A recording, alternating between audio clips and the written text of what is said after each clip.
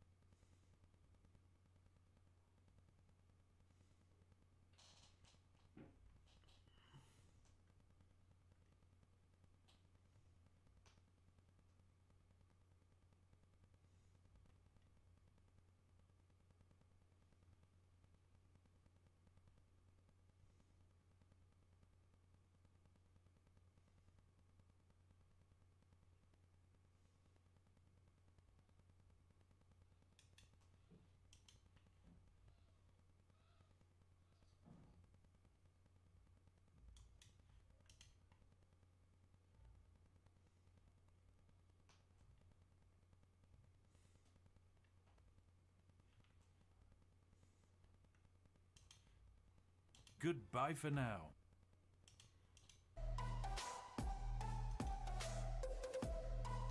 Welcome.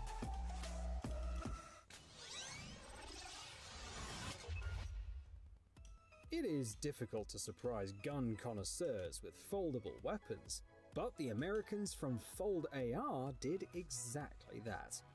At the SHOT Show 2019, they presented this AR-style rifle that's only 27 centimeters long when folded.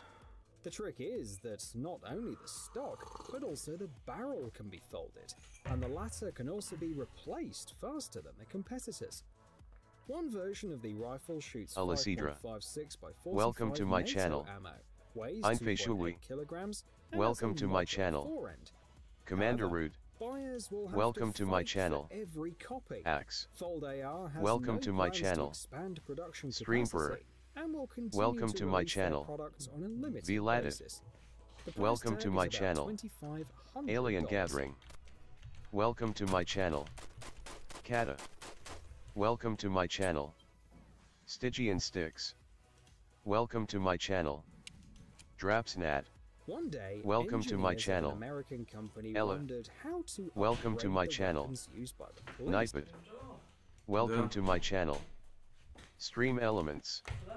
Welcome to my channel. Restreambot. Welcome to my channel. Lurks. Welcome to my channel. Šta hoćeš, ja ne shvatam. Dugme da nemaš ti ono da može da se okreće lijevo, desno. Potencijometar ti treba. Nemam potencijometra. Ni zašto. Nije nešto se ne obrći u mat. Nijedan kompjuter to nema. Potencijometar. Bar što ga ja imam. Nemam. Pa što ne odete do... Mogu ja otići ako hoćete popodne do ovoga Fektića. A vjeraj tamo.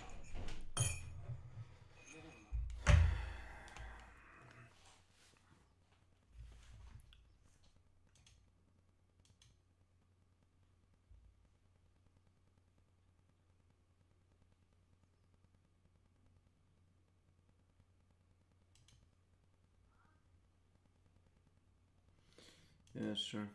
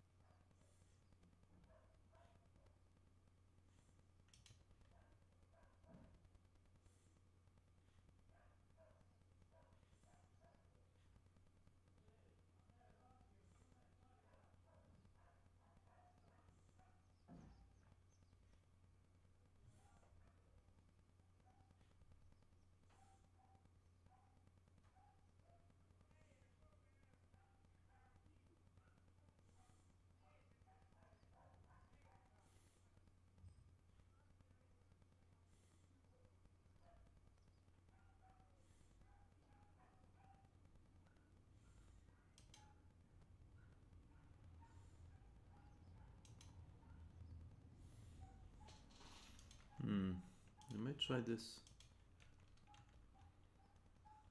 That's silly.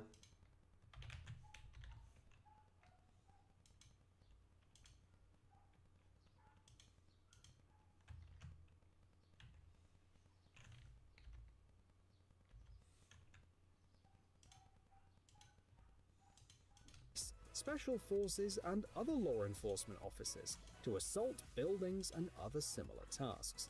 And they came up with this upgrade called the 612. It was originally a compact underbarrel shotgun for special ammunition, but the design was so successful that the 612 can be easily turned into a standalone weapon. Moreover, it allows for interchangeable barrels and has a Picatinny rail on the stock. The caliber of the model is 12mm. The removable cylinder has enough capacity for 6 cartridges, and the standalone version is only 88cm long.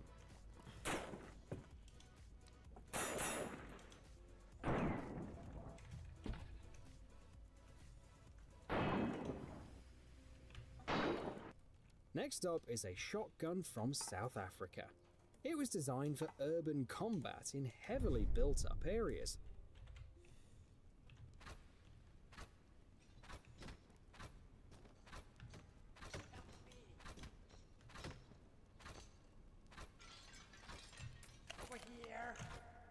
Praise the gods! Another mortal soul! I beg of you, release me from this wretched cage. He must be somewhere nearby. Yeah, must be.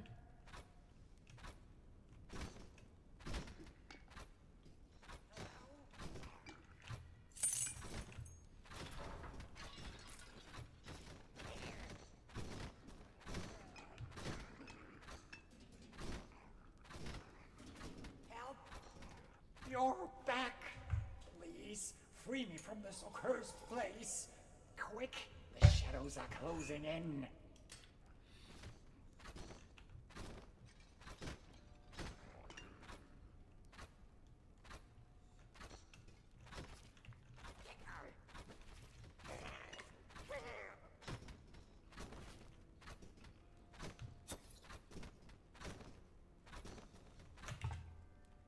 Unlike similar products, this gun holds 12 rounds of 12-gauge ammunition, thanks to the cylinder-type magazine. However, it is non-detachable, which means that the reloading process is similar to that of a revolver. The main feature is the movable grip for the second hand. The shooter can rotate the cylinder by turning it. All used cartridges are removed automatically with the help of powder gases, except for the last one. It has to be extracted manually with the help of an extractor rod. But the gun is reliable and shoots buckshot, plus it's quite compact. The Striker and Protector versions with the buttstock folded are 508 and 500mm long respectively.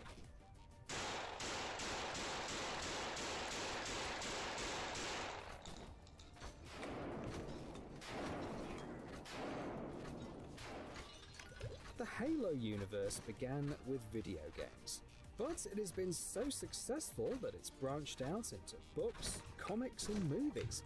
The sales are as fantastic as the game universe, 16 million copies in 13 years. Not surprisingly, Halo has a huge community of fans, many of whom are pretty talented.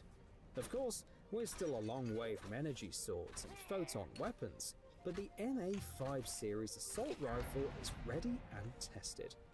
It's interesting that websites on the subject have a lot of information about the MA5. It's a bullpup gun that uses 7.62 by 51mm NATO cartridges, and looks a lot like an FN F2000. However, we also have some questions to the designer. For example, the ammunition counter is supposed to have numbers in blue, but all the same, his work is worthy of admiration, and people in the comments shared a jokey petition to designate the weapon as the main assault rifle of the US Army.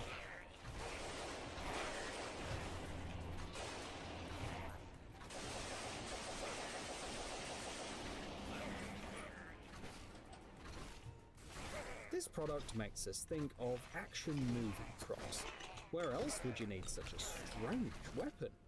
The manufacturers proposed to assemble something like the Gatling system, that is, to combine several barrels in a special mount. For the experiment, we will need 2 Ruger 1022 rifles chambered for 22 LR ammunition, a Gatling gun kit that comes with a tripod, barrel covers and other useful stuff, and more magazines, ideally for at least 25 to 30 rounds. It fires 4 rounds per crank revolution, and is only limited by your ability to turn the crank, the manufacturer writes. And it's a good thing the 22 LR is a pretty cheap ammo, because you'd have to shell out about $1,200 for the Gatling gun kit alone.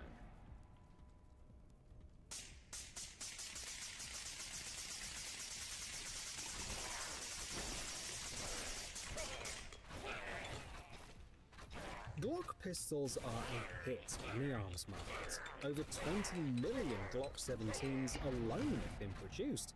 It's hard to imagine law enforcement agencies in many countries, from the US to Iceland, without these legendary pistols. And the list of movies, books, games and other works that feature Glock pistols deserves a separate video. And businessmen are not complaining. The demand for various upgrades for Glocks will not subside for a long time to come. For example, this set costs only $22 and allows to improve some airsoft Glock pistols. It's made of nylon and plastic and weighs about 230 grams. The benefits are obvious. The shooter gets an additional magazine and improved accuracy thanks to the more comfortable grip.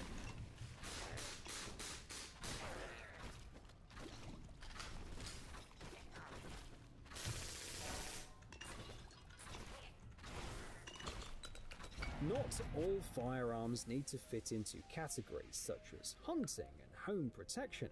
Interesting guns that are easy to grab from a holster are well worthy of their own separate category, explains Henry Repeating Arms.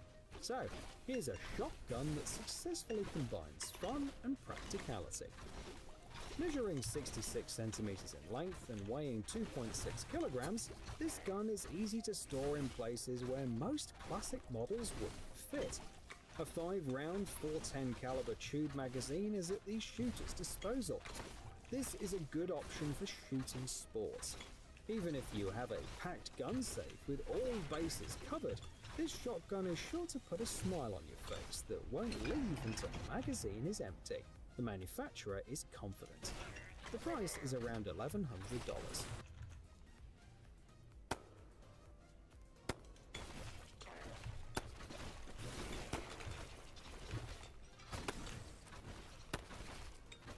Another product from South Africa is the Vector H5 pump-action rifle.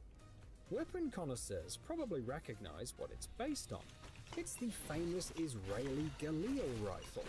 In the early 90s, the South African legislation strictly limited the purchase of automatic weapons by the population. Since pump-action weapons were much more affordable, engineers modified the Galil rifle and turned it into the Vector H5. They had to remove the gas piston and added pump action. The final product, chambered for the 5.56 by 45mm NATO cartridge, is compatible with 5, 10, 12 and 35 round magazines and optical sights, and is relatively easy to repair thanks to an attempt of unification with Galil. You can find one online for only $662.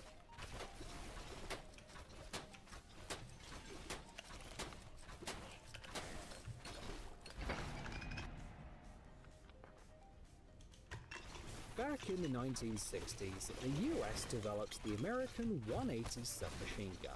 The idea was simple: a weapon for riot control, in particular prison riots. A magazine capacity of 275 rounds at 5.6 by 15.6mm ammunition and an impressive rate of fire of up to 1,500 rounds per minute sounds great, but it would be expensive to add one to your collection. Therefore, another American company offers an interesting and more affordable alternative: a kit to build something similar on your own. For example, based on the M16. They promise about 850 rounds per minute, and those 275 coveted rounds in one magazine. Get the fun and functionality of the American 180 for just a fraction of its cost, the description concludes.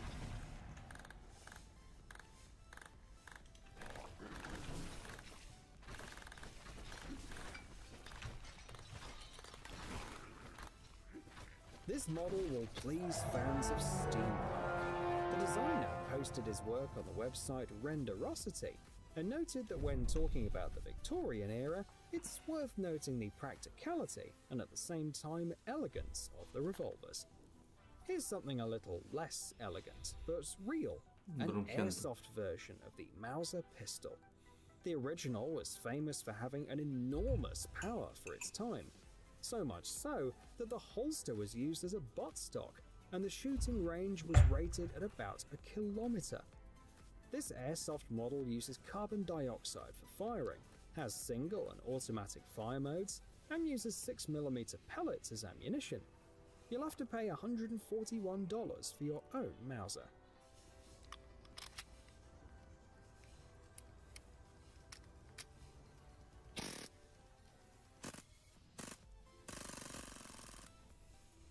Remember the improved airsoft Glock? There is an even cooler option.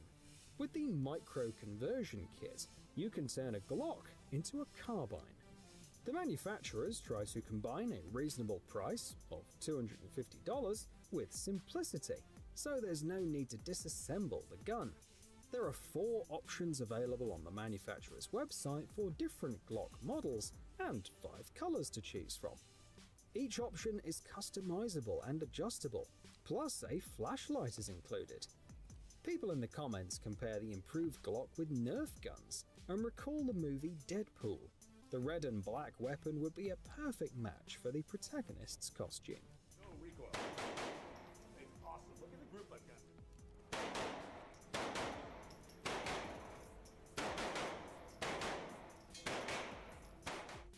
It's time to recall an iconic weapon for the connoisseurs of military history, the Mosin Nagant rifle. It was adopted into service in 1891 and later became the basis for a variety of weapons, from sports to hunting rifles, both rifled and smoothbore. In particular, the Mosin Nagant rifles were often used to make sawn-off shotguns, and even today they can be spotted in movies and video games like Battlefield 1. So, from time to time, DIYers make something similar, such as this air rifle version assembled in Hong Kong using original details. So beautiful, but so weird, someone wrote in the comments. What do you think?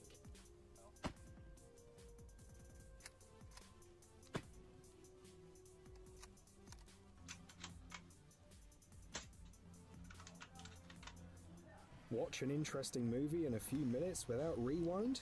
Easy. We got a great looking audience tonight. The Sweet Popcorn channel has a mega convenient format waiting just for you. Short retellings of movies, from auteur films to Hollywood blockbusters. Pick up your unlimited ticket by clicking the subscribe button.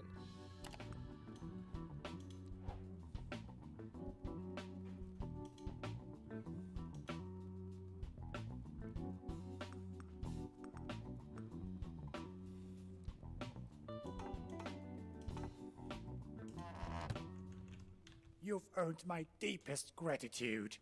For the rescue, of course. And since we've made such a great team down there, I have a proposition for you.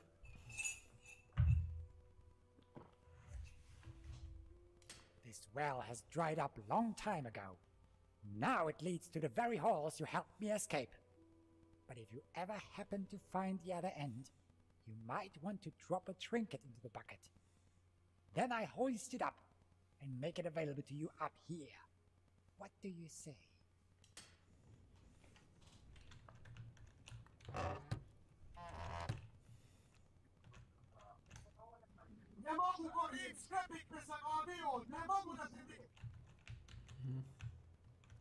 Gde si Milan, šta ima? Dobro umjesto zdravo, ne mogu gori.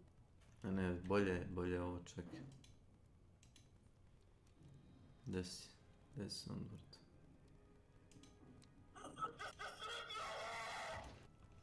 Ovo tu je u ludilu, ali ovo mi je, on ne mogu, gorim.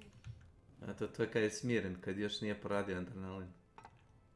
Ne mogu, gorim, joj, majku, gorim, ispeci mi ćevapa, brzo, gorim, gladan sam. Gorim, gorim. Aha.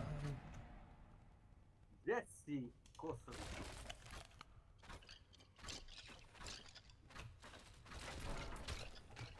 Šta ima? Pa, na godišnje sam nekih 10-ak dana. A, mislim. Imaš radio ili se znaš? A da, sinoć čistili smo, imali smo možda sat, dva proizvodnje, onda smo čistili pospremali smo da bi majstori mogli da dođe da rade. Treba neke mašine da pomeraju, pa tako.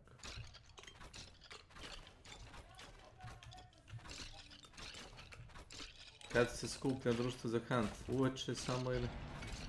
Ne, ja još nisam ništa vidio, sve nam gledati ovo. Opa.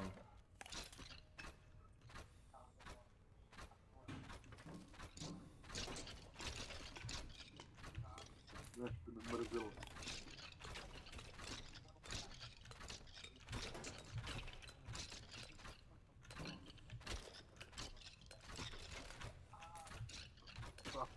Završio onaj Bright Memory Infinity, konačno. Lik sam uradio igru za svaka čast, tako je grafika. A nije nešto dugačka, ali tako, to je jedinac. Pa i sata, ali ono, nije puta smoć na faktoru, je vidio. Puta udarac, kombovi i tako. Ali stvarno brutalni efekti, one kineske careve, emperore i one koklope uradili, kako je uradio lik, fakat, da.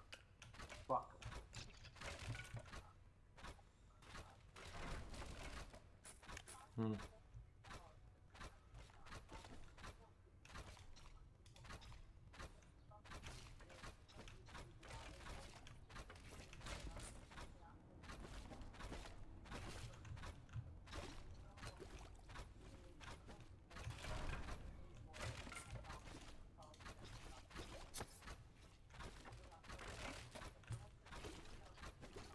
Čekaj, 2 nedelje odmora, a? To je sjajno! Pa budući da je inflacija vijest. Tako da vam otkaz imam odmor ako hoću, ali nemam pare od toga. To neki kolektivni odmor da ovi majstori rade. Da, kolektivni.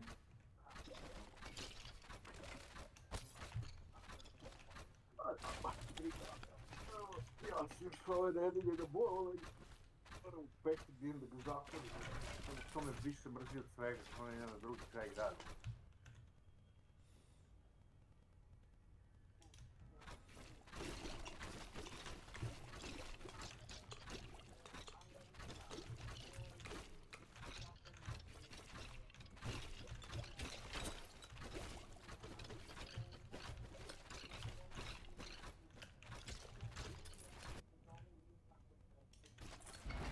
Zapular ti baš nešto razočaraju kompjutere.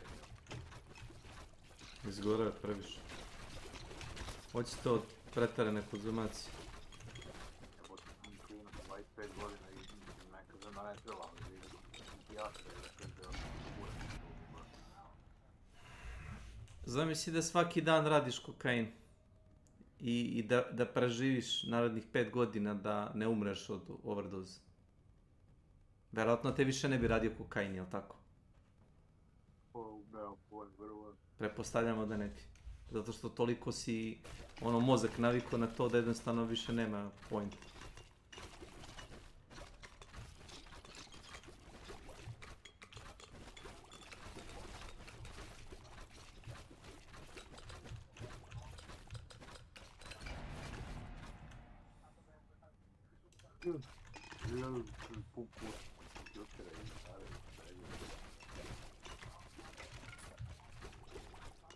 Htio sam pa ne verujem da ti kažem da će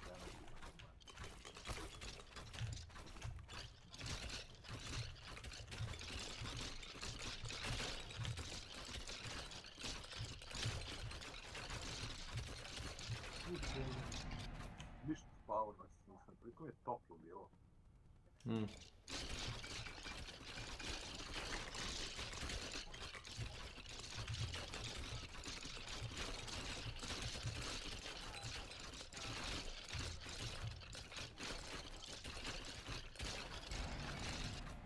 Sinoć vam je bilo toplo. Ozbiljno. A u stanu mi je toplo. Nisam ugasio kompjuter opet. A ne znam gdje sam oni tanci bio i organ. I zakurio. Prošle godine spremao u tam sam debil, kada imam taj zimski organ ili s ničim se ne pokrijem. Sa ničim ne pokrijem, onda mi malo hladno. Pokrijem se organom, onda mi toplo.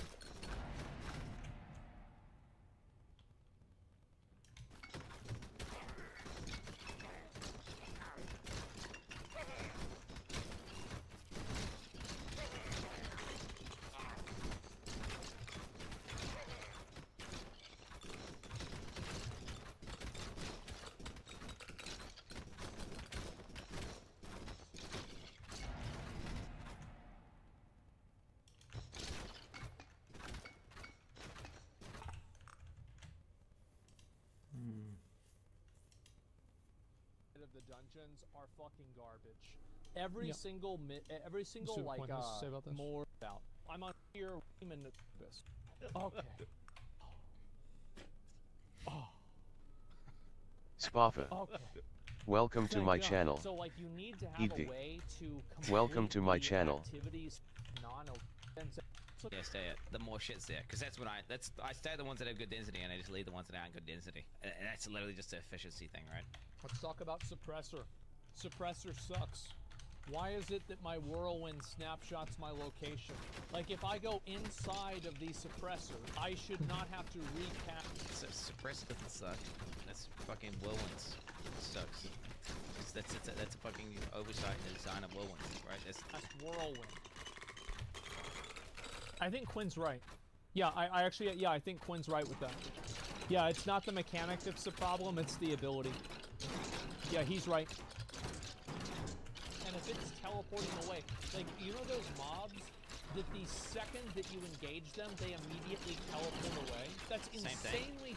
It's not the same thing, because I fight Suppressor and I don't think it's bad at all. As a druid, I'm like, oh, Suppressor, I'm gonna go kill it. I will go for it and kill it. Like, it's literally, it's not a Suppressor thing. It's a, well, it's nothing, it's the same thing. No. No, I see what Quinn's saying. Quinn's saying, like, and the reason that I have a problem with Suppressor is because it does not behave the way it should behave. It's not actually with the Suppressor buff or the Suppressor affix. It's with a, like, bad continuity design with Barbarian. It's Whirlwind's fucking dog shit. They need to fix Whirlwind's coding, bro. It shouldn't snapshot. Yeah, he's right. It should be dynamic, right? Whirlwind should... Yes. You should be in melee range if you're in melee range. It shouldn't be like, oh, you're really in range because you started casting the one over there. No, dude, that's stupid. It's fucking annoying. Whenever the main glyph that everybody uses automatically applies vulnerability as soon as you hit them. The exploit glyph. Where the fuck is it? This is right here, right? Yeah. Marshall exploit. Yeah, this one here. So, like, it's designed in a way to be as annoying as possible. Why the fuck would anybody want to do that? And especially if it's one of the vampire guys. Because not only do they turn into a bat and then move well, I feel because I love feel tippy. And then you get peaks. Like it peaks as you kind of finish the campaign and you get to World War 4 early and you start getting all ancestral items and then you start like meshing your build a little bit and then you get the new the new uniques and then it's like you get to the point where your build's kind of done and then you like you've got nothing to do and then you're like fuck well, I guess I'll level to 100 and then that's the problem right there. That is the problem. I'm just watching a YouTube video. It's actually paying attention to the game. Yep. It's very simple. There is nothing for you. Which means that peaks probably I would say 1 to.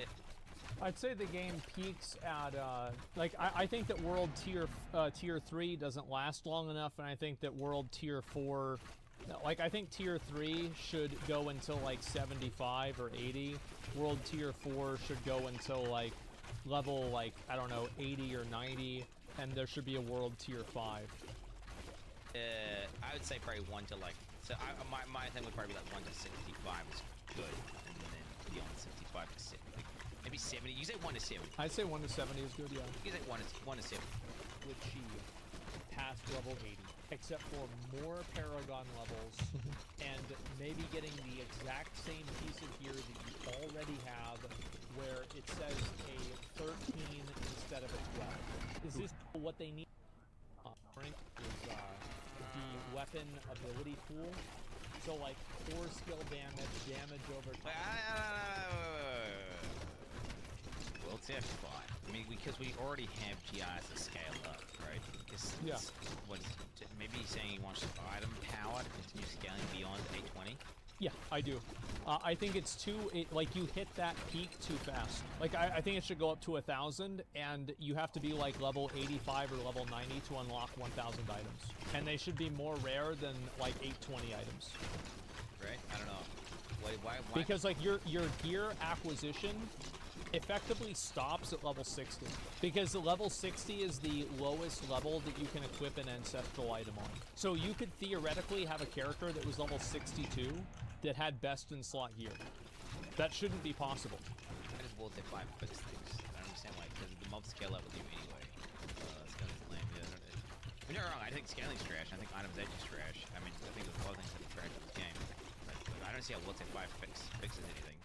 World Tier 5 is basically just a metaphor for having another tier of gear that you can progress on at a longer form type of gameplay.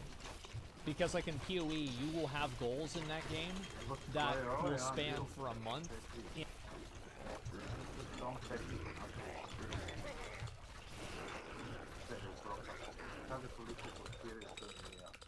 Šta, Andrew 5? Zato što Unreal 4 ima problema, zato što ne nudi dobre performanse.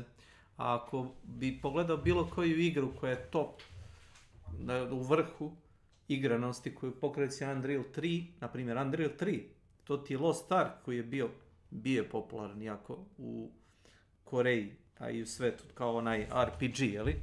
Koji radi na Unreal 3 engine-u. I isto tako je popularan onaj Killing Floor 2, koji smo igrali ja Pezzi Milan, koji isto pokreće Unreal 3 engine. To su dve igre koje mogu iz glave ovako da ti kažem. I onda mi kažeš koje dve igre koje pokreće Unreal 4 engine koje rade dobro. Nijedna ne radi dobro. Nijedna. Bukvalno nijedna. Mislim, imaš koje nisu šuteri, tipa, razumeš, što ja igram, onaj Factorio, da praviš fabrike. To je spora igra, razumeš, i nema potrebe da sve radi baš super stabilno. I ako ponekad štucne i to je zato što, razumeš, nije takav tip igre. Ali u šuteru, pa, ne se jeba. A mene to sve nervira, ja gledam ovaj Hellblade, te 0 Sacrifice, radi i onda štucne, onako, klasično, Unreal 4 smeće, jevi ga, bajte. Izli zbog toga, jevem u materom.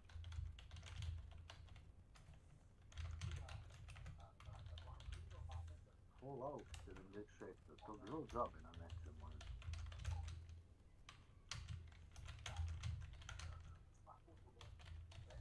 Ili? Ne znam, ne vjerujem. Bilo je tipa $5, ali... Ali to je to bilo.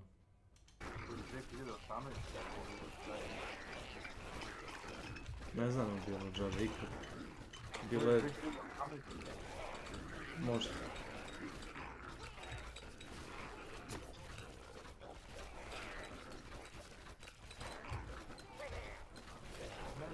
Da li ti odbiram? Da se ja to vidio.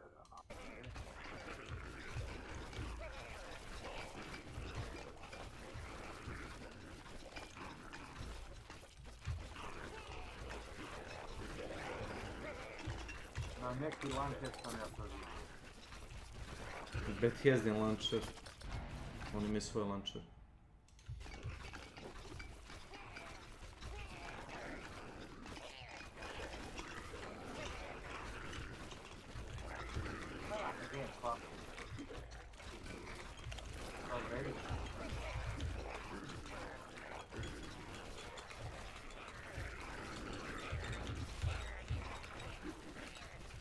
Na ovom Xbox Game Passu oni imaju ugovor sa Bethesdom. Jel vredi čemu to je? Ne. Stvarno? Ne. Znaš šta je najveći problem? Većina igrača su hrčkovi, kažem za sebe. I kad vidiš nešto, ono treba ti, iako ti ne treba. I najgore što možeš da radiš je da kažeš igraču da ne može. Ajde kad je igra kao Battlefield ili Call of Duty gde ne možeš ti da nosiš ruksak stvari. Ali to je Fallout i Skyrim i te gluposti i trebalo bi da možeš stvari koje, razumeš, ti trebaju da vučeš okolo ili da skladištiš ako ne možeš da poneseš. Fallout 76 ima limit tipa 450 kila ili 500 težine, to oni kažu. Možda nosiš sa sobom, preko toga ne možeš da se pomeraš više. Ok, kad napuniš tih 500 kila, a neka oružje su jako teška i neki oklopi su jako teški, kad i municije, svaki metak je jebeno težak, kad prebaciš tih 500 kila, onda odeš u svoj kamp i izbaciš do 1000 kila opreme, sve opreme ukupno. I to ti je limit. 1000 kila u kampu, 500 kila kod tebe. Sve ostalo moraš da prodaješ za par. I tu leži sam moj problem s tom igrom. Igra me demotiviše da ja skupljam bilo šta. Ovo neki kao multiplayer. Jeste, ima multiplayer.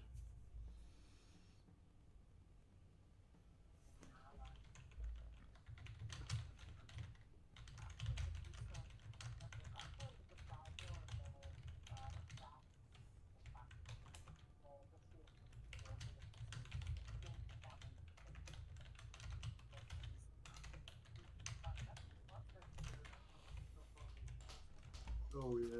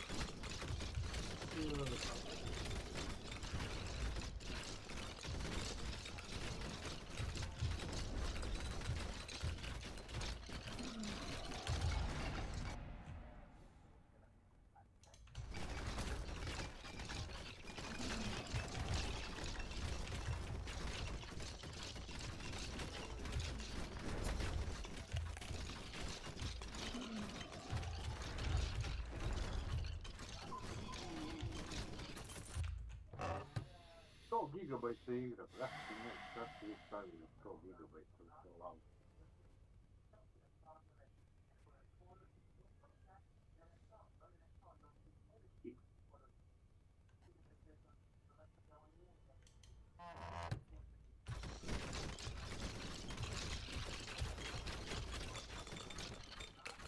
Ajde, šta su oni stavili 100?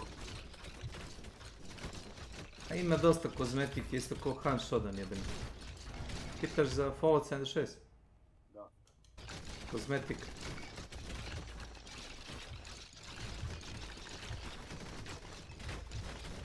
Kako pušali cene ovih Steam bona na energiju. Jel se vira pukla u odnosu na euro, a kako ti pukla nema logike? Jes, nema logike, bila je istina.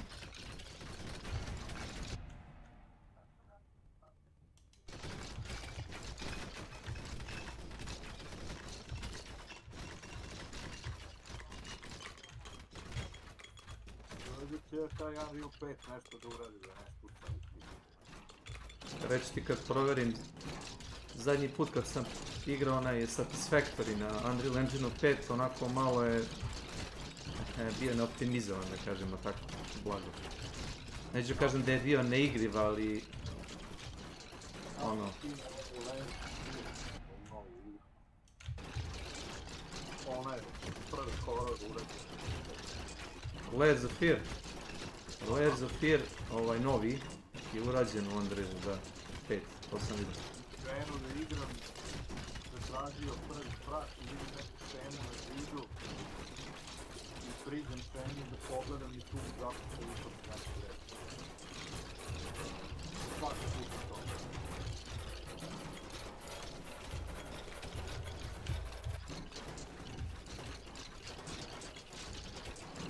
Kako je ide drugo nešto običavaju.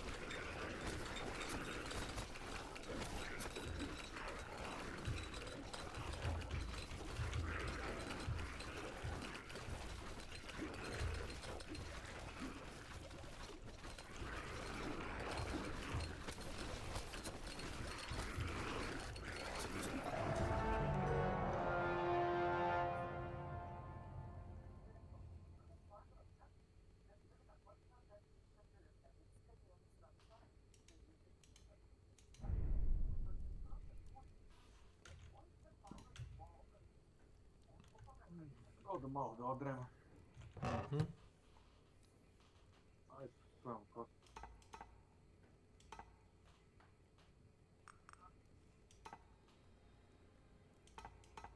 Okay.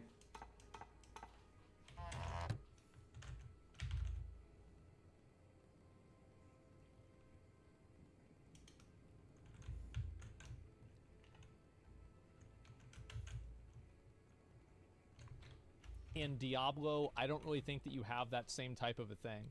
And the goals that you do have, like getting the super rare items, like they're not really goals. You're just playing the game hoping it's going to happen. Like you're not, it doesn't really drive gameplay. It just drives you to play the game. I guess it's just another level of progression. Like, but then it's kind of artificial because you're just kind of obsoleting all the stuff in World Tier 4, and people are just going to zerg to World Tier 5 instead of zerging to World Tier 4. Because right now it's like, get to World Tier 4 as soon as possible. Yeah. Get to all the, you know, then you get to that final grind of like, oh, I'm getting my ancestral gear, and then that's it. And then after that, it's like, okay. But Well, I would be okay if they had like items that had 5 affixes instead of 4. In like World Tier 4, that were really rare. But the problem is that just by like the frequency that you obtain gear will cause you to peak on your gear very quickly. So by the time that you're like level 75 to level 85, somewhere around there, you pretty much have your bis. Like, of course there's going to be things that you can improve on. Of course you can make your gear better. But for the most part, you're like 90-95% of the way there. Yeah, you're stagnating. Yes, exactly. And that's what needs to be fixed. There needs to be more chase items that you actually have like some form of agency over obtaining.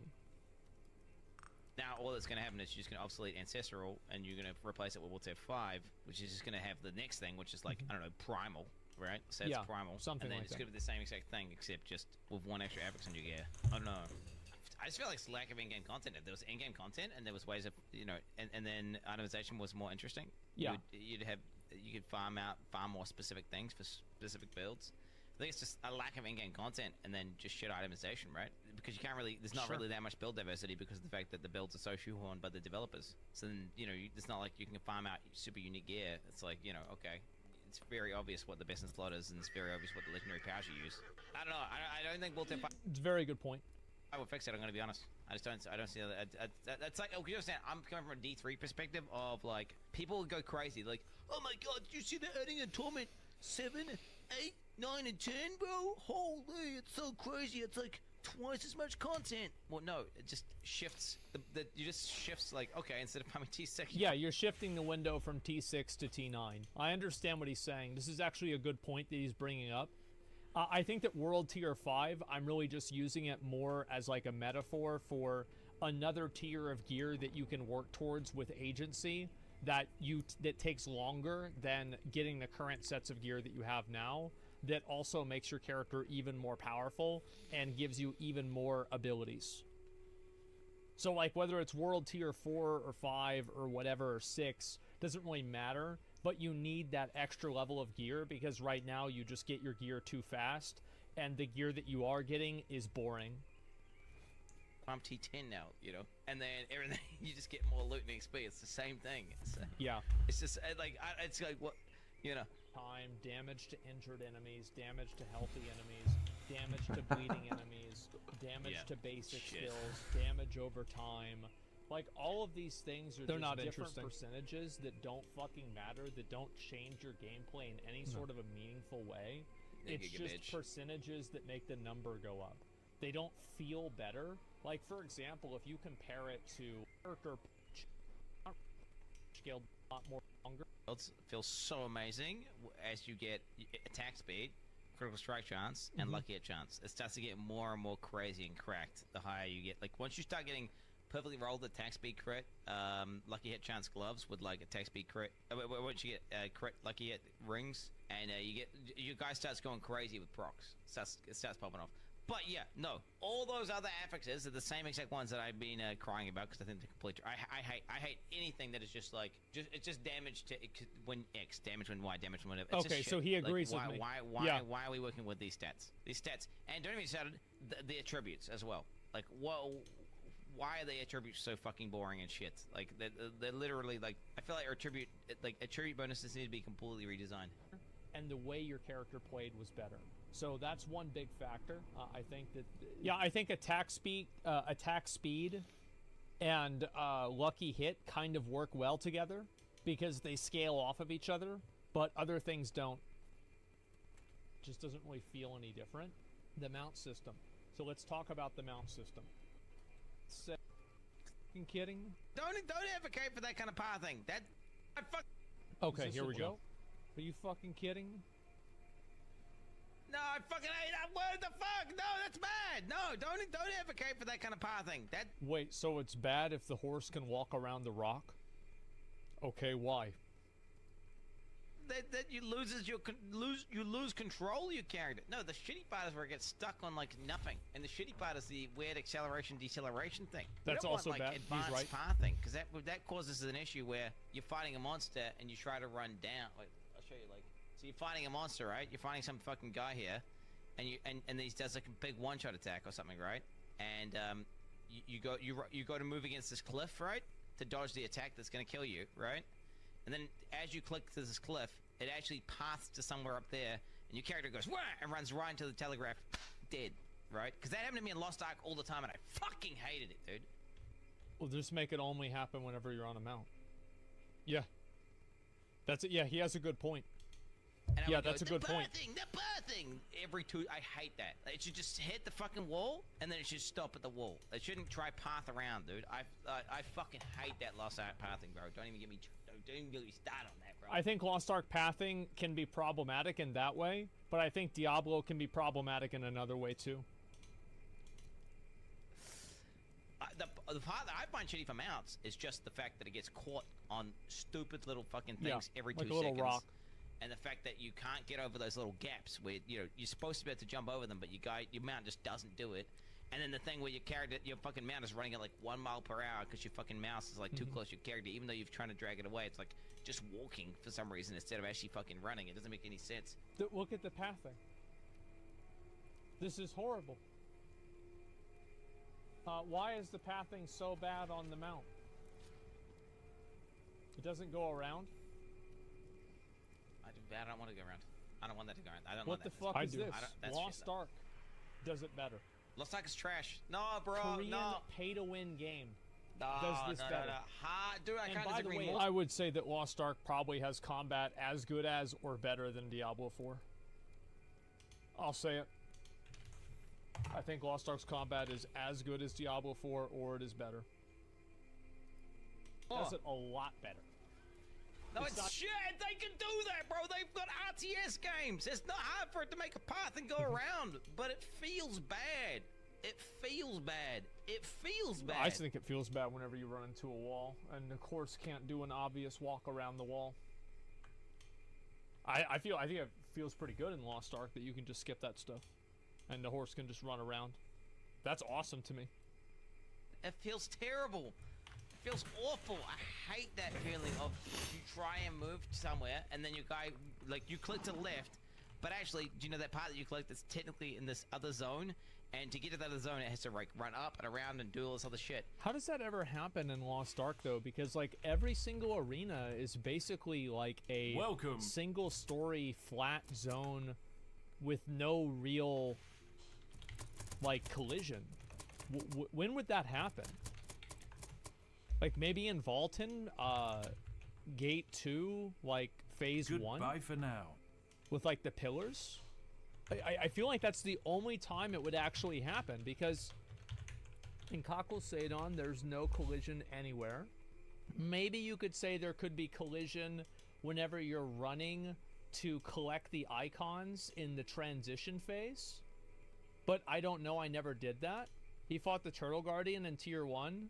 Kungoanium? Or Chromanium or whatever? Ulrich? Ulrich is in a completely open area too. There's no collision in Ulrich. Yeah, I don't think that there is any collision of this happening. So argument made that too much pathing even on a mount would make for brain dead gameplay. This makes traveling a little bit more engaging maybe. Yeah, it's engaging me by making me mad and annoying me. You're right, yeah, it does. then your character runs in a direction that you didn't input. You input run left, and then instead your guy fucking does like a 360 and a backflip. And it's like, I wanted it to run fucking left. No, it's bro, fuck that. Fuck that. Dude, I hate intelligent pathing. I hate that. Don't get me wrong, you can have like little bits, right? Like a small amount of intelligent pathing. Like, for example, like this. You can see my guy.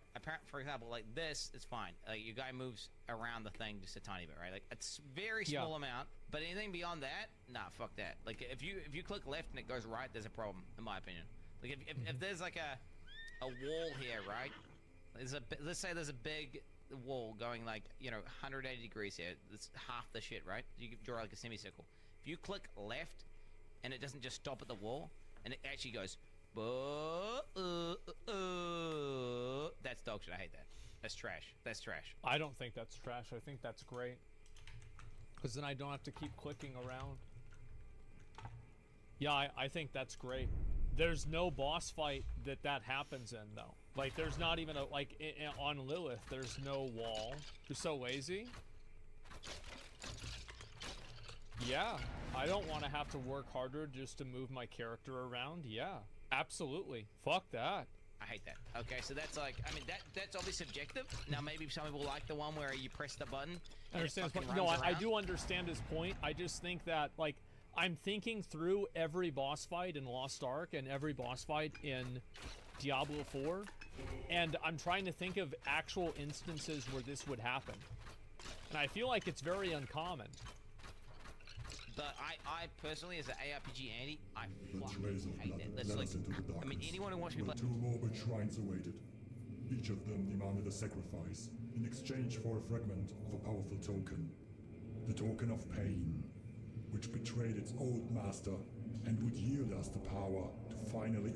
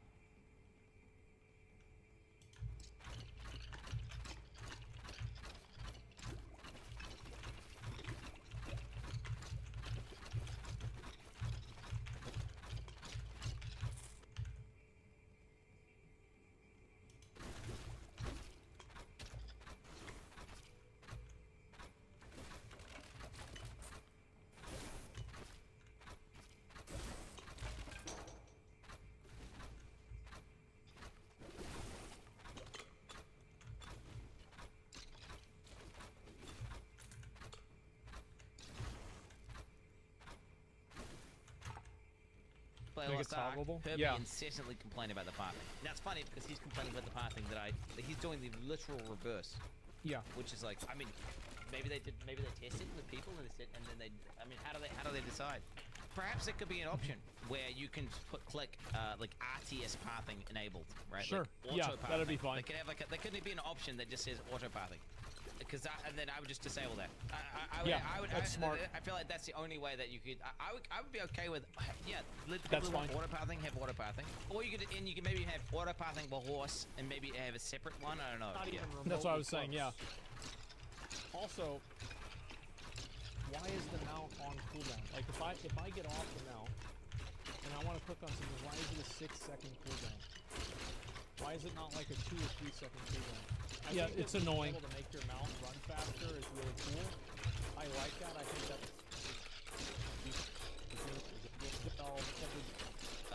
I don't know about. I feel like optimization, character progression, a lot of these things are just they're baked in with the game. I don't know. I don't know about that. I don't know. I feel like a lot of the fundamental ones that they really need to just look at the skill tree and be like, you know what, we should actually remake this. You know, look at the way that items are done and just. I'm not just hating. No, don't wrong. I can look past that because ultimately I know one thing. What makes you play a game ultimately comes down to like content. If there's something to do in the game. The reason I'm not playing PvE right now is because there's no new content in the game that I'm like, man, I really want to do. Ultimately, it doesn't matter if they have like some shit systems. If there's some new fucking badass looking content that I haven't done yet, I want to go fuck with that. There's some new in-game, I want to go fuck with that. It's a reality here. Do anything. Guys, Ubers are like some fucking autistic, extra aspirational shit where ultimately, Chad, I've technically have killed 7 out of 7 Ubers. I've made characters that are capable of doing it. They've just died to bugs. Let's be honest. Like that. Also, sellers, it would be nice if sellers were a little bit more worthwhile. Sellers are fucking boring. Personally, I don't think it could get a bunch of that much sense. Ever Right, like, if it's a zone where it's supposed to be difficult and it's supposed to be gameplay and you're supposed to be there fighting, that's one.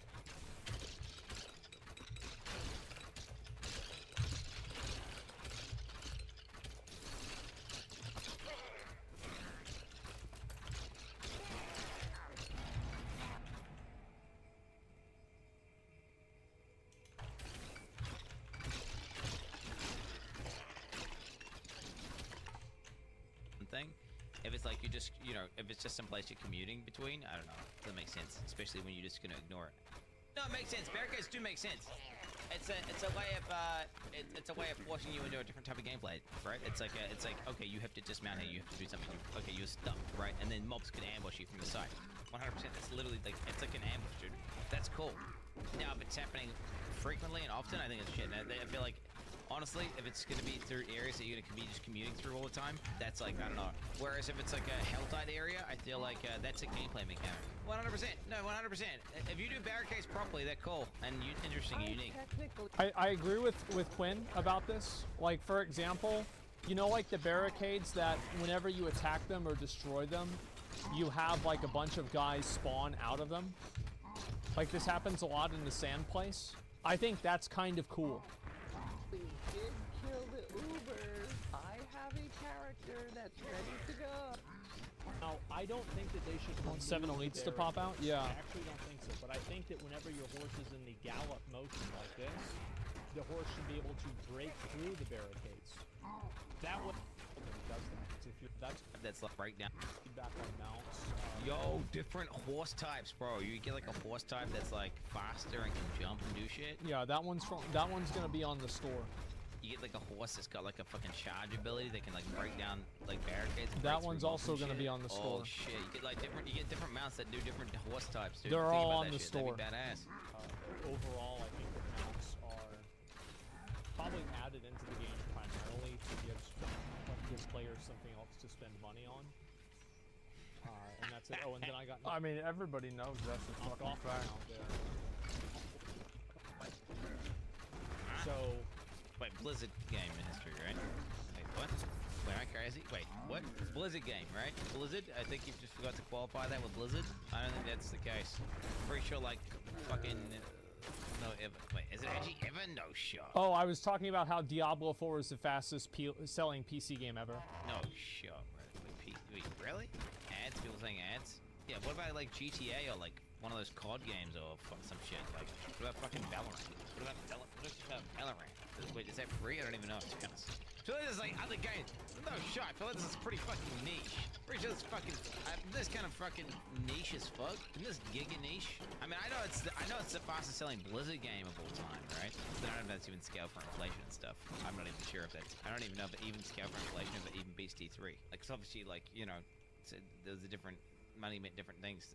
I don't know. They scale. I don't know how they scale that shit. Dude, this game is niche, chat. This game is fucking niche. Okay, stop. It's like the most homogenized, like largest reaching ARPG, right? It seems like Quinn is right that it is only Blizzard's fastest selling game, and it's not the fastest selling game. But I mean, a lot of people bought Diablo. But still, ultimately, it is some sort of ARPG. Bro, MMO's a fucking niche, brother. Fucking World of Warcraft is niche. What do you want about? Fucking niche, bro. Shit is fucking niche. Yeah. I'm gonna fucking echo chamber chat. ARPG's a niche.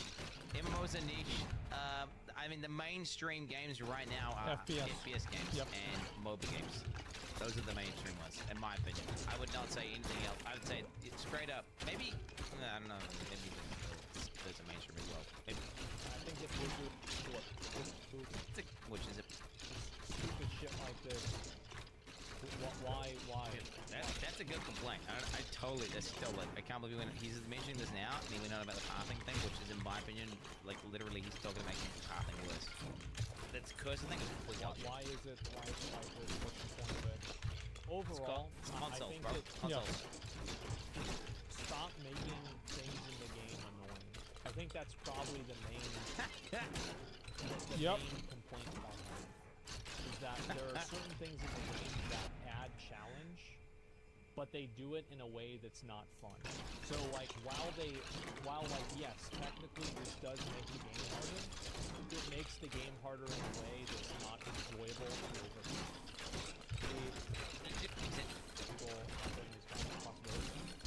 Well, I'm not sure. What's like? You know, it's like it's like if you make the boss harder by saying, oh, there's like a 10% chance in the last phase every like 15 seconds that he just does this thing that's like an AoE ride screen that like one shot you and you just die and you can't avoid it, right? That's like one way of making the boss harder versus like making the boss harder by, oh yeah, he has this telegraph one shot attack that it's difficult to avoid, but if you're good, you can avoid it, right? That's like a way of making it difficult, but then still fun. Like, you know, Melania, right? In Elden Ring, for example. Versus, like, that fucking dog shit boss in Harry Potter. Okay, they made the dog shit boss in Harry Potter hard at the very end by just making it fucking kill you with his untelegraphed attack. Ranrock? What? We one-shot him. I think Melania was a shit boss. I'll say it. I think it was a shit boss. It wasn't a shit, it was a gimmick boss. Helen Q. Welcome to my channel. Guess what? Killing Melania? Extremely difficult boss. I wiped her way longer. Killed her ass. Super satisfying boss to progress through. Super setting. I disagree. I didn't like Melania at all. I thought she was a gimmick boss. You know the good bosses in Elden Ring. No, like please no.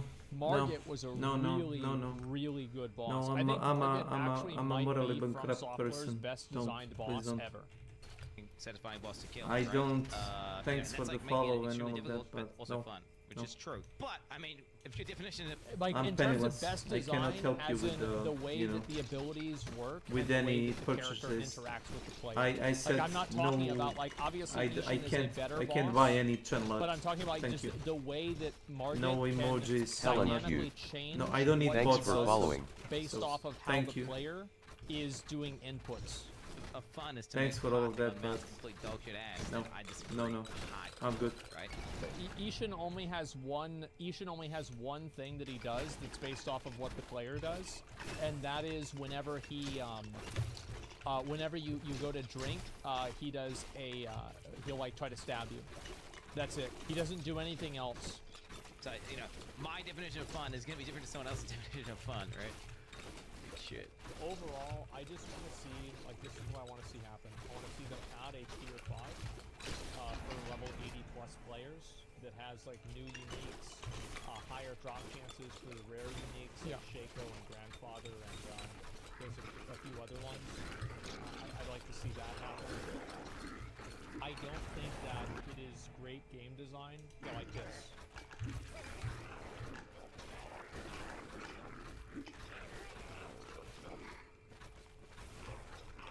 Just fucking annoying. Just fucking annoying. Just That's fucking it. annoying. That's Like, it. and that's it.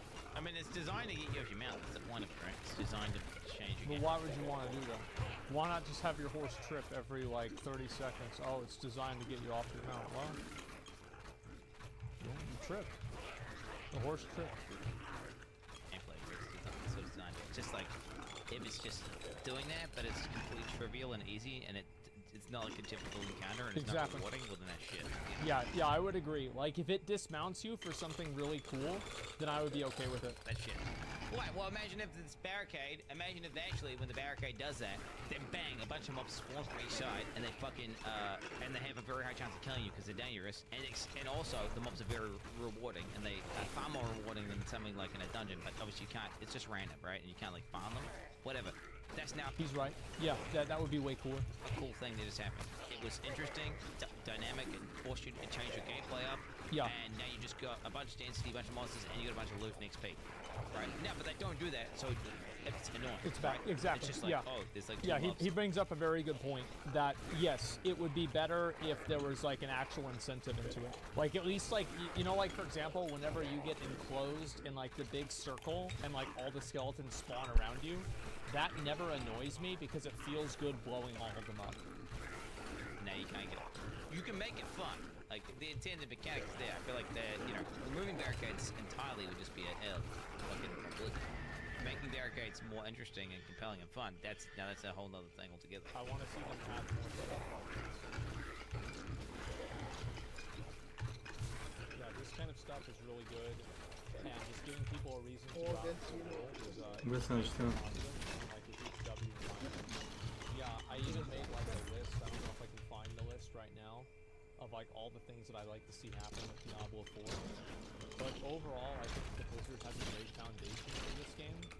But in order for the game to like really be good, get people to continue coming back for season after season, I think they really have to look at some of the fundamental mechanics and rethink the way they work. Why am I just listening to myself? Build them in a hyper. Tell that to Woody Joe, bro. What? Just fucking annoying. I think that whenever the Tell that to Woody Joe, bro. Tell that to Woody Joe.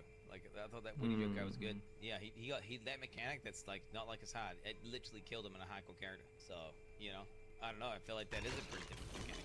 Challenge to something is just that it's a roadblock, and it's not like there's any sort of like real gameplay to it other than overcoming the They roadblock. kill me too. Backtrack, clear. It's not. Cat fix is fine. The fire meteors are fun, but that's. Everyone's like the ones that, again, in my opinion, the ones that are. Oh, about the affixes. That's really what comes to my mind. The volcano. What? Everyone's like the ones that, again, in my opinion, the ones that are like noticeable, like the ones that shift. He's saying the ones that basically you don't interact with are fine. Because it's like, I feel like some of the best, most compelling, most scary mechanics. For example, all the undeath effects. The one that lights up a guy purple. I think that's one of the best. Lights up a guy purple. Because you have to stop whatever you're doing, fucking analyze what's happening, and you have to try to kill that guy. And I've almost died. That one has almost killed me the most times. That one has almost killed me the most times. And Oh, the shield boys? Yeah, those are fine. Yeah, that's fine. I think the on-death mechanics are fucking annoying because it's hard to see what's happening in the game already. And then you have like these poison novas going off, and you have to be able to like discern where they are. I think they're fucking annoying. You have to find the guy and you've got to kill him, right? I'm doing it right now. This guy, like the motherfuckers right here.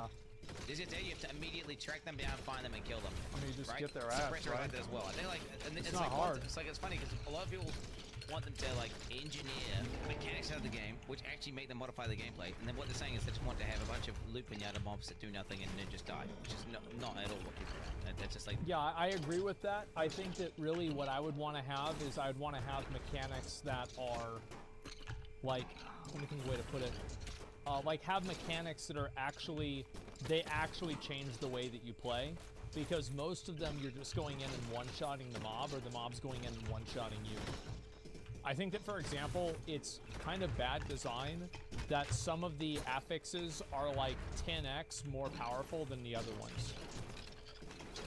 Non-engaging gameplay, and then you're like, man, this game's too easy. Wait, I feel like that's an issue. They're like overtuned. Volcano one, yeah, the volcano one is fine. I think a lot of them are okay. Also, poison. Anytime I do blind burrow distances, because of that. Also, they're like exactly what I feared they would be from the second I saw them. Like immediately upon seeing the world boss, when the seconds within the announcement, I was like, that's just going to be a loop pinata. And there was like at the 20 beta, it was like, oh wow, this isn't like loop pinatas. Like, okay, cool. And then, you know, initially in World Tier 1, it's like, wow, this is not a loop pinata. This is kind of cool. And then and then anyway, we got to World Tier 4, and it's like, no, this is literally just a loop pinata. It was just, and you know, I've had the boss die in like sub 5 seconds pretty much most times. I mean, today I had the probably longest boss kill, which was like a 30-second kill maybe, or 20-second kill. But again, the boss did no damage and died, you know, or he could do half his mechanics. And it's just... I think that's okay. Yeah, I think it's totally okay to have loot pinatas where people with really good gear can show it off. I think that's totally fine. World bosses aren't, like, really hard. They're not life-changing or anything like that. It's not like you have to do them. They're just cool bonus content. They're a waste of time. Well, then don't do them. It's non-content. I disagree. I think that giving players the ability to show off their gear and be able to kill world bosses really fast definitely is rewarding. It's just a loop pinata. It's like, ugh, I don't know, dude. They don't even drop your yeah, well, they're worth it. If you haven't done the cages, they're worth at least don't watch it. But, you know, I don't know, I just feel like... But the boss design itself, like, do you know what? When the bosses don't fall over and they are flying you and they are rippy, I mean, I saw a couple people die to them, right? Yeah. You know, in hardcore. Like, it was crazy. I almost died myself. That's badass. Just the fact of the matter is the balancing is completely off. Way off. Giga off. So, like, this kind of stuff is completely... Like, the fact that your mount runs at the speed that your mouse is farther away from the cursor. Like, yeah, everybody knows that's bad. There's no fun. You like something that's difficult and fucks your ass? I think that makes any sense. Well, there's a reason. No, there's a reason why Dark Souls games are so fucking good, right? I feel like there's a reason. You like something that's difficult and fucks your ass? I mean, look at why League of Legends is so good, right? Look at League of Legends. 100%. Yes. The games that fuck your ass big time, and then you eventually get better at and start overcoming. That's a great feeling. But then it's like, designing a system that's just like objectively, as long as there's a way to overcome it, it's good. If there's a way to engineer it out, it's good. No, or outplay it. What? Yeah, 100%. Shut the fuck up. I think that if you applied more and big challenge, Dark Souls 1, 2, and 3 and shit, and where they program a mob to, like, as you walk through, some guy comes from behind and fucks you in the ass, and then knocks you off and you die. Right? All that shit, that's like complete they try and design the most cancer annoying, but now there's a way to bypass it because you know that guy's coming from there, which is the whole point. If something's just annoying and always annoying and there's no way to bypass, that's one thing. But if something's annoying and you can bypass it by being good or outplaying or getting better, that's a whole other thing entirely, right? Sure. Or hard to see. Which you could say is annoying, but overall I don't really think they're that hard. It's a weird way to look at things that annoying gameplay is actually a good thing because it gets people. The only ways annoying. Who is it? Like making challenging content that you feel good after. He's just changing the definition of annoying. I think the definition that the guy was talking about in chat is difficult. Wait, who is it? I think, I'm sure Dr. Cade is a very good example of explaining. Watch out, there's a Dr. K video on exactly this topic, and it 100% is true and real and true when you hear him say it out loud. But no, he's just changing. Yeah, if something's just annoying and there's no way to outplay it, there's just nothing. Like a good example of something that I think is annoying are things that fuck with your visibility. So, like, for example, the darkness mechanic in Lost Ark, I really hate it. I don't think it's a fun mechanic to deal with. It actively just makes my experience playing the game worse, and I just don't like it. It's not fun to play against.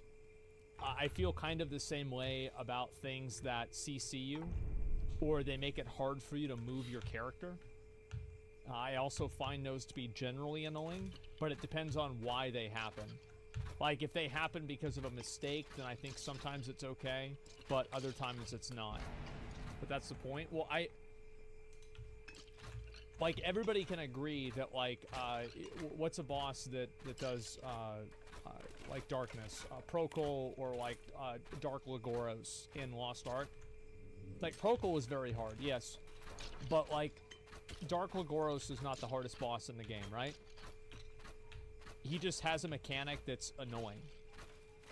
I just don't like the mechanic. It's not fun to play against.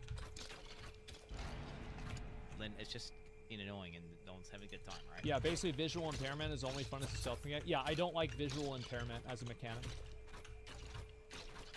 For sure. But 100% games that are and annoying, but you can overcome it by being better or coming up with strategies, and it's a clear outplay mechanic. Then it's just like, you know, that's like playing a game of Dota or League of Legends or playing Dark Souls or any of these types of games which are designed to be like brutal and ass fuckery. It just feels amazing. After you beat it. So, you have some of these like outdoor world events.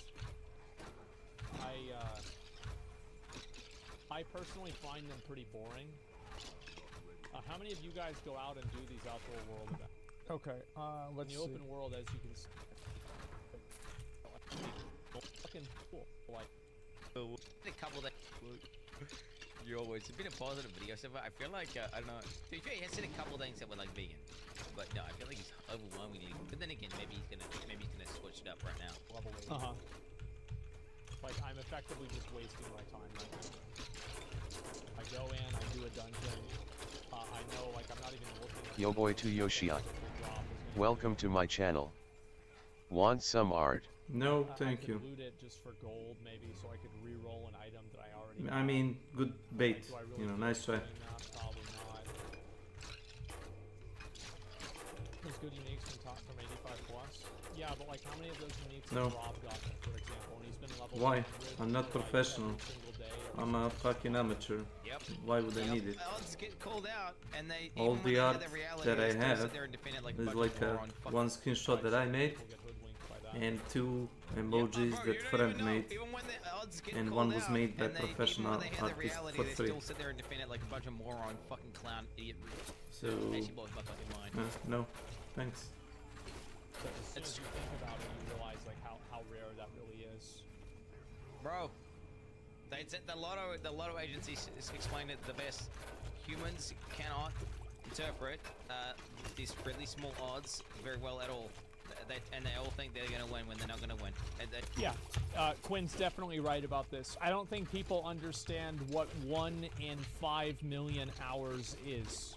Like, what does 1 in 5 million hours mean? That means it's never gonna happen. They just cannot comprehend how unlikely it is to happen. Yeah, they just think they're gonna get lucky. And I think that'll be different for them, but it's not. It's not. You're never gonna get you're never getting these uniques yet. You're never looting in the current state. It's never gonna happen. You are never looting these rare uniques ever. Not happening. The fact that Rob hasn't gotten this is crazy. It's because the drop rates are garbage. And the reason why the drop rates being garbage is bad is because the drop rates in the game are like in PoE. This is like my hot take is that if you're gonna have 3-month seasons, you should be able to expect to get everything in the game within those 3 months of the season. If you play the game a lot, like that's how it is in PoE. Like if you want to farm a lot, you can get a Mage Blood every season. Yeah, you should be able to get the gear you want. It's okay for something like a mirror to exist because you can buy a mirror. The reason why it's not fun for things like that to exist in this game is because you can't buy them.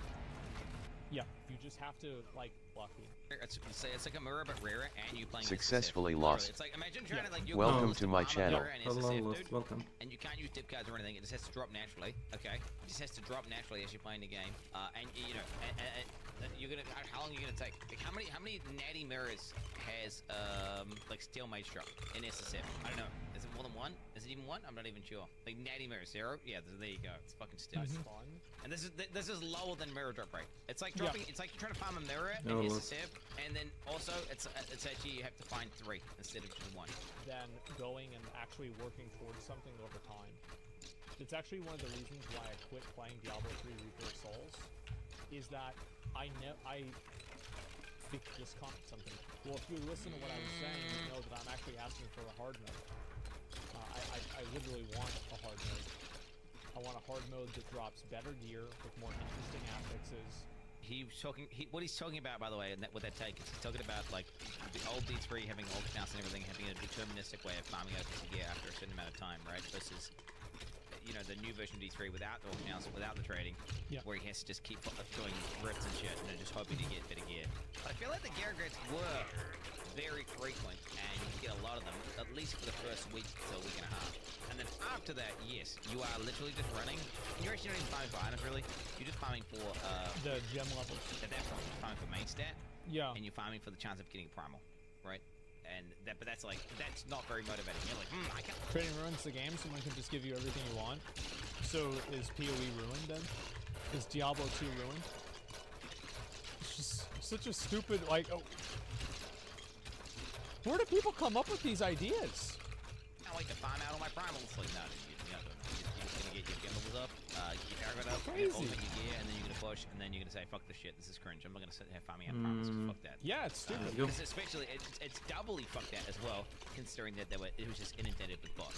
Whereas before, you know, I guess with the more deterministic way of getting this gear, he would have had a reason to like continue playing for weeks and weeks, and you could guarantee get that upgrade that you wanted by buying it, right? It's for end-game players. So yeah, I'm actually asking for the opposite. Oh Lord. Now I understand like Diablo is a game that's catered primarily towards casual players. Which I do want the game. It's Twitch chat, right? Well, Twitch chat is like, you guys are like 4 hour day. Twitch chat, I feel like, from my vibe, obviously there's like the hardcore guys, but I think the average chatter is something like a 3 hour a day kind of Andy, 4 hour a day kind of Andy. And you know, you guys all get like an in-game character up and running, and you'll do it like, you know, you're not like complete casuals. But then you guys are abnormal. You guys are not the average player level, which is the thing, right? You know, because the average player is just not what, you know, when they're playing their 1 hour a week, what the fuck? They're not even watching like Twitch, are they? They're just, you know. Give me hardcore player base. I don't know. Doing sports like, games. This is what I'm talking Aiden, about, by the way. welcome to my channel.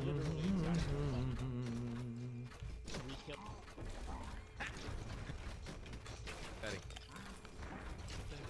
To listen to that and to kill my basically like the cool moments of in order to play PoE.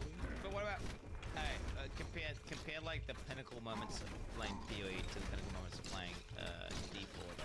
Like what even comes close to even the hype of even just, I mean, what boss comes even close to like, I don't know, the 5th best boss in PoE? Like what? That's a good question. Yeah, it's a good question. Yeah, what boss in Diablo comes close to the 5th best boss in PoE?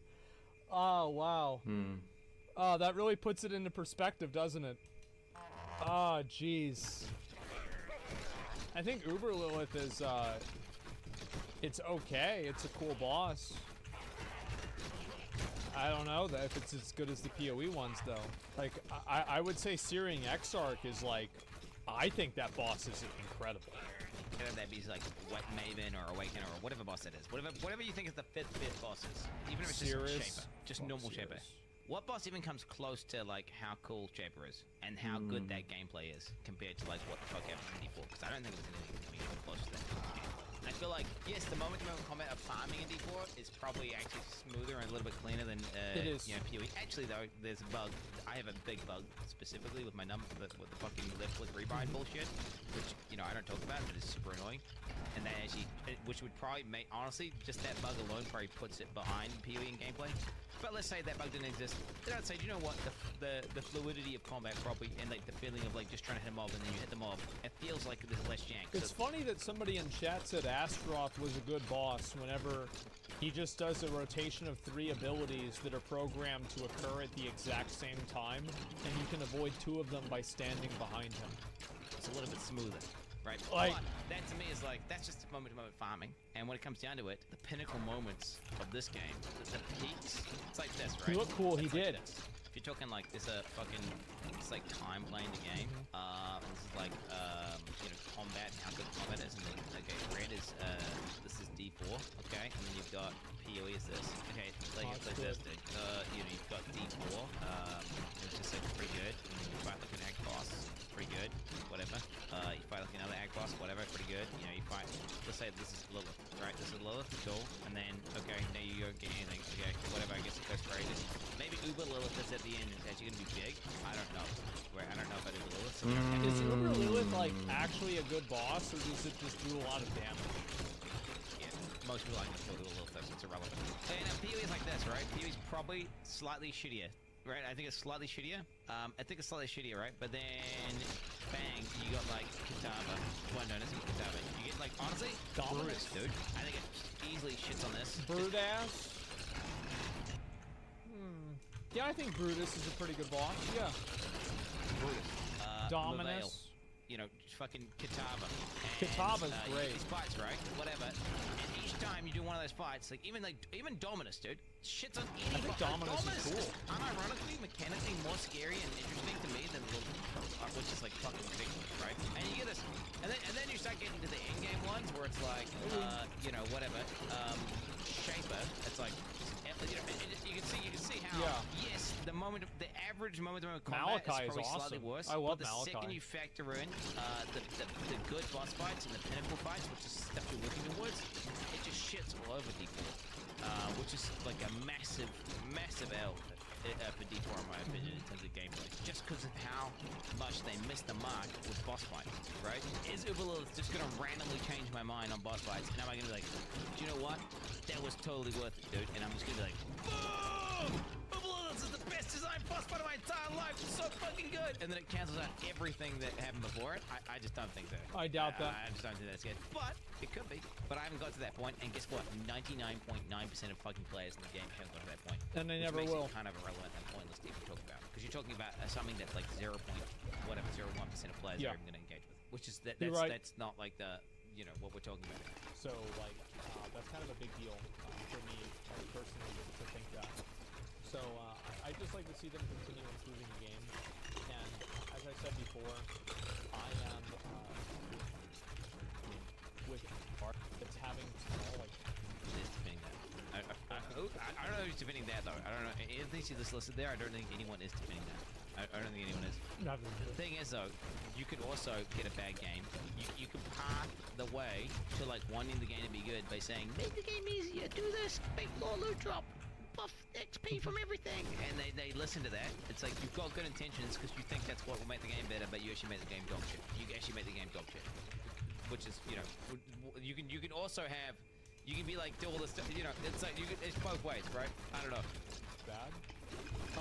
Well, if they don't think it's, I think that there's a big difference, right? I think, why is it not? I think it's like that. Blizzard's able to listen to players. I also think. Well, an example would be this, right? He wants the pathing in the game to be completely like, so you click up there, and then your character would run to the right, go like this, and then go, oh, you can't do anything. An example would be this, right? He wants them to fix a problem. Like when you click up here, what? Okay, it is actually doing it. What the fuck? Hey, it actually does it, bro. What the fuck? Oh my god, it does it. What the fuck? Okay, to be fair, after the second click. Yeah. Oh my god, it actually does it. Okay, whatever. He wants it to go like this. It's actually doing it, by the way. It's actually doing what it's describing, right? It just got half fixed. Save. I don't want that. And then what you need to do is you need to find out what the most people want, right? Or you have a fix. I think they should just have options. Which can be best of both worlds, like the option set. So there's a way of implementing it that's like, if you just say, okay, you know, there certainly is like, there's some one autistic guy who's got all these problems, and they solve all those problems for that one autistic guy, and actually all those problems were like, actually, I want the game to fucking just make it the most dog shit game possible. Yeah, his shit is invalid. You've got to ignore that guy. You got to ignore that guy. Say that guy says, oh, you know what? Delete all resources from the game. And actually make everyone have infinite life, because I don't like it, having resource issues, and actually I don't like my life taking damage, so let's fix the problem. I'm being obviously, I'm exaggerating, hardcore, but yeah, his shit is invalidated. You've got to invalidate his problems. You have to say, fuck that guy, he's yeah, for lots and lots of people all think the same thing, and they think about it from a design standpoint, and then it also, like, they have no way of, you know, arguing against it, then at that point you probably should make the change. Like, for example, I cannot see an argument for the fucking the bank system being implemented in the current way it is. It makes no sense. It's especially bad. if you're considering people are going to have multiple characters. This is I think gems are another example. On no space. It doesn't make any sense. You do not have space for ults. You cannot store the stuff. We should be able to zoom in more on our character. In Lost Ark, you have like the overhead view, you have the close-up view like this, and then you have one more view that's like right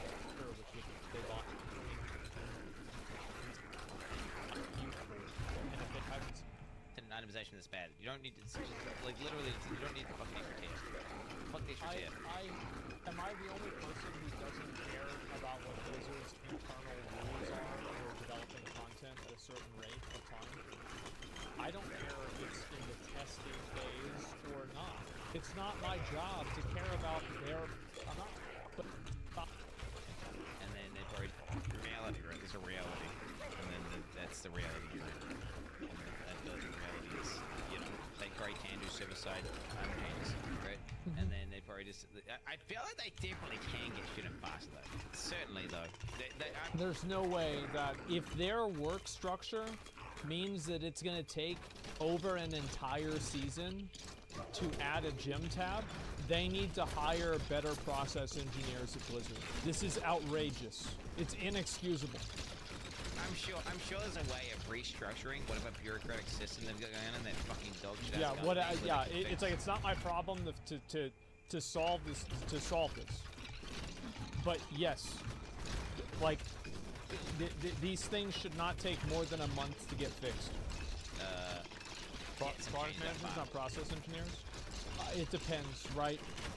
But all I'm saying is that whoever is designing and deciding how things Welcome to my channel. That person needs to rethink their life. Because welcome to my channel. Process of approving patches. Why is it because of that, Yell? Go ahead and explain to everybody why is it because of that. They need to give it to them and check for bugs, and if there's no bugs, then it goes gold in a couple weeks or so. Okay, so then they should have it done in a couple of weeks. So it shouldn't take till season 4 or season 2, because it would just take a couple of weeks. Because I'd be fine if it takes a couple of weeks. That's okay. But until season 2, how about that? It's outrageous. They already have other planned work. What could be more important than making the game that people paid for, that they're actively playing at this exact moment, better? Yeah, I don't. And that's what I was saying before, right? About how they have a work structure that is just, it's not conducive to delivering a good experience. Like, there's too much red tape, too much bullshit, misplaced priorities. There's no way, right? There probably is some way. I don't know. Maybe if people complain about it, yeah, they could fix it. You know, I don't care if oh wow, we have to get this approved by Xbox again. Okay, well you better start. Oh, there it is. There it is. Oh shit, there it is. Yeah. Whilst I disagree with a lot of the things you said in the video, I think overall agree.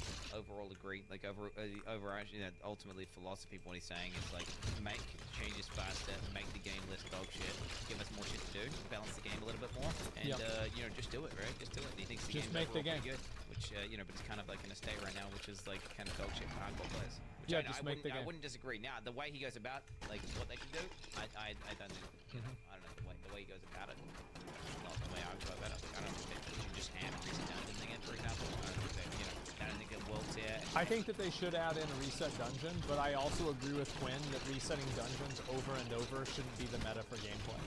Being added isn't even necessary, or even the right play. After playing Diablo 3 and seeing them add in Torment many times, but overall, I agree that it should have a hand. Because he is.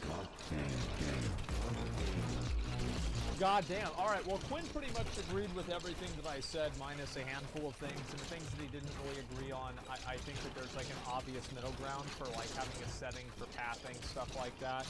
I think all of that makes a lot of sense. So yeah, I'm saying 1 hour, 15-minute video. Well, I mean, to be fair, I speed ran this video pretty well.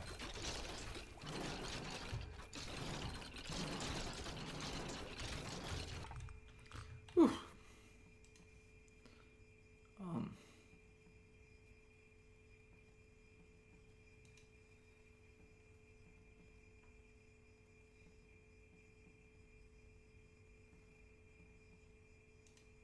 Few musicians in Midwest emo are as beloved as American football. Their self-titled debut firmly established them as essential to the genre. Deadly creatures, godlike bosses, and terrifying new worlds to explore. My name is Kodiak, this is Legacy Gaming. Grab your guns, give the good boys some pats, and get ready, because today we're diving into Gunfire Games' long-awaited sequel, Remnant 2. There's no doubt that Remnant 2 will continue to build upon the foundation of Remnant from the Ashes, but for new players that may not have had the chance to play that first game, I think it's important we establish what Remnant 2 is and what it isn't. Remnant 2 is first and foremost a third-person Souls-like with guns. The game releases on July 25th, 2023, with all the trappings of classic Souls games, including challenging enemies, an all-important dodge mechanic, the collection of a resource in order to unlock powerful upgrades, and of course, a high level of difficulty synonymous with the genre. What you also might not realize about the Remnant series is that while everyone starts their adventures from a very specific square one, the game is designed around replaying the story with the same character multiple times. The bosses, dungeons, and even sometimes the enemy composition you'll encounter will be randomized, and to collect all of the weapons and rewards available in the game, you'll need to play through Remnant 2 multiple times, sometimes on different difficulties. You'll unlock new archetypes, gear, weapons, and traits, slowly building up an arsenal that'll transfer with you from playthrough to playthrough, allowing you to build your character exactly how you want. Remnant from the Ashes may be one of Libid's all-time favorite games, but it was by no means a perfect game, and because Remnant 2 is a sequel, I think we should highlight some notable quality of life improvements. For starters, stamina will no longer be consumed outside of combat. While this means exploration...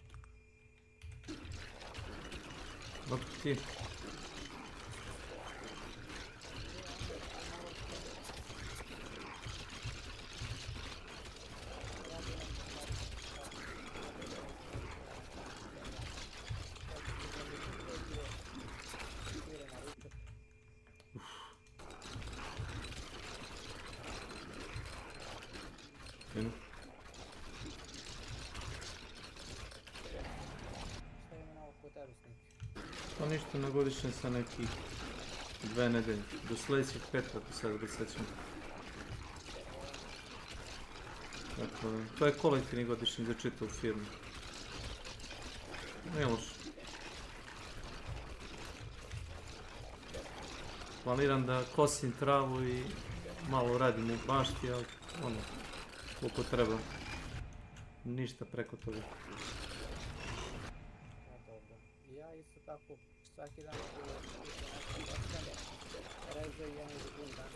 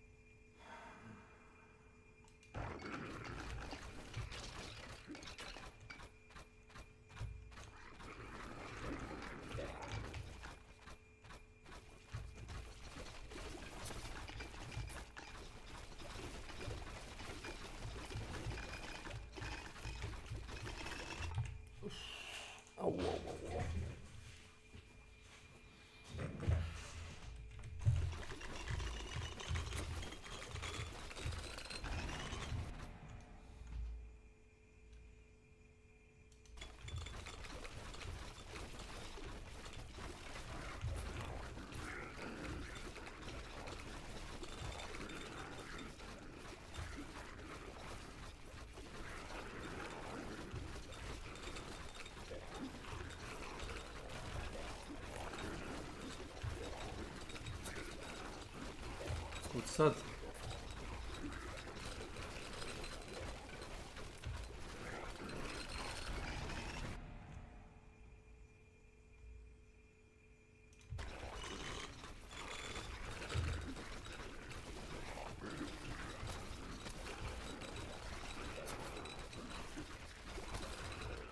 No way out.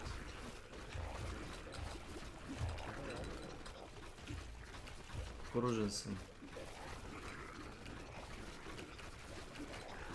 Pokušavam da nađem liniju najmanjeg otpora, ali to nije moguće.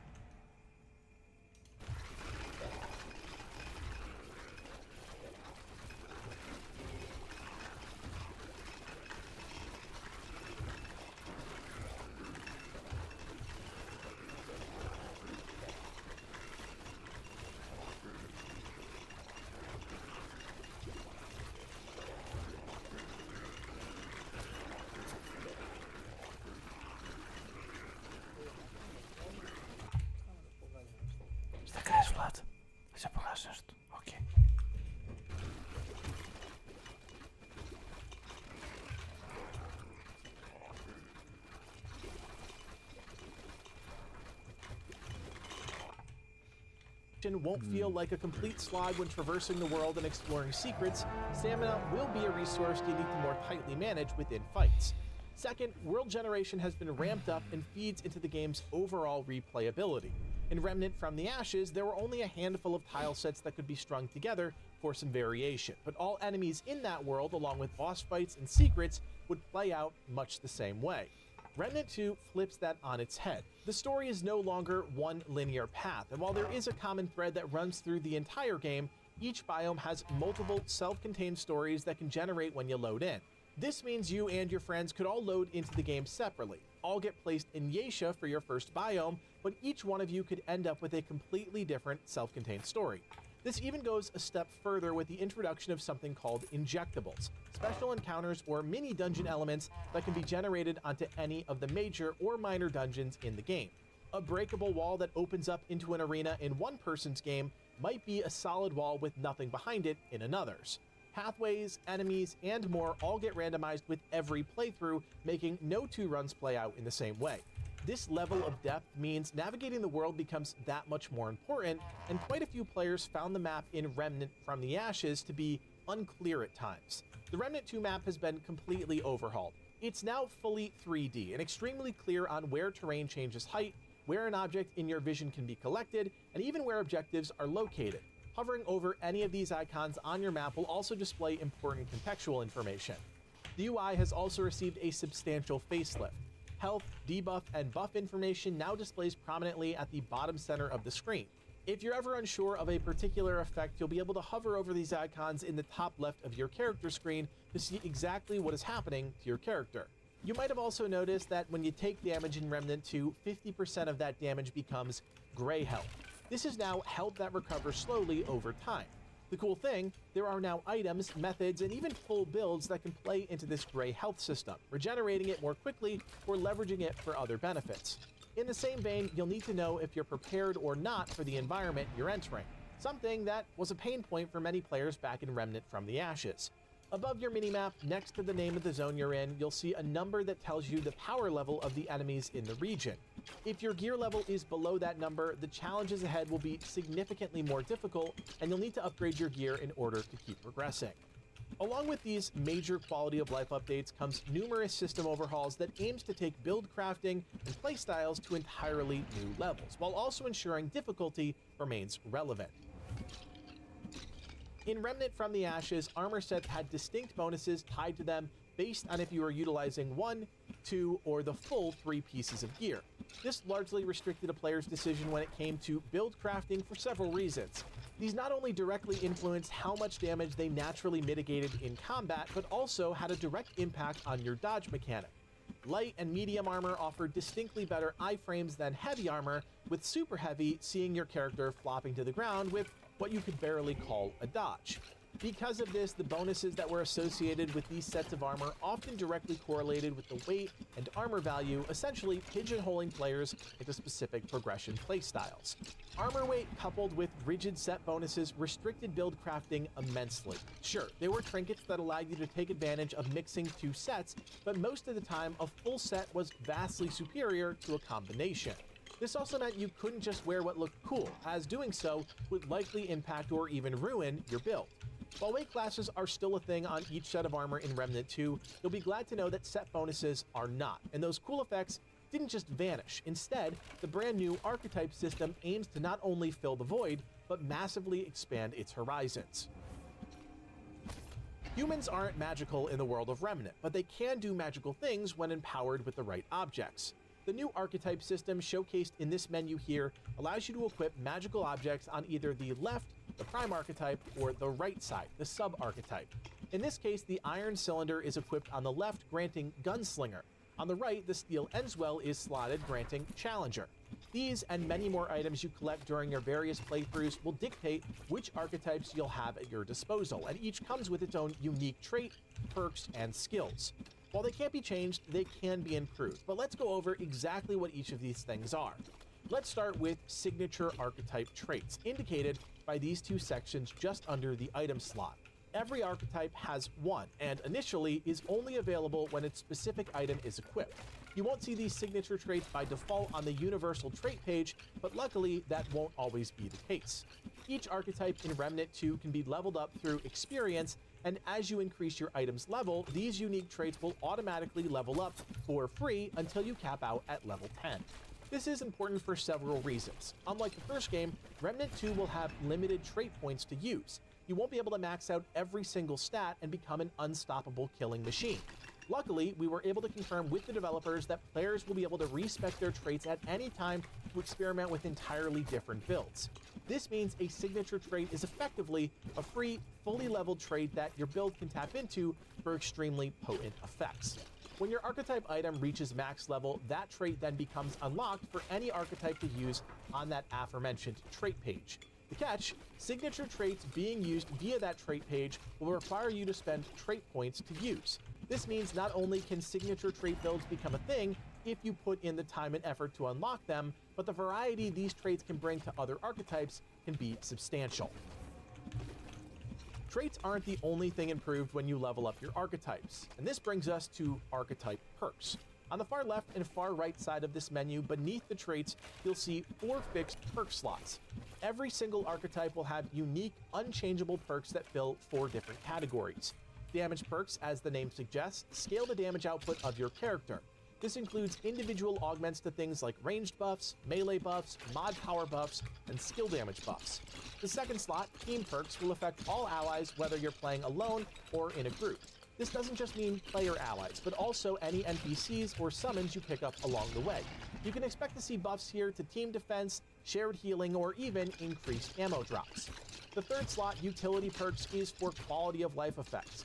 It's typically a small buff that blends well with the rest of the archetype's gameplay elements. A perfect example, if your archetype relies on sprinting and evading, a utility perk might help to reduce your overall stamina cost or consumption. Finally, in the fourth slot, we have the relic perk. These are temporary effects that become active for a short duration whenever you use a relic. For all you Remnant veterans or Souls fans out there, these were called Dragon Hearts before and are what you use to heal unlimited charges. The buffs in this category have been teased as potent and able to turn the tide of an encounter, but are directly limited to how many relic charges you have left. Think back to something like the Believer armor set bonus in Remnant from the Ashes, where using a Dragon Heart would buff you and your allies' damage significantly for 30 seconds. This is essentially that, just moved to a relic slot and not bound to any armor. There is one more perk we have to talk about, the Prime perk, which is always dictated by the archetype item in your left slot. These are the core identity of an archetype and provide a significant benefit that no other archetype or item can provide. For example, the Gunslinger's Prime perk is loaded, which makes it so when activating any Gunslinger skill, both of your weapons will instantly reload and gain infinite reserve ammo for 15 seconds, allowing you to absolutely unload onto your target. All perks are unlocked sequentially as you level up your archetype, including your signature perk. Levels 1, 2, 3, and 4 unlock each perk in order, with 5 being the signature perk. From levels 6 to 10, this process starts over and every perk gets enhanced.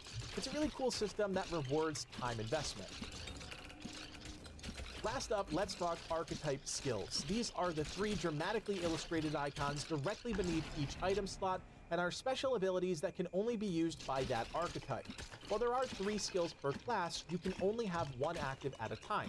Thankfully, you can actively switch between any of your unlocked skills as long as you're not in combat. These operate on a cooldown system rather than something like mod power buildup, which is still its own system. These are on longer cooldowns, and the intention here is to balance their use, making skills feel more strategic when and where you use them. The decision to slot an item into your primary or secondary slot will have very real impact on your playstyle. Once again, a fantastic addition to the game. If it isn't clear by this point, you can have dual archetypes. You'll quickly come to realize that Remnant is effectively evolving from having only 2 active abilities via mod charges to 4 active abilities, 2 from skills and 2 from mod charges, opening up build crafting and unique playstyles even more. When players combine 2 archetypes in Remnant 2, they effectively create a class. In this example, the Iron Cylinder is slotted in the Prime archetype slot on the left, also awarding the player the Prime perk Loaded. The Steel Endswell is slotted in the Sub-archetype slot on the right, not awarding a Prime perk, but still granting you access to a unique trait, 4 additional perks, and 3 additional skills to choose from. Based on what archetypes are slotted in the 2 spots, your class name will be generated so that other players can immediately recognize what you're using and how you might play. For instance, since Gunslinger is slotted on the left as the prime archetype and Challenger is slotted as the secondary archetype, the game will look at these 2 archetypes and form a predetermined name for that class. In this case, Mercenary. Regardless of which side these 2 archetypes are on, when combined, these 2 archetypes together will always be known as Mercenary. The game also looks at the prime archetype's main perk and will slap that in front of Mercenary, in this instance, Loaded Mercenary. This means at a glance, players can immediately recognize that your prime slot is Gunslinger and your secondary is Challenger, and they'll generally know what to expect you'll be bringing to the table. Every single class combination has its own name, so there should never be any confusion once players are experienced enough and should, keyword should, improve the multiplayer experiences. At the end of the day, let's call archetypes what they really are, classes. When starting a new game in Remnant from the Ashes, everyone had to pick between 3 starting classes, the Scrapper, the Ex-Cultist, and the Hunter. Each one came with a specific armor set with a set bonus, a distinct primary, secondary, and melee weapon, a special mod, and a starting perk. However, all of that, regardless of your choice, could be found in pieces from various sources throughout the game. In Remnant 2, these are archetypes you'll be picking from, and this time, the options have increased right from the get-go. Here, you'll get a trademark armor set not tied to a specific sort of set bonus, a unique primary, secondary, and melee weapon, and a specific archetype item that, as we went over previously, replaces not only the armor set bonus, but grants a whole host of perks, skills, and a signature archetype trait tied to each item. Now don't worry, while your starting choice does impact your playstyle and build to begin with, everything in each starting archetype can be found somewhere in the world of Remnant, just not likely when you want it, so still pick your starting class wisely. The first archetype we'll be talking about is the Gunslinger, activated by slotting the Iron Cylinder item.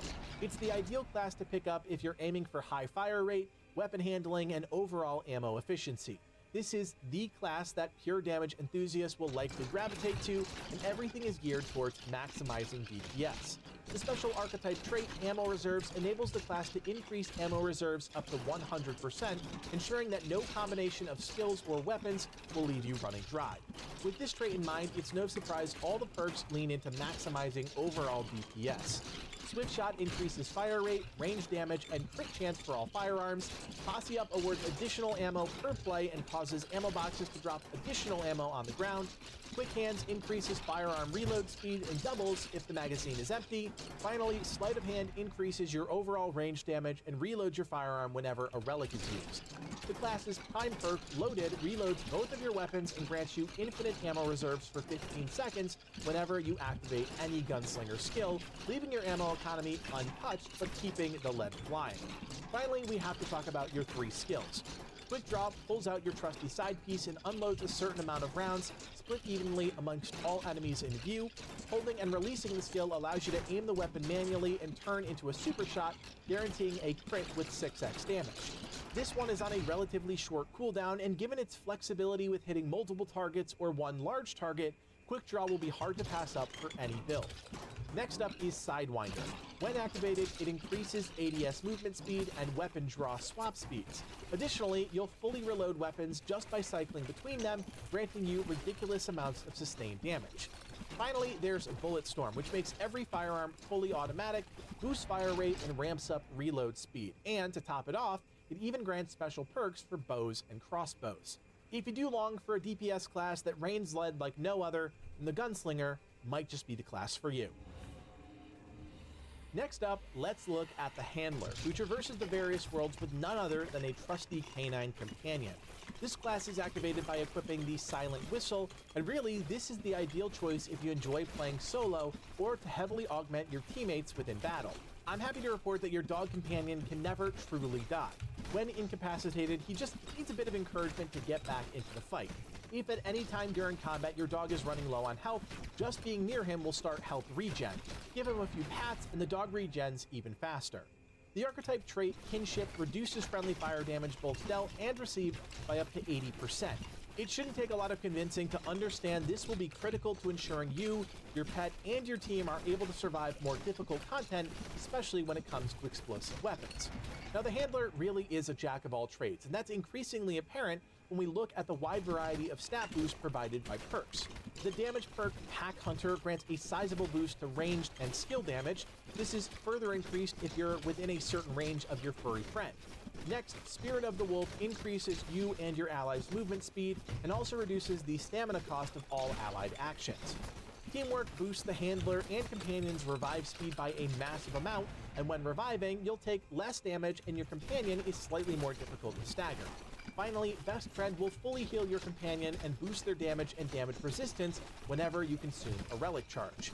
Now, the Prime perk Bonded is absolutely a game changer for both solo players and teams alike. When you're taken down, your companion will attempt to revive you up to 50% max health.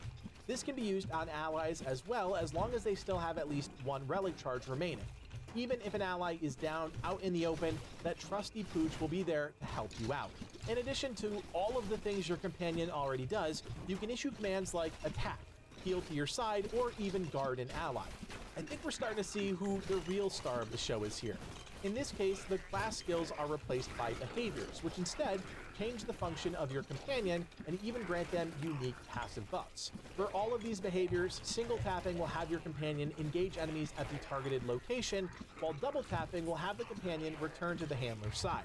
Each are also accompanied by a special howl that brings additional depth to the behavior. First, Guard Dog causes your companion to generate more threat and take less damage, drawing aggro away from you and your teammates.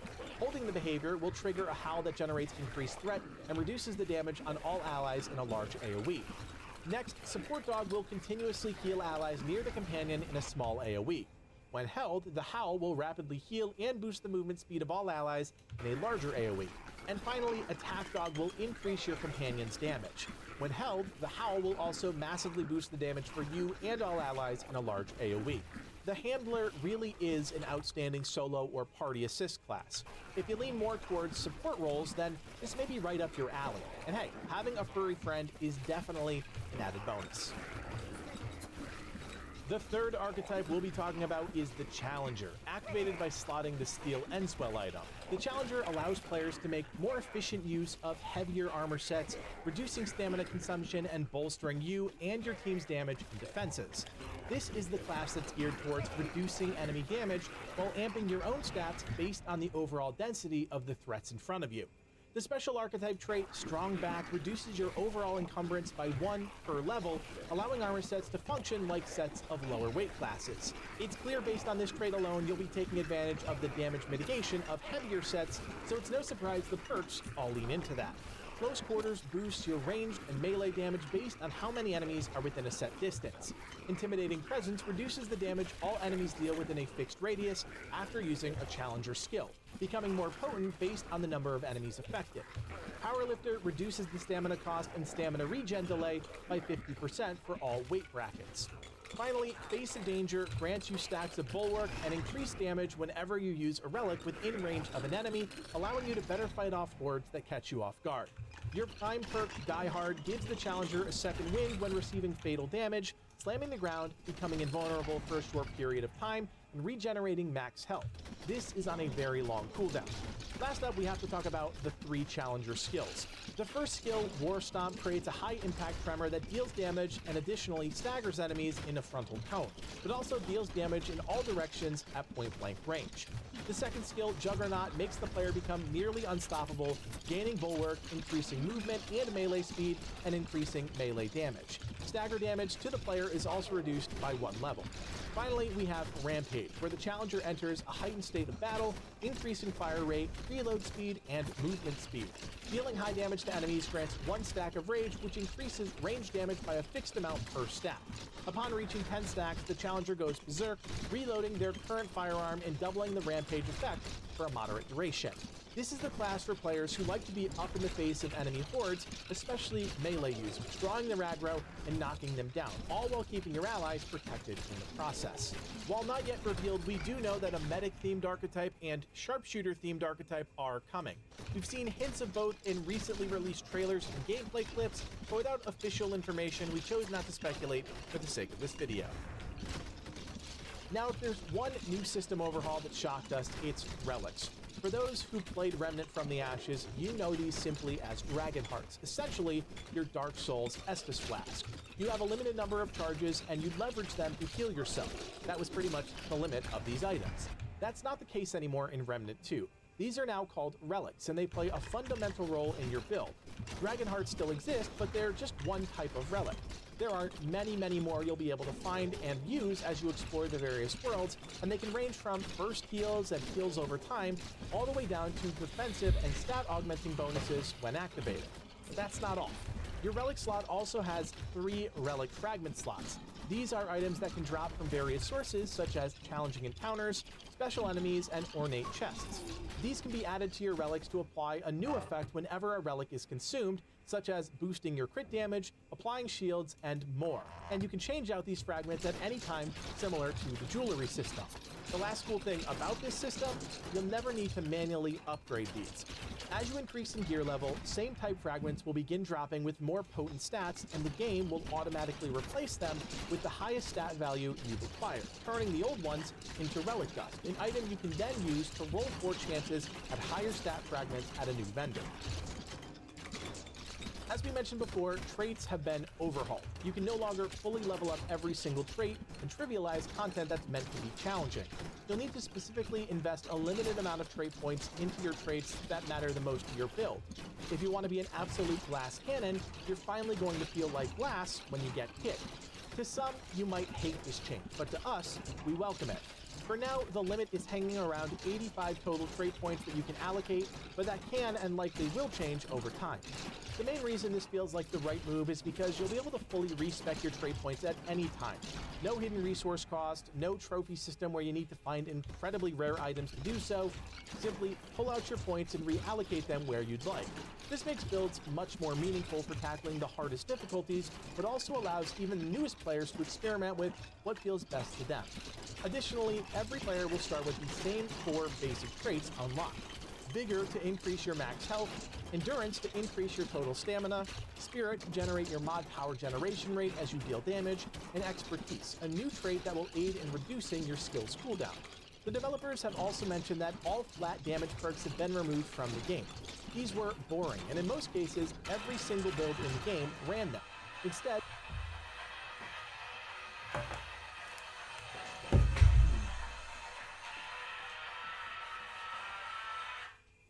Halo?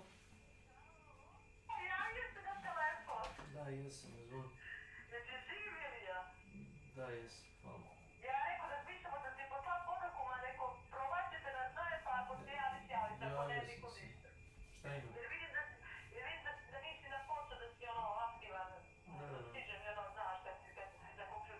Da, jesam.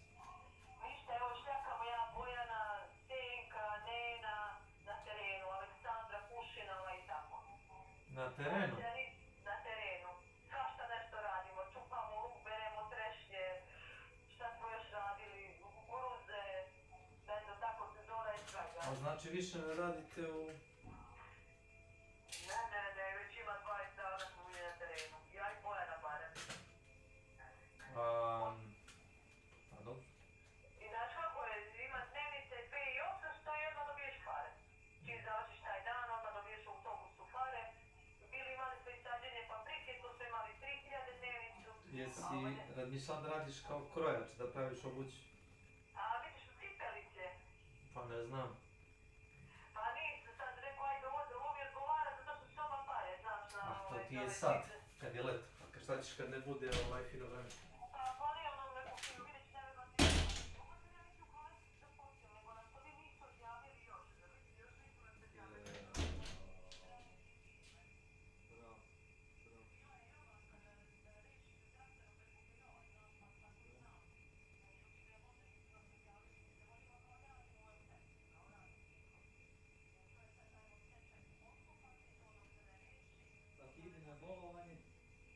donesem papir za bolovanje.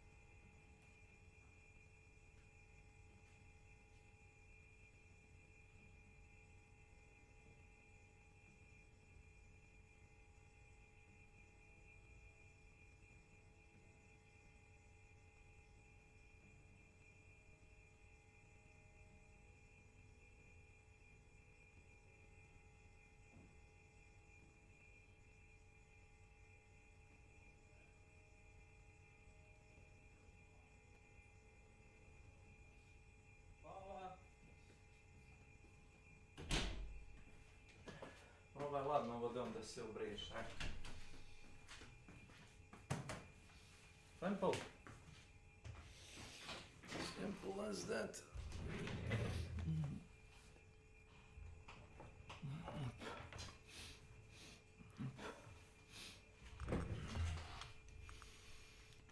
They want traits to focus on being important decisions that influence your stats and are key factors in making a build functional. You'll acquire traits from bosses, quests, and various puzzles in the world, while trait points will come from killing bosses, finding books on the ground, and from taking down aberrations, special super elites that randomly spawn and have their own distinct rewards. One of the biggest complaints seen across the Remnant community was that melee combat just didn't feel entirely viable. Sure, there was a handful of players that managed insane apocalypse runs using only melee weapons, but these were some of the highest skilled players in the community who understood every nuance about the game. For the rest of us mortals, melee combat just didn't satisfy. It makes sense though, considering melee weapons were never meant to be a focus in a primarily gun-based game. That being said, in Remnant 2, melee weapons, and by association, melee builds, are receiving a massive upgrade. Not only are there more melee weapons at your disposal, but the fluidity of melee attacks feels so much more satisfying. There are even a variety of new attack animations to accompany multiple new styles of melee weapons, such as the Greatsword or Steel Katana. This, combined with archetypes like the Challenger and new traits that lean heavy into melee, brings a more satisfied Souls-like melee experience to the table for those that want it.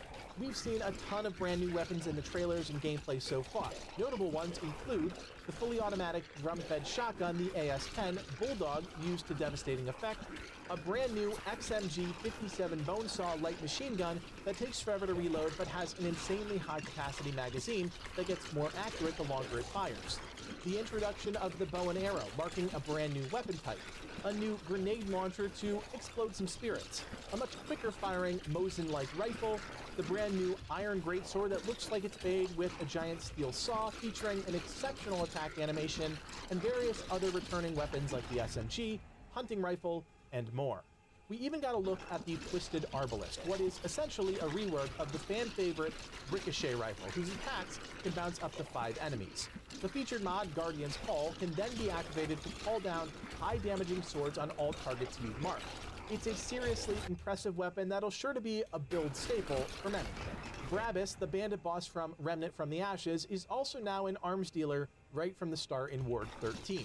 Here you'll be able to purchase a nauseating amount of weapons pretty much as soon as you begin the game. A majority of the weapons here are the loadouts of the 5 starting Welcome to my channel. But there's also a handful of other ranged and melee offerings Welcome to my channel. giving you some serious flexibility. You'll be happy to know upgrading your gear largely remains the same. You'll still interact with Ava McCabe to craft mods and special boss weapons, a couple of which we've seen in action. Things like Root Lash, which is essentially a souped-up version of the Tentacle Pod mod from the Curse of the Jungle God weapon in Remnant 1, where the tentacles will now move and track enemies. We also saw Tremor, allowing you to fire a projectile into the ground, spawning damaging shockwaves for a short duration, as well as Concussive Shot, allowing you to fire a focused blast of air through all targets that deal incredibly high stagger damage. On the weapon side of things, rigs will still be your go-to for upgrades. The big difference is you'll no longer need to upgrade armor in Remnant 2. The weight, defense bonus, and resistances are what you get when you pick up the item. This leaves players with more resources they can invest into the ludicrous amount of weapons available in the game. Of course, you'll have to pay for these upgrades, but the constant need to smash open every pot and box in a biome is no longer required. Exploration of the environment is much more important in order to find regular and ornate chests hidden within each zone. These will drop a majority of your basic resources, with ornate chests offering greater rewards. As for scrap, you'll no longer need to manually pick it up. As soon as scrap drops, it'll automatically get pulled into your bags, alleviating the frustration of running around the map collecting loot. Finally, and I'm sure some of you have noticed this already, but our character can now equip 4 rings and 1 necklace, nearly doubling the build possibility in just your jewelry alone. And let me tell you, there are a ridiculous amount of trinkets to collect this time around. So, as you can see, the loot chase is still a major highlight within Remnant 2, and the Gunfire Games team is clearly committed to making sure whatever your preferred playstyle is, it's present in the game. Whenever players enter a realm for the first time, their location is dynamically generated, pulling from a list of map segments, items, dungeons, events, NPCs, locations, and even bosses, randomizing them, ensuring that each playthrough is unique. In addition to evolving the core gameplay systems, Gunfire Games is also ramping up the sheer variety of environments, the level of detail, and the things to do within each realm. By the time all DLC was complete for Remnant from the Ashes, players had access to 5 realms in total. The debris-ridden apocalyptic Earth, the corrosive swamps of Corsus, the sun-drenched desert environment of Ram, the lush, vibrant, and lethal jungles of Yeisha, and the unforgiving Arctic realm of Risum. As of right now, we have no idea if Corsus, Ram, or Risum are making a return in Remnant 2, as we haven't seen any footage from those worlds. Earth and Yeisha, however, are confirmed to be returning. In Remnant 2, we're now several decades past the events of Remnant from the Ashes, and while Earth is still riddled with debris and the husk of skyscrapers, nature has clearly made a comeback, bringing some much-needed color to what was probably the most boring biome in Remnant from the Ashes. We haven't seen much else in regards to what's new with the biome, but it's exciting nonetheless. We'll also be returning to Yeisha, formerly a lush and vibrant world, home to the once great and flourishing Pan civilization. It's now been completely overrun by the Root, and is only a matter of time before Yeisha is turned into a decimated husk of a world. What started with initial scouting parties of Root Dracopedes has now become an overwhelming and diverse invasion force. The statues, temples, and even sacred jungles of the Pan have been completely overrun by the corrupted tendrils of the Root, from the crystalline caverns below to the floating land masses atop the treetops. The Pan appear to be on their last leg, only catching glimpses of surviving Pan warriors and our first look at the Red Empress. The Root presses her on all fronts while the rebel caste of Pan slaves resists her, resulting in a hopeless battle, suffering losses on 2 fronts. This is the setting our character will most likely make a major intervention. Even the Ravager, a being that predated the Pan and a crucial being to the balance of all things on Yeisha, was left for dead by our hero in Remnant from the Ashes. In an act of self-preservation, the Ravager struck a deal to serve the Root in their conquest of Yeisha in exchange for eternal life and power. But we'll see if we don't have something to say about that. In addition to Earth and Yeisha, we know a brand new realm, Losum, will be prominent in Remnant 2. It's a really unique realm, as it's actually the result of the Dran and Fey worlds merging into one. Supposedly, the Imposter King is the one to blame for this occurrence, and the merging has not only caused chaos and confusion amongst the different races, but the resulting dystopian landscape leaves many questioning if their worlds will ever be the same again. The once human-like Dran have become hive-minded, easily provoked into frenzies. The Fey Society has also lost its direction, with the nobility sitting restless in their halls, plagued with a never-ending thirst for the life force of the Dran. The Awoken Dran, those who have remained unchanged after the merger, are seen as troublemakers by the rest of Dran society, punished for speaking out against the chaos, and is likely the part of society our character will interact with neutrally. The big bad we'll likely face here is the Nightweaver, an entity once worshipped by the Fae as the goddess of sleep, is now a terrifying entity that haunts the nightmares of the Dran, feeding on the life force of her victims. At the time of making this ultimate preview, we've also seen a glimpse of an entirely new world, one that's sure to pique some interest. What's most striking about this unknown location is how dark and desolate it looks to be, while also appearing technologically advanced.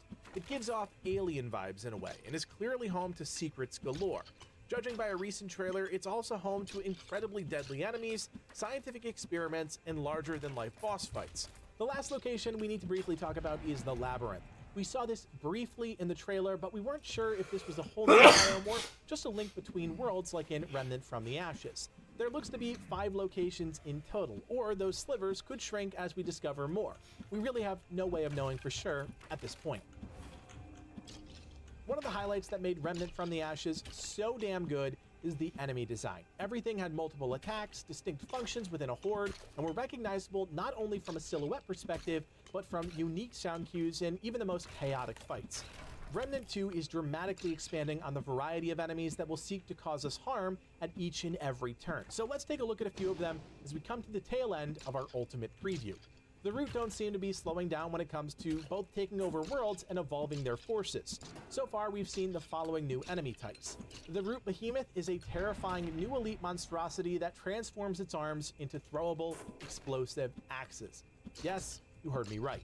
You'll also need to contend with this beast in close range as well, dodging relentless whirlwind-like attacks. The Root Horror is back as the Root Terror, and this time as an elite. You'll need to watch out for its deadly axe swing and even deadlier ranged snare attack that will leave you trapped and ready for a beating.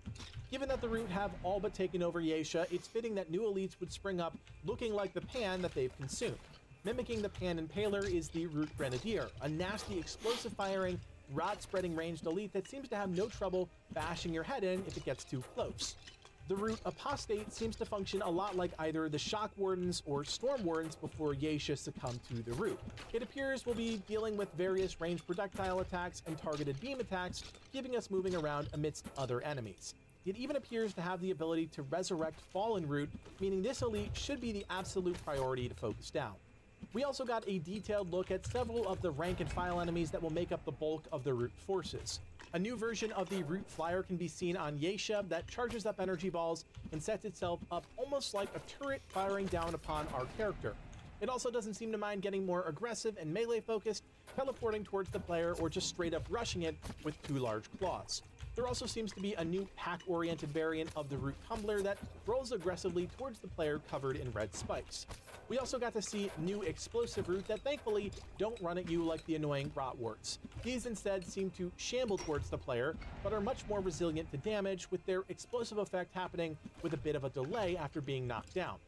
When it comes to the Fae, we've learned about 2 distinct enemies.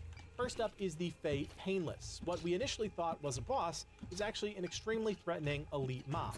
It seems incredibly resilient and has no problem running up to you with free, excruciatingly painful hugs. Oh, and he's got a few heavy, highly telegraphed attacks in there as well.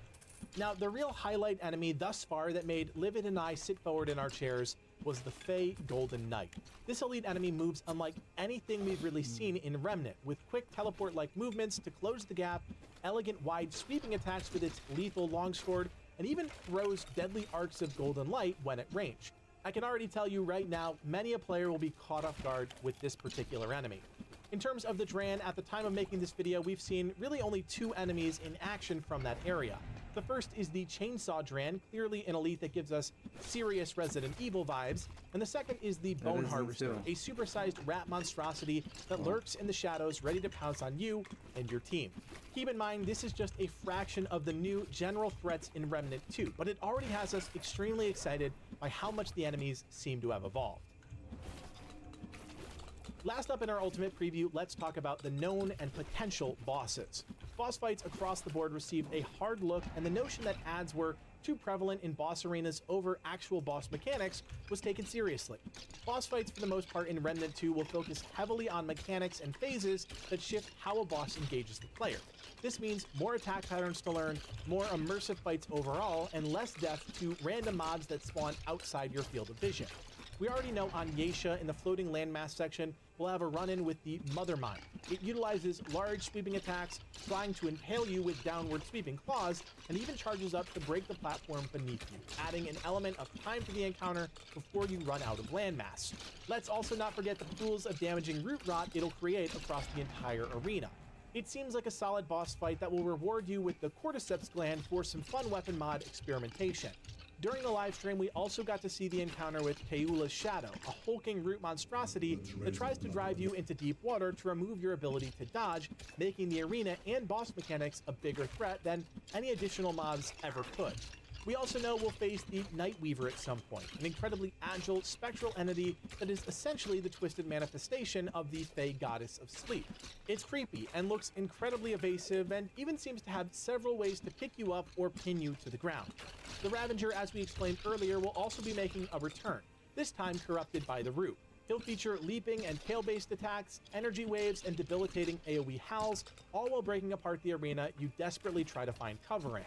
Then there is the boss equivalent of that Fae Golden Knight we talked about before, and this guy really loves to use fire. Fire swords, fire teleports, fire rings, it's all there, and it looks absolutely insane. Finally, two quick callouts. The first is this Fae or Dran riding a horned, cat-like creature perched atop a building. If this fight is anything like the Rider and the Work fight from the recent expansion, we're extremely excited. The last callout is the brief look we had at what is clearly the corrupted version of the Pan Guardian from Chronos Before the Ashes, the prequel to Remnant. It's all coming full circle, and we have no idea what to expect from this fight. There is no use denying it. Remnant 2 is one of our most anticipated games of the year. Not only was Remnant from the Ashes incredibly underrated, but the team developing Remnant 2 is filled with dedicated and proven veterans of the industry. I'm not just saying that either. The Gunfire Games team has a catalog of games that reinforce their reputation. We couldn't be more excited about Remnant 2, and hopefully now you are too. Friends, this video took a ton of time to put together, and you better believe we'll be covering this game top to bottom. If Remnant 2 is even remotely on your radar and you want more videos like guides, boss breakdowns, and more in your feed, do me a solid, hit that thumbs up, and consider subscribing. It goes a long way to allowing us to keep providing you quality content just like this. I also want to invite you to join the Legacy Gaming community on Discord. It's a fantastic place to hang out, party up for all things Remnant, and meet a ton of cool new people interested in the same types of games you are. So check out the link in the description below. My name is Kodiak, and from everyone here at Legacy Gaming, thanks for watching, and play on.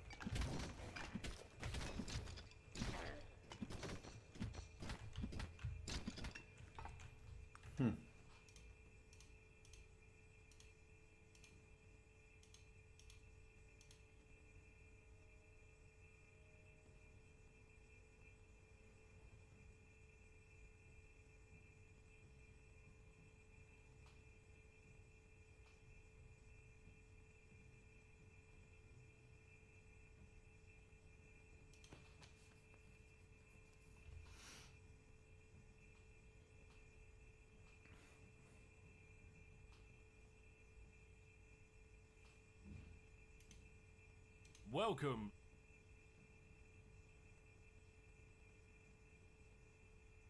Compliance is a movie about complying, and why you should never do it despite the consequences. Authority is made of concept, and it must be destroyed. Compliance is also a movie that demonstrates the effect of fast food exposure and how it makes you into a stupid.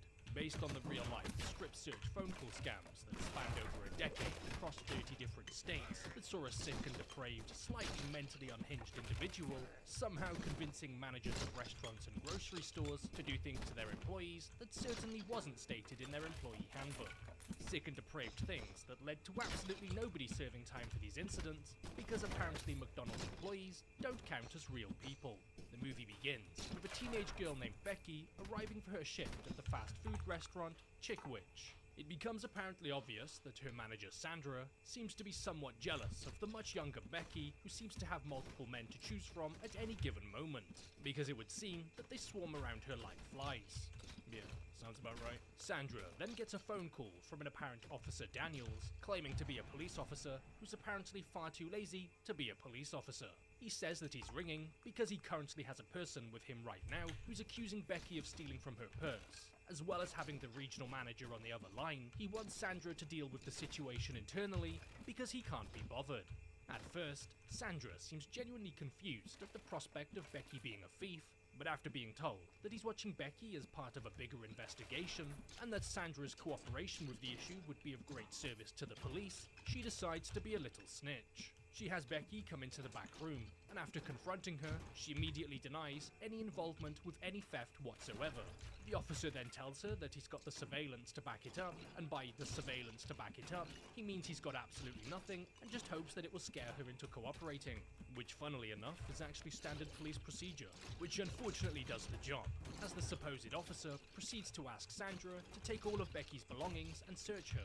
Despite Becky's best efforts to convince Sandra that she had absolutely nothing to do with a theft, Sandra blindly believes the voice on the other end of the phone, and even threatens to fire Becky if any of this turns out to be true. After the search turns up absolutely nothing, the officer proceeds to tell her that due to him having the regional manager on the other line, it's actually part of Sandra's job to cooperate and to do everything that she's being asked, as apparently she's now been promoted to the rank of molester, as she's now being asked to conduct a strip search. A strip search that doesn't immediately set off alarm bells in her head, causing her to consider for at least 1 second that perhaps this isn't real. Just like my channel. It's a figment of your imagination. Uncensored versions available on Patreon and for YouTube members, wink wink. But apparently, she does have the foresight to bring in the shift supervisor, Marty, into the room to, supervise, I guess. An employee who also, upon hearing about this absolutely baffling series of events, goes, okay. Rather embarrassingly, a distraught Becky begins removing all of her clothes and handing them over to Sandra to check, because apparently it's common practice to get naked in front of your boss. Well, actually, after having Becky remove all of her clothing, the man then asks Sandra what kind of underwear is Becky wearing, because certain styles can supposedly be used to conceal items, like automatic weaponry, and it would seem that the next logical sense in this clearly very normal and definitely not strange situation is to get completely naked. Something that Becky eventually agrees to do, as she's being told that she could otherwise face being taken to jail and being kept overnight. After being handed a cooking apron, because deep-fried nipples aren't on the menu at this store, the man then says that Becky needs to turn around so Sandra can make sure that nothing is being hidden. You know, like automatic weaponry. The next set of totally realistic and very legit police work involves the man telling Sandra that she needs to take all of Becky's belongings, including her phone and clothes, and walk them out all the way to the back of the car park to put inside of her car, so that the surveillance officers, who are apparently too busy to come in and get Becky, can retrieve them when they're ready for a thorough search. Not only thoroughly searching the clothes, but thoroughly screwing Becky, as she's now completely trapped in the back room with absolutely nothing to wear and a restaurant full of people between her and her clothes. With the prospect of walking to the other end of the car park simply being too much for Sandra, only now does she begin to question this man's authority and push back on the idea of being forced to do physical fitness. But once again, the man on the other end of the phone quickly regains control over the situation by spinning a web of lies and telling Sandra that Becky and her brother are part of an even bigger investigation, as the pair are supposedly selling drugs, which fuels Sandra with all of the self-righteousness she'll ever need to see this through, because God forbid, someone wants to smoke a plant of their own free will. So after taking all of Becky's belongings out to her car, the man proceeds to squash any doubt in her mind, as he thanks her for being such a big help with the ongoing investigation, while conveniently forgetting to leave out the part about her being a big help with his ongoing personal FAP investigation. After telling the officer that she's really needed out front as things have started to pick up, the man uses this opportunity to get someone else in the situation, as he can begin to manipulate them into doing things, as that seems to be almost as satisfying for him than the things themselves actually being done. So getting one of Becky's co-workers, Kevin, Sandra sent him into the back room, where he finds himself completely shocked at what he's seeing, because naked women are terrifying. And while Kevin has been given the phone, we finally get to see the voice on the other end of the call. Someone who appears to be a completely normal looking man, most certainly not in a police station, and most certainly not with a victim of a crime. Well, unless they're just really small. The man proceeds to ask Kevin what Becky is currently wearing, but Kevin, being privy to all of the pervy weirdos out there in the world, immediately begins laughing at the man, before he then retakes control over the situation by saying that he's an officer of the law, and that he will be referred to as Sir to compensate for his comically small genitals. The first order for Kevin is to remove her apron and physically search her body, but Kevin, having pathological demand avoidance and a serious disdain for authority, disobeys the man and walks out of the room, saying that he won't do that to his friend. He won't do anything about it either, apparently. After Sandra is once again handed the phone, the man begins to chastise her for daring to pick someone so unprofessional to handle the Becky situation, kinda like exactly what he's doing right now. All the while we see that he's just casually lying about his house, making himself a mid-traumatic prank call sandwich, because it really does work up an appetite. So instead, he instructs Sandra to call her fiancé Van, and instead have him come into the restaurant to watch Becky, as apparently that makes far more logical sense than having a police officer do it. Van, who's been drinking with his buddies this evening, then arrives and is taken into the back room Hirsch with Gula. Sandra and shown Welcome to my channel. Becky, someone that Sandra is already jealous of, and being told to be alone in a room with her, a situation so dire that it would cause the head of HR to keel over and have an aneurysm. After Sandra leaves, Van's handed the phone, and the man begins telling him that he needs to have Becky willingly remove the apron or forcefully remove it himself. An idea that seems to genuinely excite the man as he smirks while telling him.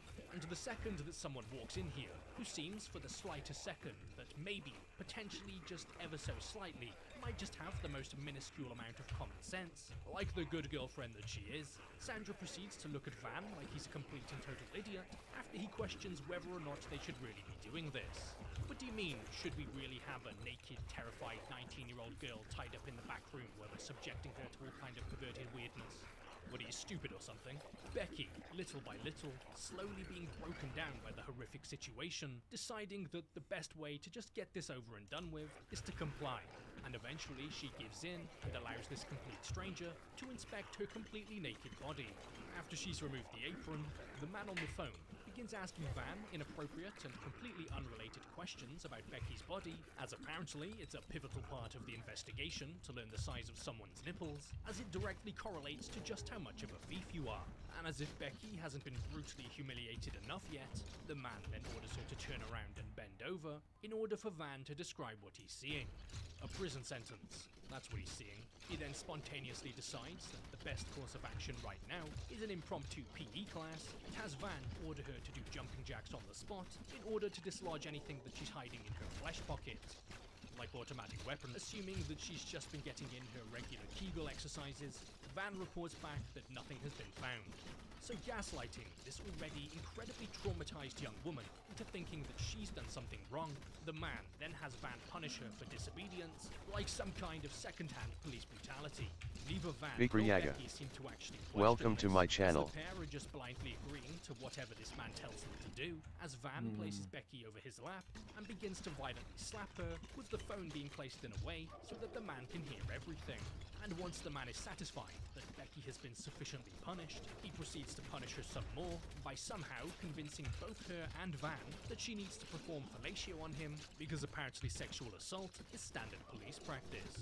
Van, getting hit with a rather serious case of post-nut clarity, realizing that it probably wasn't worth it in exchange for prison, quickly flees, leaving his fiancée behind.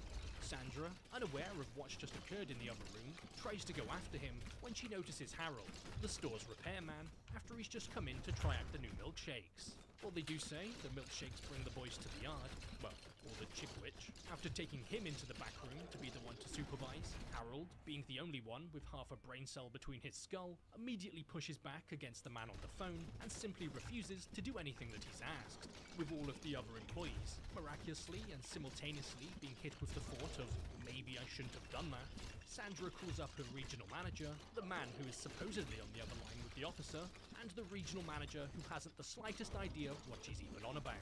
So she picks back up the phone to talk to this would-be officer as he proceeds to begin casually talking as if he's ordering food from them.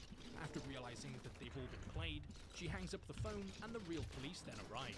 The real police, who are only situated literally 30 seconds away from the restaurant, as they try to figure out why everybody inside of this store has gone absolutely insane. We then see the impersonator is actually a family man, as after storing his notebook full of that day's escapades, his young daughter arrives home to greet him. Time then passes, and we see that an investigation is underway, as a detective discovers that this isn't in fact the first time that something like this has happened, as it's been happening all over the country for years, as it would appear that there's a guy out there somewhere with a serious vendetta against young women and fast food. With the help of another detective, they're able to eventually track down this man and make the discovery that he's actually a telesales operator, and if the events of this movie are anything to go by, a rather successful one at that. And the movie then comes to its end, with an in-movie interview segment mirroring the real-life interview of the Sandra character as she's being questioned and asked, why didn't you think twice, and how could you possibly subject Becky to such a horrific ordeal despite her repeated cries and pleas for you to please make this end? And with the movie ending on that note, we're left with one vital piece of information, a life lesson that absolutely everybody should learn. question authority and cause complete and utter chaos. And that you should check out our cool new merch before we talk about this week's new YouTube members and patrons. So before this video comes to an end, I'd like to just give a massive shout out and a big thank you to all of the YouTube members and patrons.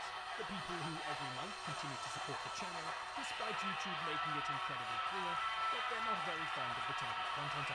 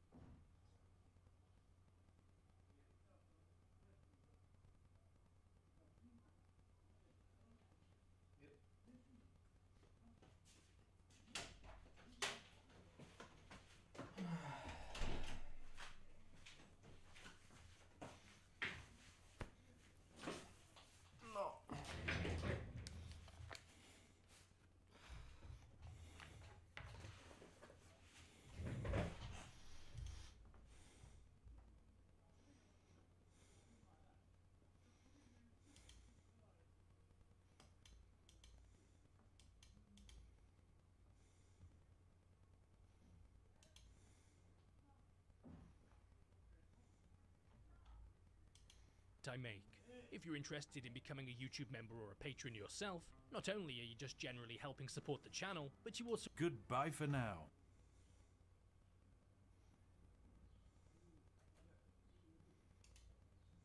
Welcome. Guns are loud. They've been loud ever since the 1400s. And after 500 years of guns being really loud, H.P. Maxim developed the firearm silencer while he was working on automobile mufflers. Both inventions work exactly the same way. This can captures the expanding gases, and interior baffles slow them down so that they leave the muzzle much more gently and quietly. Well, not much more quietly. Even though I have a modern, efficient can on here, I still have to wear hearing protection. The only reason that we call this a silencer is because that's what's on the 1916 patent that Maxim got. So, even though I still have to wear hearing protection, there's less recoil, there's less blast, it's much quieter for the neighbors. Why doesn't everybody have suppressors? Well, the answer is that there are some significant legal hurdles that you have to jump if you want one. First of all, you have to fill out a significant amount of paperwork, provide the BATF with your photos, with your fingerprints, and then buy a $200 tax stamp. And then you can't even have your suppressor until the BATF has processed all of that paperwork, added you to a large national gun registry, and that usually takes them somewhere between 6 months to a year. At that point, it's easier to just move to New Zealand or France or Norway or any of the countries that treat suppressors as if they're just a normal over-the-counter item. Most European nations have far, far looser suppressor restrictions than we do here in the United States, even though they have extremely tight firearm restrictions. Which begs the question, how did we, freedom-loving Americans, allow this little metal tube to have exactly the same regulations as a machine gun? Let's go back to 1916, when General John Thompson began developing a small handheld machine gun for soldiers who were engaged in the brutal trench warfare of World War I. But by 1921, when his company Auto Ordnance finally put the Thompson submachine gun into production, World War I was over, and the finished product cost $200, which was outrageously expensive at the time.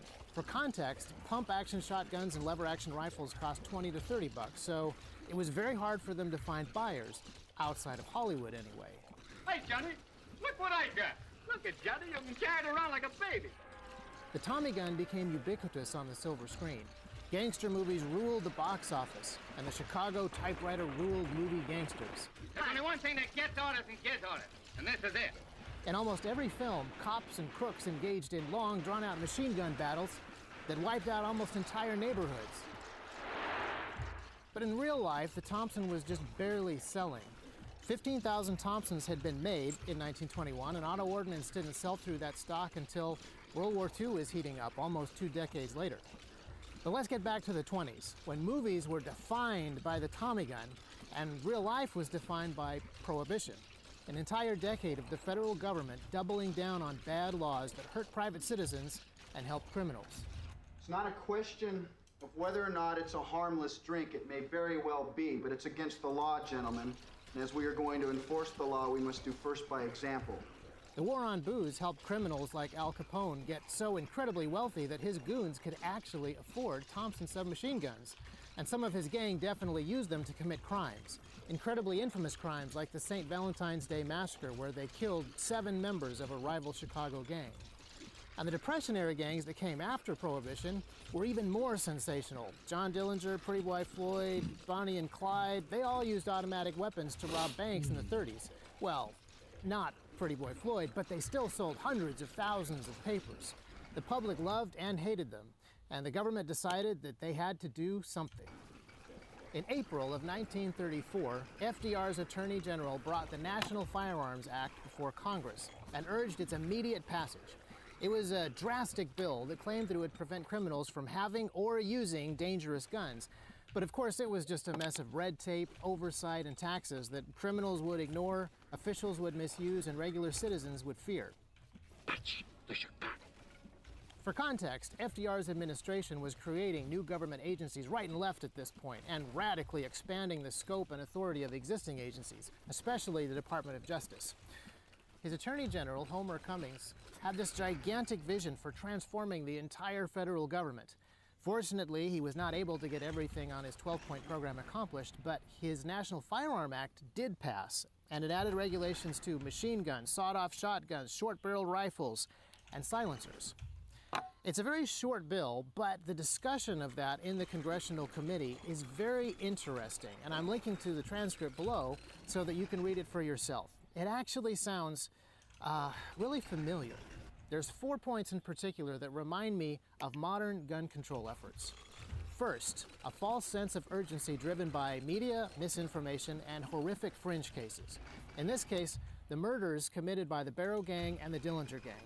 But in 1934, those gangs have already committed murder and are actively being hunted by lawmen that have shoot-to-kill orders.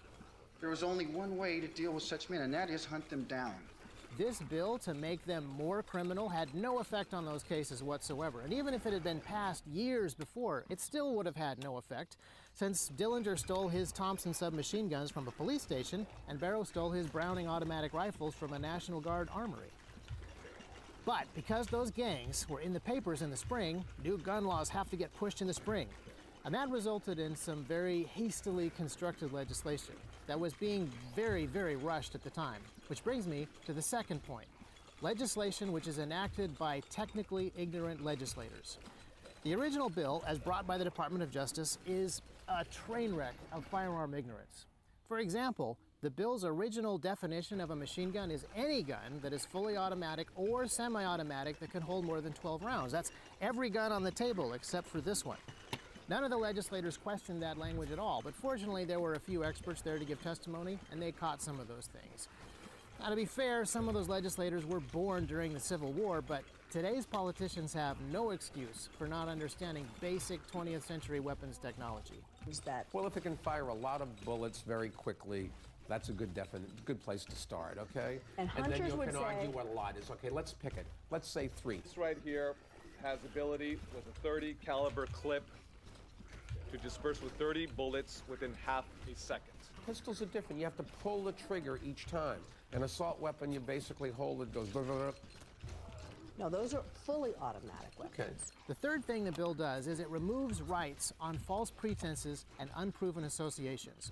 For example, the Attorney General estimates that there are 500,000 armed criminals in the U.S., which, I don't know, maybe that was a good guess.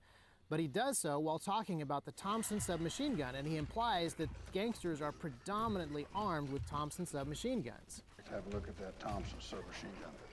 One up top there with a custom pistol grip. Then he talks at length about how incredibly prevalent machine guns are among this vast criminal group. But then he points out that only one company actually makes machine guns, and there haven't been very many sales, so it's not going to inconvenience very many voters, I mean citizens, to restrict them.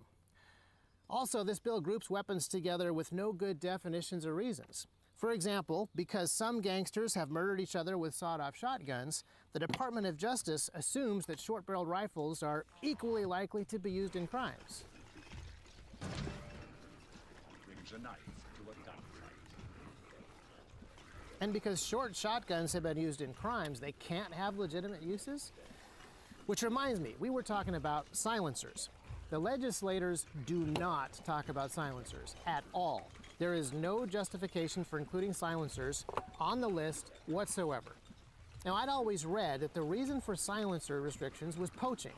During the Great Depression, people were literally starving, and so presumably the amount of out-of-season hunting had gone up. Bastard was poaching deer. Poaching? Is it not a greater crime to start a family? So it's generally accepted today that silencers were added to the NFA to stop poor folks from eating the king's deer. But Congress never discusses this at all. In fact, the only time they even mention silencers is when they read the part of the bill that mentions restricting silencers. The Department of Justice does not talk about how they've been used in crimes or how they work or what they do or what they might do or anything. It's just assumed that they should be lumped in with everything else and banned. Not banned, of course, just regulated, because the fourth thing that this bill does is sidestep the Constitution and the Second Amendment with some sketchy loopholes. This the legislators did discuss, and the Attorney General did admit, when pressed, that a gun ban would be absolutely unconstitutional. But this is not a ban. This is just regulation. So all you have to do is send in all your personal information, 2 sets of photos, and fingerprints, get written permission from your chief of police or your sheriff, wait for the federal government to add you and your purchase to a large, massive, permanent gun database, and then, of course, buy that $200 tax stamp. Now, it should be noted that the justification for that $200 tax is that the Thompson cost $200. That number is set by the worst-selling, most expensive, most statistically irrelevant gun on the market, because machine guns. Yeah, I'd like to have a look at that Thompson submachine gun. And remember that in 1934, that $200 is about $3,870 in 2019 money. This was not some small fee to help the feds pay for this big national gun registry, but a gigantic barrier to entry. A deliberately huge obstacle for anybody wanting any of the items on the NFA list. This is the very middle of the Great Depression. The Department of Justice has the audacity to suggest that a $200 tax on a $20 shotgun, that's a 1,000% tax, somehow is not going to infringe on anybody's rights to keep and bear arms. Somehow a tax amounting to nearly a month's wages is not going to prevent law-abiding citizens from buying the tools that they need to defend themselves from, I don't know, 500,000 gangsters.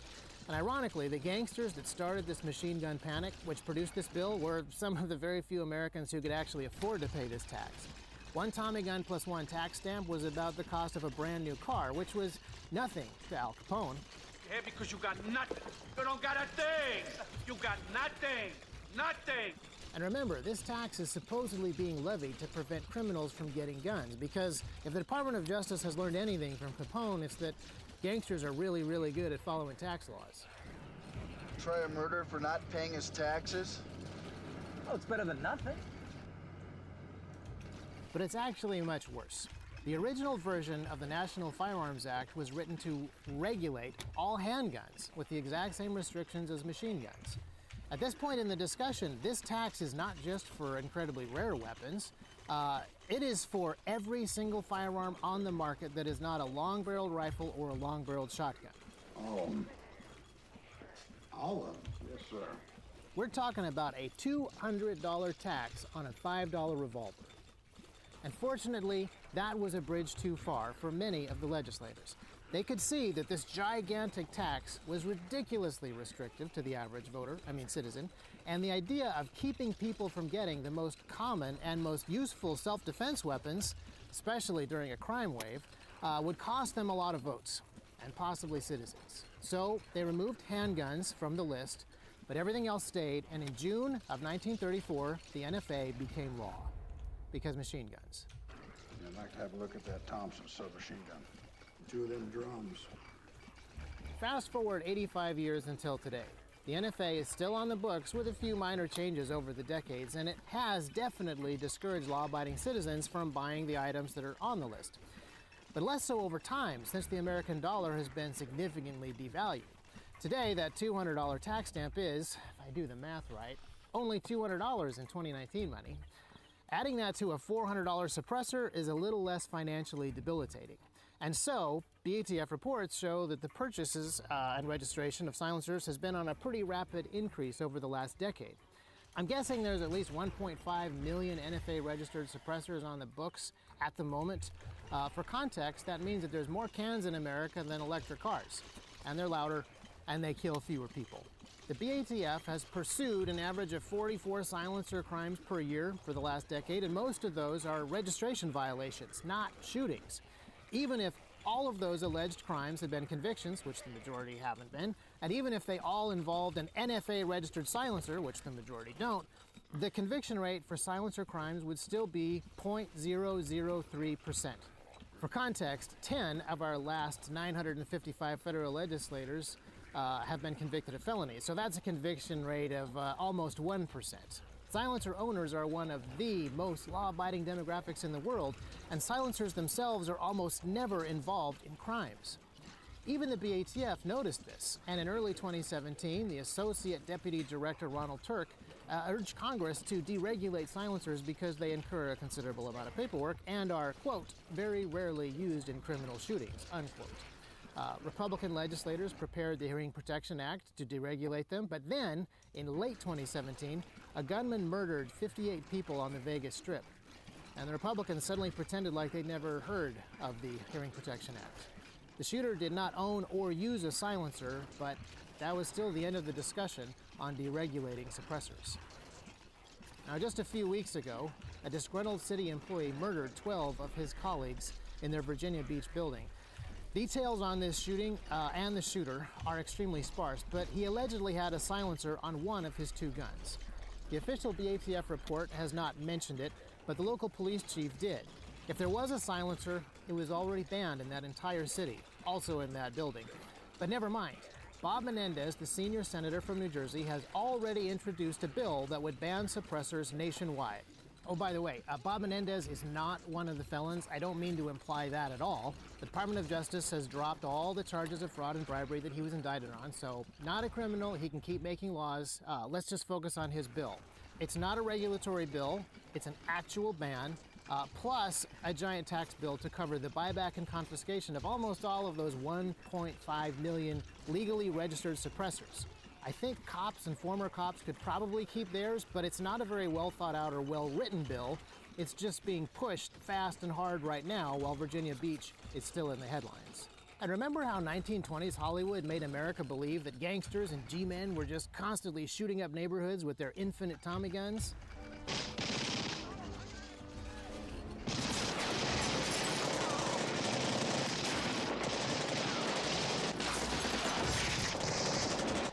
In the same way, modern Hollywood has made America believe that silencers are silent, perfect for stealthy shootings in public places. Pretty public place. Meaning? Meaning, silencer would be handy. According to the movie, silencers are so stealthy that you can have a full-on gunfight in a crowd without anybody even noticing.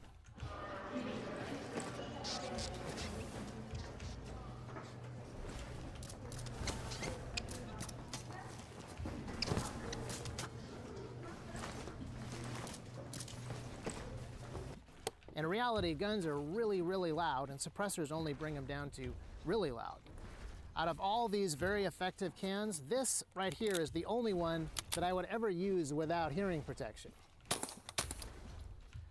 That's .22 long rifle. It's already pretty quiet without the can because there is so little propellant inside of this bullet. It's the classic assassin gun, but I'd only use it for assassinating rabbits. Everything else on this table is really loud, like jackhammer loud. And a jackhammer is not exactly a good stealth ninja assassin weapon. Also, when the can captures most of the blast, it also captures most of the heat. And it gets very, very hot very fast. Hot enough to scorch and burn, which is not great for an assassin on the move.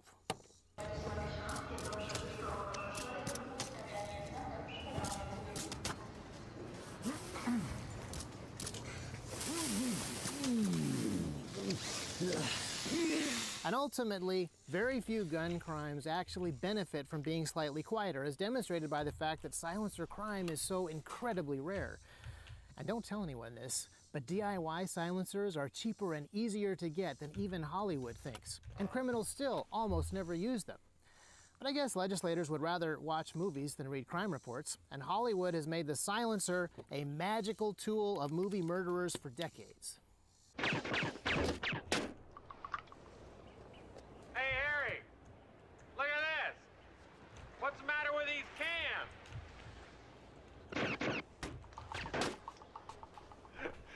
These cans are defective!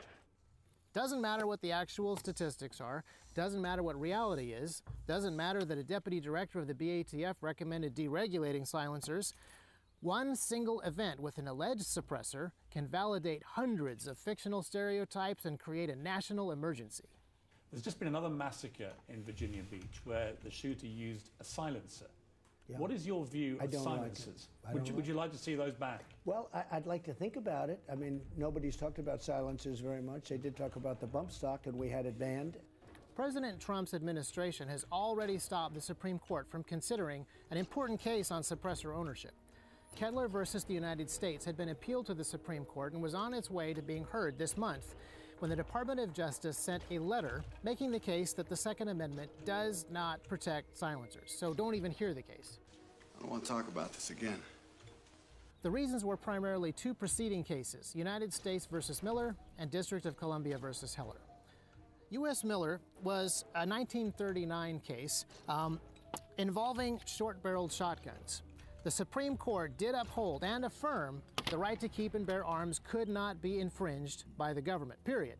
And they further recognized that the entire purpose of the Second Amendment is to make sure that citizens, militias will have the military arms necessary to resist invasion and tyranny. However, they ruled that it's totally okay to infringe on the ownership of short-barreled shotguns because the Second Amendment only protects military weapons, and since no militaries of the time were using short-barreled shotguns, they're not a military item and thus not protected by the Second Amendment.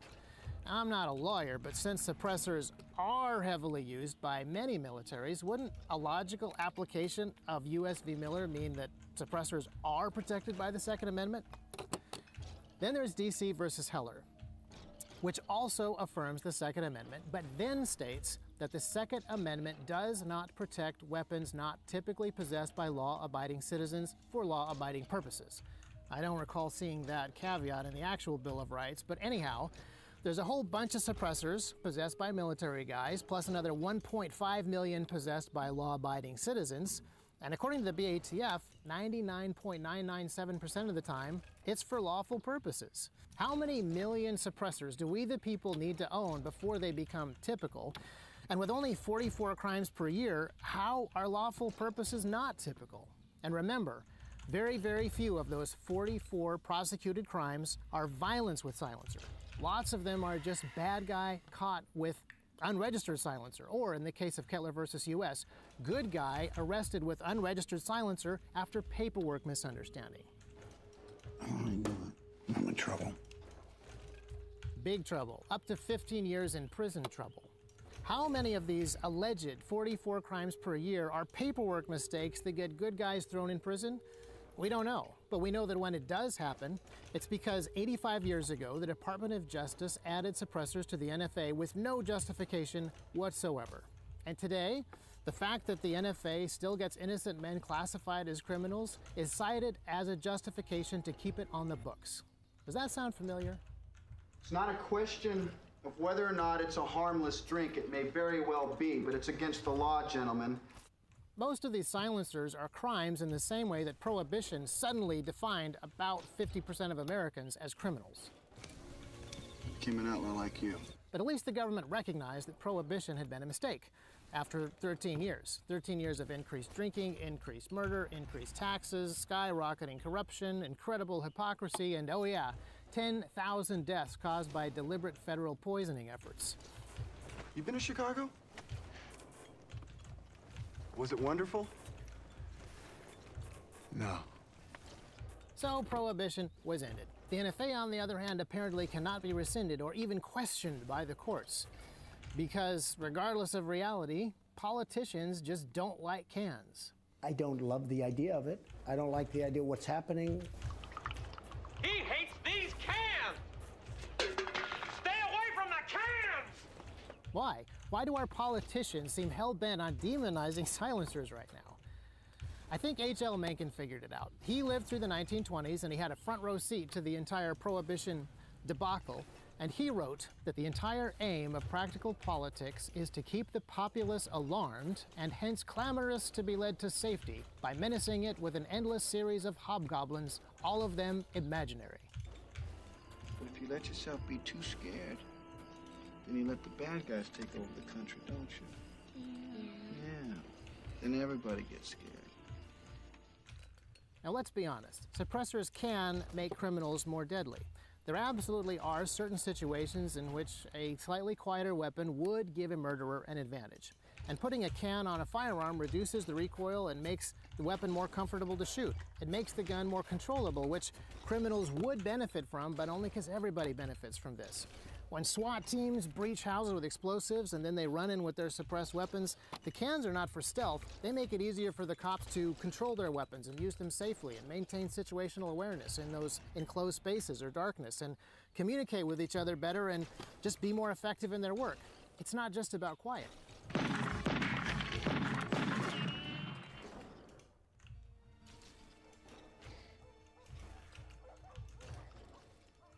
And if you want quiet, there's already a perfectly legal silent projectile weapon that's been killing people for thousands of years.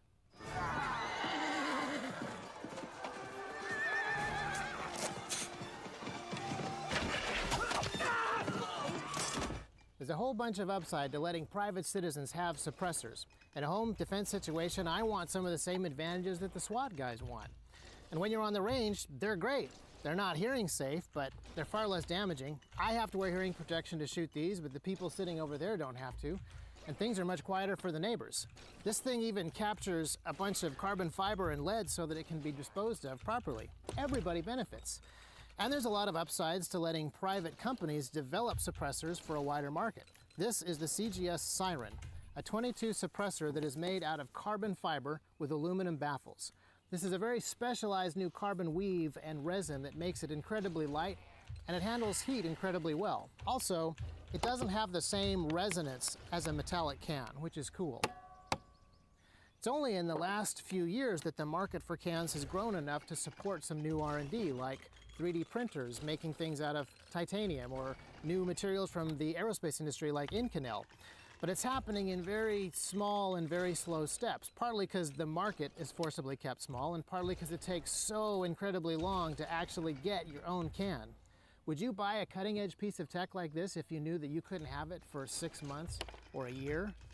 I'm just waiting for you.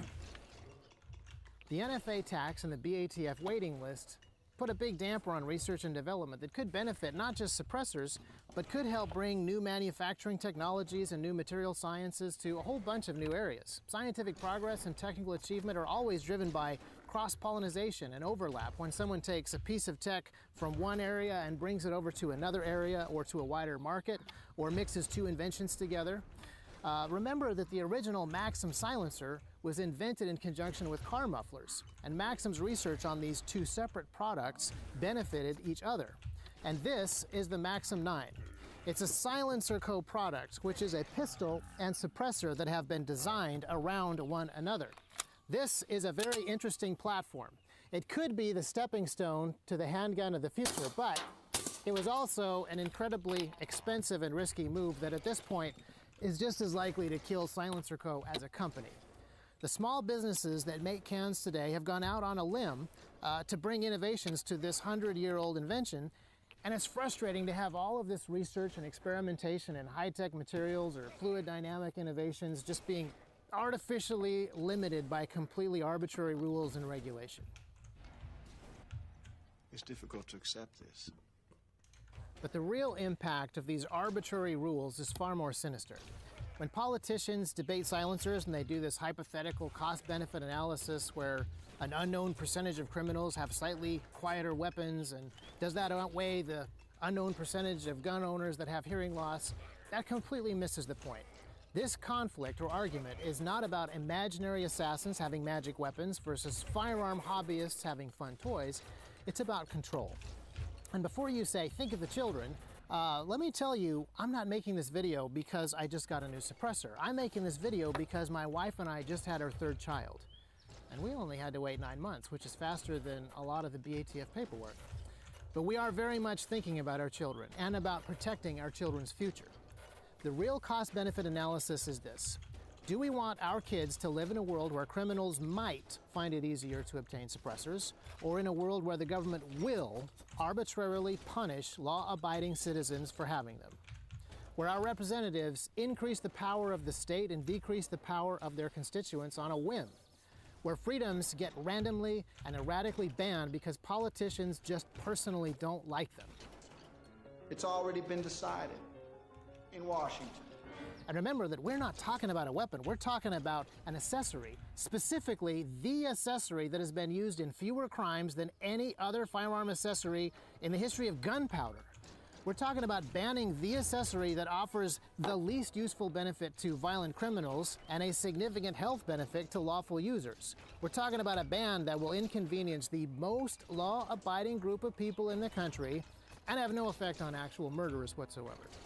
And more importantly, both this potential ban and the current NFA restrictions set a bad legal precedent. These restrictions do significant damage to our nation's attitude toward the Second Amendment. Here at T-Rex Arms, we agree with the underlying presupposition of U.S. versus Miller. The Second Amendment is all about giving military capacity to individual private citizens. We agree with our nation's founders, who firmly believe that all men are endowed by their Creator with rights and responsibilities. The right to self-defense is undeniable. The responsibility to protect yourself, your family, and your country is non-negotiable. A patriot must always be ready to defend his country against its government. Now, this little metal tube doesn't actually have a very big effect on the protection of the nation, but laws that ban this little metal tube sure do. In 1934, Congress was very cautious about violating the Second Amendment, and they looked for an end run around it. Today, its members are perfectly willing to throw out the entire Bill of Rights that they have sworn to uphold. We need to hold them to their oaths of office. The good news is that it's not the 20s anymore. It's not the 1920s anymore.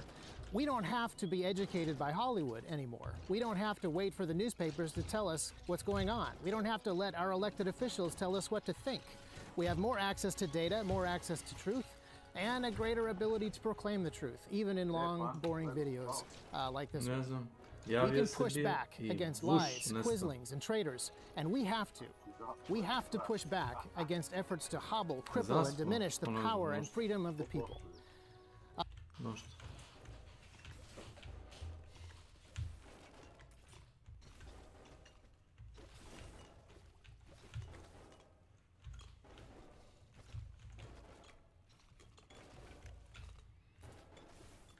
Gledao sam review malo pre o nekom filmu. Ne mogu da verujem da možeš ljude, kaže, zasnovan na događajima koji su stvarno desili. Da je lik nazvao preko telefona McDonald's ili koji već pičke materine i da je rekao menadžeru da je jedna radnica kao, ne znam, jedna cura od 19 godina, da je ona kao osumnjičen i kao u istrazi i da treba da je kao pretresu, da provere da li ima kao drogu ili oružje. I to traje jedno sat i po vremena taj film.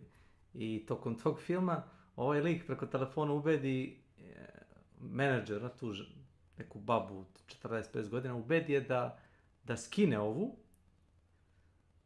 znači golu, da je drži, razumeš, bez telefona, bez ičega, da je drži ih tamo u ostavi, kao dok ne dođe policija, da u međuvremenu naiđe lik i ona njemu oralno ga zadovolji, zato što je ovaj lik je zgrabio telefon i kao pričao s policajcem i policajac preko telefona mu je rekao kao da pošto je nevaljala kao treba da je kazni, znaš, kao ne sluša naređenja policije.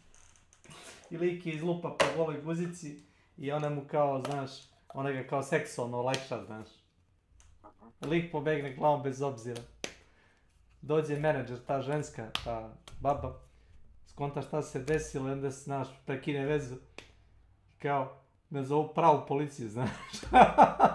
Prava policija stiže, oni pričaju sa inspektorom na licu mesta, kaže inspektor, pa da, kaže, ima neki, kaže, degenerik koji, kaže, zove tako, zove tako ljude, znaš, i ono, bukvalno ih ubeđuje da urade ono što on hoće.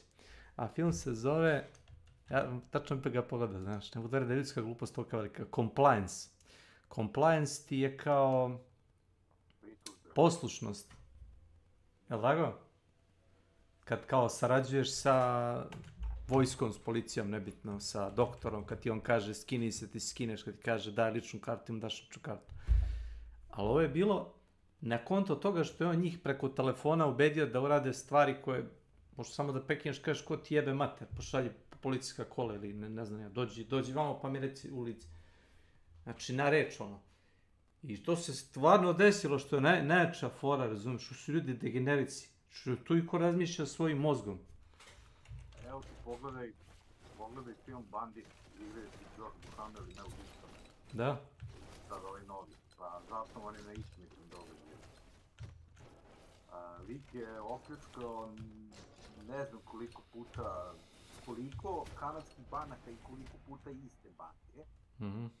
To se predstavio kao neki radnik obezbeđenja koji istražuje sigurnost banaka i menadžer jedan mu je rekao, ali to je početkom 80-ih, dok nije bilo sve. Dobro. Kaže, mi nikad kao politika banke, mi nikad ne protivurečimo lopovima, nego ako kaže pištolju ne stiskaj, alar dume, mi ne stiskamo, damo mu pare i gledamo na... Da ne pogine niko. Da. Znači, pogledaj, nećeš verovati. Čovjek zgrno para i para. Uvatili ga tek tamo posle jedno 5 godina ga uvatili. Znači, pazi, ulazi u istu banku i kada, evo, opet ja, šta radi sa smeje i daje mu pare. Kao desi, ono do sada. Koji film? Bandit. Baš tako, Bandit. To stari film ili novi? On stari. To moram pogledati. George Duhamel i... Welcome.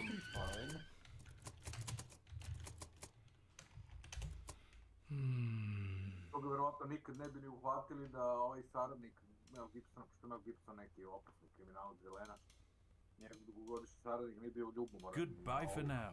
Što se ovaj otačio s njim, Gibson pa ga obdukao. Da, to. Da pitam kuma. Alo. Vidi, ako hoćeš pogledamo neki film. Ovo bi ovaj. Kupio ličnu kartu od prosjeka na ulici za $22. Živeo ceo život na toj ličnoj karti. Kada stvarno istini događaj.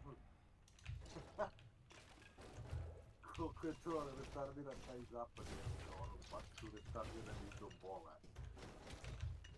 Pa jesi gledao Catch Me If You Can? Pa to je genijalno. Jako sličan. Pa to je ta kao ljudska psihologija da ljudi neke stvari ne proveravaju. Neke osnovne stvari, mislim, ono. Ali bilo je skoro u Srbiji, ne znam jesi čuo, pričao mi je neko. Policajac zaustavi me ako si čuo, policajac u uniformi stoji pored pokvarenog automobila na sred ceste, parkiran, stavljeno, znaš, kao trougao i to, i kao auto mu je pokvaren. Međutim, on zaustavlja, kao saobraćajna policija se predstavlja, i stvarno jeste član saobraćajne policije, ali nema službeni auto i nema kolegu, znači sami. I negde van sela, ili mesta toga naseljenog, stoji, razumeš, i ono zaustavlja ljude, piše kazne, ovo ono, znaš, uzima mito, da bi ga jedan lik, meštanin, razumeš, provalio, pita ga, pa kao, gde ti je policijski auto? Pa gde ti je, ne znam, kao, ja znam da vi radite ono s kolegama, kao, gde ti kao kolega, znaš, i ovaj njega prijavi u policijsku stanicu, slika ga i prijavi ga u policijsku stanicu, razumeš da je ono ilegalno uzeo uniformu, da je uzeo oružje, da je ono, znači uopšte nije dužnosti, razumeš. Ono zloupotreba radnog mesta. Evo moj drugar iz Melan, u selu Predrenje, imam stric rođeni Pandor. Žive u velikoj porodičnoj kući, on sa roditeljima i stric sa svojom familijom, ogromna na 3 nivoa, znaš. I on noću, evo se, kad ovaj ne radi, mazne stric značku, ima neku tamnu plavu mečku ovdje, znaš, ogromno. Da. I ode u Mužio, u čuva u Zrenju, to je mađarsko naselje. Gde baš malo ljudi zna srpski, baš ogromno naselje priključeno. Priključeno Zrenje, čak ima i drugi poštanski broj, Zrenje, ali nije Zrenje, Mužio, to je sve Mađari. I ode tamo i zaustavlja troje, 4 uveče, uzme i naplati nešto kaznu i zbriše, jebi ga da ide da pijem durac s drugarima. Stric kad ga je provalio, znate nešto sad da ga ubije. A ja znam 100% to radim, evo i da. I pričam se i pokazam mi znaš kad treba mi par. To je mrtav vlada to radim. A i moj kum ti isto nije bazer, on ti koji Ivanović kako pušta, da se oboljava da pije. Kad je trezan je duša čoveka, kad je pijan bez dalje.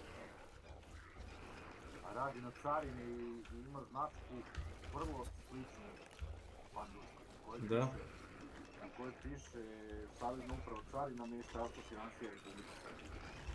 Za pismene ljude piše, da, dobro. Za pismene ljude to je neki bauk. Znači, ko zna da pročita, to je bauk.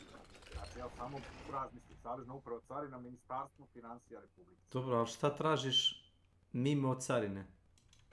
Dobro, ne znaju ljudi da je to, on može biti carinski policije, znači ima uniformu i što su im u zadnjih 10 godina su im promenili sa one zelene, su im promenili u tamno plave. A dobro, da li oni nose značku na vidnom mestu? Ne, kum mlatara sa značkom. U uniformi i on, mrtav vlada, ljudi će tamo, mrtav pijan si. Na primjer, u Beogradu sad imaš one parkinge koji se plaćaju pa ti piše na čekanju koliko vozila kad su puni u nekom špicu, znaš. Idemo ja i ovom mrtav vladan ih prepada onog portira tamo na rampi i još naplaćuje, ajde, ne moram inspekciju odmah svi su vozila za nešto. Ovo je jadno strčava tamo neko tačke. Mrtav vladan, odale manko, tamo niko, ajde.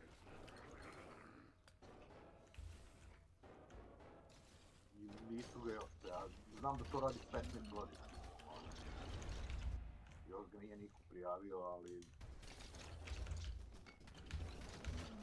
Jednom je ispala značka na Usrečkoj ovdje, na stanici, značka sam ja našao i usledio za nebanje. Pao u depresiju, izlazi iz kola. Isto tako nešto mlataro na autoputu stanje neke bile i ostavio u krilu. Stao do kioska da uzme piva nekoliko meni i njemu, dolazio do mene. I kako je izašao, nije ni obratio pažnju da mu ispalo iz krila na parking pored kola, znaš. I došao je počeo pizdi kod mene, poludeći kako je kretan, kako izgubio značku. Ja rekao, aj polako, gde stanem i gde se sve išao. I on kad mi je rekao, tu preko puta sam stao kod nekih klope do kioska, ja rekao, ajde idemo tamo. I on stvarno pored trotoara, kaže, hvala ti, kako meni ne bi nikad palo na pamet.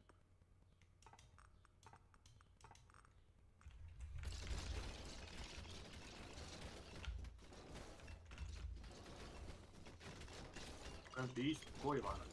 Da popije, samo bi se svađao, samo bi svima bi govorio kako su idioti, glupi, nakaze.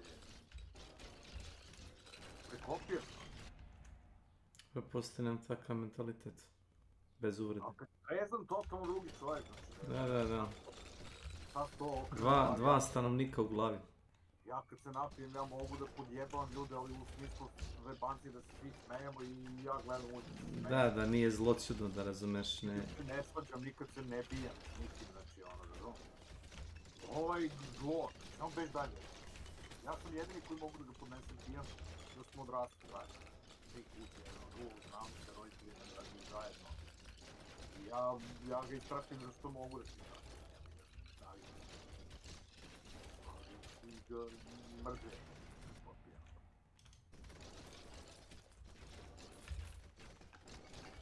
Kažeš da ne veruš koja je to promjena raspoloženja, što ti kažeš glasno. Druga lica, totalno druga lica. Drugi stanovnik. Deli glavu sa drugom osobom.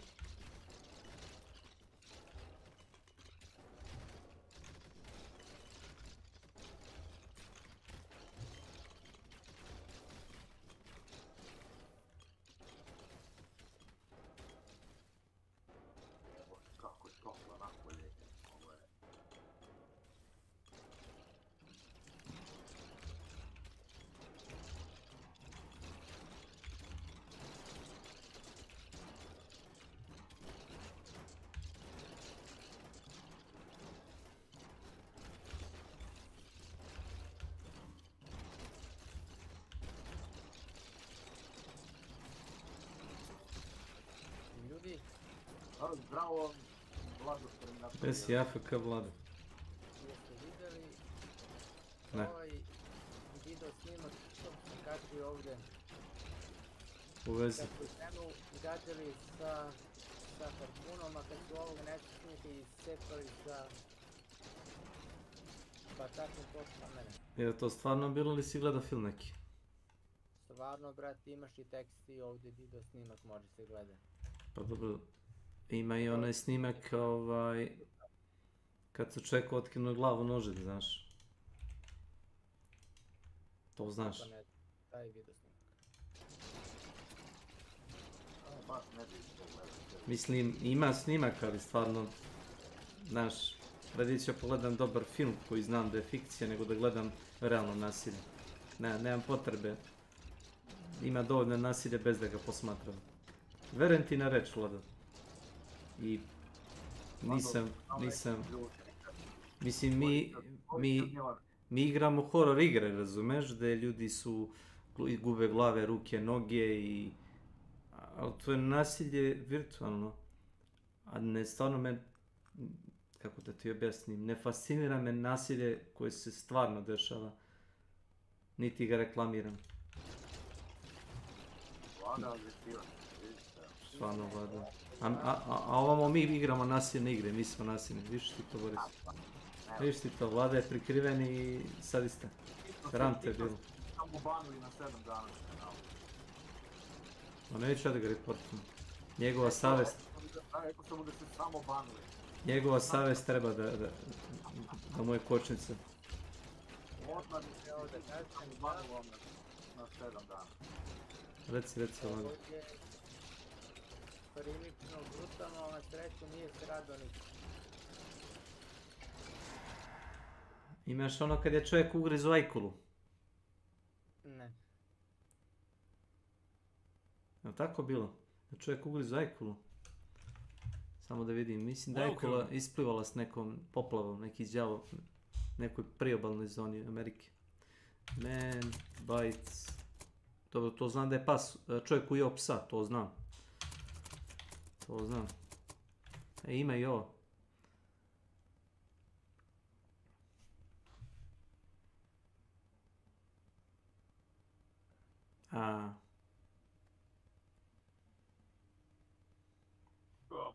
Ok, zamenio sam teze. Stvarno se desi slučaj da je čovjek ugrizo psa.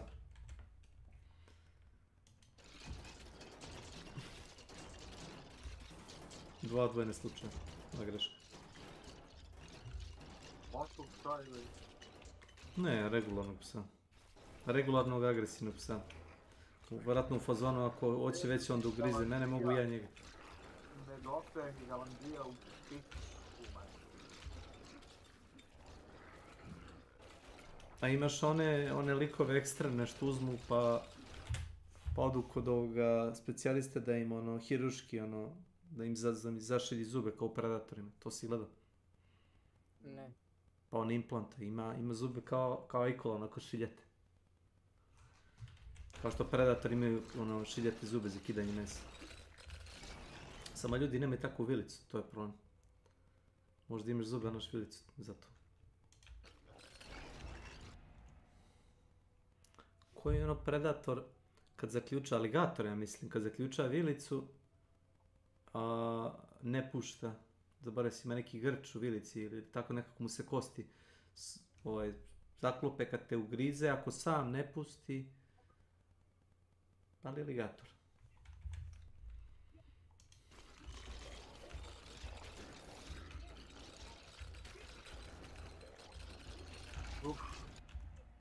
I pitbull terrier, jest. Pitbull terrier.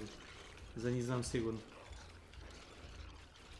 Da moraš da ga klepiš po glavi ili da ga ne svestiš bukvalno da bi ti pustio ruku ili nogu. Ti je već i notkine.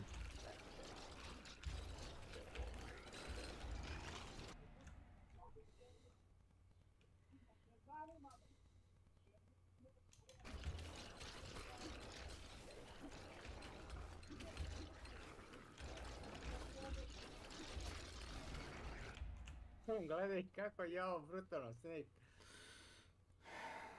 Snake, jesi tu? Tu si, reci Vlada. Jel opet neko nasilje?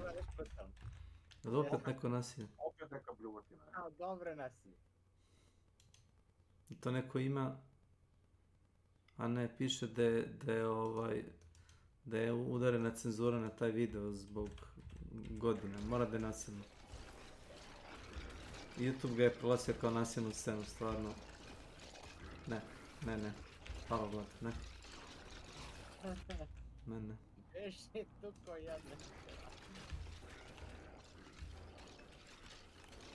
Vlado, tako mirni tipovi kao ti jednog dana izađu na ulicu, razumeš, i naprave pokolj u selu, tako da bi se ja ozbiljno zabrinuo. Čekaj, pa to Neša, brate, Ne, i ti isto, znaš, polako ga fasciniraju nasilne stvari i samo otkači. Neša samo priča. On je sad priča i ništa akcije.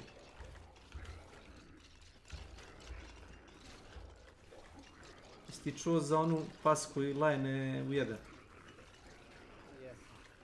Pa ja mislim, par puta što sam gledao, mislim da je istina. Uvijek me više je zavatala kad uđem u tuđe dvorište, kad pas ni ne registruje me, razumeš, ali polako prilazi. Neću ni da zalaje. Onda znam da ne treba da ulazi. Onda zovem obično s vrata domaćina. A ako pas laje, a ja znam domaćina, možeš proći pored njega, razumeš. Laje oba oka, to moj kum ima 3-4 keruše. Od te 3-4 keruše, 2 laju, znači ono, bez glasa da ostanu, a 2 me gledaju, razumeš, i reže. Više me strah ti što reže, verujem.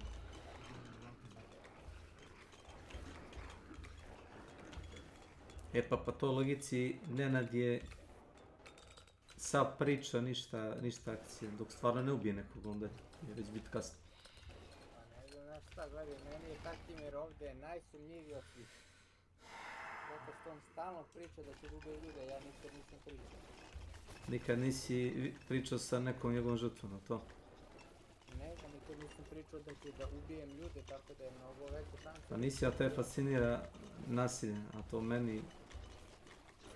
Ako ćeš već da gledaš nešto interesantno, imaš ono snimak sa parkinga kad je onaj tip izvukao, on ima dozvolu da nosi oružje, ali ono kako beše u Futuroli, jel tako, i samo u slučaju samodore da se brani. Međutim, on je verbalni sukob, to se desilo nek do Americe na benzinskoj pumpi, on je verbalni sukob, bukvalno eskalirao, izvukao pištolj i ubio čovjeka.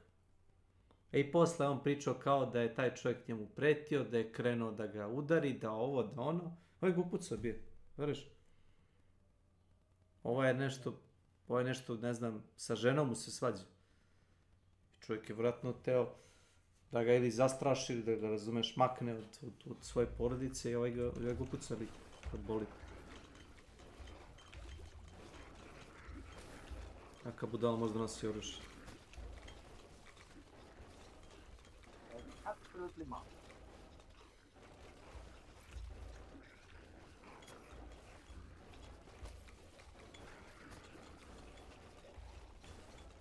Da li mi je Milan pričao ili neko da u Crnoj Gori bio negde zakon ranije da ljudi stariji od 70 godina, 80, zaboravio sam, imali su pravo po želji da nose vatreno oružje pod uslovom da ga plate i da mogu da ga da im je dozvolu za to, ali imali su dozvolu za nošenje, zato što kad imaš toliko godina kao jedini način da sam sebe odbraniš je uz upotrebu vatrenog oružja. Pod uslovom da možeš da pučeš obarače da podigneš sebe.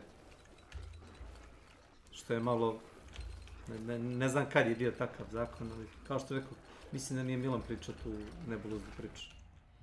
Možda se varam. Pa Milanove priče su dobre, nisu nebulozne. A ne, to zvuči kao bajka. Baš zato što zvuči kao bajka, zvuči kao nešto što bi on ispričao.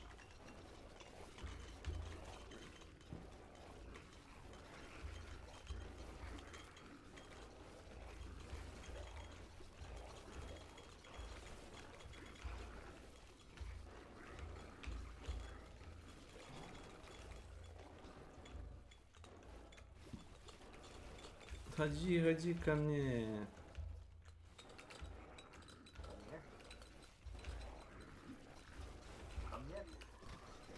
Ovo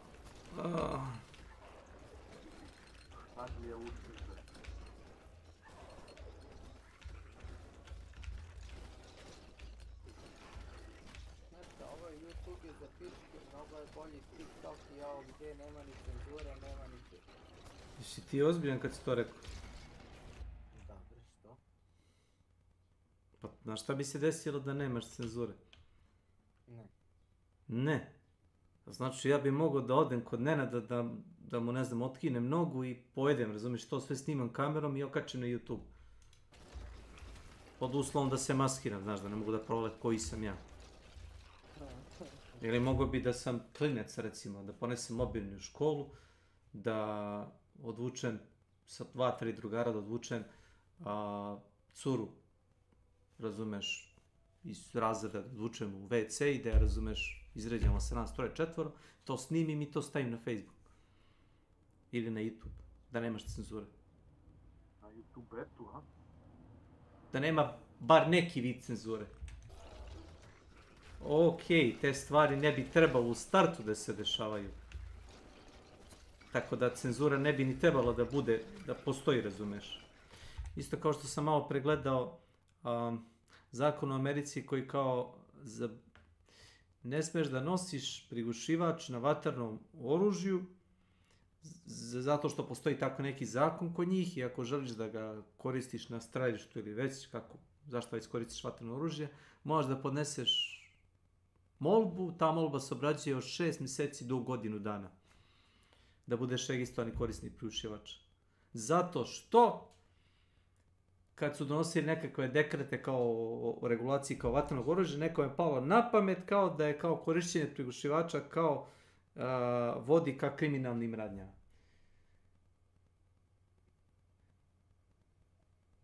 Ne. Neko ko koristi vatreno oružje, koristit će ga i sa i bez prigušivača, bez da je to neka prednost. A druga stvar, što sam gledao što je lik koji je stručnjak za oružje, kaže prigušivači generišu više toplote na toj tubi koja razbija te gasove barutne, šta li. Proizvodi više toplote, greje se više. I kad bi opalio 10 metaka, znači imao bi u ruci komad usijanog metala, razumeš? Čekaj, a kako bi ovi na ratištu Šta? imaju... Pa znaš li zašto imaju? Proto su... brate. Ne!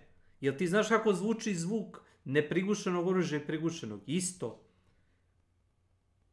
Imaš zvuk oružja vatrenog koje opali, koje nema prigušivač, zvuči BAM!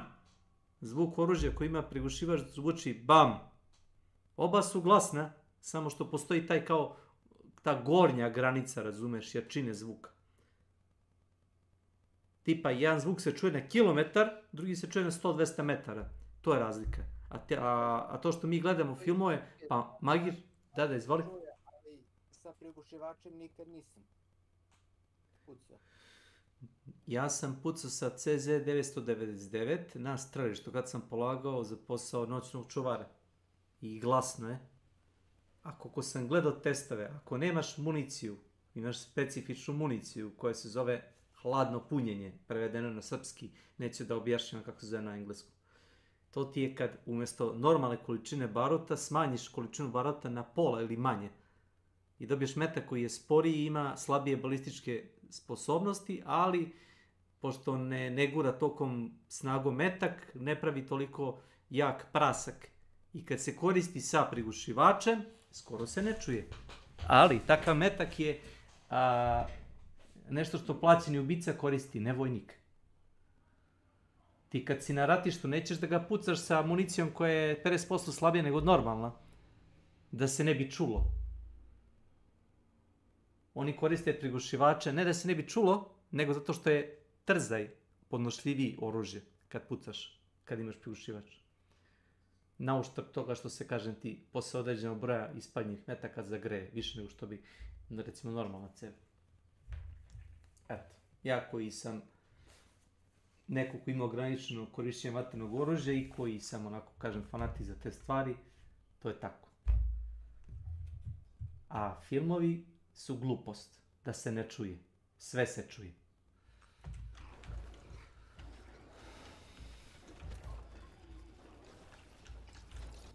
Fantazija. Izvini. Ništa je bilo, šta ti je? Nisam teo da solim pamet, tako. Čekaj, to su razgovori. Šta će biti s kućom? Zapalit ću je. Razgovori. To. Odmah pali govna. Zapavit ću.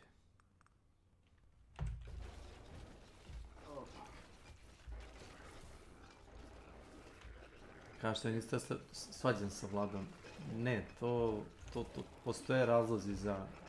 Jesi znao da su Rusi kad su obučavali trupe, artiljerce, Da. u periodu recimo između Prvog svjetskog rata, Drugog, pa na ovamo, imali su običaj da vežu Mosin Nagant, onu repetirku, za cev sa strane. Dobro. I onda kad posada vatrnog, topa, toga oruđa, vatrenog oruđa, artiljerijskog oruđa, kad namontira sve, opale metak iz repetirke, jer je jeftiniji jedan metak nego jedna granata. Da bi koliko toliko imali dojam kako će taj metak da se balistički ponaša. Obično je metak onaj tracer, onaj svetleći, koji ima u sebi fosfora, šta li ima, i onda se on vidi. Ne znam, jesi ikad pucao u vojsci sa onom municijom, kako to zove, obeležavajući metak. To su svetleći ili signalni meci. Ne znam, ja sam dete zapada, ja to znam kao tracer meci. Znači imaju sebi fosfor ili neki đavo i obično se ne puni čitav okvir, jer bi ti bilo skupo da napuniš 30 metaka toga i glupo također. Obično se stavi na čitav okvir, svaki... Nego je glupo i najbolje se stavlja na svaki treći metak. Jest, da bi posle svakih trećeg do šestog metka video otprilike gde pogađaš. Jeste, jer ako bi bio na svakom metku, lako bi mogli da te nađu. Naravno. I nisam ja znao to za Ruse.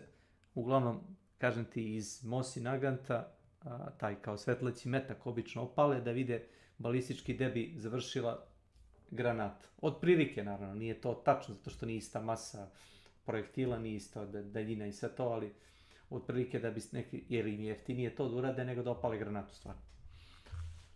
To nisam znao, a to koriste pri obuci, ili da su bar koristili pri obuci vatrenih vodova. To recimo, naša vojska nisam imao to da radi uopšte. A ja sam bio prijatelj, ali nisam bio vatreni vod, bio sam vezista, ali nisam primetio da koristimo takve metode.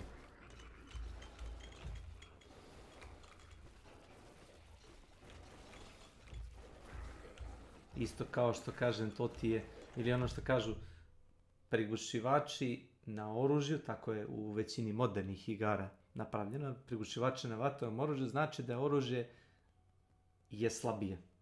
Ne. Metak duže putuje iz cevi na mjestu da se vrši opaljenje do trenutka kad izađe iz vatrenog oružja. Metak duže putuje i duže ga stabilizuje i sama cev i prigušivač, taj deo s prigušivačem. I ima bolju putanju i bolju balistiku.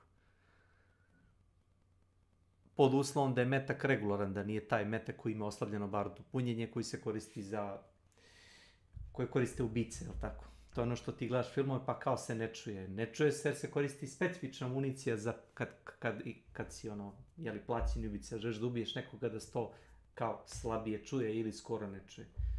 A ta municija je balistički slabija i obično hoćeš da imaš pištolj s prigušivačem ili automat koji ćeš da pucaš nekoga u glavu, na primjer. Neš ga pucati u grudni koš sa municijom koja je u startu slabija, šta ako ima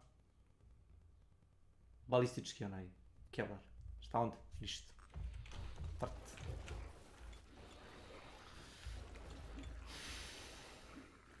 Imaš li preporuku za neki dobar SF film? Gledaj bilo koji deo Aliena. A gledao sam. To je dobro. Gledao sam ga više A Blade Runner 2000, koji se zove? Ovaj novi.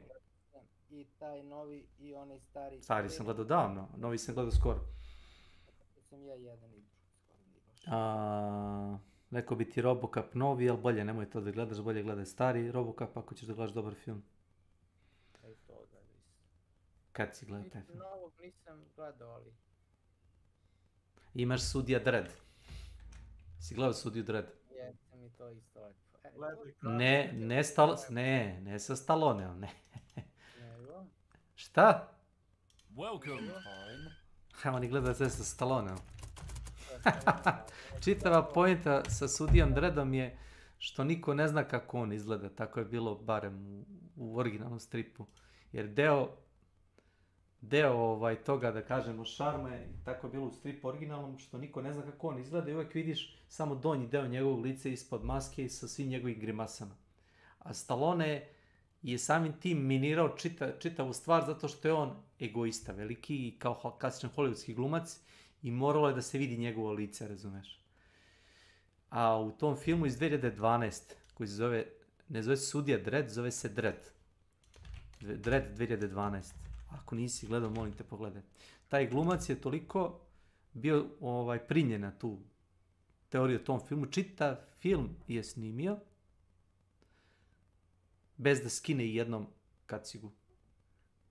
I veruj mi da to radi efektivnije nego da znaš kako izgleda glavni glumac. Zato što uvijek vidiš njegov izraz lica kad ga metak pogodi ili kad je ljut ili kad je namrgođen ili kad razmišlja. Ali nikad ne vidiš oči, ne vidiš, razumeš, gestikulaciju. Kako može neko, razumeš, sa tako malo, razumeš, da kažemo, pošto kamerom on snima lice, razumeš. Kod njega samo vidiš, kažem ti, samo vilicu i kao malo nose, to je to. Čitav film je tako snimljen, a možda ne možeš baš sad, ne znam kakav spektar emocija, ali bar nešto možda da pročitaš. I poenta je što je on takav, razumeš, kameni tip koji radi sa regrutom i poslane u tu zgradu da razbije kao tu neku operaciju, neki ilegalno prodaje narkotika. Film je naučno fantastični zato što se dešava u toj nekoj budućnosti gde kao ljudi žive u ogromnim soliterima. Jedan soliter ima 10.000 stanovnika tipa. Pa to su mega kao strukture. Soliter grad, razumeš? Da. I vlasnik toga kao solitera je kao privatnik, jeli? Ta žena, a ona je kao član kao te neke narkomafije i ona je rekla svi stanari koji žive u toj zgradi kao imaju kao džabe stanarinu kraja života i kao doživotno kao snabdevanje kao narkotika ako kao pobiju te kao sudije, te policajce. Sudije se zovu zato što su oni sudija, porota i izvršitelj. Ako kao srede kao te sudije koji dolaze u zgradu i kao naročito ako uvate kao Dredda, ako ga kao eliminišu. I on probija se kroz zgradu, bori se sa tim stanarima i na kraju dolazi do vrha i sukobljava se. A ta ženska nije nešto, nije ni poenta, razumeš, u njoj, ona je nikakav lik, razumeš, klasična žena koja gospodari. Uopšte ne predstavlja nikakvu pretnju. Film je interesantan. A film je inače kopija indonezijskog filma koji je možda Boris gledao, Raid, Redemption. Nije tu Boris, mutirao se. To je malazijski film koji se dešava u našoj realnoj sadašnjici i radnja je slična. Odred policajaca bio poslan da uhapsi kriminalca u zgradu. Ta zgrada je soliter, veliki soliter je pod vlasništvom mafije. I odred policajaca je bio zaskočen od strane ološa i šljama i od svih policajaca preživlja 1 ili 2. S tim što je jedan korumpiran, a drugi je, razumeš, naš heroj, da kažemo tako, heroj publike. A taj film Sudija Dredd je u suštini kopija azijskog filma, ali da je dobar, jeste. I bolji je od tog smeća u kom Stallone glumi. Taj film u kom Stallone glumi jeste smeće, ali zna da bude zabavan, ali nije baš, da kažemo, dobra adaptacija stripa. Više je jedan od onih filmova u kojima je Stallone herojski karakter i macho man. Kao da gledam Kobru ili Ramba, takav fazon imam kad gledam Sudiju Dredda sa Stalloneom. Sve kopije do kopije, stari film. Znamo zato u to vreme nismo ni znali za bolje. A dobro, ali sad znamo i ne moramo da gledamo iste gluposti. Sad, brate, znamo, sad više nema, sad su sve efekti, više nema priče. Pa, okej. Taj film koji sam ti preporučio je pola specijalni efekti, a pola je gluma. Gluma je solidno dobro.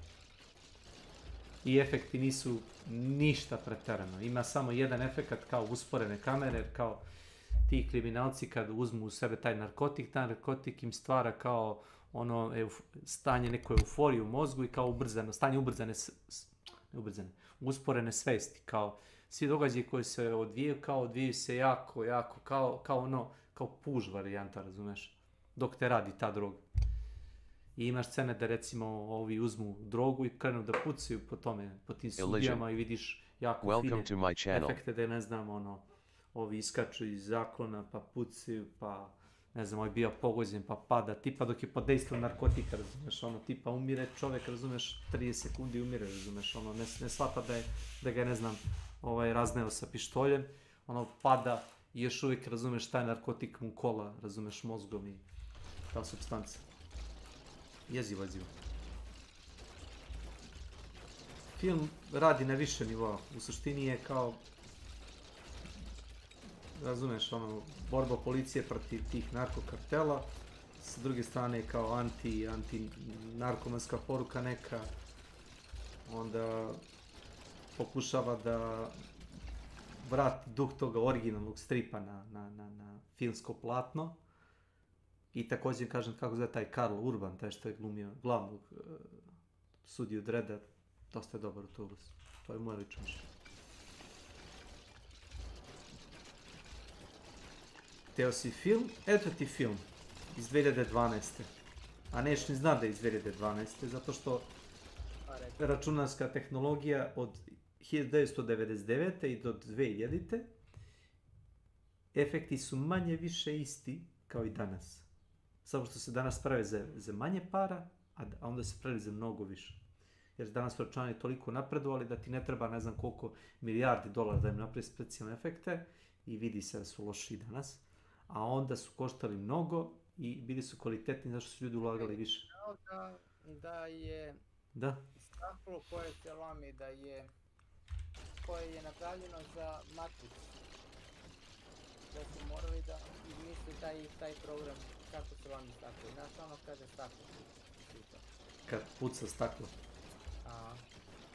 Ne.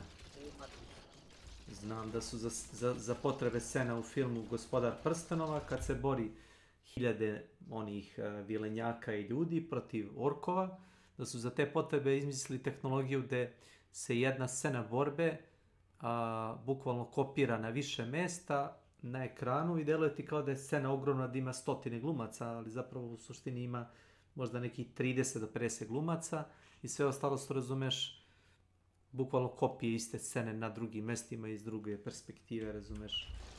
Deluje kao da je masivna tuča, nije.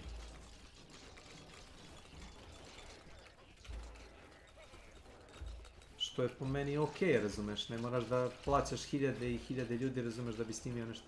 Kao Lavlje srce. Lavlje srce, ne znam koliko su statista uzeli. Mislim da su Mel Gibson je platio, da li vojsku Britanije imao da neku, ili Irske, zaboravio sam. Ne znam koliko su stotina vojnika uzeli za one scene kad se konjica s onim bori protiv onih pešadija s kopljima.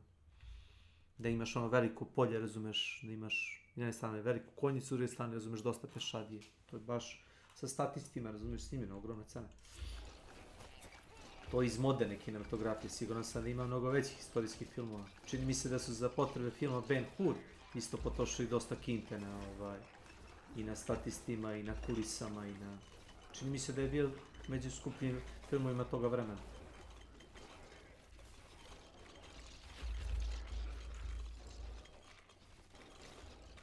Dakle, teo si sci-fi film. Eto ti sci-fi film.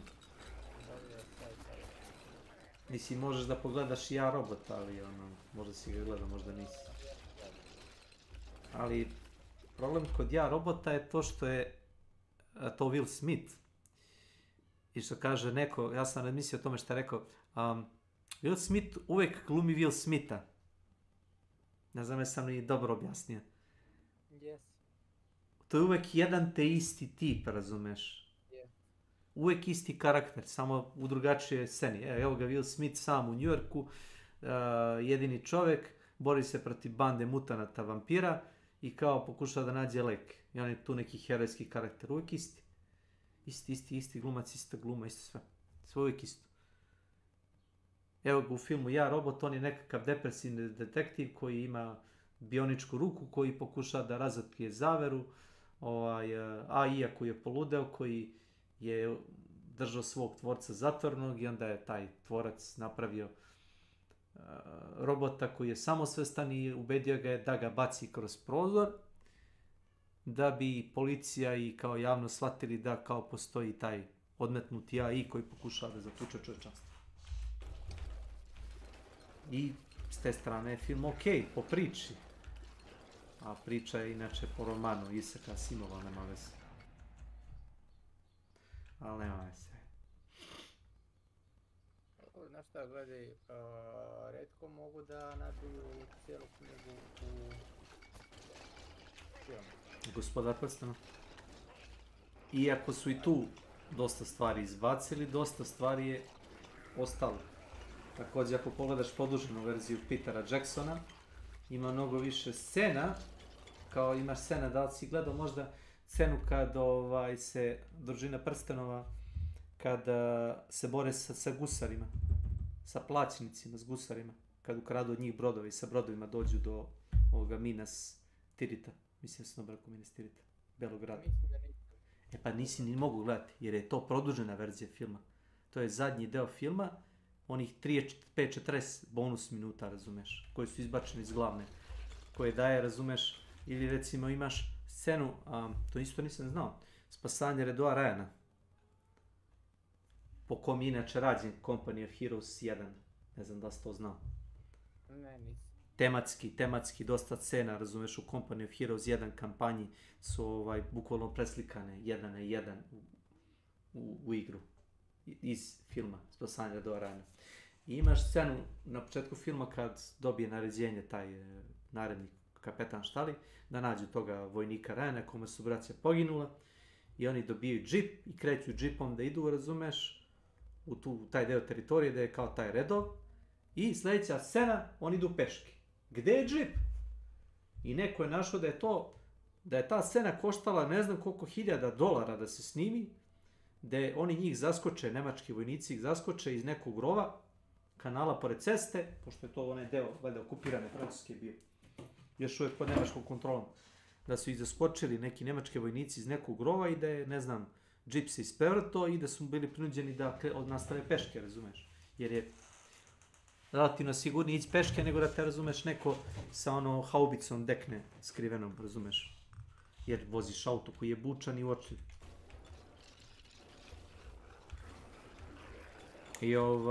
I onda je Spielberg izbacio tu scenu komplet. To ti je neki 2 do 5 minuta, čini mi se, materijala. Niko nije nikad vidio tu scenu. Slučajno vidio na YouTube shotovima. To su ti stvari koje mogu da pruže možda uvid u neke događaje u filmu, ali na kraju krajeva možda nisu toliko ni bile ni bitne. Možda.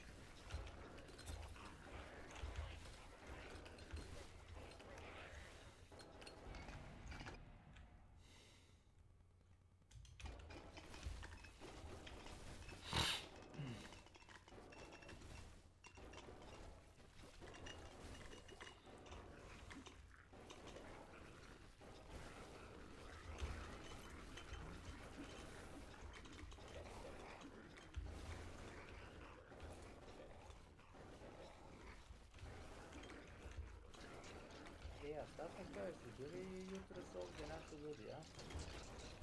Koji? Je bio Milan Taki. Ne znam ja sam se Vlado ustao u 1 sat. Ja sam radio treću smenu, Vlado. Ja sam palio računar oko 1, pola 2, čini mi se. Ko je bio tu, ko nije? Pa recite me.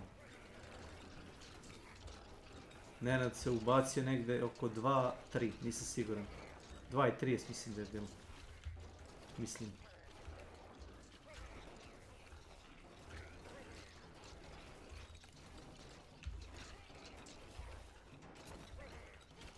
Ah, kako ste naporni, umrite.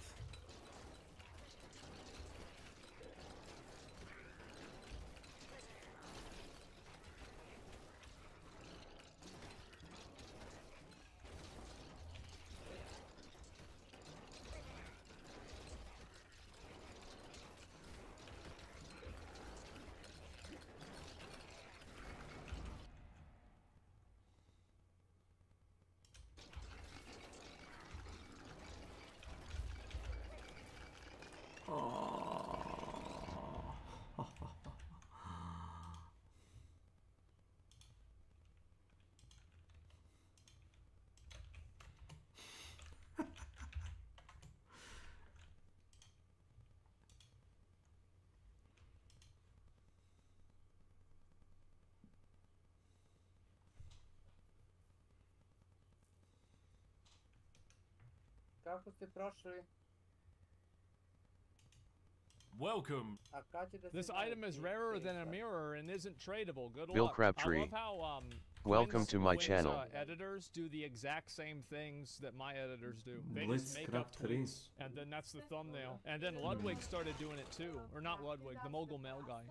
The RNG is so ridiculous that you literally you can play for your entire lifetime 5 times over and never loot it. But that's just dumb. You could have Yeah, someone it's like dumb. Mr. Llama, right? Okay, and he could play this game for 20 years. Ooh, that's a long He would time. be like 62 years old, right? He could play the game for 20 years, and do you know how many he would have? 0. Like, why is that a system in a game? They confirmed. Yeah, who's this for? That the ultra giga mega rare items are in the game, right? Yeah. Except they only drop at 85 plus.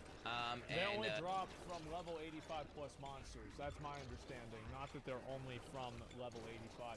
That's what the tweet said, at least. Who knows? Yeah, they basically are so rare that I only have one person having a single one of them. And I'm a fucking Yeah, streamer. Which it's basically insane. means we're talking mirror tier rarity, right? We're talking mirror tier rarity. And you can't. Way more than that. I feel like it's way more than that. Like, every single league, there's at least like 5 or 6 clips of somebody looting a mirror. Like, just like somebody just like hard dropping a mirror. We haven't seen a single person hard drop Grandfather or hard drop Harlequin Quest or Crest. It's worse than trade mirror. them. Yeah. So many mirrors I've had in Path of Exile? I've had 0. 0. It basically seems like Yeah, these same. items shouldn't be in the game. Like, rare Yeah, are it's the mirror. stupid. Like, like there's no reason. Like, what value does having an item that nobody can get have in the game? Mirror tier. It's just stupid. Say, okay, let's go rare on the mirror tier, but I don't think it's rare. Whatever. Like, why even have it in the game at that point? Like, Yeah. what are they thinking? Yeah, It's well- not even a chase item. That's not even. You can't chase Well, that. you can't. Yeah, exactly. That's the thing. It's like you don't have like in Diablo 4, you don't have chase items because in order to chase something, you have to run after it, right? But where the fuck are you gonna run? You don't know where to go. How are you gonna chase something you don't know where it is? Fuller smoke a lot. It's like in PoE. Welcome to chase my an channel. item. You want to get fucking. I don't know. You want to get the brass dome back in the day. You go do the fucking Minotaur. If you want to go get a dying sun, you do Shaper.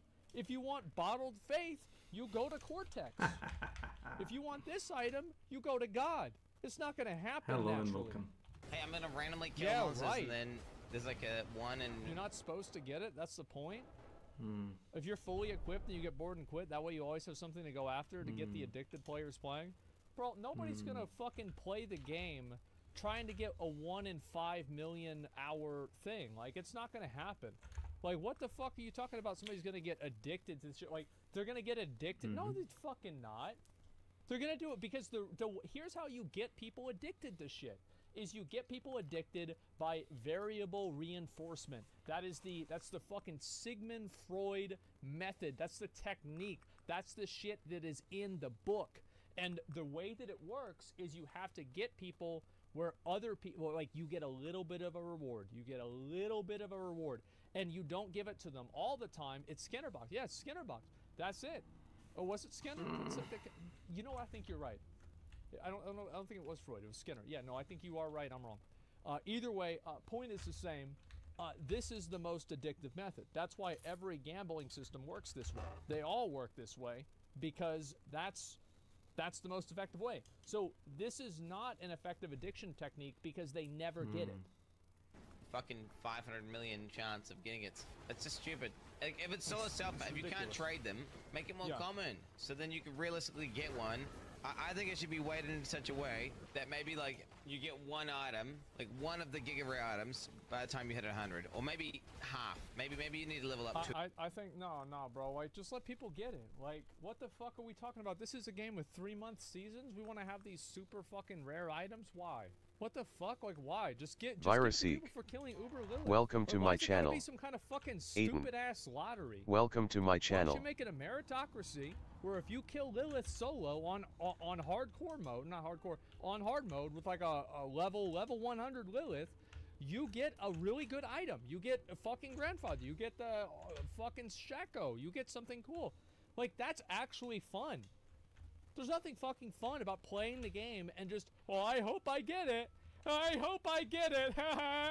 That's what they fucking had with Diablo 3, Reaper of Souls. I quit that fucking game because it was so boring. 200s to get one item. I don't know. Pisses Whatever, me somewhere off. in that range, and then you get what you get. Or they let you target farm in some way. You know, like there's some way of target, like, but then it's like, I don't know. If they had like static content they could associate each item with, and you could farm that That's content to try and get that item. Not a div. People are getting carried. Make it to where you can only do it solo. God, fuck div cards. I hate div cards. The current implementation, guys. What? Item. Not a div card. Fuck div cards. I hate div cards. What the fuck? Why does he hate divination cards? It's the best system PoE has. What the fuck? Why does he like that? Well, what? Because he's SSF? Who gives a shit? The current implementation, guys. The current implementation of the items, they don't exist. That's the current implementation. Just to be clear. Oh, they just allow trading. Yeah, true. Yeah. Allowing trading. Well, I think allowing trading would still be ridiculous. It would still be ridiculous, even if you allow trading. It's fun to have a lottery ticket chance of a truly legendary item dropping. However, I think they need some rare items that actually have a realistic chance of dropping too. I actually disagree. I don't think it's exciting or fun at all. It's just annoying to know that there's like one item in the game that like is just never gonna drop. It's just stupid. And it's your biz, yeah, like, and you're just never gonna get it. And you can't do anything to get it. I don't know, I don't think that's fun. Honestly, like, how would you even pay for one? This is so rare. I only know one guy with the fucking helmet. Well, like, I know how you pay for it sounds like it would just be RMG'd as well. I don't know, it just seems like, no, I'd rather it be so, like, dude, I'm of the opinion that this, dude, like in SSF, for example, in Path of Exile, I feel like a lot of the ultra Mr. Sensual, chase welcome to my channel. Should be more common, and then SSF should be void to trade. Like if shit is SSF, right? Then it should be like reasonable for a person to loot it upon like doing a full character run. I don't think anybody should. I don't think they should design the game around SSF, bro. Like, I don't think so. Like, I've been playing SSF and Diablo 4. Like, I haven't traded anybody anything. But like, that should not even be on the radar. If it's trade, don't get me wrong, and it's an economy, then okay, you can make it far more rare because then people have a deterministic path to grind out to it, right? Exactly. They can like literally just sit there and blast, deterministic path, grind, and be like, I don't know, they trade some guy. Let's say they trade 1 billion gold. This is like, what's funny, I think about this right now, is like, this actually kind of reminds me a lot of what happened with WoW and Titan Forging. Where it's like, having these really rare items isn't really the problem. It's that they're the best items in the game, and they're so rare that you would realistically never get a chance of having them.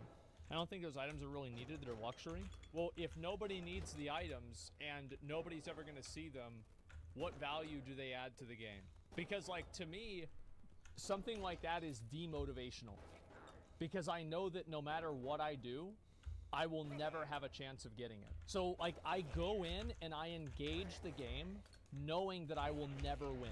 For me, that's massively demotivational, personally. Because I like being able to complete the game, I like being able to finish a build and feel like I am at max power. For the item.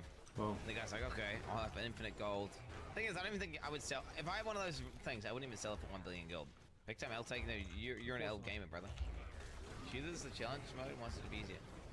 Yeah, there's no value in having something like this. Are you dumb? Why are you defending like dog shit ass design? Okay. Yeah. How many mirrors have you looted, chat? Off monsters, not traded. How many mirrors have you looted off monsters in Path of Exile? 0, 0, 0, 0, 0, 1, 0. Okay, most people are saying 0. They're all Okay, that is your chances of looting one of these items. It's lower than that. Why? Okay, why even put an item in the? It's so much lower than that because everybody knows Diablo 4. Obviously, way more people are playing it than any PoE league, right? Like, probably, I would say, like, 10x, 5x at least. Every single league, like, I watch those Gamer for Life compilations every single time a new PoE league comes out for, like, the first month. In those compilations, in the first 2 weeks, there's, like, 5 mirror drops. And those are just the people that were streaming. You're not the average player. Playing it's like playing the lottery. People play it because they think they'll win. Smart people do not play. But why? Like, I don't play the lottery, so like I don't like it. So like these items are in. So let me get this straight. These items that are impossible to get are in the game because they make stupid people happy. What? Game. If you'll just hear about one guy getting it who's from Korea. It's so simple. Nah. I'm okay with maybe one item being like that, but all of them, I mean, that's just stupid. Blizzard logic, They yeah, could like, have a what the fuck? sliding scale, and one could be like this ultra item that pretty much doesn't exist. I'm okay with that, but all of, what's the point of them? What's the point of something What's the existing? point of an item being in the game if you can't get it? And you have no agency to get it. You have no goal to get it. It's just there. Why? Why is it there? Because it's not a chase item. That is not a chase item. Yeah, chat. you're not That is chasing. I don't even know. That's closer to like a lottery ticket, but then even then you probably have a more higher chance of winning the lottery than you do of winning one of. You'd probably have a higher chance of winning like $10,000 in the lottery than you do of getting one of these items. Yeah. Wait, what's neat about it? Wait, what's neat about you never looting an item ever? Yeah, you're never grinding these items. You're Yeah, never. I don't get it. I genuinely don't get it. I don't think it's fun or interesting, and it's actively demotivational in the same way that Titan Forging was actively demotivational in Legion. Because you know that no matter what you do, you're never gonna have the best item. And the reason for that is completely arbitrary. This is the way I think games should work. The hardest content drops the best gear. It's that simple. There's no, that's it. Now, there can be other times where people that aren't doing the hardest content can still get the best gear, but there should never be a time where the hardest content doesn't give you the best gear. I don't see how, like, what the fuck? What are we talking about? In the current state, you are never getting this item, right, chat? You understand that? Okay, these items, there's like 10 of them. You are never getting one ever. Yeah. They don't exist. Like, link, chat, anyone who's got one of those ultra uniques, link it right now. Link your character. Like, if no one in this chat has one right now, that's seriously like, question mark, question mark, question mark, question mark, question mark, question mark. That's right. Like, think about it. So you're defending some shit. Like, like, chat, if an item is like 1 in 100 people, that's crazy already. That's crazy unique. If we're talking 1 in like thousands, not even one person in thousands doesn't have one. Yeah. And you're sitting there defending that? Like, what are you doing? It's stupid. It's just stupid. Like, there's always going to be somebody who's stupid enough to see what's good in something bad. There's literally no logic that you can use that will make it to where that makes sense. The build's already done by 80. Why are they locking ultimate items? Yeah, exactly. Do you think there should be a currency only dropped by high-tier nightmare dungeons that can be used to buy these rare uniques? Yes.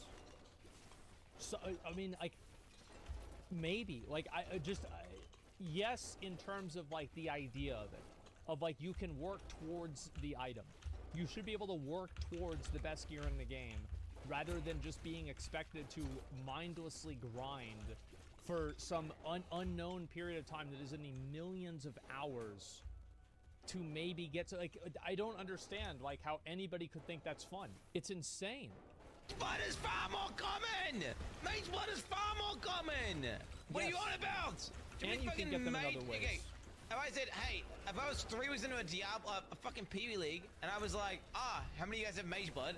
And I said, link it, I would have like literally like 10 people, 20 people do that. Literally hundreds of people linking me a mage blood. There is not a single person in this chat right now who has one of these items. The amount of people that have been playing Diablo 4, because it's the game and it's just launched, the amount of people that have been playing is like 20x that of PoE. Right? Some crazy amount more. So it's like 20 times rarer, and then there's 20 times as many people playing the game, and you're seeing 3. So then it's like, okay, the item doesn't exist. The item doesn't exist. The item doesn't exist. It functionally doesn't exist. It's not in the game. For everyone. You could have someone like Mr. Llama, right? Okay, and he could play this game for 20 years.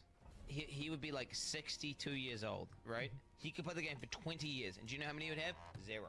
Like, why is that a system in a game? It's just stupid. Like, I don't understand, like, why would, yeah, I completely agree with Quinn. This is outrageous. Out of every single streamer on Twitch, okay, these are the most degenerate, tryhard, ultra, giga, like, nerd guys.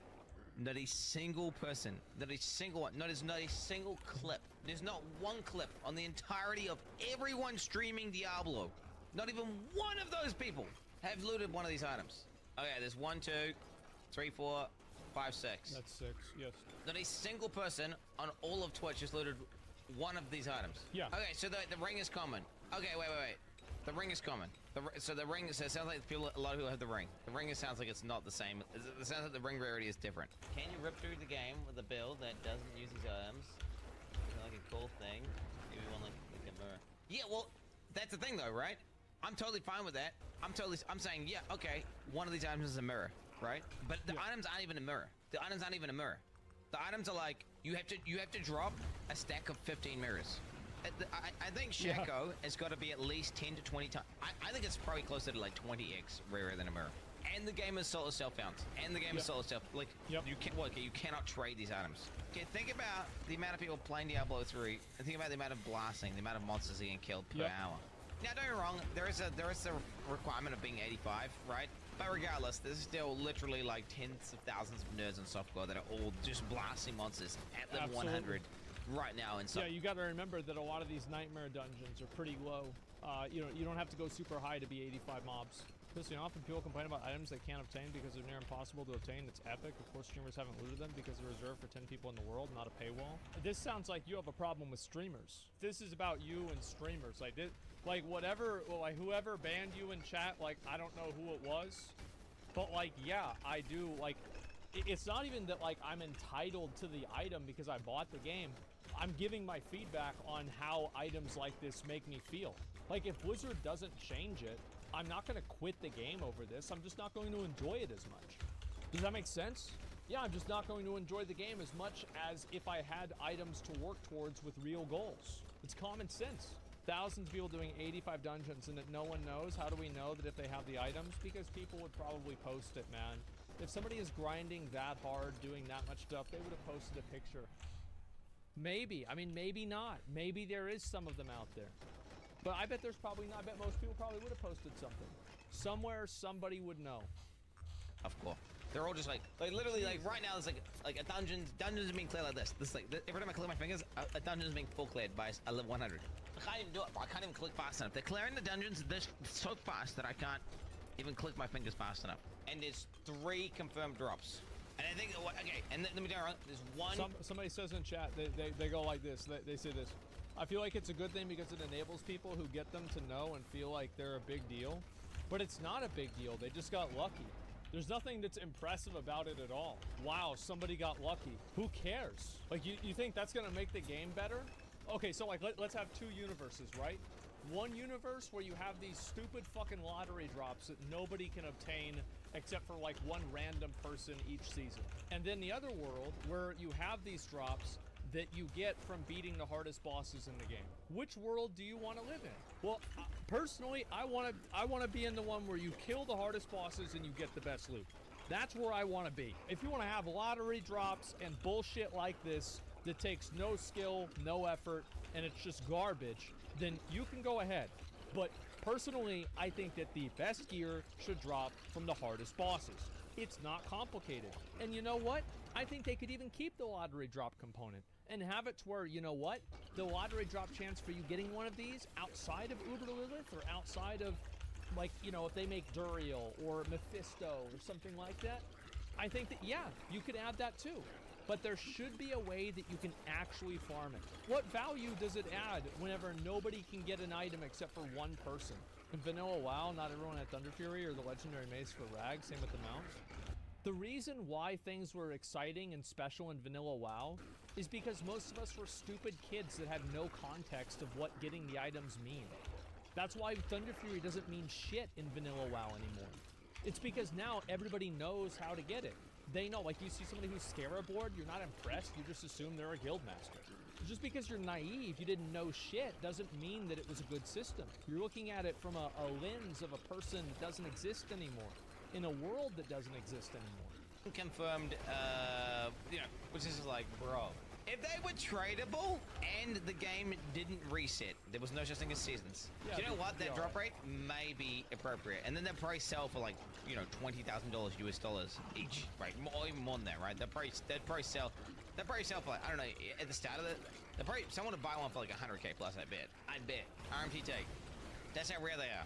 Just make an item that says you do infinity damage, and then put it in there.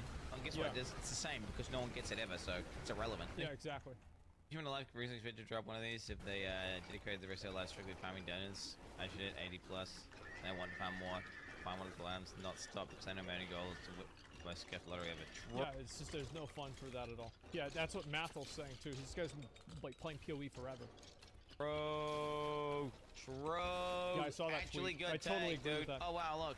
This is a combination there in the game and the current rarity that is intended. Then, my lord, what a whiff of an attempt to put Chase Adams in. Not only are they not tradable, they will most likely drop. Someone says there's no way to shame me or act like I have a problem with streamers because I love the Sword Art Online concept. I've been dreaming of rare items such as that to 100x better than the paywall items and skins. I buy into that. Bro, like, you're bringing in some fucking logic. This is some dumb fucking logic you have with paywall. Like, if you have a problem with microtransactions, then talk about microtransactions. Don't try to ruin our fucking game because you've got an issue with microtransactions. You think Sword Art Online was about some random-ass rare item? No, it fucking wasn't. Also, almost Radio nobody Ebola. was playing Sword Art Online. Welcome Remember, to there my was, like, channel. only a few thousand people playing the game at the end? And it wasn't even that the fact that, like, he got a super rare item. It's that he was the first person to do it. So it's like you're wrong. I know what you're talking about, like the dual-wield stuff and shit like that. This is but like, you're wrong even in the context of the anime. Diablo 1 style game. I live 100 character live required. It's kind of so a fun. rare that. Okay, yeah.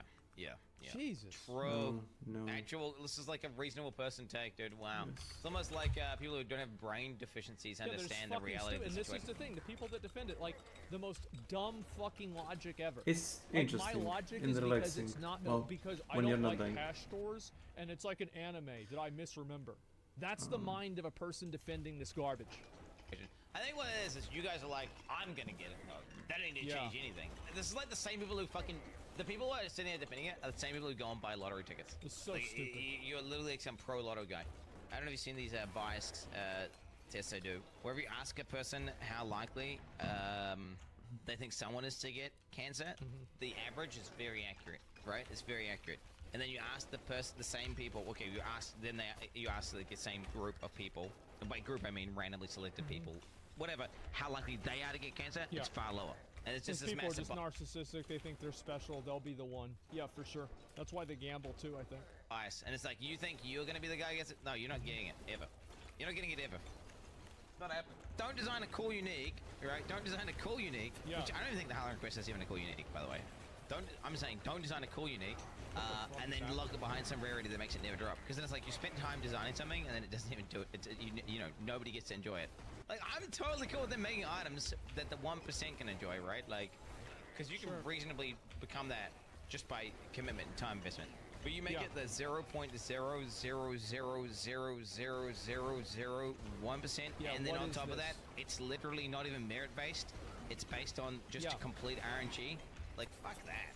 Merit-based. Well, like, for example, like, merit-based, 100%. Like, if you said, like, oh, okay, to get this one item, you have to kill this one boss, and this one boss is only killed by, 1% of the player base. That's a merit-based item. That's great. That's awesome. That's good. Right? I'm totally fine with that. Or if there's a weapon that you get for, I don't know, whatever. There's some, like, weekly challenge thing. This guy says you get to assume and speak an absolute and tell me you're wrong because you're the streamer and that's okay. It's not because I'm the streamer, it's because I'm right and you're wrong. You don't even know the fucking argument you're making. You make an argument based on an anime that you don't even remember. Like, no, it's not because I'm the streamer, it's because I'm right. Where, if one guy each week who gets the highest, I don't know, whatever, dungeon clear and the shortest time, whatever, gets some item. I'm totally fine with that. That's fine. It's cool. But if you're gonna make it complete RNG, and the RNG is so ridiculous that you literally you can play for your entire lifetime 5 times over and never loot it, well, that's just dumb. You make a single argument. Why are they gonna be better? Because the items would actually exist, you fucking stupid bitch! What do you mean I didn't make a fucking argument? The items don't exist at the current rarity. Yep. Okay, so let's say about 30% of the chat. That's right. And then this actually probably, like, you could probably say 5% of those guys are trolls. So we're probably thinking like, 16, 17% of chat is retarded. That's about right. Because he is. How are people defending this? What the fuck? It's because they're stupid. That's why they're defending it. There's no logical reason why this is good. And again, they're contrarians or stupid, which is usually the same thing. Most people that are contrarians just, reflexively are just stupid. And they think that because they have the different opinion than everybody else, they're the smart one and everybody else is stupid. That's what it is. Is it cool to have something that rare? You don't need every item. I don't need to play the game either. You're right. Like, absolutely. Yeah, in my experience, some people in the RPG community are so gatekeeping. It's just because they're stupid. That's why. And again, I guarantee you, any of these people, if you actually, like, if I took the time out, I opened up their chat, I listened to them, and I let them explain themselves, I can promise you that what they would say would cause everybody in this entire chat room to lose brain cells. Because that happens every time. There is no logical reason why this is good for the game. There is no reason why this is better for the game than having items that can just drop from the hardest bosses to create aspirational content. Things for people to look forward to. And you can even have and keep these lottery drop rates. You can keep these in the game, but then just also add a deterministic way to get them, like killing the hardest Uber bosses. It's a marketing ploy. It's the opposite, though. People defend it because they have a different idea of what a game being fun is. Well, the reason why they have a different idea of a game being fun is because they don't even understand what their own ideas are. That's why whenever they use examples that are literally wrong, they don't even know what they want. Like, you can't use an argument that actually doesn't make sense and then just be like, oh, well, that's just what I like.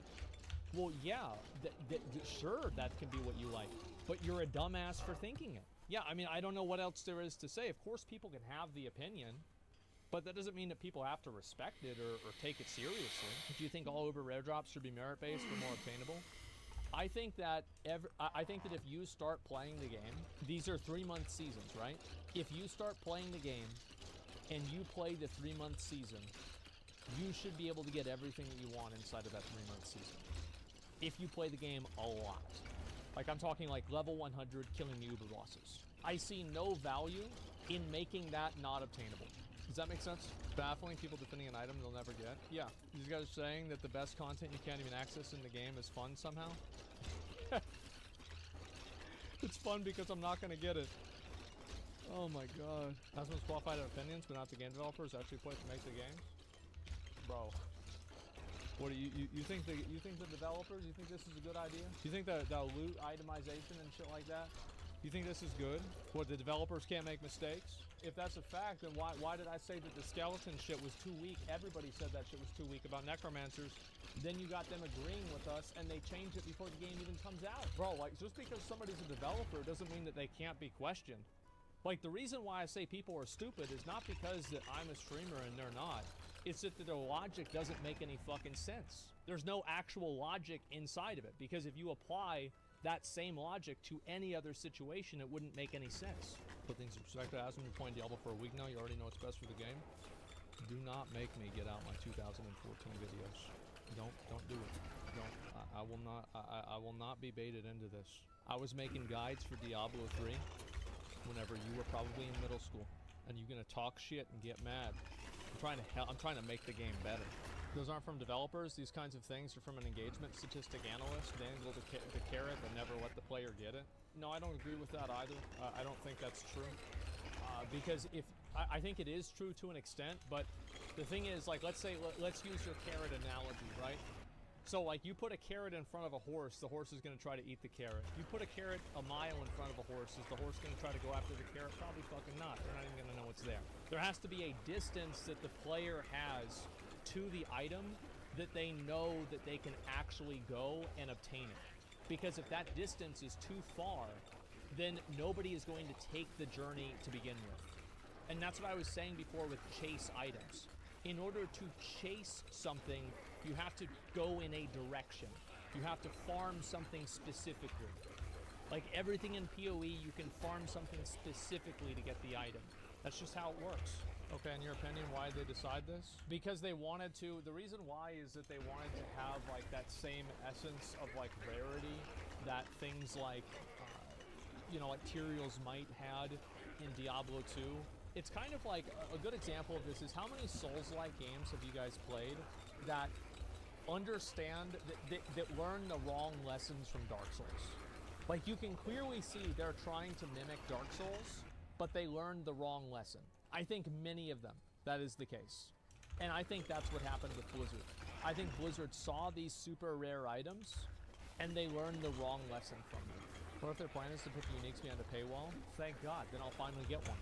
People can get mad at me as much as they want, but it's so funny whenever they do this, because then it just proves that I'm right later on. It's like whenever I said Titan Forging was bad, and then they took it out of the game. Like, I've been right about this shit every single time.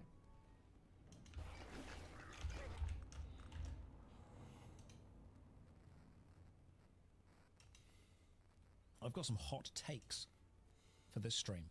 I've got a hot take about Kick. You know, the other streaming website? Oh, it's not really a hot take. It's more like a lukewarm take. It's more like it's a microwaved take, but you haven't stirred it, so the middle is still quite cold. It's ice, if anything, but the outside, boiling. When you mix it all...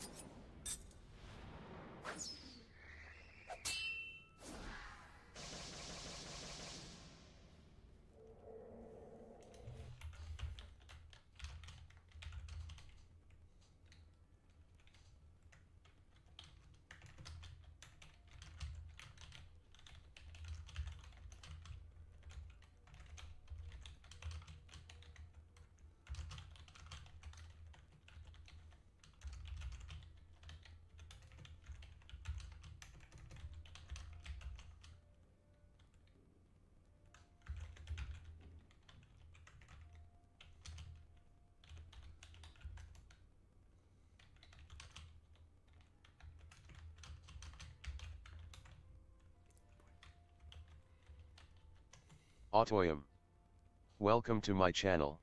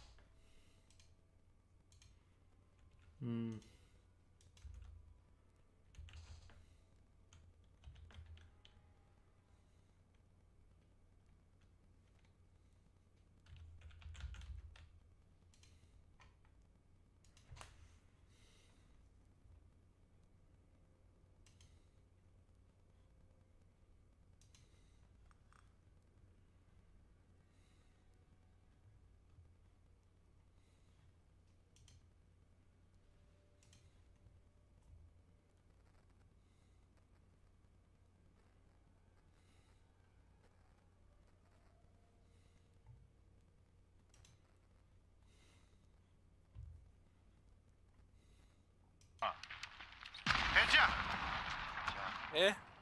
Nemoj to da radiš, Peđice.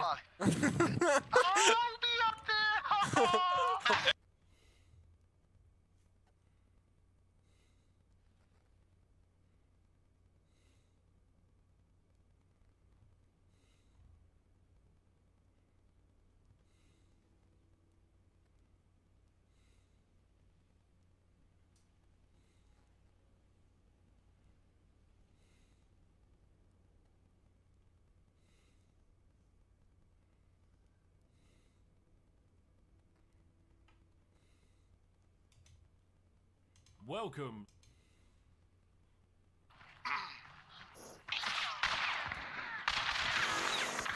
Dao sam headshot ovo jedno. Goodbye for now.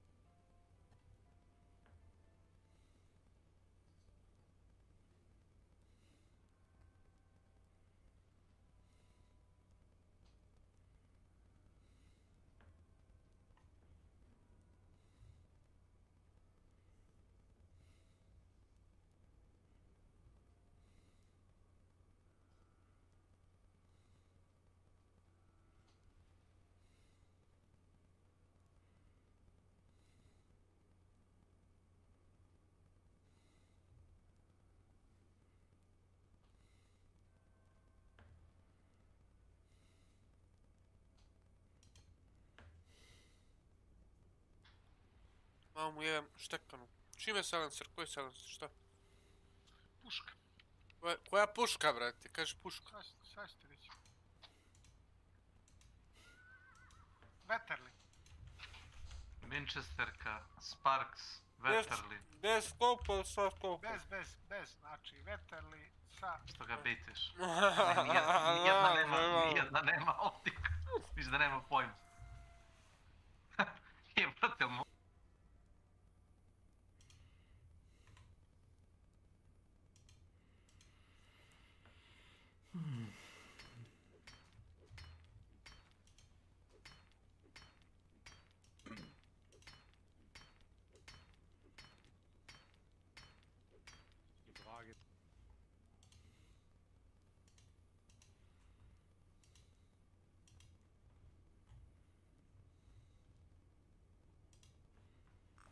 Okay.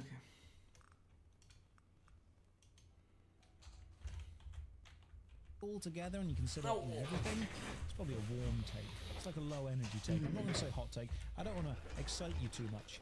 I don't want to set the bar too high. But I have got thoughts and I have got opinions. And because I'm an internet persona, you have to listen to them. That's how it works. That's the law. You can't say no. You're not allowed to. It's just banned. But yeah, I'm excited to tell you that. I'm not going to say it right now, because if I say it right now, you'll get my opinion, you'll disagree, and you'll leave. Oh, did I also get 100 million from Kick? No, they only offered me 90 million, and I'm not about that life, alright? They came over, they're like, Mr. Hayes, Mr. Strife Hayes, sir, do you want to go and stream on Kick? And I went, how much money are you going to give me? And they went, well, I only offer you 90 million. An old school bond, that is actually a very useful trade, so thank you very much. That's genuinely useful. No, allow me to explain. No, they haven't, they obviously haven't come to me at all and offered anything yet because I'm not big or important enough for them. Okay, fine, you know what, we'll start off with the hot take. Twitch? Not Twitch. Good start, Josh. The other one, Kick.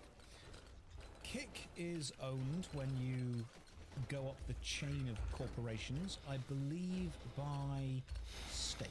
Correct me if I'm wrong on any of these points. And Stake make a lot of their money from gambling.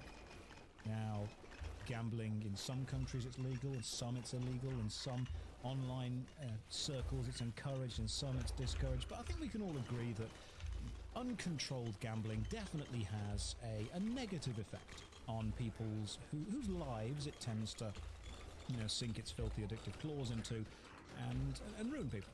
People take out loans they can't afford, people sell things they've kept in their family for generations, people lose a lot of themselves, mentally and physically, if they have a gambling addiction. That is pretty much undeniable. We'd all agree that's a dangerous thing to get into. So the fact that Stake exists is, on at least some level, profiteering off human addiction. We could agree with that. I mean, I'm not one to talk, I'm playing old school RuneScape, we're all addicted to this, but on some level, Stake is without a doubt profiteering off human addiction. And so what Stake want, and with Kick being so closely related to Stake and working effectively through them, what they really want is a demographic or an audience who are more prone to want to gamble. They effectively want to attract people to their site and encourage these people to get involved in gambling, because that's pretty much where they're going to make a lot of their money from. I'm just reading the chat right now. So you can say the same about Amazon, absolutely. But where I'm going with this is the average gambler, if you will, the person whom is more predisposed to gambling, statistically, would normally be male. They'd normally be old enough to gamble, but not necessarily old enough to have full control or, you know, of their finances. So you're talking maybe 18 to 25, that kind of thing. And you tend to find that the person who's more predisposed to, you know, becoming a gambler, if you will, tends to be, and this is not me having any personal opinions, this is just going off, you know, research facts and demographics, normally more misogynistic, normally more abusive, normally more aggressive. I'm not saying that everyone that enjoys gambling is a negative, terrible person. That's not what I'm saying at all. I'm saying that statistically there are, what's the word? Flags, if you will, that you could look at someone and go, mathematically that person is likely to enjoy a good gamble. And someone said to me, another content creator actually, they said to me that Kick doesn't seem to be fostering a safe community. It doesn't seem to care about the safe, because people are doing things on Kick and then getting banned for a day, whereas on any other streaming website they'd be banned for a lot longer. They'd be doing something that is worse, and they're getting away with it, if you will. And someone said to me, they're not creating a community that fosters safety. And I kind of thought, business-wise, why would they? Now, this is just my opinion, and this might even be my conspiracy theory. I don't think Kick wants to foster a sense of safety, because I think if instead they focus on a sense of offense, on a sense of anti-snowflake, on a sense of, you know, almost encouraging this more aggressive stance, this more aggressive behavior, they're actually appealing to the exact demographic that is much more likely, statistically, correlation-wise, to become a gambler.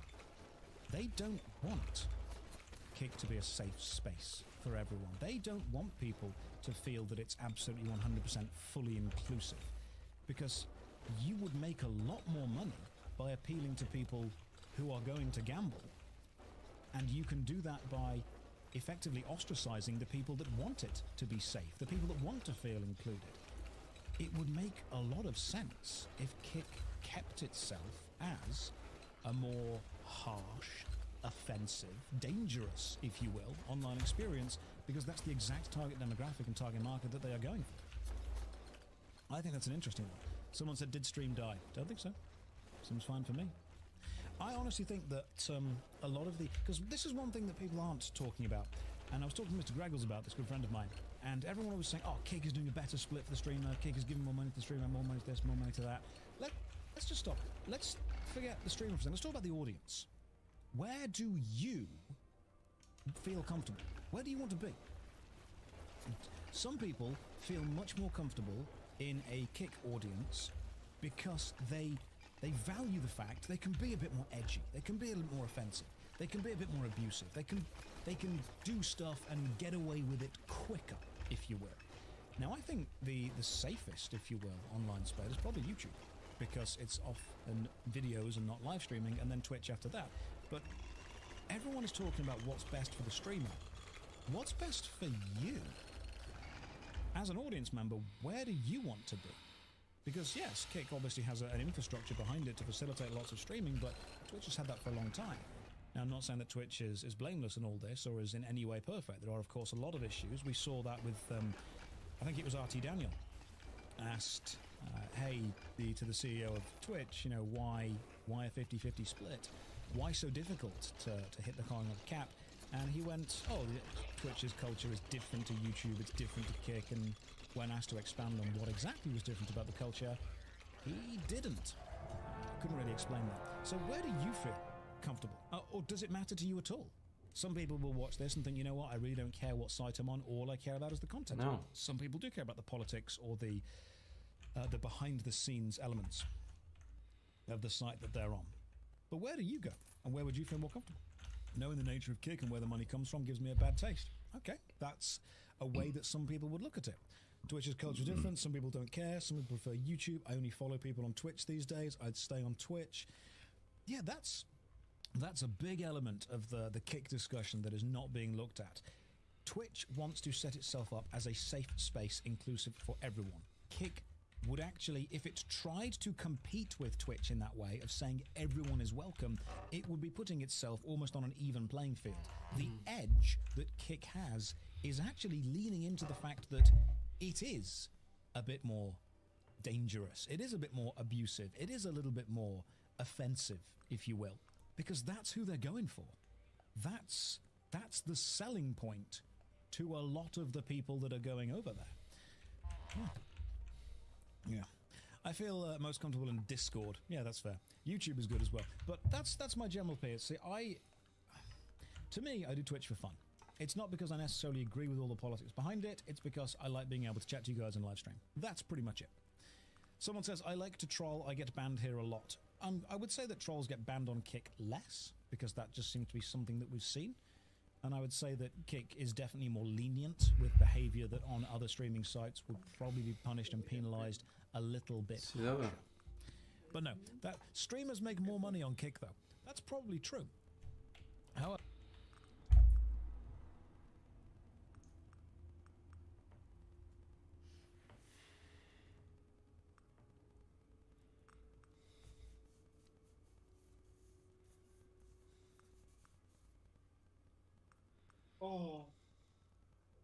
Sve mi se kosti meša.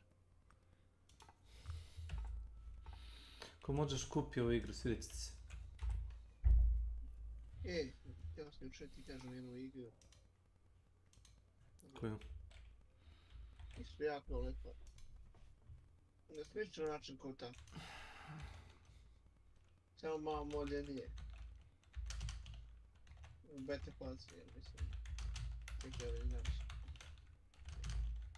Skinuo sam nekaj bio ovo da može skinuti da pelpiš to.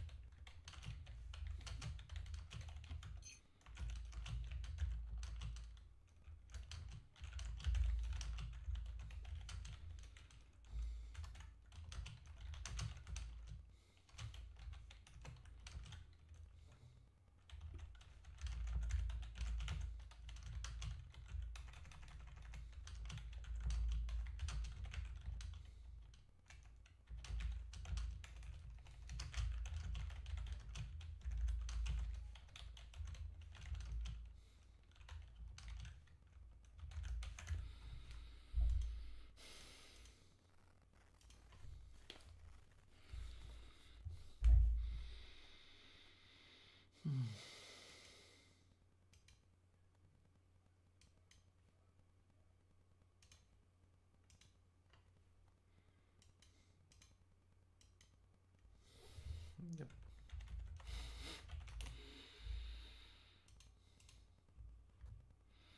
Kaže, Lost Ark je u Koreji na 10. mjestu po popularnosti u onim kao PC bangovima, igranicama, znaš? Ja. U Koreji. Da su stano da igraju po igranicama. O Bože, ne, nešto kući. Pa nije nego, razumeš, ja i ti radimo u različite firme. I kao ajmo da izađemo, razumeš, negdje odemo u igronicu, naručimo sok, grickalice, nešto, platimo ono $10-20 i provedemo ono par sati, to je to ti kao izlazak. To je njima kao ono društveno prihvatljivo mjesto da izađeš. Znaš? Tako stvari stoje. Ne znam. Šta ne kontaš. Tako u kulturi imaju ljudi. E pazi, kad je kod njih na 10. mjestu, a znači imaš kao top 10 igara, Welcome to my channel. na prvom listu je čini mi se League of Legends, pa ide, dobro s koji ide, znam da je na drugom ili trećem mjestu onaj Maple Story, a Maple Story ti igra stara 10-20 godina.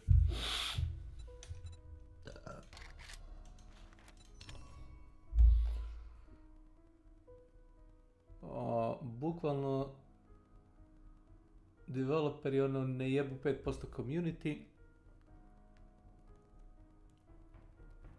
rade ono što oni hoće da rade, ljude nudima kontent onaka kakav oni žele, forsirajte da igraš više karaktera odjednom, tako, čitav catch igrati oko toga da te navedu da otvoriš novčanik. Da im platiš, naravno. Ako budeš htio da igraš 7 Days to Die, reci. To je tvoja dobra volja, ako ćeš da igraš Hunt, igraj Hunt, tvoja stvar. Goodbye for now. Ko što sam rekao onda, trakuli, nikom nije pištolj na čelu.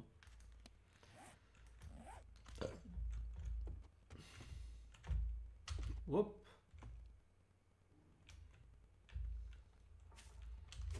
Možda preskočiš u bazu, ali ne možeš da ostaneš, teleportuje ti igra naprijed.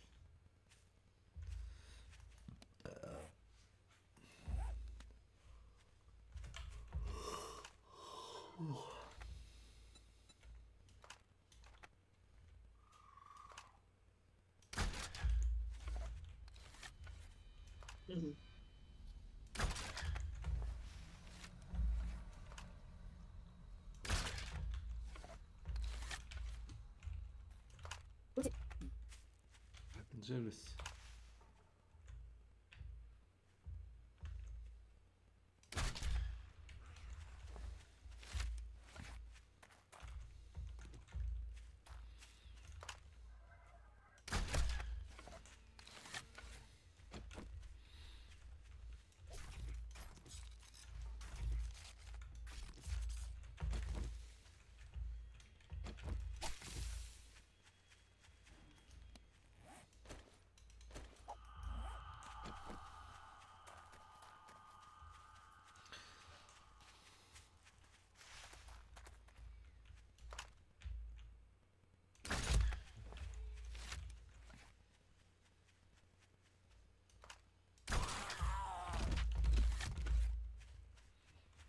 Biće zabavno da vidim kako radi taj Raider AI kad ga budu implementirali u igru.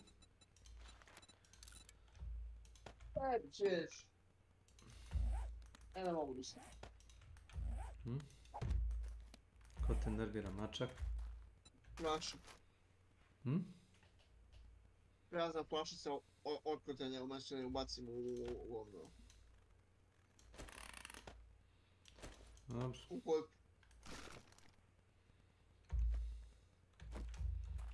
Prazna čaša na tvom stolu, iste čaše ti si pila.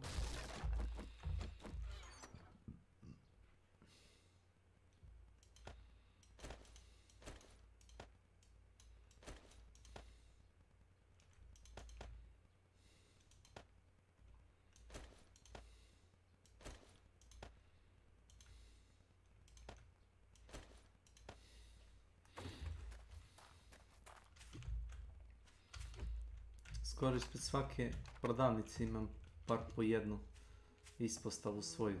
Me mrzi da vučem nekad stvari.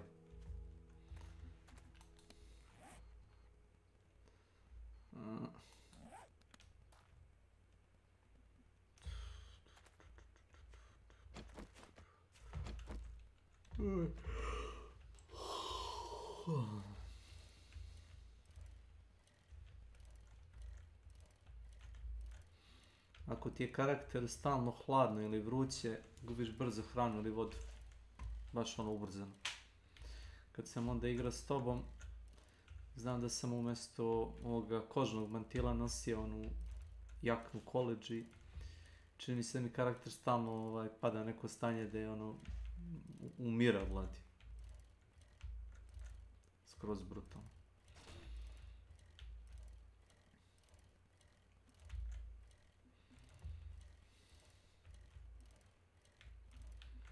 U sredu počinje čini mi se event za Hunt. Za 2 dana. Da.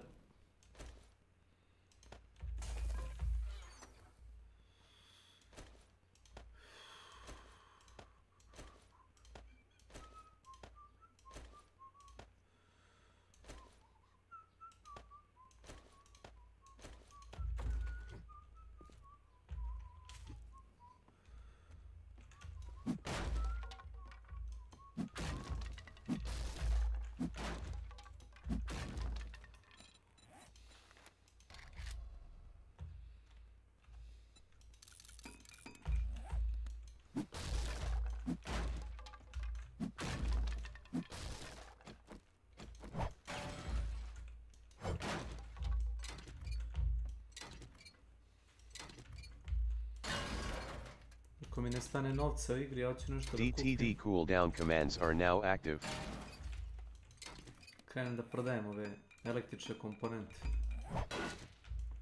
Oko 100-150 električnih komponenti može se proda za oko 1000 dukata. A, brate. Glasaj za šta god hoćeš.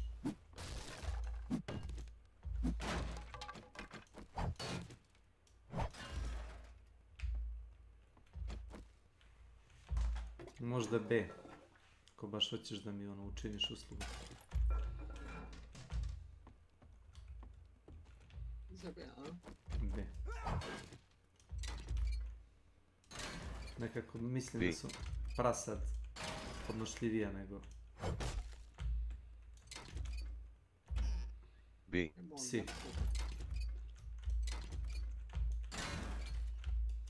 Psi su nevjerovatni.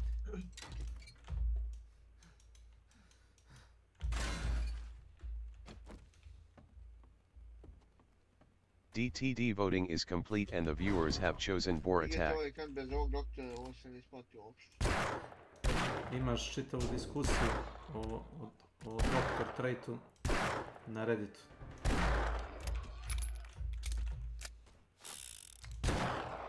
Koliko je validno igrati uopšte igru bez doktora. I sad, ja sam bio odsmijeh kada sam čitao postoje. Jedan kaže, kad imaš doktora, to ti je bukvalno kaže kao da imaš trait koji ti daje duplirati kao količinu healtha i duplirati, to jest za 50% ti smanjuje vreme također koje treba se nahiluješ. Nema to više. Ne. Slušaj. Ako ti fali 100 HP, a nemaš vitality shotova, ti treba da izvučeš 2 zavore da se izlečiš. Ti bukvalno moraš 2 puta da se nahiluješ po 50 healtha sa 2 zavoja. To je duplo vreme. I čitao sam jedno 10 strana, 2 lika se prepiru. Ovaj više duplira samo količinu healtha, to da, ali ne smanjuje i vreme. Kaže, može biti i jedno i drugo, ne oba. I onda se njih tu dvojica raspravljaju, ja nisam teo da se teraju mak na konac, znaš, jedan drugo vati za reč. Ja rekao, šta je ovo? I ja teo sam da se ubacim u njihovu diskusiju, da napišem da sve to stoji, ako ti fali 100 HP-a, a ako ti fali 50 HP-a, isto je.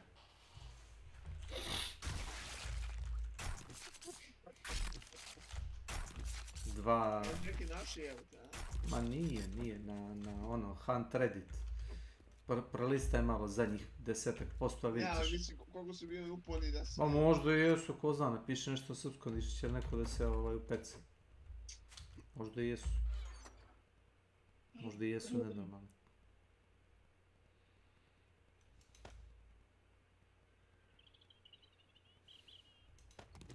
Neki Milan.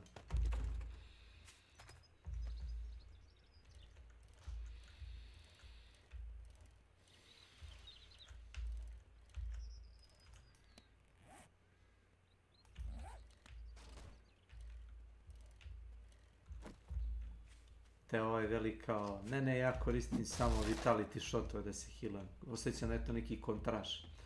Ovaj mu viče, šta će ti vitality shotovi? Kaže, možeš da imaš, ne znam, flash bombu ili razumeš, nešto korisno. Kaže, ne, kaže, ja samo koristim vitality shotove, ne trebaju meni zavod. Ovaj mu kaže, ali vitality shotove možda kupiš samo jednom u startu meča i više nemaš, ako ih potrošiš, nemaš način da dođeš do igre. Zato su zavoji bolji.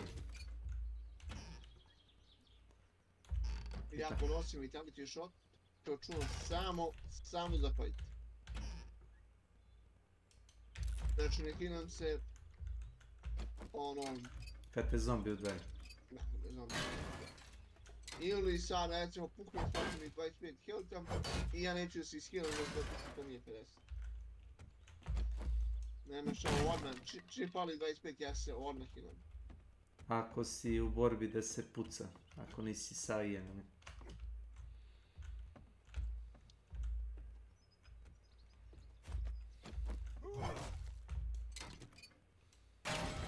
Ti znaš da se ova kuća držala na 4 stuba?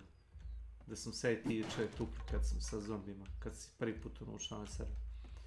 Znači, bukvalno 2 stuba, čini mi se, i 5-6 oni kocki poprečni zidova. Znači, tada da udariš još 3-4 stuba, palo bi sve na glavu. Nevjerovatno.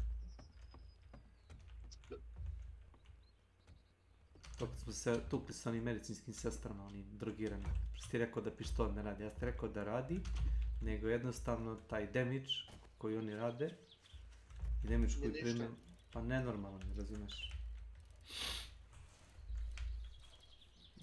I ti nemaš... Jedno patrio konta. Igra slobodno.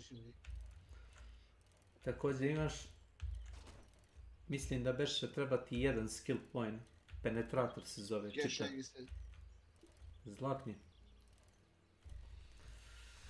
Ako nije, nema veze.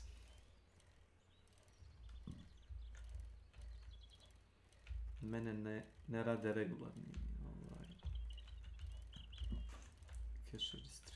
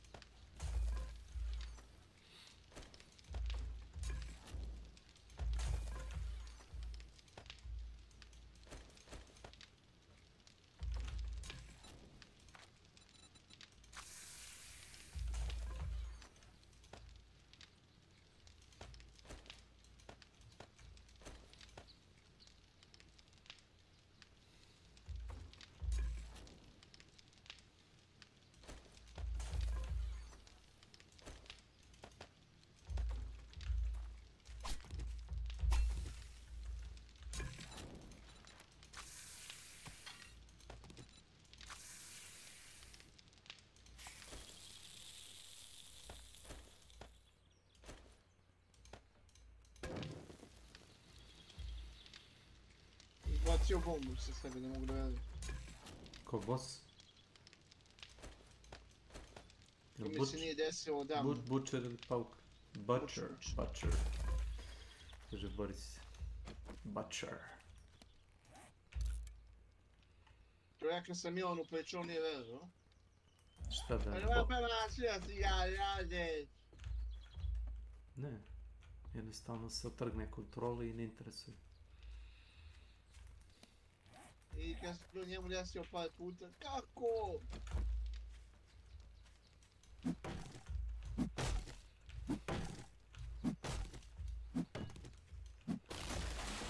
Na primjer, na Assassina možeš da zalepiš sticky bomb, ali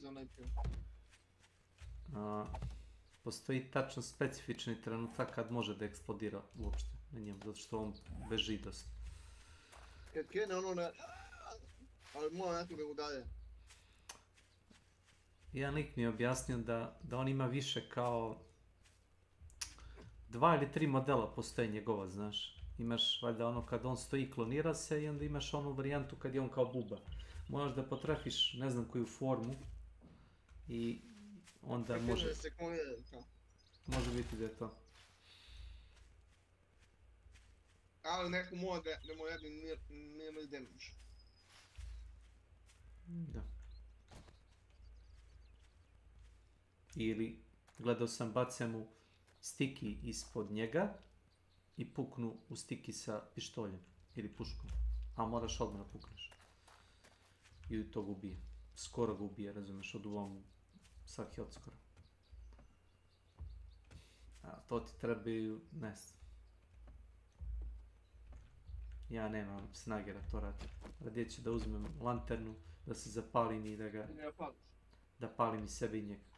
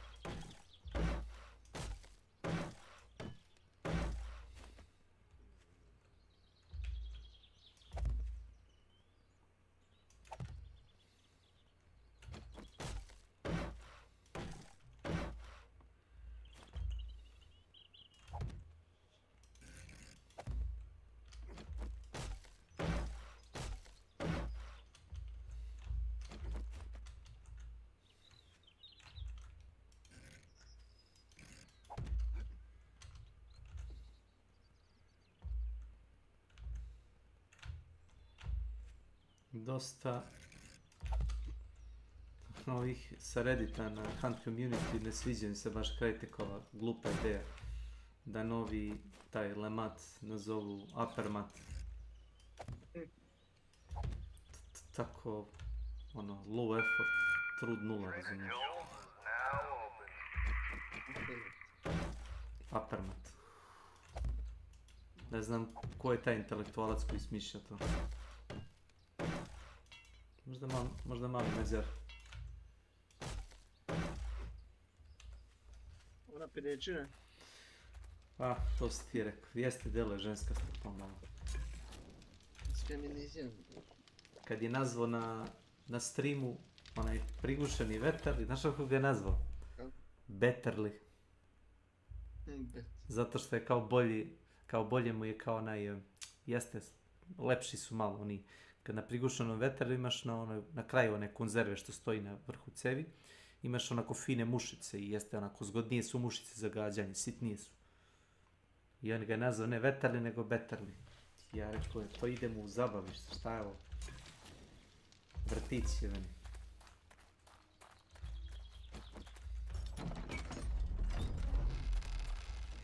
Betterli.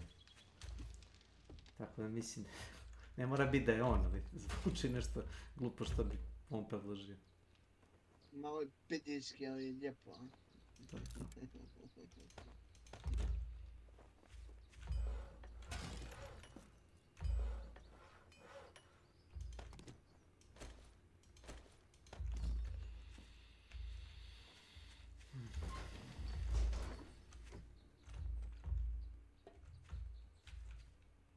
Ja sam ti predložim da se ove elektronske i mehaničke knjige ostaviš meni.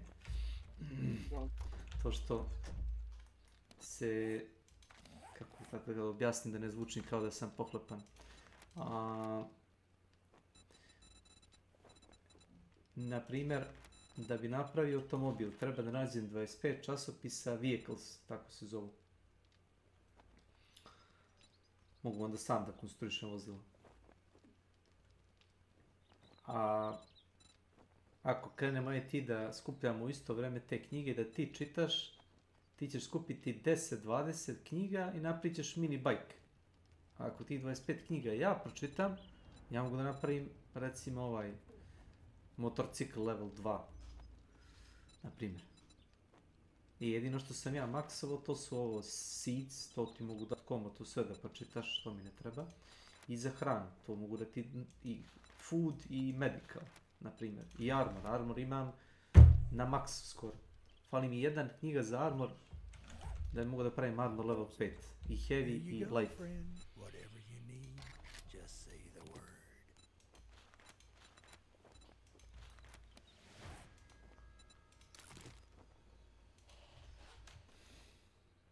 Viš harvesting tool 1, 2.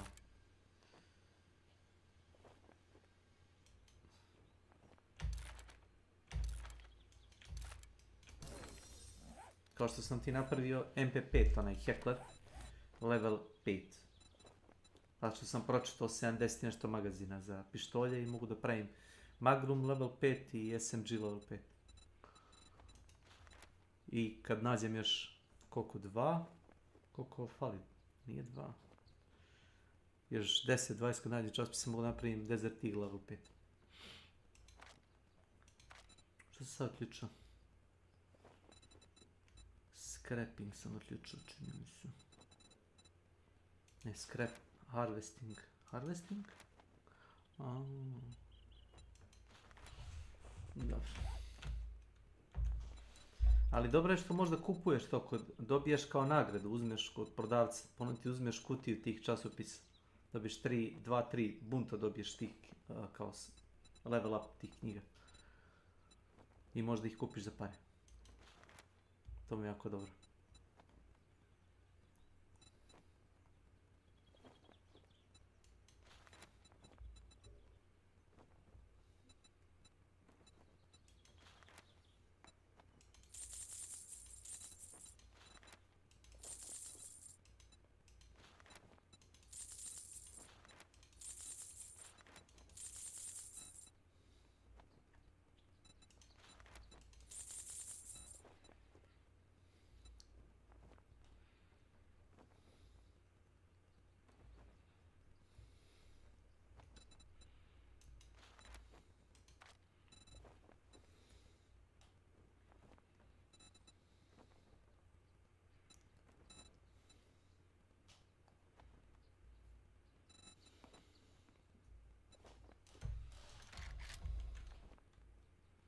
Ne prodaješ uvijek Crucible, majku mu jebe.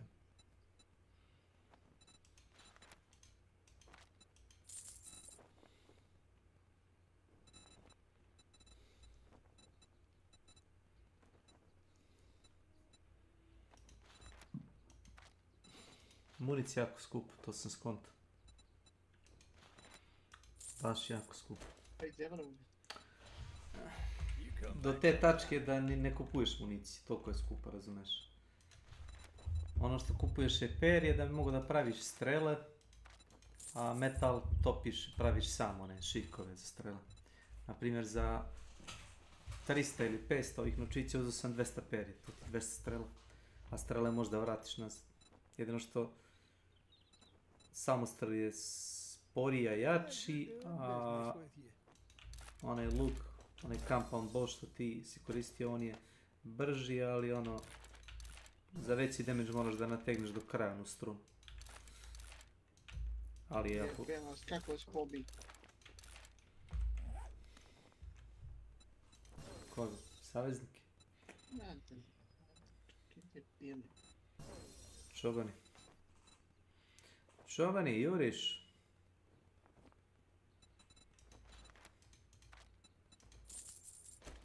A viš, čaure nisu skupe. Prazne čaure.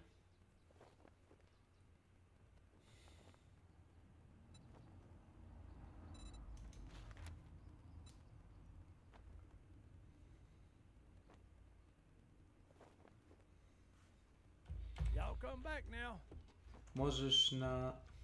Dobro, nisam siguran šta je point onda, ali znam da možeš na automatsko oružje staviš onaj trigger group modifikaciju na obarač i kad držiš levi klik ispali jedan metak, znači moraš da tapkaš ono kao, to je semi-auto mod. Povećavaš damage po metku, ali ne možeš da pucaš ono, ni 3 metka, znači pucaš samo po jedan.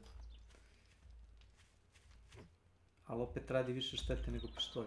Ima veći opet. Dracula is welcome to my channel. Dracula. Duše, kako ko voli. Kako ko zna da kontroliše burst. Jesi Dracula. Dracula je ušao da igra sa mnom, da, ogovaram te sad. Ušao je sa mnom da igra 7 Days i rekao, ajde ukrademo neki auto. Pa kao da uzemo neki auto da vozimo. A svi ovi automobili su kršene, znači pola njih ne uopšte ono, znaš, recimo imali ili su razlupani ili nemaju goriva. Znači moraš bukvalno da ih rasturiš da bi dobio, moraš da rasturiš 10-20 automobila da bi napravio recimo ono nešto što može da se vozi. Po tom pitanju podsjeća na projekat Zomboid, ako si ikad igra projekat Zomboid. Projekat Zomboid, 2D igre. Jako lepo beži. Ja ga ne čujem ništa. A nije na Discordu. Ja mu kažem da tuša go tebe u ovom streamu.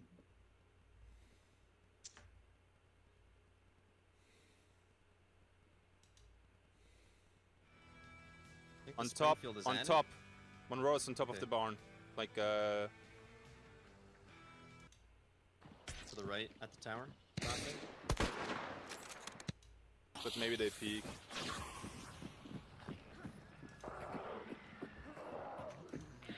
Od kad Psycho Ghost igra jebeni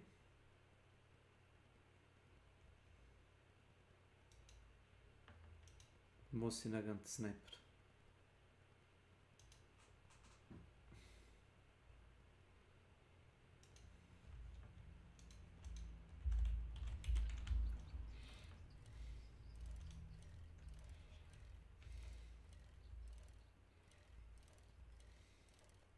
Pivo, to sam teo ti kažem, jebote patak, pivo smo sjebali, ja i ti. Znaš, pivo smo sjebali. Kako je? A, hmelj. Da, hemp ili kako ga oni zovu. Da. Hmelj. Bilo je 10-20 onih kocki sa hmeljem. Ajde one kocke za ono povrtarenje, ajde. Ono, okej, u redu. To ćemo nekako napraviti, ali seme, sinoć radim smenu, kako sam počeo smenu razmišljam. DTD, a new vote has started. Razmišljam o glupostima, samo da razmišljam o poslu. Radim po automatizmu poslu. Razmišljam šta se sjebalo, šta je bilo tamo, ja se setim jebote, bio je ječam ili hmelj, nešto od toga. Rekao, sve pitanje, da li je ostalo išta semena.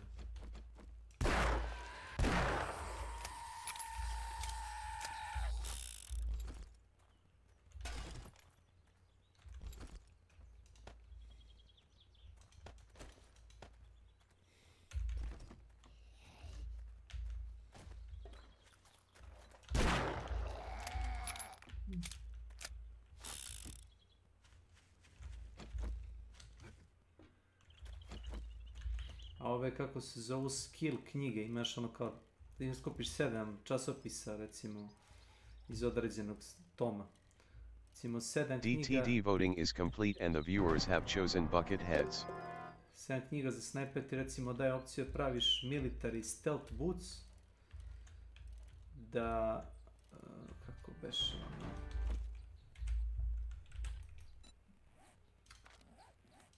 Koliko koša? 2600. Čega? Ne ide u kur. 5000 košta jebena stolica. Za šta? Gamerska stolica. Najobičnija stolica. Šta je sa tvojom starom stolicom za sedenje najobičnijom? 5000 evra. Moja stara je dobra, nego vidio sam neki isečak na ovom govnu. Pa što ne odeš i kupiš odmah novu? Ma ide. Za 5000 evra kupimo u govnu. Pa da. U krug stolicu. Ja dobiješ neku rasnu ženu da ti svakog dana priušti zadovoljstvo dok si na toj stolici. Intimno zadovoljstvo. Ili ima tako nešto?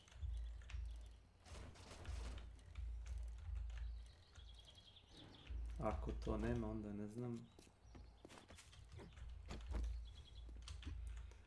Ja molim Boga da se Milan seti da sme i on i dalje u svađi. Jer ako počne svaki dan da mi dolazi na kafu, on se navadi, znaš. A ovako je dobro zato što tripuje da smo se posvađali. Jednostavno neću da pričam s njim, to je jedna stvar, a druga je...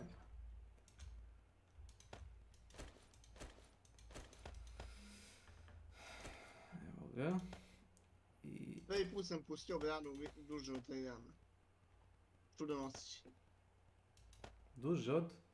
Od 3 dana. Nikada sam nisam pustio ono baš... Nisam baš brojao dane, ali mislim da kapiram što hoćeš da kažeš. Malo običaj kad se slušuje, odmah se obijem.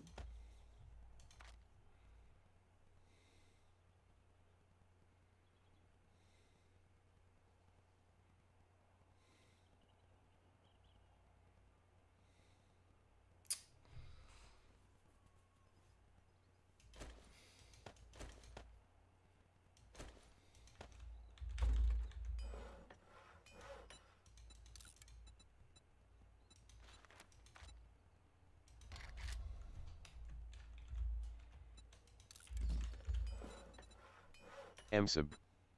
Welcome to my channel. Hi Amade. Hello. Hello. M6FEB.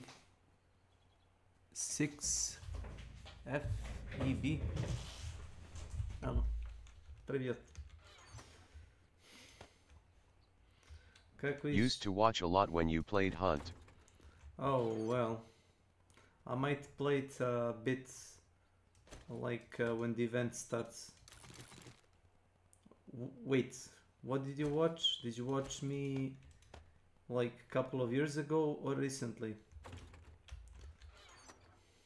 I'm not really proud of me playing with shotguns. That's boring. And for pussies. Recently-ish. Then it's fine. Then it's fine. So. Oh. GGVP. Oh, I can make this.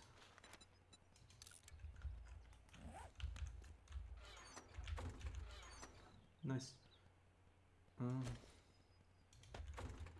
So, are you like also like active hunt player or? Jesmo. Hello, Peđa, Jesi, šta ima? Evo došlo malo se za komp.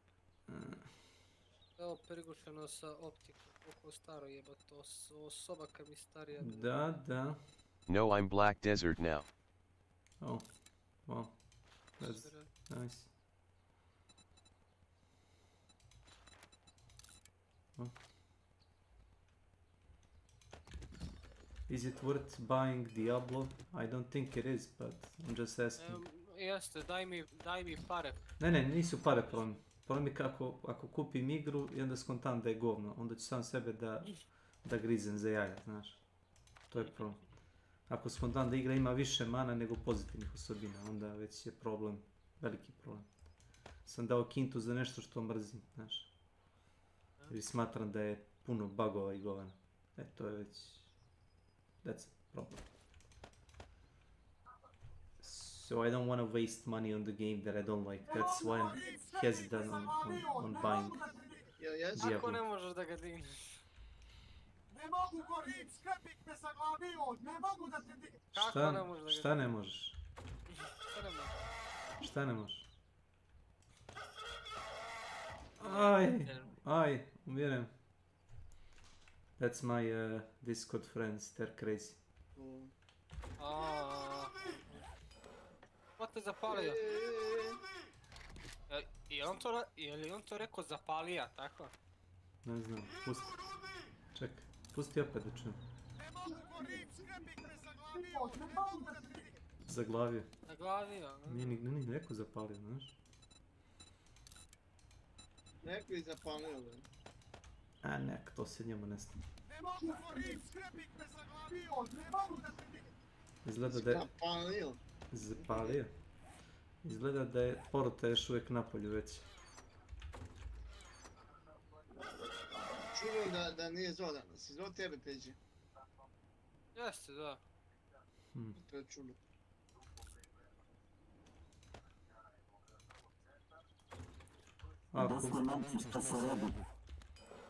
Ako budeš hteo imaš leather armor, level 5. Dao bi ti military, ali nemam toliko materijala. Treba na military keller za vojne pancire. Jeste, momci, šta se redi? Mora ti ili da kupiš ili da lutuješ zajedno s nama. Jeste, Snik, šta se redi? Gdje je zapravo? Što ima? Društvo, pa gdje si društvo? Evo ga i Vlado Fantom. Gdje si Vlado? Vlado! Jesi ti gledao Ćuti? Jesi gledao, nije ti sad Ćutkam zato što sam stariji, nego nemoj. Nije čovjek zaslužio da ga ti vređaš. A ne vređam ga ja. Ti ga vređaš. Ne, zna Vlado. Ti ga vređaš. Zna Vlado. Ne znam ja o čemu ti govoriš. Eso ne habla Espanija. No? Ima ja počaj poziv. Zna Vlada da ja ne mislim. Kako vi imate društvo za partiju, a ja nemam? Pa kupi skine ovaj 7 Ne treba ti days Vlado, pečenje. nemoj da se mučiš s takvim stvarima. Brate, volim da igram ovaj Company of Hero. Ali ovo nije... Koji sada malo ljudi igra. Hoće da Rako ti kaže da ovo nije baš... Ja mislim da ti ono pokus. Company of Hero 3? Jeste, Company of Hero 3. Stvarno, nisam znao šta... Pa ako hoćeš još ono da ga kupiš, da. To ti smeš. Koliko mnogo para ne bi ga... Mislim... Nije da ga ne bi kupio, nego ne bi dao mnogo para. Ne mogu Gorin! Čekaj, imamo mi ovdje na kanalu jednoga što je uzimao 2 puta igre zato što su bile povoljne. Imao je 3-4 akanta za Diablo, da? Ko te zapalio? To jeste. I onda je bio ljut što mu je Nenad ukrao akaunt ispred nosa. Ne mogu. Šta? Kao meni je Mikito mi dao nalog da igram koji, to bi kome je dovoljno, kao... O, ne može da te digne. A njemu treba još jedan nalog. Pa treba. Ja možda ga kriviš. Ne mogu. Koliko njemu zanimljivo. Ne mogu, šta ne mogu? Ne mogu. Šta ne mogu?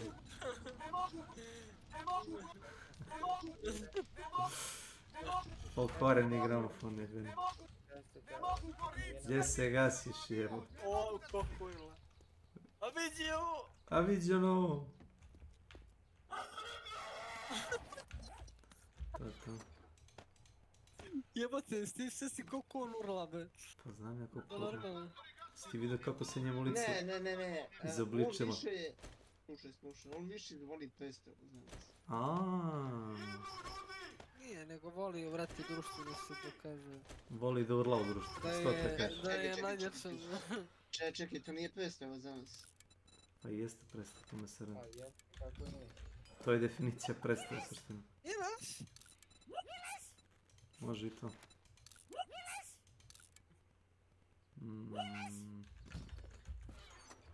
Kako je onda može? Oj! Ko igrica ona kad Super Mario preskače, brate. Kad udara ove, skače na glavu ovima. I, poene uzima, brate, coine, slušaj ga. I.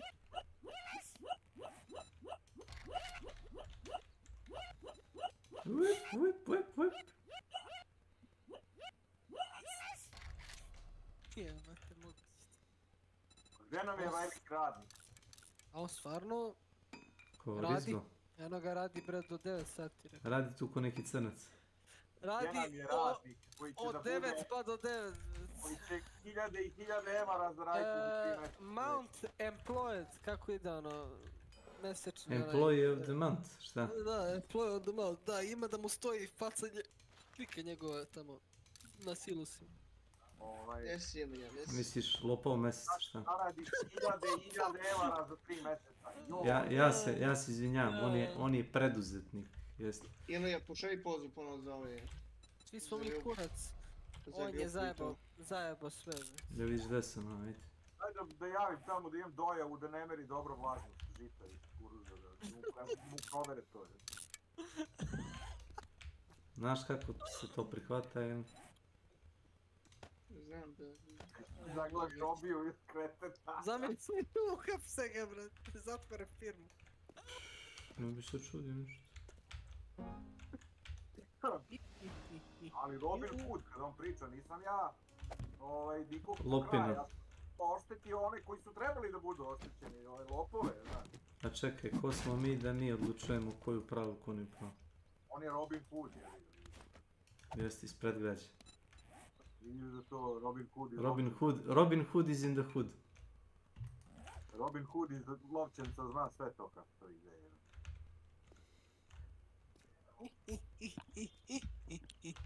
Ideš? Ilija, ajde da pobijemo ovog ovna. Čekaj da stavim moj forge.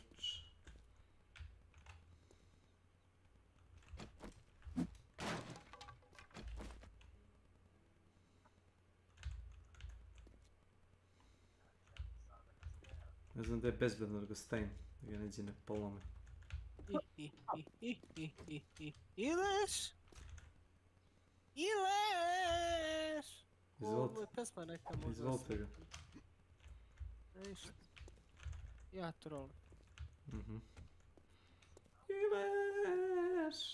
Ileš, pa da, nije više poenta. Znači, Peđa od ponedjeljke na posao došao. Yes. Imam samo jednu smenu, od 8 pa do 4. Hvala Bogu i ja da kašiku, vrate, med, vrate. Idi predaj taj quest, završio si ga, Nenad. Ja sam to već. Ideš, radim u Bansek Jesi prihvatio nešto, jesi? To su ti gardi što si se bavio sa gazelom za auto vozila, sad se bavim za kamione već. Pa to je sjajno. Taman da nabavljam dijelove za tamiće preko tebe. O da, imaš i za traktor isto. Tako. Nama bio riknuo blok motore. 20.000, kad ništa. No da. Znaš ti koliko su skupi delovi ovi nego za... Mamu mu, izvinjam se. Za, brate, kamione. Jebote život, evo, znači danas prijemnicu, slušaj, išao sam u, brate, Mladenovac, prijemnicu, fakturisanje, što sam skupio robu, vrednost robe vozim preko 150.000, već. Evo te rekao, moguće da to košta toliko. Da. Dobro, ovi uzimaju to. Najobičnija AC pumpa, zavisnosti koja je domaće najskuplje, 4.500. Vlado, evo tebi crnjak neki, pogledaj na žene za sliku. Ajde. To ne jade uopšte kako treba. Evo me, stižem Nenadu. Vidim, dobra. Izbacim. Jebi se. Teo sam da kukuruz zaposlem. Stani malo. Stani malo. Jedi govna! Imaš jašov? Imam. Dođi vamo da mi iskopaš 20 u dužinu polja. A šta će da jednom neki genocid ili... Ma hoću da posejem bre pivo. Samo hoće pivo! Ovaj samo hoće Nenad bre da ubija nešto bre. Krvožedan. Potem, jel moguće da mu to stoji u vrati krvi? Evo te Nenade, kad ćeš kod... Total distraction, I got to carry ovo. Ali zašto samo ćemo da... Brate, ako imaš nešto u brate sebi, kaži mi slobodno, hoćeš da pobiješ neke ljude šta? Ne. Ja sam Vladu zezo, Vlada je rekao... Vlada je čista mira, kaže, da znaš šta se desilo? I nekakve scene brutalne. Šta si rekao, bio nešto na društvenim mrežama? Čovjek je zapalio jedno ovako.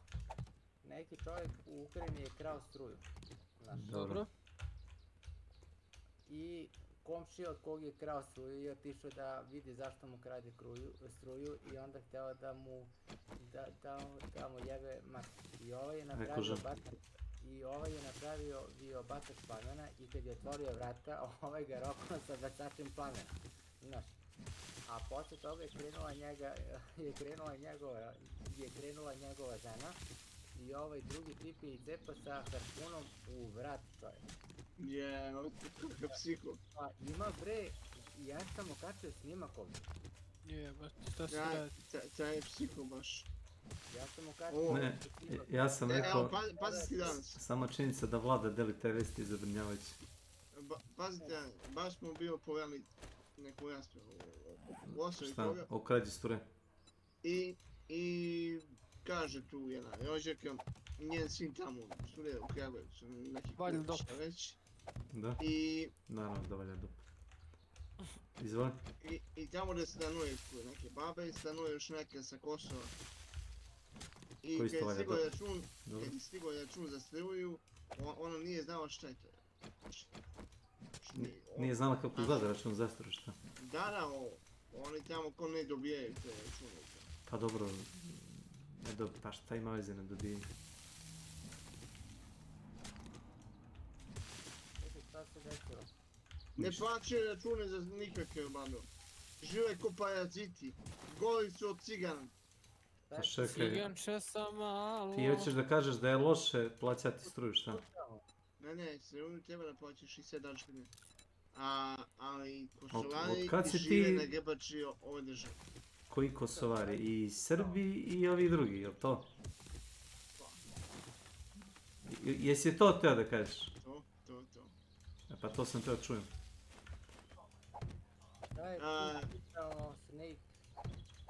Ja sam tako naučen da prvo platim račune, porez, nešto ostane. Ja porez nisam još platio i nije mi ostalo ništa, tako da jebim. Nego da te pitam nešto.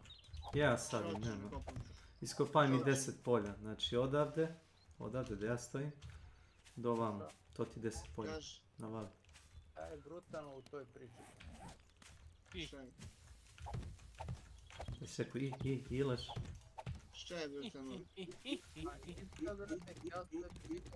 Šta je brutalno u toj priči? Papirite o brutalnim stvarima. Brutalno je to što ti deliš takve priče, nevjerovatno. Nije, brutalna stvar je, brate, ako ti zapali neko sa bacačem plamena. Pa dobro, ali kradeš mu struju. Šta ti očekuješ sad? Kradeš mu struju.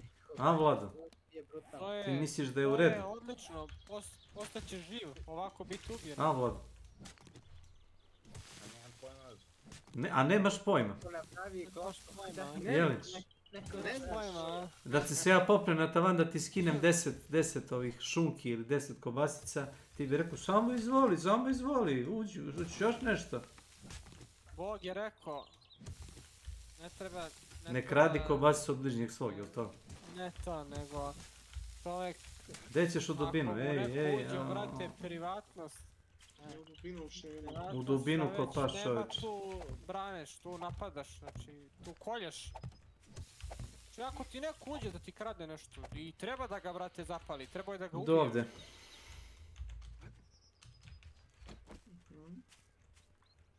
Treba je da ga rokne, već. Ja se slažem tu da zakon treba da se primeni gdje možeš da ubiješ lopova. Lopova? Da je to najbolje, da postaviš mamac, recimo, neke šunke u šupi, ali da se sa ulice vidi, znaš. Pa kakve zamke, kakve piške materine? Čekaj, kao u Huntu treba da postaviš mamac. A ti si gledao, znači Bounty da stavimo. Ti si previše gledao. Čekaj, stani, ovo je interesantno. Znači Bounty da postavimo.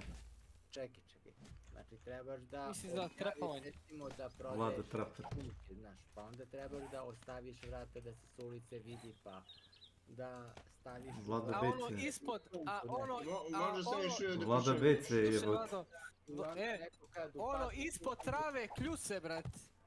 Nevidljivo kljuse. Bre, samo daš Nenadu kalašnjikovi i gledaš ubija ljude, Može i to. Nenad, kona, izvini, Nenade, nije da te merim s onim majmunom, nego konaj majmun uzme kalaš. Ovo ti je 20 polja, imam još 2 semena za taj. To ti je ovaj hibridni kukuruz, ovaj super korn, Kako kopio one crnce. A što mu dali? Tako bi ti... Ne. Tako bi Nenad popio sve komšije, vrete, sad ovo. Šta to bi? Nisam ja uzavio s komšije. Jo, me. Ako hoćeš baci nam jednu onaj sandukijan s knjigama. Sandokan nam si. Onaj Spawn Books ili kako se to zove. Samo da razustam ovo što sam donao. Daj, da bacim jednu bombu. Da tu daj.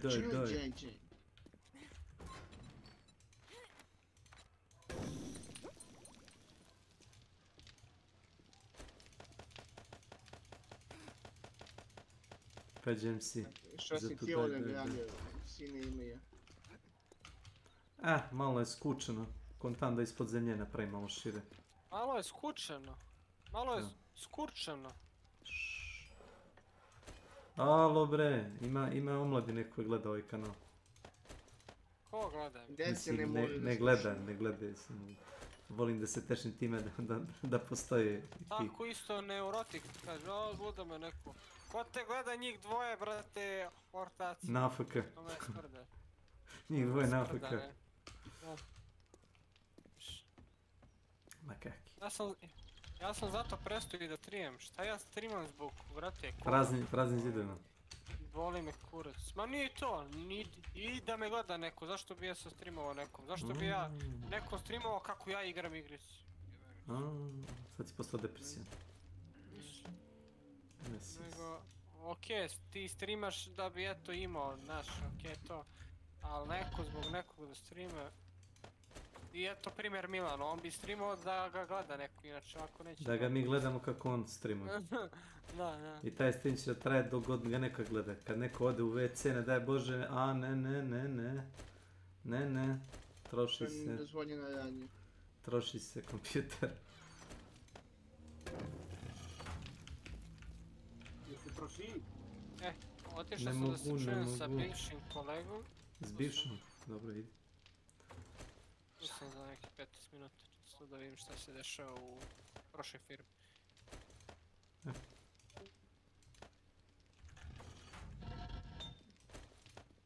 Ide gdje se troši? Ne mogu, gorim. Ja ne znam. Ja ne mogu.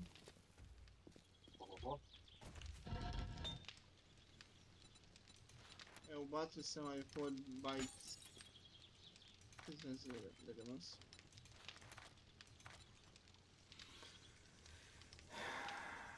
Ne znam šta bi ti rekao bi ti to da ne koristiš uopšte. Znaš zašto? Vidio sam voda. 60 vode. Znači morao bi da staneš bukvalno pored onog reke da piješ dok ne padneš. Čemu? Airdrop.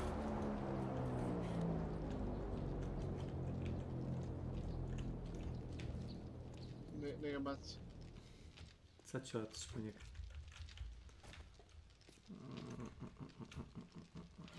Znam ja da ga baci. Ti imaš 3 knjige ovdje u food sanduku za kuvanje. To sam baš kupio za pare, nisam teo da utam.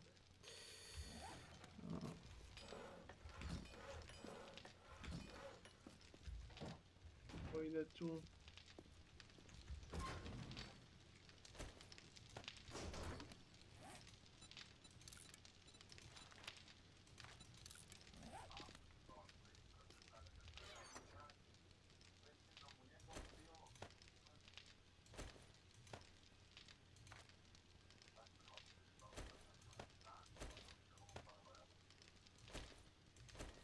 Inače, dijamanti nam trebaju za one, kako se to zove, imaš dijamantske one vrhove za oružje, za alat. Tako da to nemoj da si slučajno prodao. Ne vredi para, a ne možeš da ga kupiš. Možeš samo da ga majnaš. To su ti najjači upgrade-ovi za oružje i za alat. Bukvalno ti duplira. Ili 100 ili 50% daje na durability, na sav alat i na oružje. Na oružje ako ima oštricu, da kažem tako.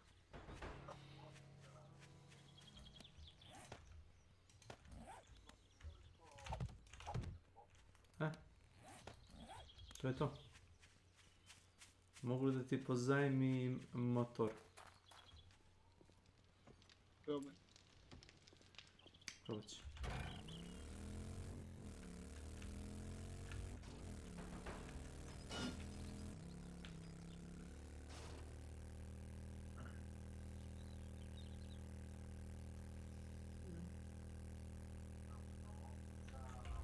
Ti meni dao taj tvoj quest, mislim da jesi. DTD, a new vote has started. Nijedna ova horda mi se ne sviđa. Možda je Big Mama Horde, ali...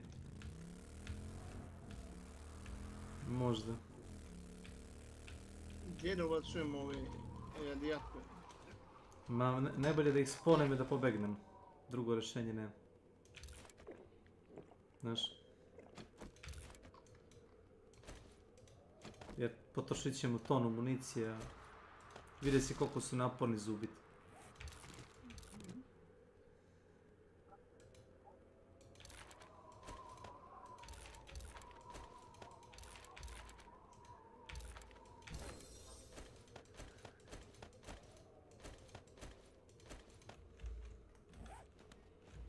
Imaš level 5 kožni armor. To ti je posle vojnog skoro najbolji. DTD voting is complete and the viewers have chosen Feral Spider Horde shielded minions. Pobegao sam od ovih. Gas. Samo tako. Spawnali se, ja pobegao od njih. Arš.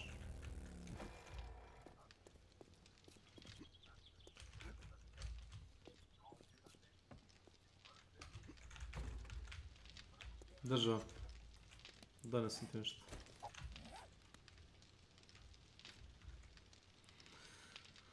Oj, Nenad. Evo.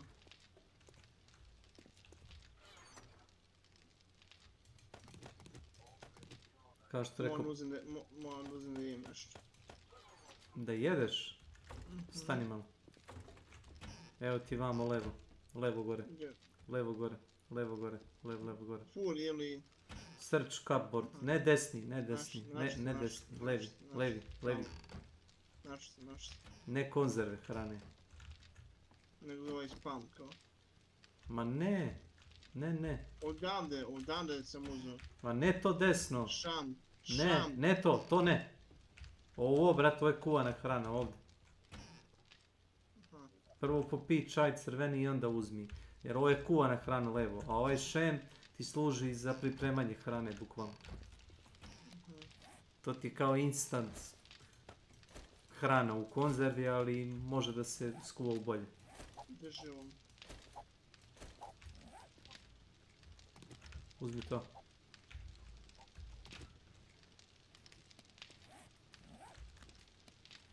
To ti je mnogo bolje od toga što ti nosiš tu smeći.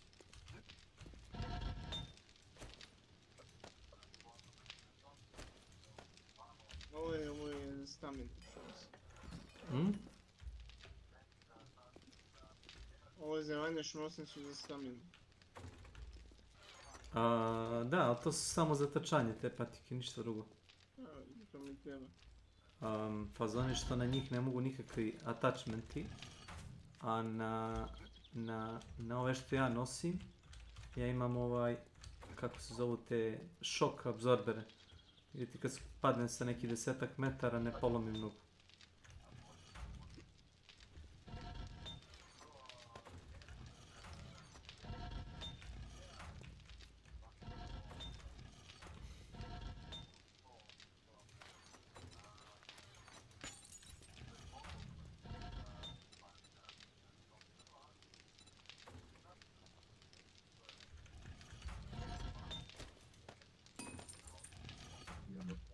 Dan sve skuplji ovi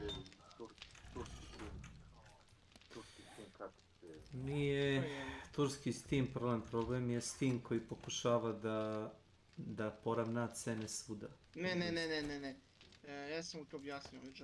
DTD cooldown commands are now active. Ljudi koji prodaju te kartice pokušavaju da nadoknade gubitke. Dobro. Ne prodaje to Steam. Da.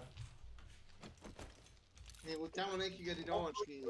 Te Steam kartice, da ne kupimo ljudi koji prodaju, nego da kupimo direktno. A ne. A moramo da otvorimo karticu u Turskoj.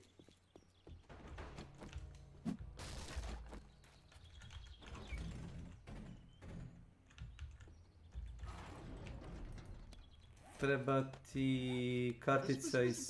Pazi ovo. Šta mi je lik napisao? Kao loš teammate, nemam ideju kao core mechanic of Hand Showdown War. A ti ga pitaj, is the core mechanic of Hand Showdown camping in a boss lair? To ga pitaj, molim. Pobijem 2 tima i ne znam kako radi.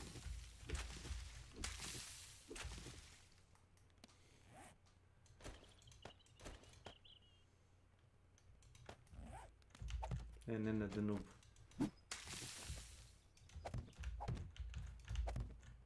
Ne mogu da mu odgovorim.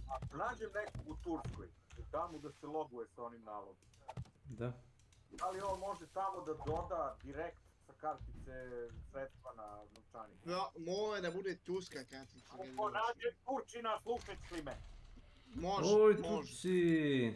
Nebitno, Turči može da živi u sebi ako ima tursku bankovnu karticu. Add funds to wallet, da doda tamo, direktno sa Steama. Može. I ovo, možeš i ovako da odradiš. Ko ide na letovanje u Tursku, neka ponese jedan račun. Ona je studirala sa Turčinom jednom u Holandiji, kaže da je dobar s njim. Da mu kaže da grune jedno 100 evra u novčanik tamo da je imam isplatu. Odlično, mogu ja da se učepim onda. Samo da vidim večeras kad bi se javi, da li je, koliko sam ja skonto dobra je još film, kad bi tu.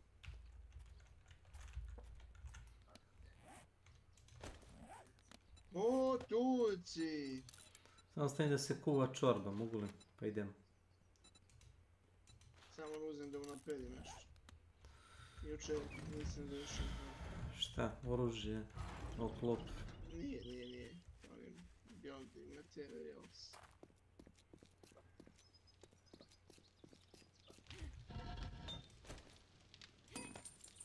Ja sam vidio kad sam se šetao.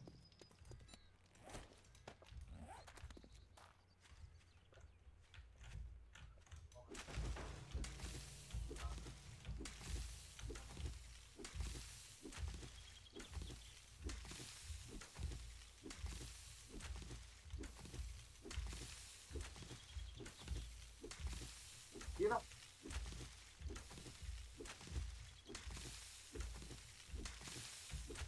Kiri.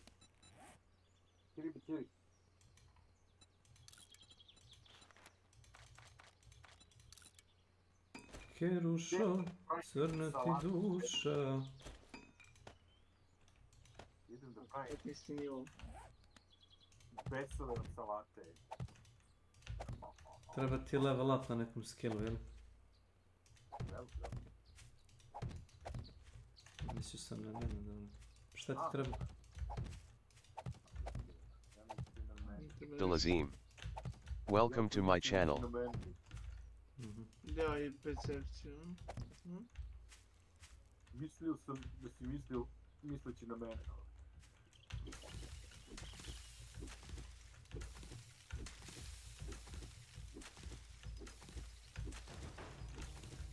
Mislio sam da si mislio na mene.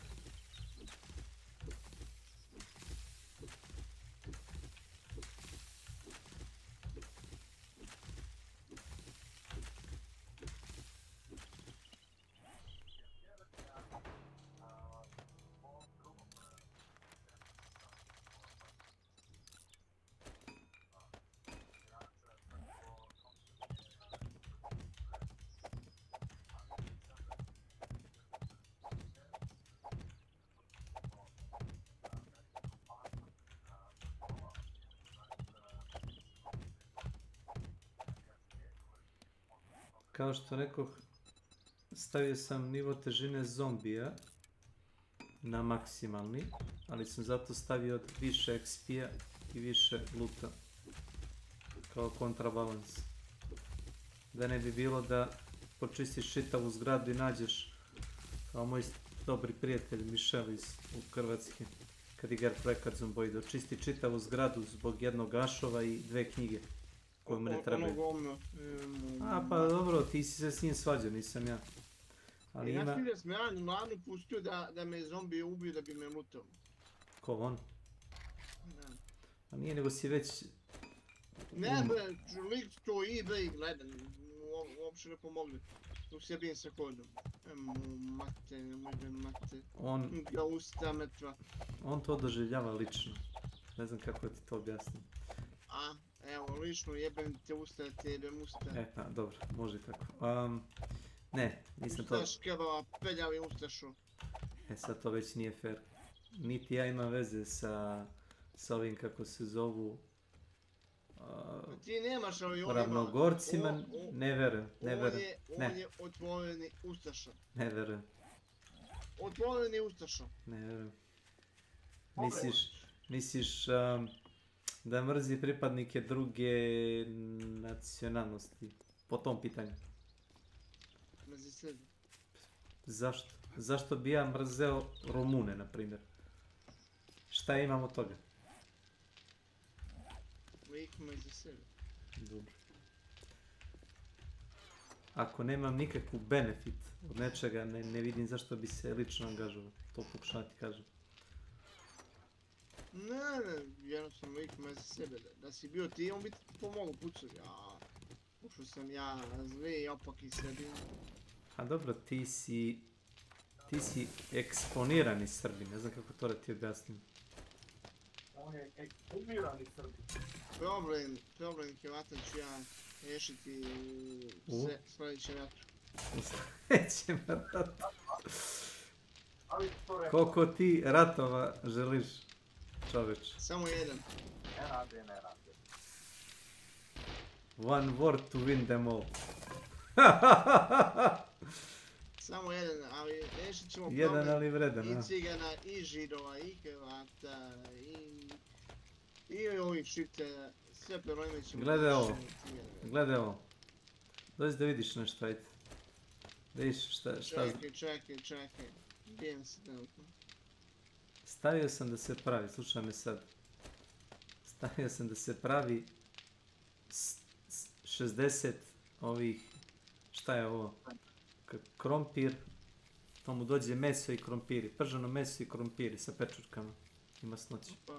To ti daje 60 hrane, čini mi se. Ako popiješ crveni sok, dobiješ 72, čini mi se. Dva ta pojedeš i full. Znači, hrane imaš po defaultu 100. Ako se leveluješ, povećati se za 1. Na 30. levelu imaš 130 hrane. Ti si ojačao ovaj Moskva, a?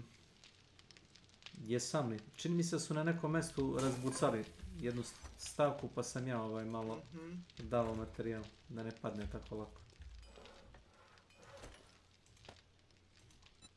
Kako si pokušao da se zakriješ ovdje vode, ja putiš. Imam inače, ne znam da li vidiš vrata u podrumu. Tu imam pečurke, to se na mene tako radi. Odmah pored mosta, ne znam da li si vidio podrum. Nis.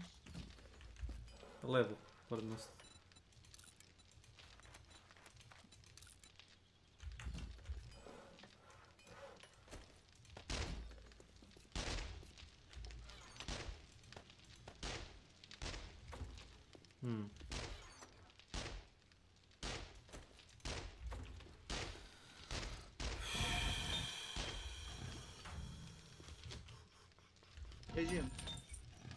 Otišao je da se javi nekom prijatelju. Ne znam da li si ga čuo, da li nisi čuo. Jesam, mislim da nije izašao skrio sa kanalom. Evo se vrati. Vidim,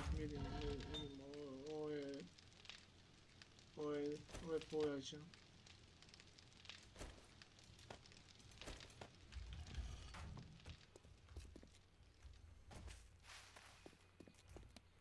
Majstore, daj mi taj MP5 sekundu. MP5? Taj, da. Pričao sam siguran da je to MP5. Nije MP5, ali je... Kako se to je baš, jao? MPX? Nije MPX, da ga če malo izgledaju, jao. Ovo nije MP5? Nije. Slično izgledaju, ali nije. Evo sad ću da googlam da vidim o čemu pričaš. Imao sam ko mali Držao. MP5. MP7 nije. Izvoli ga nas.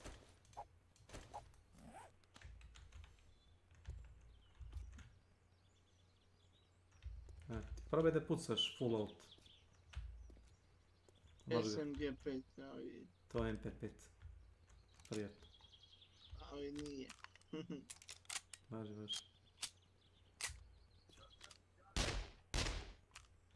Čekaj da promijenim. Nema, ne možeš da promijeniš. To ti koliko brzo klikaš, toliko brzo puca. Stavio sam u sve mi auto. Ja ću vam prikrice, kako bilo na poslu. I baš. Zašto ne buduš? Evo, prije da se te ono oči ne radi. Gdje gure kolice.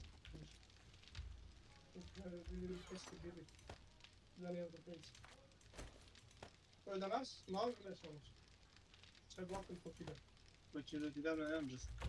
Ali sve ja pokidam bloke, ne može biti to naš trigger ili još jedne. Kupa će to ne sve što.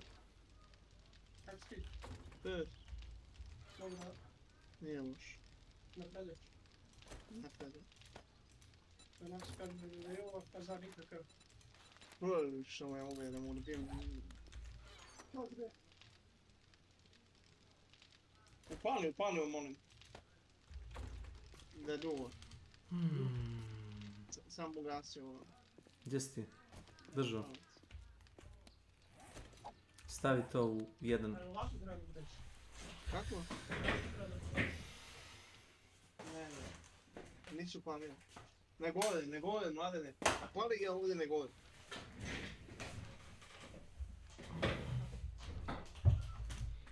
Nisu dobro da ne bi te ištekao, ovo što sam htio da kažem. Piti Snežo će ga izvaditi slanove.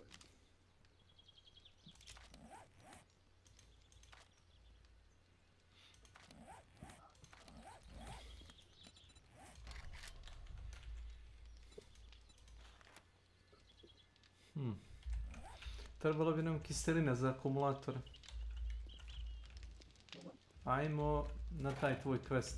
Gdje je to?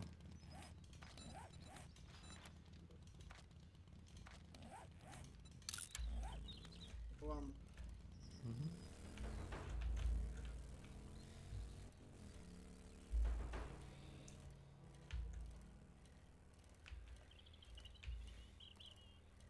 Na toj farmi se svakih 5 ili 10 dana čini se vidio sam da se respawnu prasići, znaš?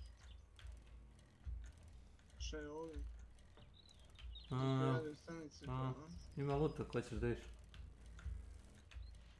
Je dobar lut ili? Pa random je. Već sam ja očistio. Ali ne boj se, ima zombija. Ne s te strane. Mene, džaba lomiš, ovuda je lakše ući.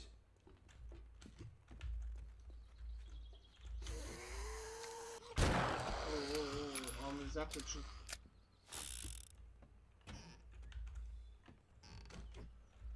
Možda se zombi spawnuo. On tam da je to. Ima jedna soba gdje su kutije sa lutom.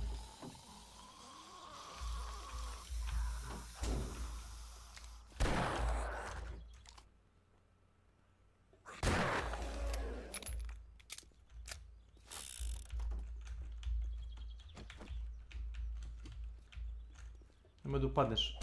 Nemoj da upadneš dole. Rekao to i upadaš dole.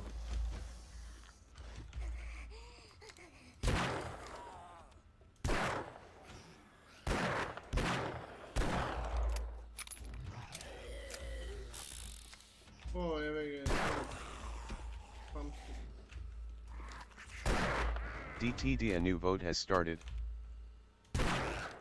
Možeš no save da sad tako hoćeš.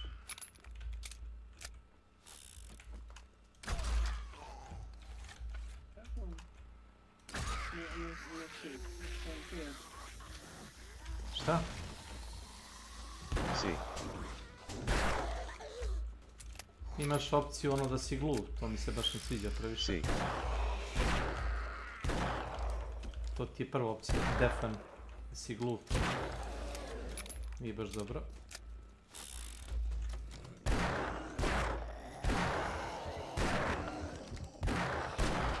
Marš!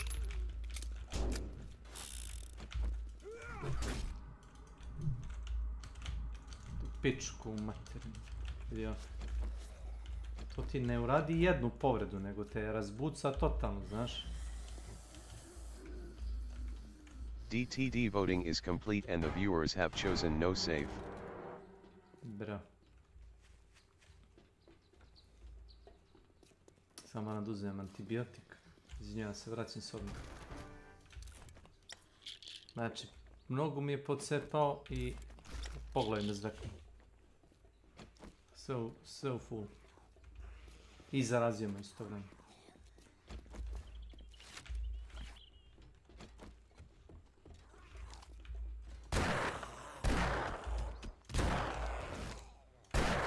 Baš u pičku materinu. Pozlatio se ovaj magnet. Vodu ako nađeš skuplje, to ćemo pretvoriti. Ima mojih i voda ovdje. Skuplje. Pa ne možeš da lutuješ uopšte čistu vodu, to sam ti već rekao. Samo tu buđe u vodu. Si ti dole, ja? Nisam još. Evo me tu sam u kuhinji, imaš da kupiš ove, kako se zovu, level ovdje. Možeš da kupiš na automatu ako ti treba hrane.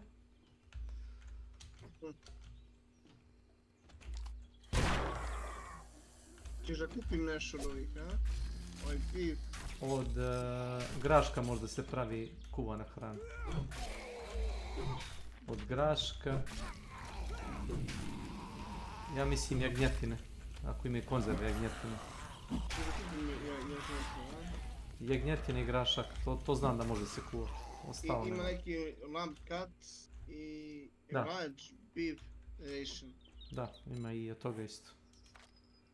Evo kupiš. Klikneš na konzervu i piše ti, kad staviš na nju piše ti recept, recipe. Moram prvo da kupim da vidim. Pa znam.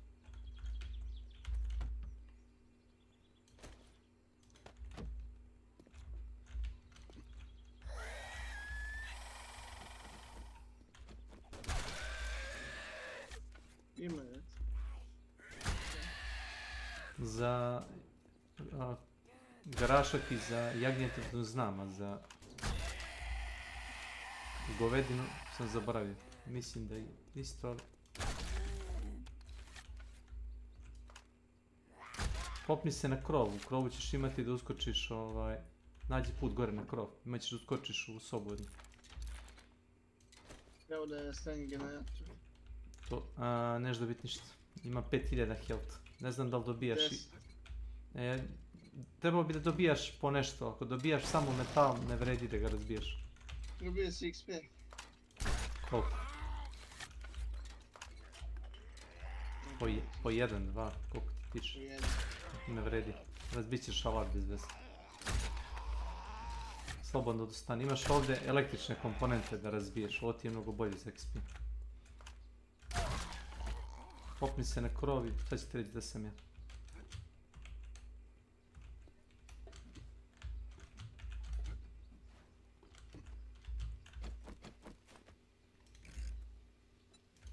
Vidiš u rupu koju sam uskočio.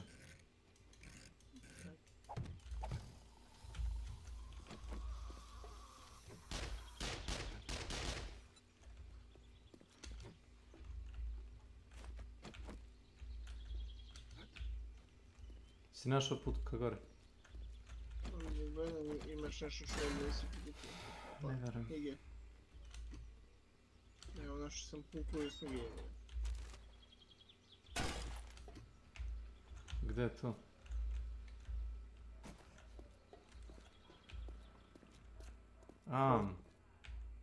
Da, ovo je bila soba sa lutom. Našao sam šta je ovo, evo ti Tech Planet. Evo ti Valjen 101. Evo ti opet Tech Junkie. Elektrika Tape. Čekaj, sad ćete reći. Ovo pročitaj slobodno ti. To imam.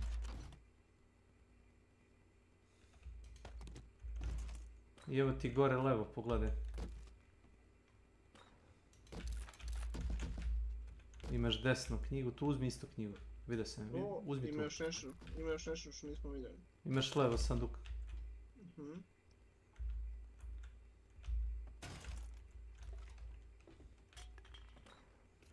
Ovo ti se isto rasture, vidiš ove panele?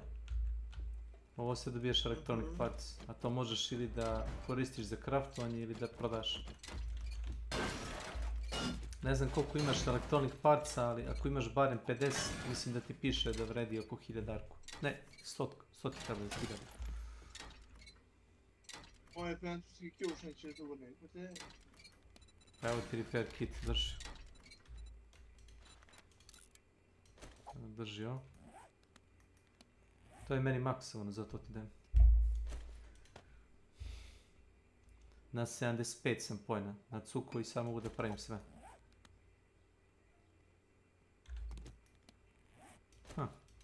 Možeš i da... Evo ti.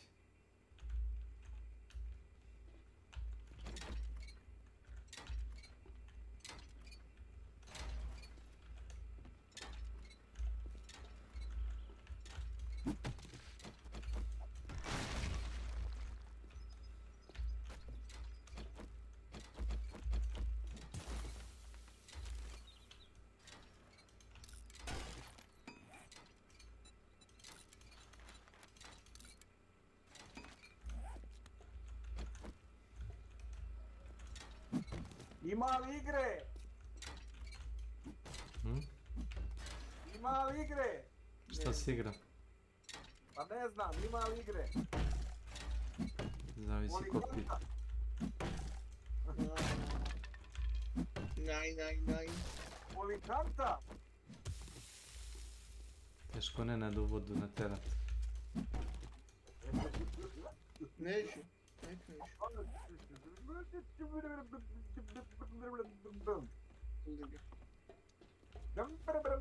Ja ga se ti zoliš, ti si tjam, a ne mogu. Rekao da bi juče malo... Kasnije ga dinamički igrać. Ajde kasnije da se sigramo malo. Ja sad da skinem grid malo da vozim auto 155. Dok se ti reći. Malo da ti vozim bre. Čekaj, onaj DLC što sam dodatno uzeo auto 155, jer to može odmah bez otkućavanja onda da se... Probaj, ne znam. Može, ali ključač da bi mogo da ga igraš. Kupio sam DLC.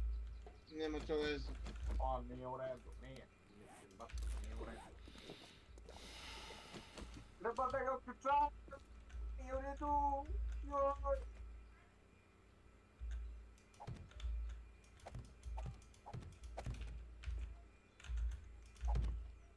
Treba da ga otkućavam!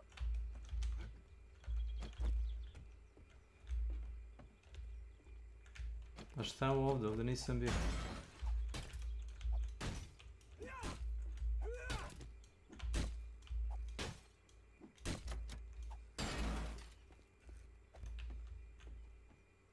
Ma dobro, to je samo da premostim. Ako hoćeš da praviš te drvene blokove, izvoli. Kako da pravimo ovo što ti ne pravim? Držiš, stavi blok u ruku. Drveni blok ovako kao što sam ga ja sad ekvipao. Moram da napravim pravo wooden blok, jel da? Pa zove se building blok u suštini. Da, može ovo, a? I držiš R. Držiš R. Izabereš shape i imaš to ti se zove bar. B-A-R. I klikneš na to. Da, hvala. Sada sam se sjetio. To ti je... Običan blok nije dobar zato što ne možeš kroz njega da pucaš. Ovaj je opet.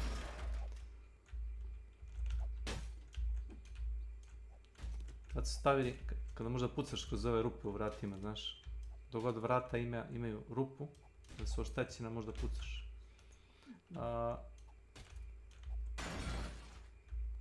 Ne mogu da ga uzem naziv, a? Može.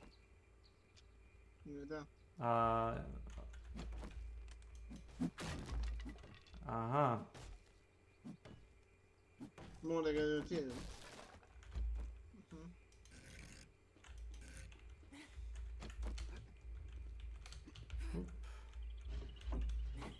Aha, kapiram. Ovo je samo s druge strane.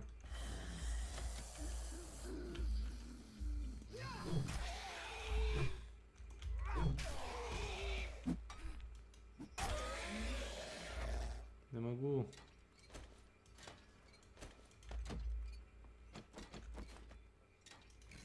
Ovo ti je radio stanica, čini mi se.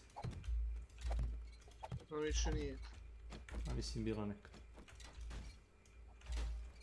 Tako mi to da rešimo.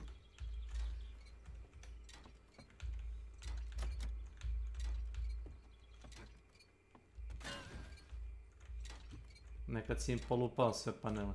Inače, to na čemu stojiš, nemoj da ga pokupiš, nego uzmi francuski ključ u potrebi na tome, na toj stolici.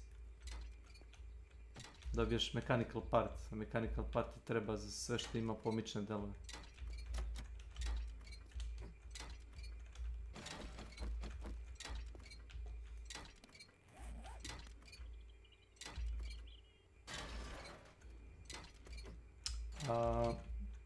Kad upgradeš taj skill za, kako se zove, scrapping, dobijaš više tih delova i daje ti više XP-a zato što više lootuješ, a možeš i ako ti ne treba toliko komponenti, možeš da ih prodaš za keš. A sve što prodaš... Evo. Šta? Po neke tajne vrata.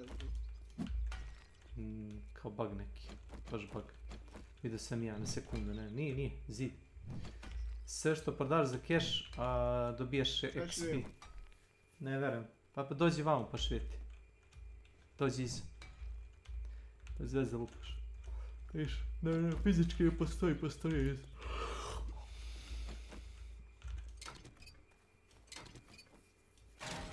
Sve komponente koje ti ne trebaju, a uglavnom su to te elektronske komponente. Njih ti treba 1000-2 u igri. Plafon. Sve preko toga možeš da prodaš. Mehaničke komponente, ovo možeš isto da razbiješ. Tu dobiješ ulje, ja mislim. Ako je petrolejka dobiješ ulje. Ako je mehanika... To što sam ga ja bio razbio, imaš ove. Jel gori? Ne. To ne gori.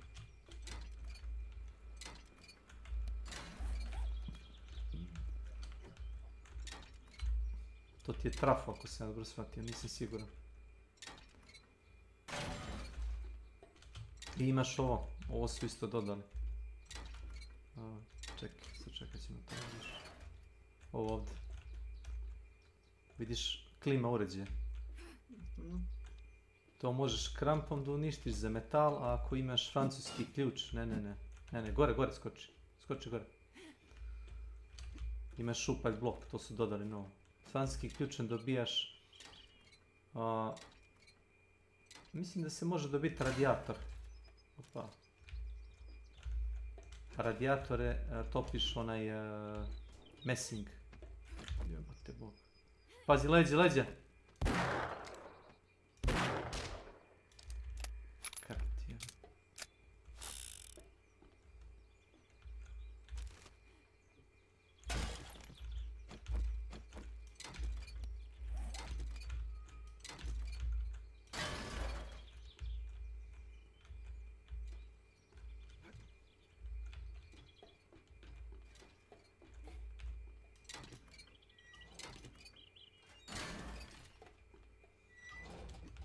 Evo ti ovdje isto iza tebe.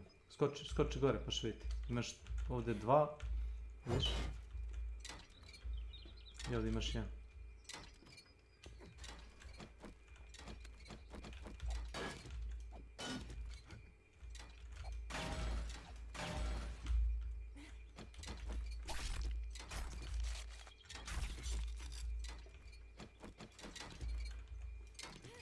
Dobije si mechanical part iz ovo. Vidim.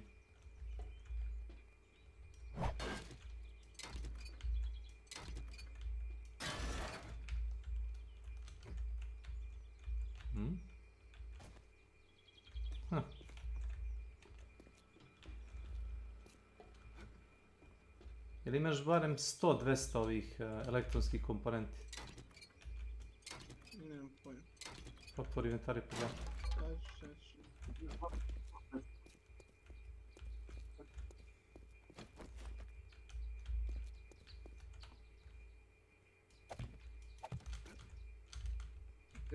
Nema mehanika. Imam 195 komada. Koliko ti to vredi? Piše ti cena na njima. 2000 bar. Prepostavljam. Ne piše. Piše. Kad staviš na item piše ti... Piše, Kiri 310. Da. Imaš ovo isto. Opa. Ovo. A ne dobi... Ne. S time se rastavlja. Ali neš dobi to. Rastavi pa ćeš vidjeti. S tim se... Samo s time se rastavlja, ništa drugo. Evo sam beše možemo i na našu bazu da pojavimo. Da, možeš. Samo što ovi ne rade. Ovo su ti kao mrtve ćelije. A kad ti nabavljaš kao igrač imaš kao plave ćelije. To su ti kao, one su ispravne. Da, sećam se.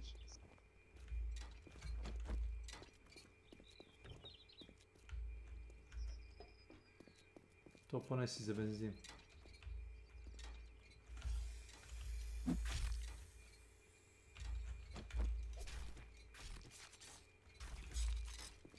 Gdje si kobra, Bane?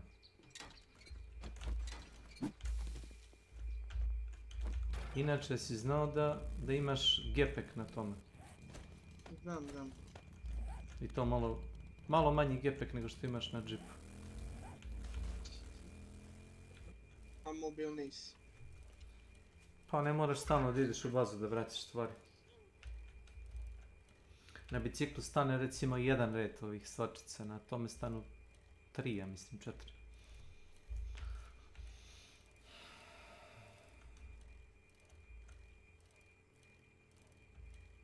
Čeo bolnice, a? Nije. Ovo ti je pawn shop. Ona zalagaonica. Ovo desno. To u sredini ti je pekara, to gore ti je ovo. Še ovaj Amanda. Ovo ti je... Hoćeš da uđeš da vidiš? Ma jo. Nisi rado znao. Viš šta piše? Pročitaj samo. Šta misliš da... Medved, da? Ni to ne jedan. To ti je kao ono u Bosni, ne znam da si gledao onoga pacijenta što je kupio medvede i držao medveda u kavezu ispred kafane. Znaš? Znam. Pa su htjeli da mu ga uzmu, pa on neće, pa on kao voli medveda, medved nosi profit, čisto. Medved je dočekao da ga puste, da? Sve drže čitav života u kavezu da te pokazuju ljudi. Da bi povećali prodaju pića ili hrane, ne zajebavaju.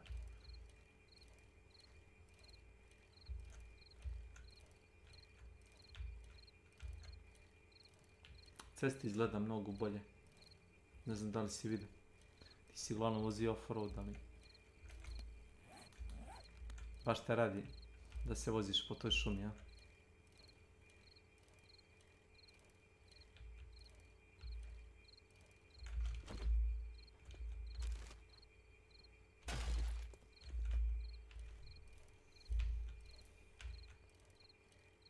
Ja mislim da smo negdje bili prošli. Pa ovo ti je originalna mapa koju su oni iz verzije u verziju igru menjali i dodavali. Na Westgate kao taj nacionalni park. Ne mogu baš geografski da odredim da se nalazi u Americi, ali moja pretpostavka je negdje pored onih Navajo rezervata, pretpostavljam. Nam treba ugalj. Šta nam treba ugalj? Ako si našao gomilu uglja, samo ga zabeleži na mapi, možda daš onaj checkpoint, ne moraš ga sad kopat, treba nam, ali ne mora odmah. Evo ga olovo, ovo treba.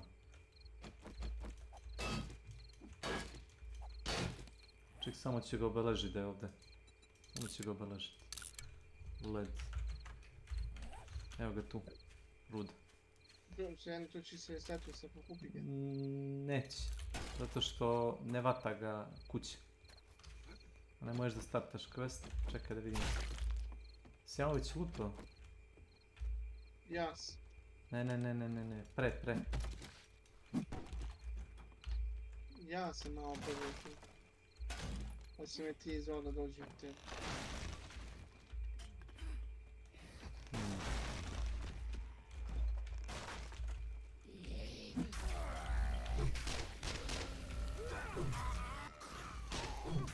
Ima ona koliba iz onoga filma Evil Dead, to sam našao.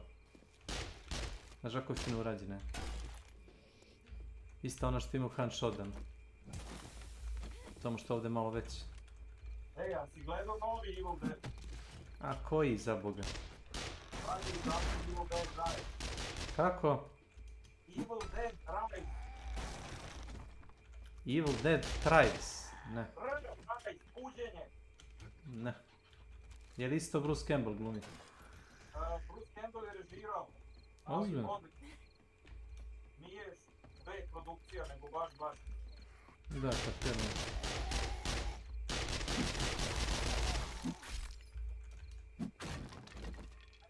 Nemoj da ga lupaš. Izvoli. Ovdje go ima nešto sigurno. Mislim da ima.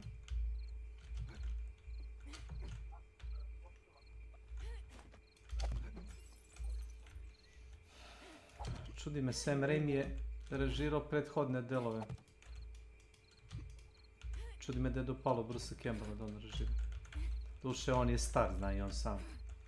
Nije se čak po Vampirija da glumi sa 65 godina.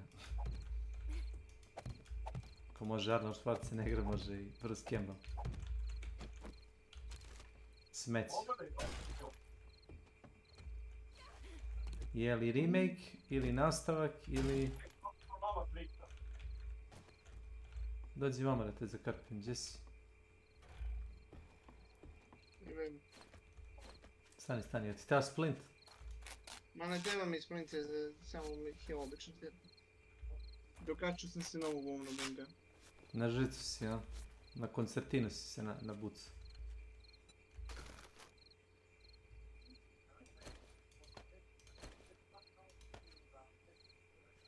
Ide me sakre na ovu.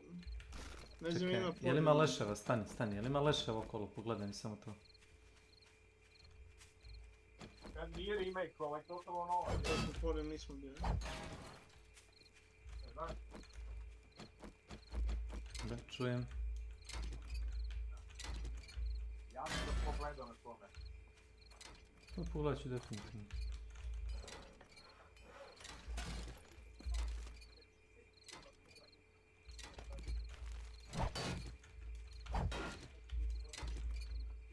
Sad kad sam na godišnje mogu da pogledam.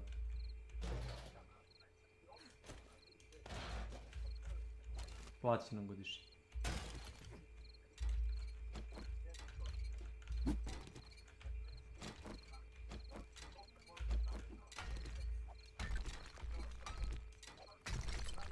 Morao sam da napravim još 3 ona forđa zato što mi se sporo pravio cement u bazi, znaš. Jel ti karakter žeden, uzre budi rečeno? Nisam. Znaš šta uradiš kad si žeden? Odeš do reke i napiješ se. To što ne možeš da nakupiš boca vode koliko možeš vode da popiješ. Znaš, ja sam malo prebio u bazi i lutovo sam iz onih skupljača vode. Lutovo sam bio 27 flaša i od toga sam napravio samo onaj lepak sa industrijom. Evo sad pijem. A znaš kako, ako piješ vodu imaš onu foru da dobiješ dezinteriju. Ali treba da nađeš onaj, imaš, kako se to zove, filter. Imaš filter da staviš na šlem i onda imaš kao filter za vodu, možda piješ direkt iz reke, da se natruješ. I onda kad... Bez ovog gladnijela i bringa usta. Pa imaš metabolizam skill na fortitudu. Imaš Iron Gut se zove.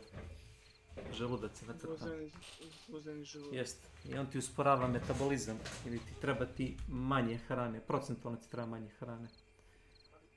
Samo stavim u motor čišćenja mišak.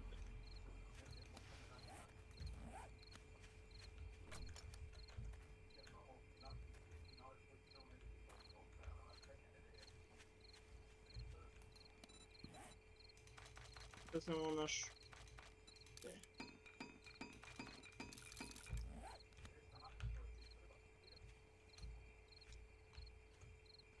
Zaboravim da ti napravim cigaru, ali treba mi hormoni, treba mi testosteron od medveda. Moraš da ubiješ medveda i da ga iscepiš sa nožem ili sekirom. I onda napraviš, dobiješ ampule testosterona i to možda iskoristiš za cigaretu.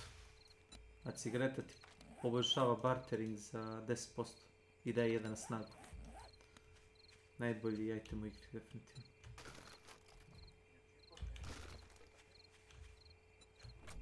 Au, brate, šta ti imaš ovdje? Aj. Čekaj, ti ubacim još stvari. Pa nije čudo što ti je pun inventar. Uf.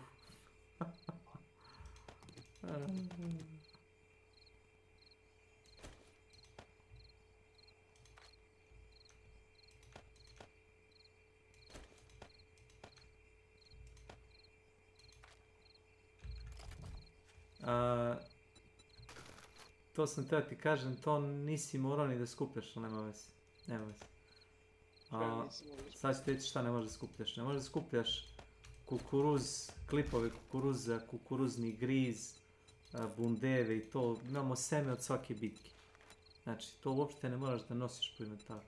To možeš ili da pojedeš odmah, ili da diskarduješ. To što si vidio Gundeju, sve to imamo. Sve. Sve. Mogu si da pojedeš za hranu, znaš. Pomoć. Ne daje puno, ali...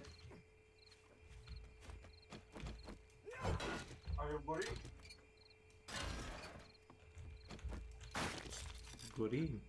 Ja gorim.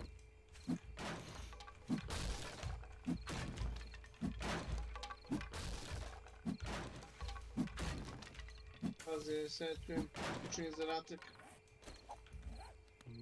Može. Ajmo kroz podrum. Uf. Si ti to stavio možda koji poen na pištolj ili se mene čini? Zato sam percepciju napredio. Nema percepcije veze s tim. U ovoj igri nema veze. To ti nije perception skill, to ti je agility, znaš? Ba on kaže kad percepciju napređuješ ubijaš 50 i... Ne. Ne. Nešto. Ne. Pa je bilo onda vaš... Nije za to, nije za to. Uopšte nije za to. Percepcija ti je za ove, kako se zovu, bolt action, za snajpere. Piše ti lepo koji atribut je za šta. Perception piše ti... DTD cooldown commands are now 200% active. headshot damage, 5% dismemberment with rifle, explosive, spear tools. To ti je za ove alate. Za taj alat što ti koristiš. Taj francuski ključ. Dobijaš više stvačica. Znaš što ne mogu. Šta si našao? A za misiju što sam mogao naći. A sanduk.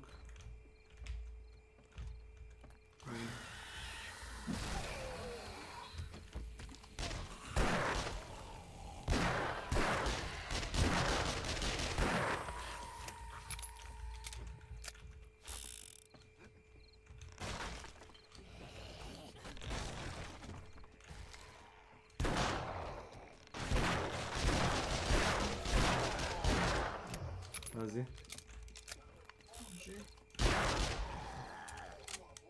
Delazim. Welcome to my channel.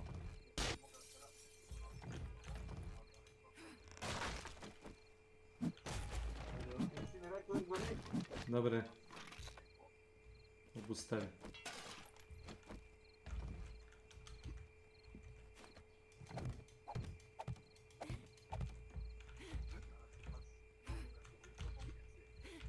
Sa strane. Iščučne sa strane. Idi tamo. Kako ti je? Pa ne mogu da se je palim, A znaš šta ima? Ima jedna kutija sa smećem. I u njoj 2 sandviča. Kakav bud.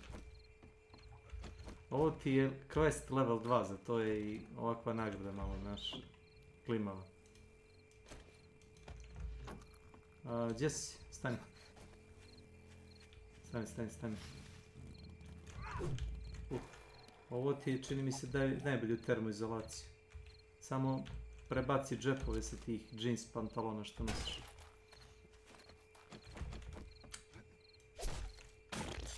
Koliko sam ja gledao, najbolje to ima termoizolaciju. A sad ti vidi.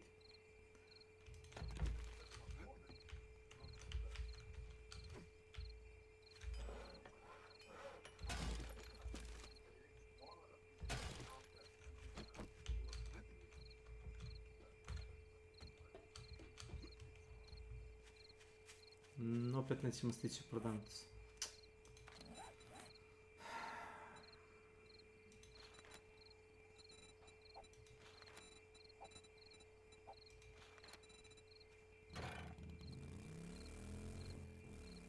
Evo še vam. Še vam sve vode je od.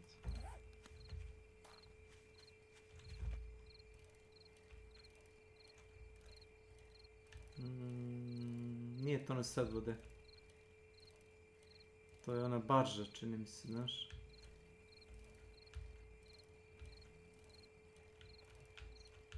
Tu možda imaš luta unutra u toj kućici.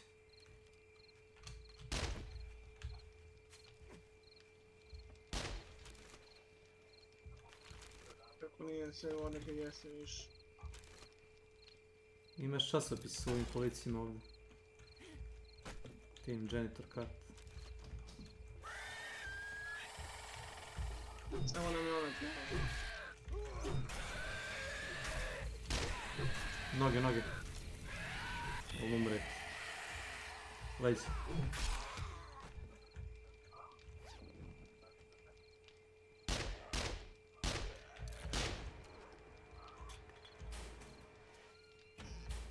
Hop.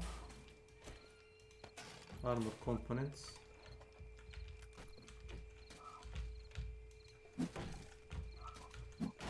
Imaš gore na spratu, samo skoči gore. Opa, laki mute.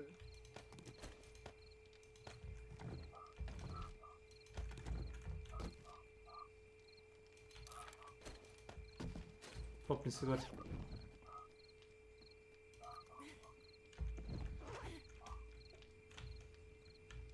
Uzeo sam jednu knjigu za tool crafting. Stalo ti stavljam.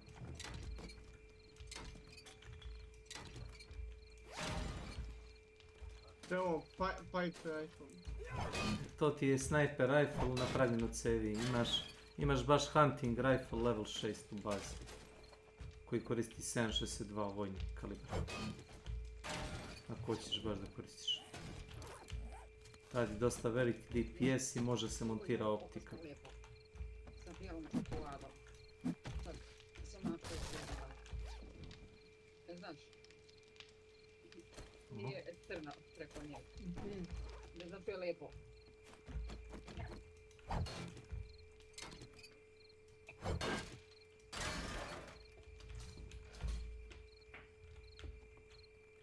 Od tebi?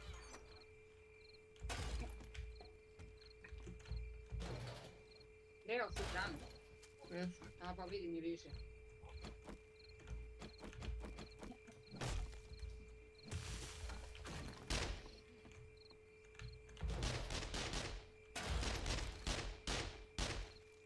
Odcepni.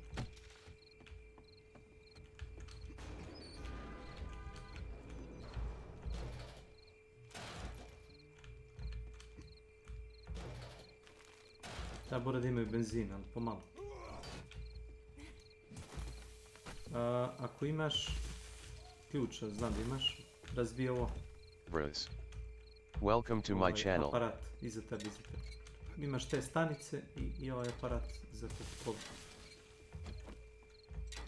Taj ne može, kada ti kažem, nije funkcionalan. Imaš nekad nađeš ih uopšte ne radi.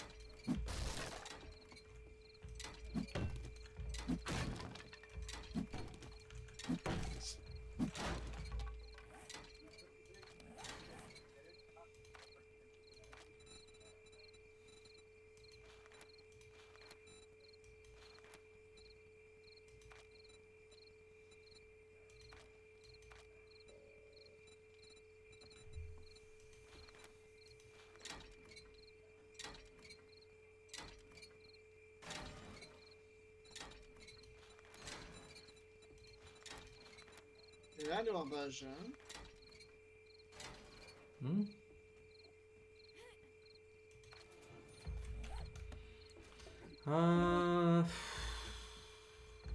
Ima bug neki s njom, ako razbiješ par blokova, potone sva dole.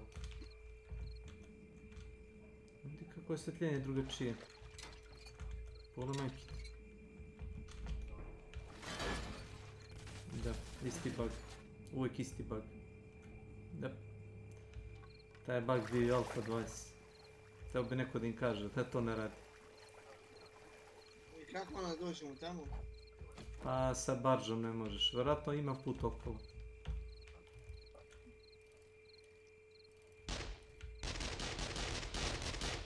Jel imaš boost u donjem ćošku, donjem levom ili desnom, kad sam ja blizu? Ikonicu. Ne. Kako nemaš? Uzeo sam leader, inspiration. Ne. Šta sam htio da vam kažem, ja ću da nešto slušam. Samo izvoli. Stani malo da vidim. Gdje je ovaj motor, ti ga vidiš? Ja ga ne vidim. Što parkiraš zeleni motor na travu? To mi nije jasno.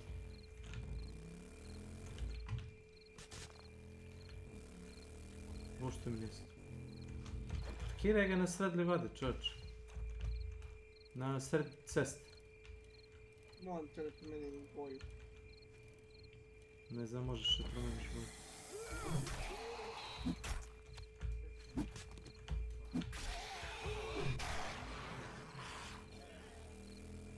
Brate.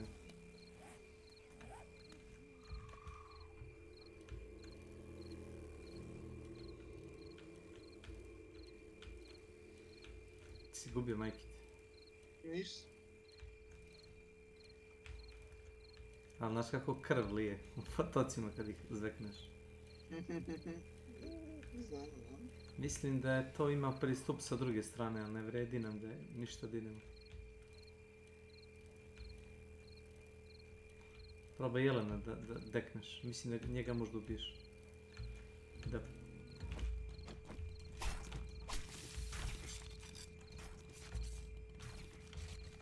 Evo večera.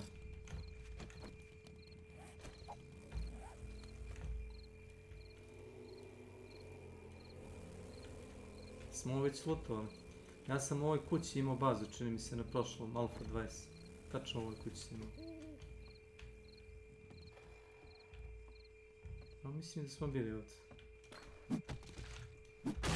Moguće krive, ja nisam. Jesmo. Ti si bio. Ma bili smo zajedno, ti ne sjećaš, vidiš da je ovo lutovano.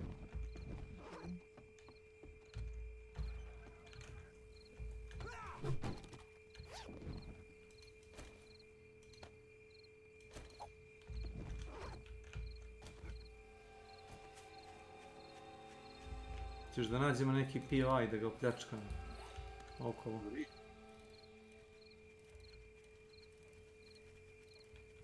Pošto svejedno ne vredi sad još u prodavnici jer je zatvoreno. Idi desno preko mosta. Imaš nekad onaj shop. Ovo još jedan jamen.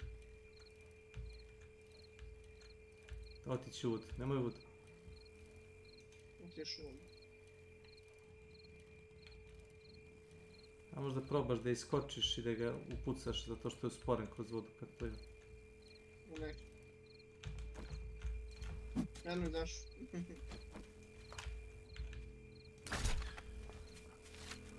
Gori.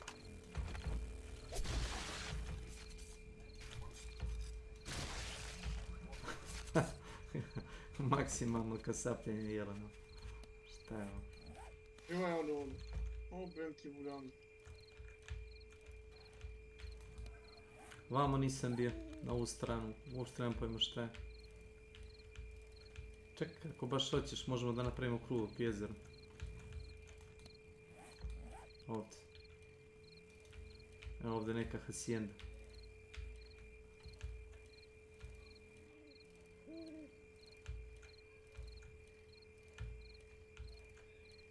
Pro dve kuće.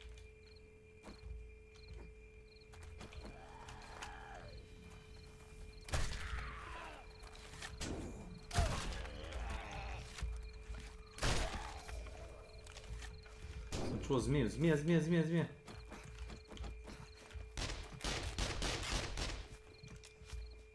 Ubili? Mislim da se ovdje.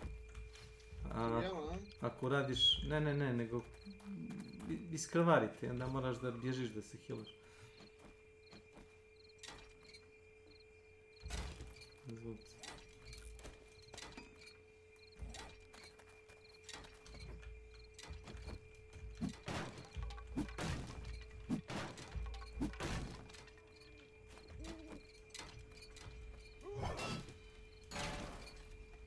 Ne znam da li ti to imaš, ali ja imam kad vrata razvaljujem sa sekirom dobijam ove...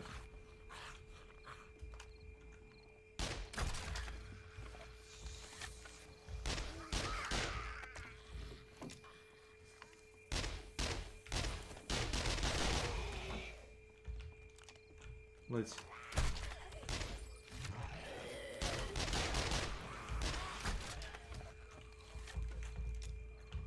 Imaš jednu ili dve knjige na... Ovo rasturi ako imaš vanjski ključ. Rasturi sjelic. Ne sjelic nego luster. Ovo je gore. Viš da je od Messinga.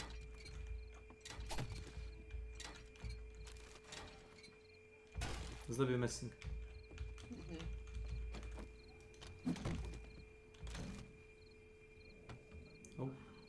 Gladan.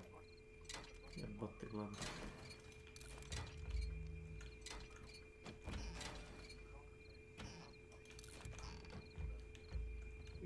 Našao sam kiseline. To se to skuplja. Uzmi sa stola. Ovo. To šta je to?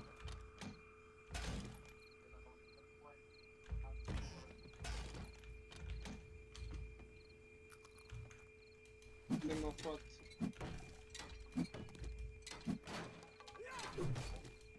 Aha, tačno sam znao. Pogledaj gore iznad nas. Vidiš? Kako tajno, siket, a? Pa nije, nego baš možda ima i prekidač koji to aktivira.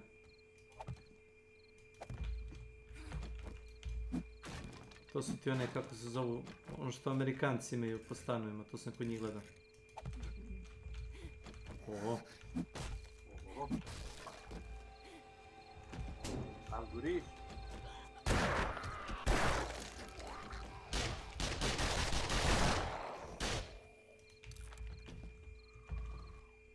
Pošto si doktor, bi ja bi dobro da me zahiliš. Evo daću ti veliki medkit.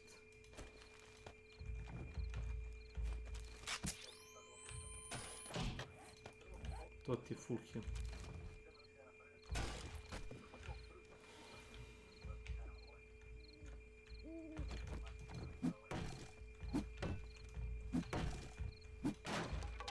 Ništa. Ono što gore?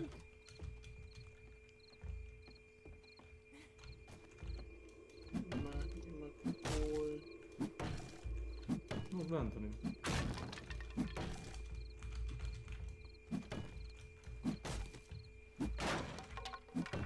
Ima podijel.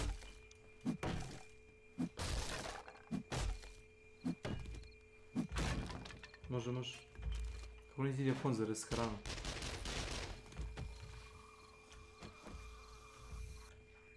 Imamo tjeren koji vino. Gdje si dole?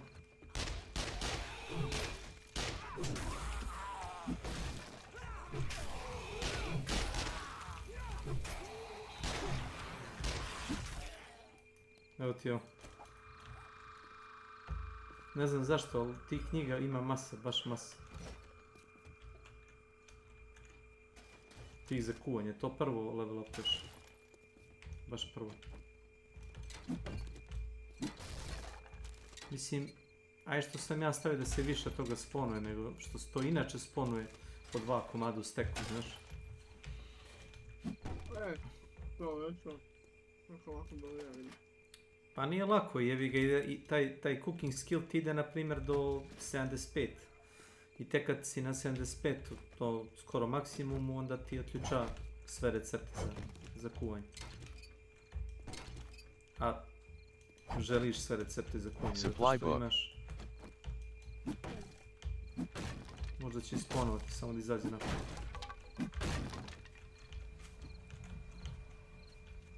A hashtag supply book, jel tako ide?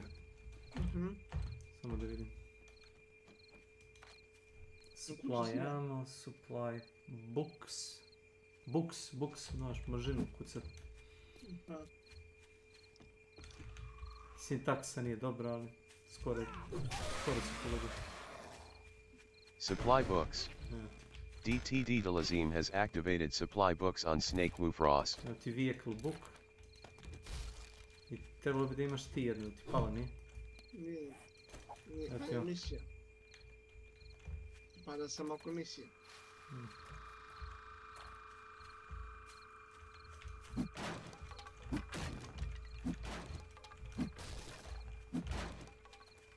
Idemo na sljedeću.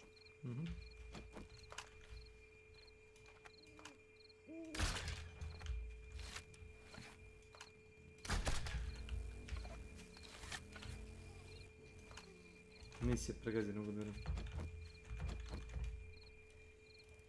izbjegnu. Pa dobro, i to sam gledao. Da se cimnu. Uvijek pun gaz za tobom.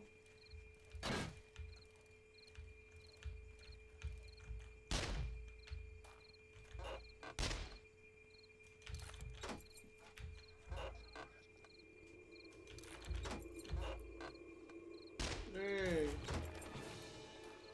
Ne lupat. Ostala samo ruke, vidim.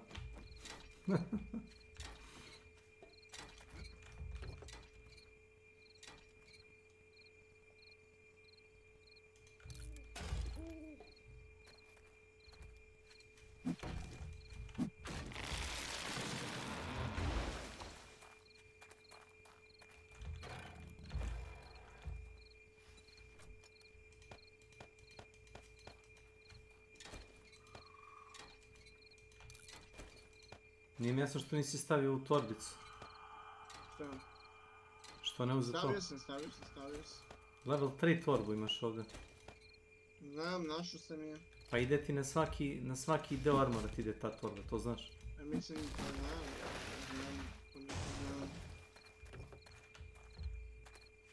Znam da nemaš kacigu na glavi, zato te pitam. Češ da ti napravim kacigu od... Nijem bre kacigu na glavi. Koju kacigu? Imam. Imaš naočare? Imam football helmet bre. Ostavio si neki mod na glavu, pošto ti ne vidim da je nosiš. Mora da je nešto modifikovano.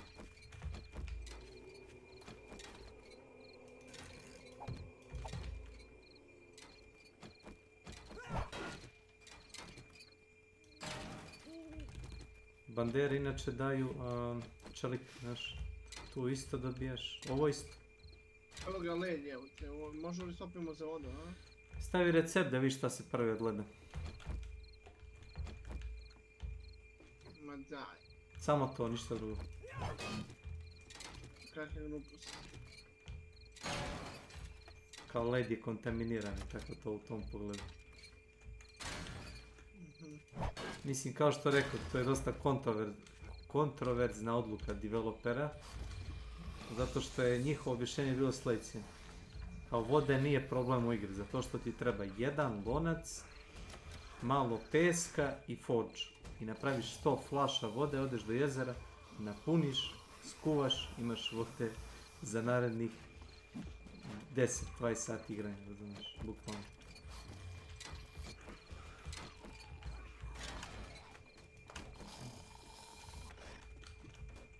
Skoči gore. Vamo, skoči kod mene. Oj. Ne potrebno. Ne baš rekao da ne potrebno. Što je negdje lešinara, samo ne znam gdje. Ne, s polja.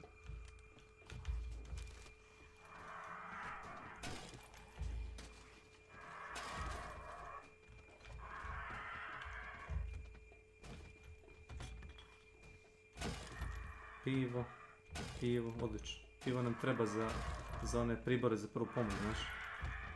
Pivo ti ne daje vodu inače. Ne znam kako, ali... Ne znam da li si... Pa pogledaj, ako si pokupio, pogledaj šta daje. Daje ti staminu, regen, stun, resist, brawling damage. I traje 1 minut. Ne daje vodu uopšte. A žeden si još više od njega. Ali ti treba pivo da bi napravio medkit onaj veliki, znaš. Tako da ti preporučujem pivo da čuvaš.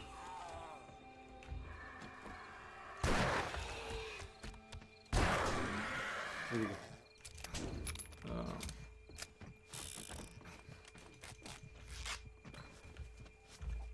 Neverovatno. Odjebi bre od mene glavata ptica.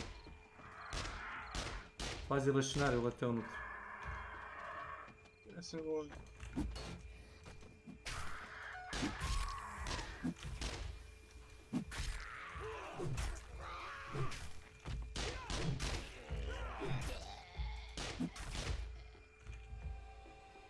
Glavati glupi lešinari.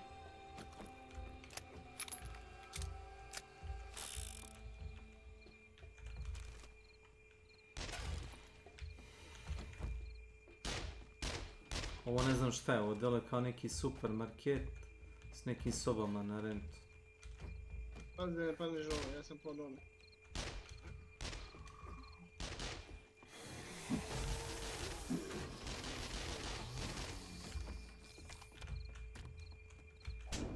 Ajde, dođi malo, X-Ox mi radi tu.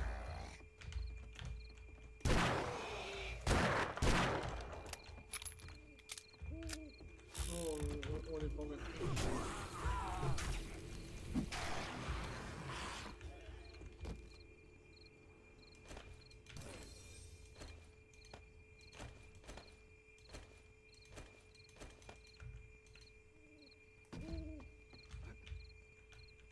Ti nisi našao sobu s ovim glavnim lutom. To ti gore vamo kod mene. Gledam, nego ja sam po dole.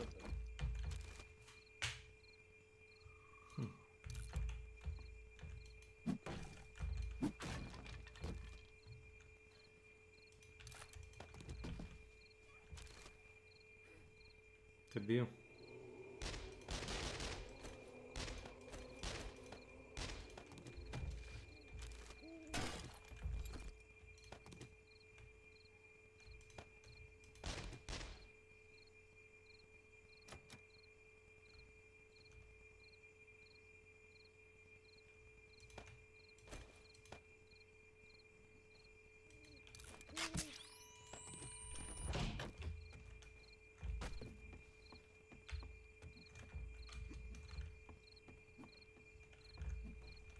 Nemaš.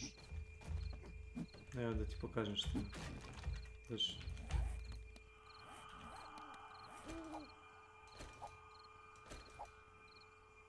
I bilo je jedan pribor za prvu pomoć. Ne, to ostaje. Imaš u gepu.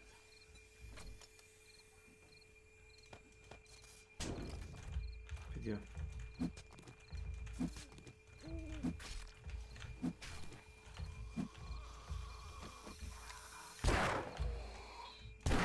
Milja ne padne zmije. Može samo da me povuče za...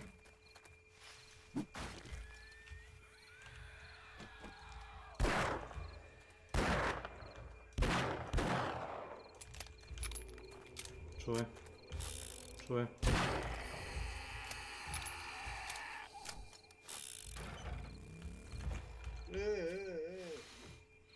Pa merio sam ga od zombija.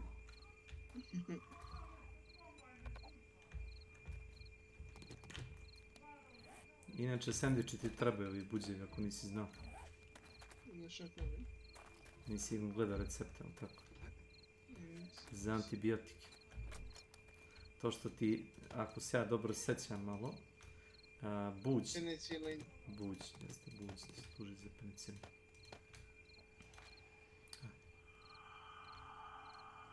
Koliko mene sećanje dobro služi. Da.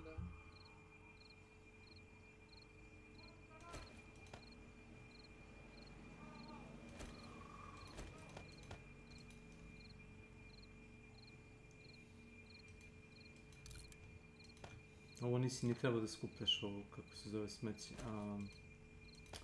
Sad ću ti reći. Ovo je Iron Helmet. To ti kad se opravi vredi oko 100 onih novčića.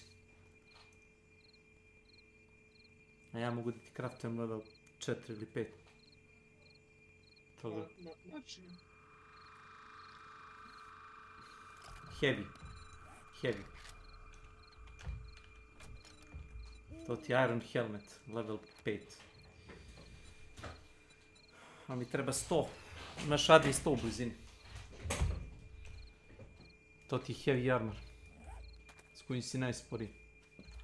Iako nemaš Strength skill, da ti redukuje fatigue, krećeš se 2 na sat. Znaš kada ćeš da pobegneš zombiju koji te bije.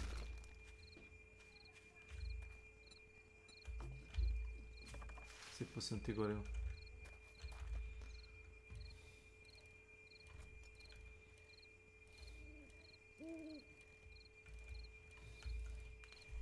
Te sendviče buđeve možda pojedeš ako baš nemaš hrane, a ako ti ne treba za hranu možda i sačuvaš za, kažem ti, penicilin.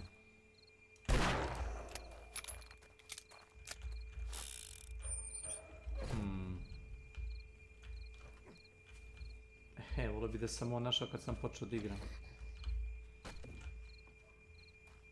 To je bilo dobar fazon. Sad sve ove u sebi imam već.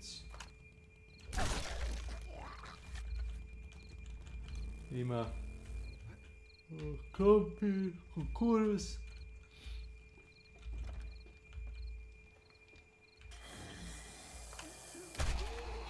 Šta je ovo, kristal met? Ima onaj, kako ti kažeš, onaj aquaphonics. Ovo možda razbiješ francuski ključ.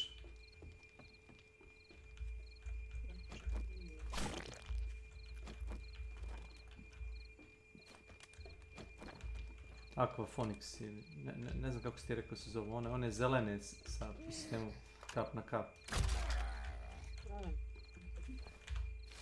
Hidroponija. To.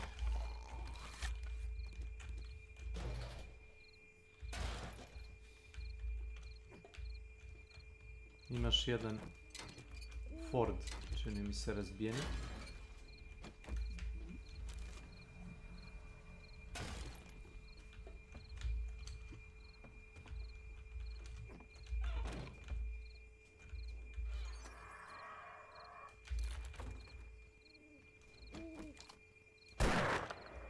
Marš u pičku materinu.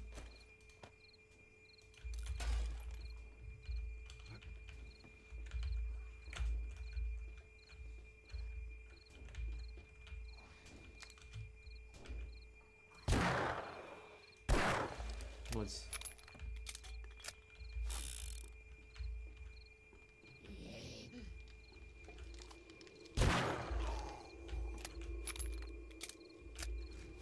Ovo izgleda gore, dobro je.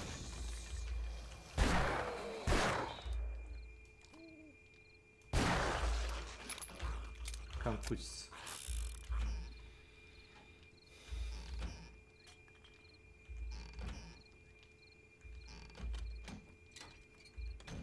Bio mi pogled da mi možemo da napravimo kao Japoniju. Pa... Kao što rekao, igrao sam modove gdje ljudi, dosta tih objekata koji su developeri stavili igri, recimo su modifikovali za nešto drugo. Tako da je samo pitanje vremena kad će neko od community membera da izmode to.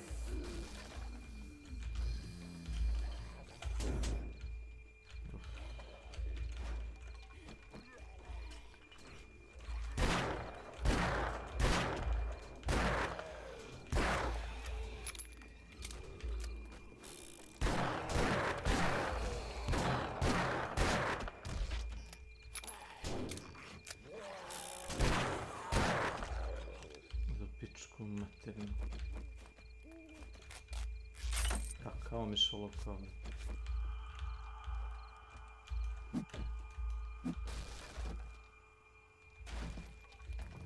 Ovo ti je low level loot, već vidim po ovim glupostima ovdje. Potato. Ne moraš ništa od toga da uzimaš, slobodno ostavi. Možeš uzeti municije za šotku i imaš tu, ima si ovdje mod za... Opa.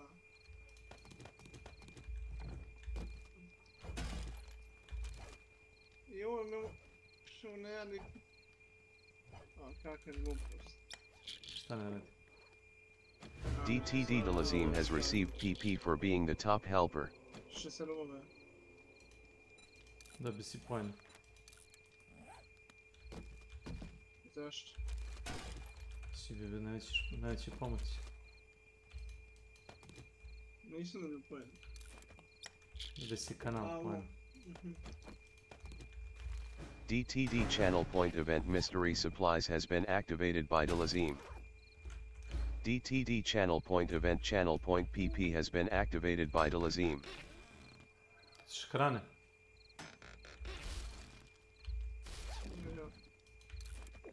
Boga mi. Hrane. To si dobro htjelo, Boga mi. S ovim neće biti gladan duže vremena. A ovo je dobro. Ja sam dobio molitve... Slika se vrti. Izvoli on. To možeš i ti sam sebi da aktiviraš, ja mislim, znaš? Te busta? Da. Ima cooldown. I doći sad ne mogu da sebi spawnem to. Nikad to nisam koristio, ako mi veraš. Jesam ono kad me pita da votujem za nešto, onda sam ono...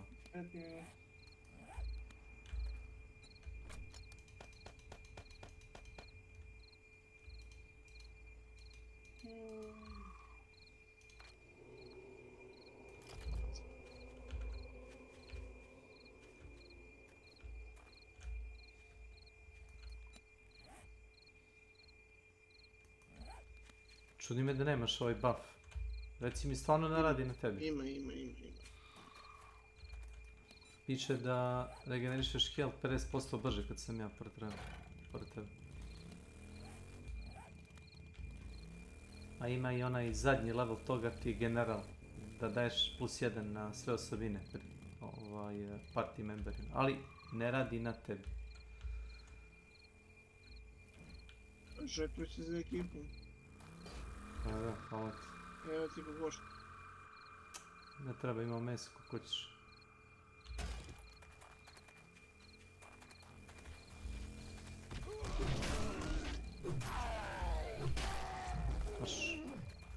Ovo se se gasi, a? Jes. Nije. Nisi ti ovo gasi. Ovo su ti kao... Fright. Howl Fright com. Rečna mornarice, tako nešto. Ovo ti je dok. Već da vidiš, imaš 2 broda parkirana ovdje. Ja sam točito firefight. Ne. Prebrzo čitaš. Uopšte nije to. Šta opet?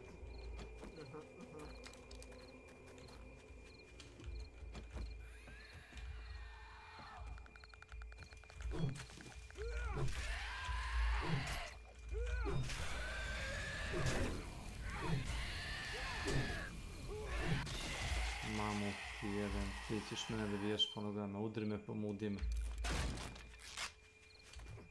You can't touch my talala.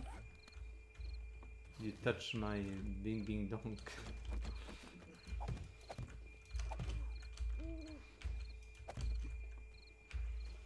Kaki mi.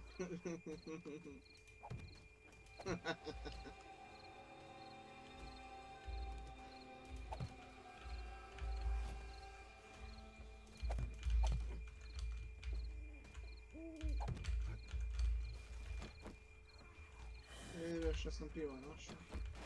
To se čuje. Znaš, oko ti treba vremena da skuvaš jednu, tu pivu. Treba ti oko minut 2 da se jedna destiluje, znaš?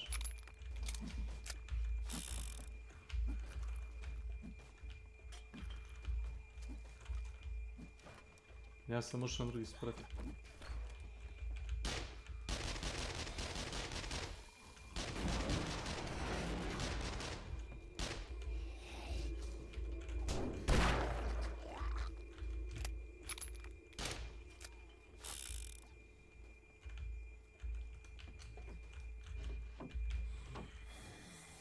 Vidim ja da si ti ušao. Medovač. Evo je. Samo želim konj. Neko medovač.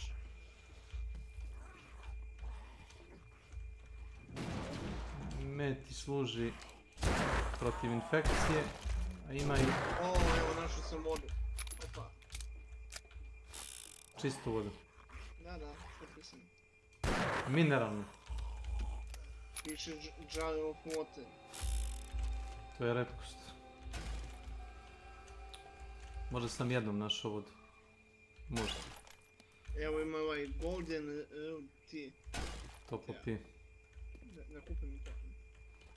A, našao si da kupiš. Da. Pa to da. Tako ćeš naći. Samo ako si žedan, to mogu ja da kraftim. Možeš i ti, čini mi se, ako ti imaš biljak.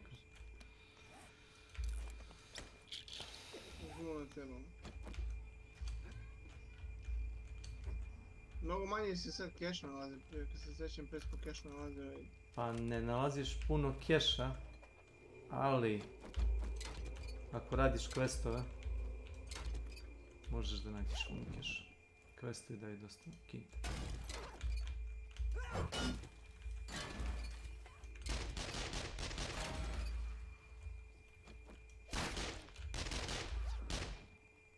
Umle Kinezu. Što Kinez? Zato što je Kinez. A, onaj biznismen u crnom modelu. Da. Da. Šta je ovo? Scrapping fun. Scrap for fun. To ti je za scrap alat. Evo ti ovo ima neki... Ajde je prvi 1x1. Ti znaš šta to radi?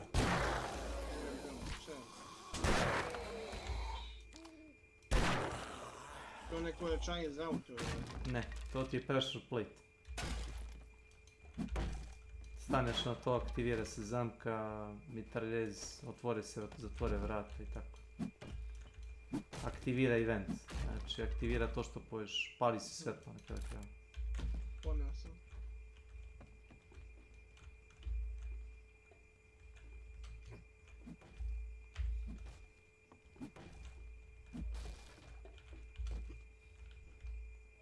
Scrap for fun ti... Znaš zašto nalaziš te knjige Scrap for fun? Zato što si bacio pojene na onaj...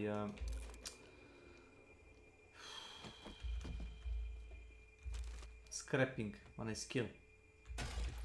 I onda ti igra povećava šansu da lootuješ predmete iz te kategorije. Konkretno taj alat. Ako bi uzeo da boostuješ, ne znam, automatske puške, nalazio bi delove za automatsku pušku. Ili knjige za automatsku pušku, da možda craftuješ uopšte. Tako radi looting sistem. Ako baciš poene na kuvanje, nalaziš časopise za kupovinu. Više nego normalno, kažemo tako. Još malo pa sam nastavio sandvič.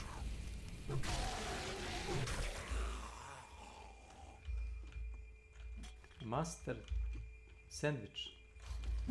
Sandvič. Aha. To si bužio. Pa si li nalazio motora ili akumulatora iz ovih? Jesam, našao sam kaman motora.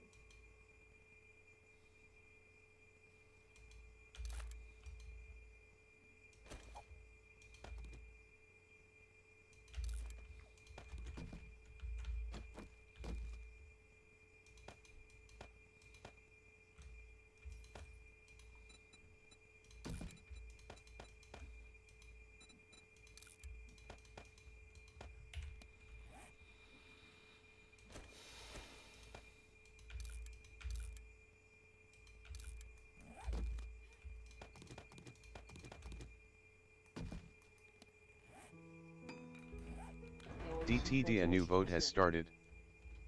Onda smo našli, po meni ozbiljno sve. Stavi weapon supplies. Weapon? Da, to ti je B. Hashtag B. Dobit ćemo knjige i delove za oružje. Ostalo nije ni bitno. Ostalo mogu ja napraviti. Leđe.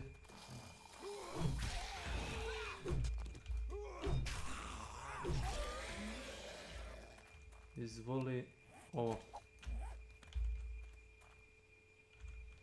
Ja sam lootao level 6, dobio si gratis level 5. I... drži za ovaj. Evo ti ovi crveni. Ništa će bacimo ovo municija za shotgun i nije obavezna. DTD voting is complete and the viewers have chosen weapon supplies. Nije, imaš tu kontejnera, čučnih negdje hoćeš. Inače izbacio ti sanduk s oružjem ovdje.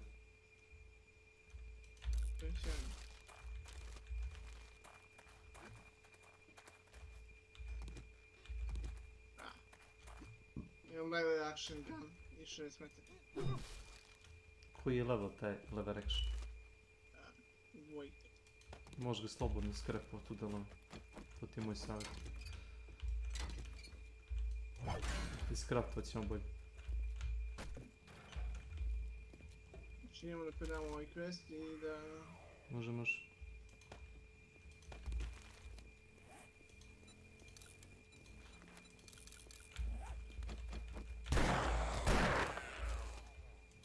Šta je ovdje? Baš me ne šta je ovdje. Ja više nema mjesta za stvari. Ne, ja.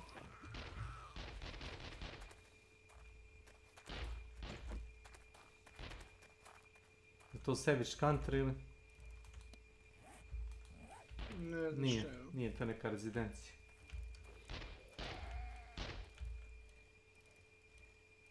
Znaš šta je to? To ti je Firewatch. Znaš šta je Firewatch? Znam. Tako mi deluje. Imaš benzin u boradima za motor. Lezi, lezi, lezi, lezi, lezi.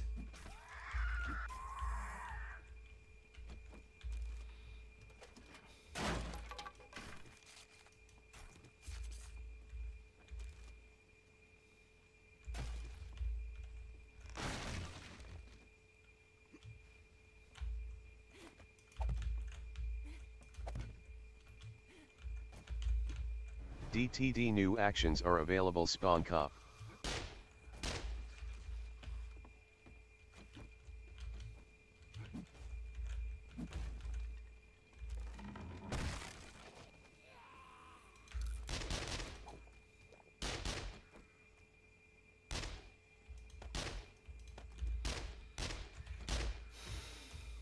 Si propadao les.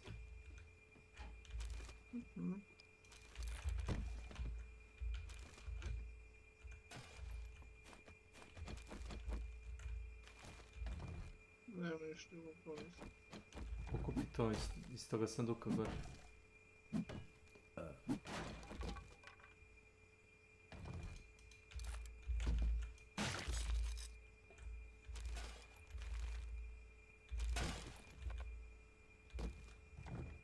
Evo ti časopis dole.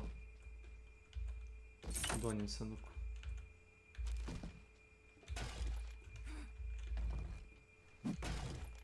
Ne, šta radiš? Ne. Vrata desno, šta radiš ti to?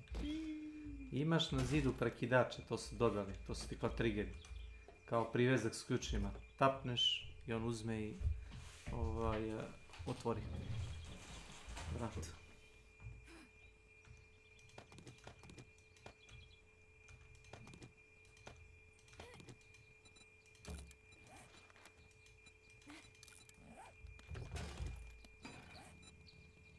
Dobro, gdje su sada neki brutalni video snimci, ja? Si vidio Bulldozer? Dobar je. Ali nije animiran, znaš. Lepo izgleda model jako, znaš. Što ti gledaš animirajući to? Vladimirović? Si rekao Vladimir Vladimirović. Nema puno ulagati, jedino da se ne pravi, znaš? Prepostavljam da pričaš Vladi, pošto ja ti ne pravimo ništa. Ne, evo ti.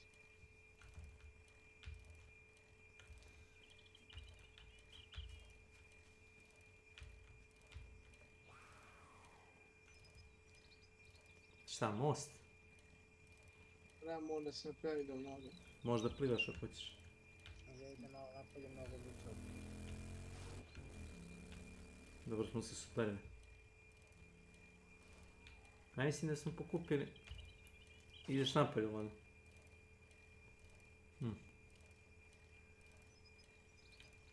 Ovdje ček.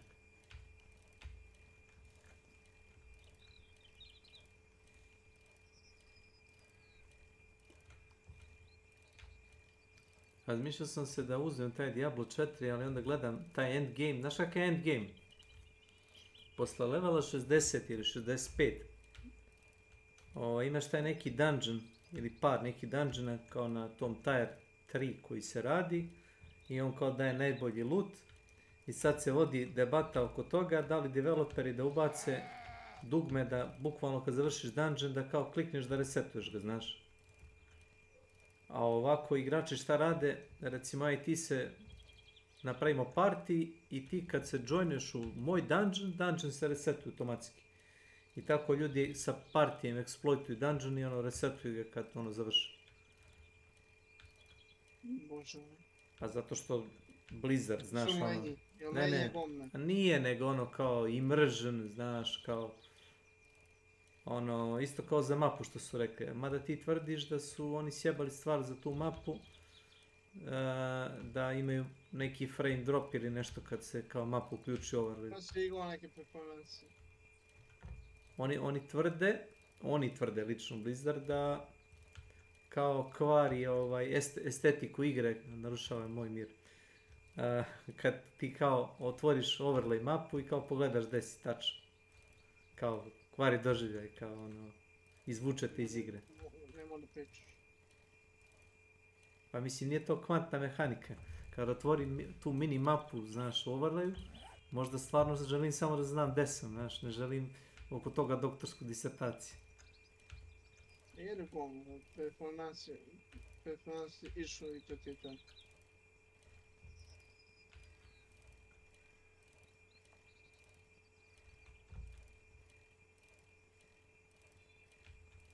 Da će mi reći da je Tarkovu bilo tako nekih gluposti koje su developeri tvrdili da jedna stvar, a igrači su vrlo dobro znali da je drugo nešto. Evo ti. Dok oni su pobanali čitane igre, rade ovako cool. Znači uđeš za meč i imam 3 put jači kompjuter nego što treba. A radi kako... Pokupiš. Boga mi ja, nisam mogao da ne uzmem to, da. I... ono gledaj ovo ti kočive, ne radi server kako treba, bre. A uđem recimo na američki server i se radi kako treba, nema smisla, evo ti da ja sa 120 pinga na američkom polju mi igra nego što... Na evropskom na 30 do 50, da, latencije. I kad su pobanovali sve ove čite, i kako to igra sad. A svi čitaju, svi. Znači, čitaju samo nešto mi ima plane da kupi čita. Što znači ti si čitao? On nije čuo, sreći.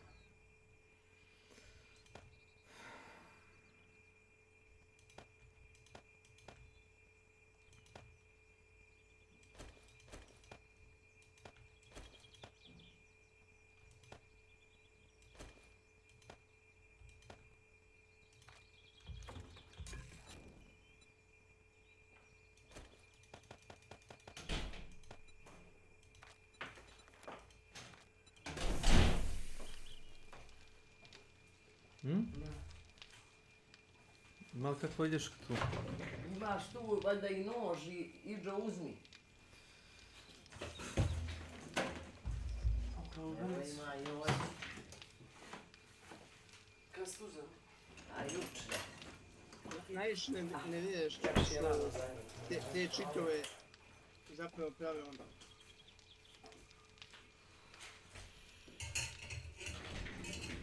Ti treba nešto sobe? Širom, a?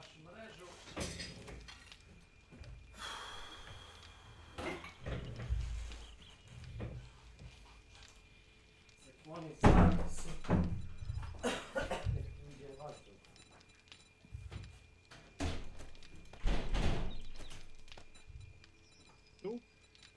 Tu. Najviše ne vidiš što zapravo te čitove prave oni. Ne možeš i da iskopaš toliko da te majnuješ. Misliš da unazad dekodiraš igru da bi ti provalio šta radi, tačno s toliko preciznosti? Da. Hex, znaš, ajde da su rekli da su se dokupovali hex kodovi da možeš spavnaš opremu i to da. To sam ja nabio na pojedinim igrama. Ali, brate, da ne možeš da ubiš čoveka, da ono, ne ide. taj shit dolazi do komunikacije sa kodom igre. Znači on mora da ima neku komunikaciju sa tim basenim kodom da bi to uopće radio.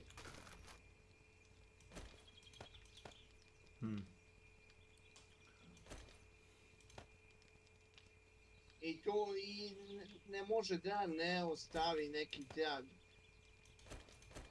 Kako oni kenjaju da ne možeš to iskoristiti, nego mezi ih da radi svoj posao. A što bi? Prodaju čitove i to ti to.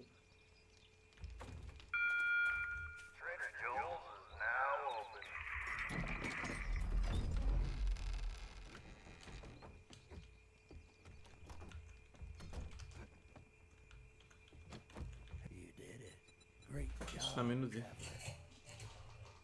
Mislim da svaki skill koji uzmeš, svaki quest koji uzmeš dok si sa mnom u partiju dobijam i automatski.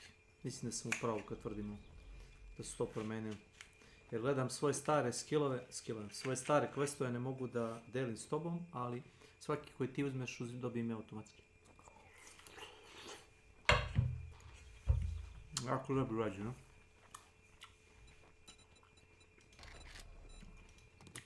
Ako ti ponudi kutiju sa receptima, oboje uzmi.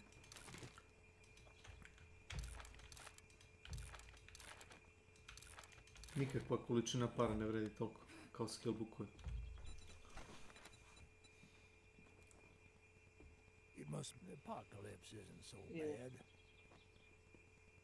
Samo onda baci nešto i malo da... To je pun inventar, šta? A, brat.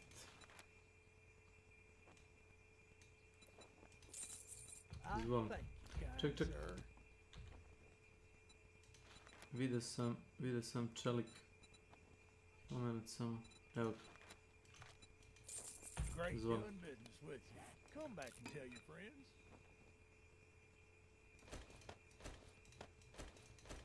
Znači, upredam ove mechanical partove. A ne, to ne prodaš. Electronical part vam prodaje. Mechanical partovi se sporo, zavisi koliko imaš mechanical partova. Ako imaš 300 prodaj, ostavi 100 sebi, sve preko toga prodaj. A electrical prodaj. Sve što lutuješ electrical part slobodno prodaj.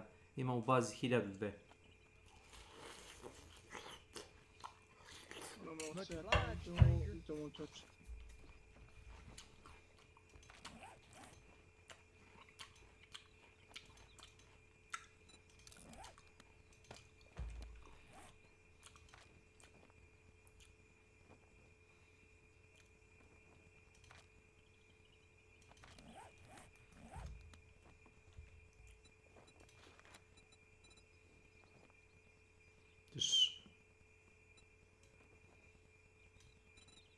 Would you kindly help me with a little problem? Great. I look forward to it. Zdobio quest. Yes. Level 3. Yes. 300 metara, jel tako?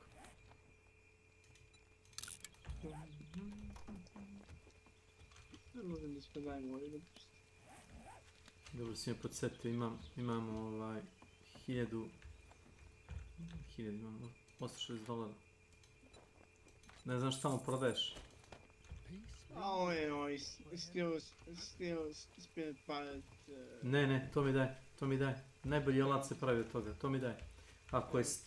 Ako je spear part, ne. Ako je steel, kako se ovo zove? Tool part, to su ti alati. Jedino mi to treba, ostalo ne treba mi, nego od toga kraftuješ najbolje alate čelične. Za čelični jašov, kramp, sekiru. Imaš kod mene. A ne znam gdje si. Na koju si stranu šao. Piše ti ti izdaje, to je to. Gdje ti tu? A ovo možda prodaš. Steel spear, čeličnu koplju. To možda prodaš slobodno. Ne izvolim. Ja sam tu ne. A ovo da ti pokažem nešto. Pokaži na ovome. Vidiš, aha, na streamu, ovo. Ovo nemoj da prodaš. Ovo ako možeš kupi. I ove poluge od čelika, to... Evo ti više ponudu. A vidiš ovo? Ovaj Weighted Head mod. On ti vredi, na primjer, 50 zlata. Ali, ako napraviš ovako nešto i staviš ovo, sad vredi, i dalje vredi 0. Čekaj da vidim.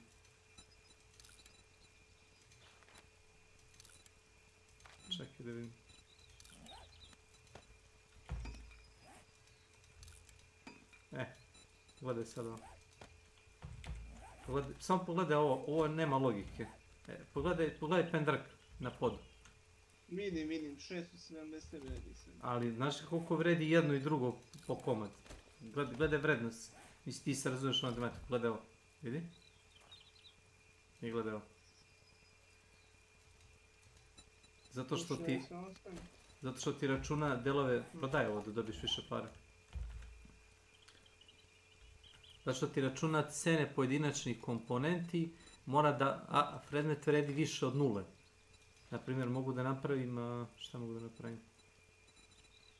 Nešto dolazi, čini mi se zombi neki dolazi. Uopće imaš bilo tu kod tebe, evo ti ovo. Bres, to da.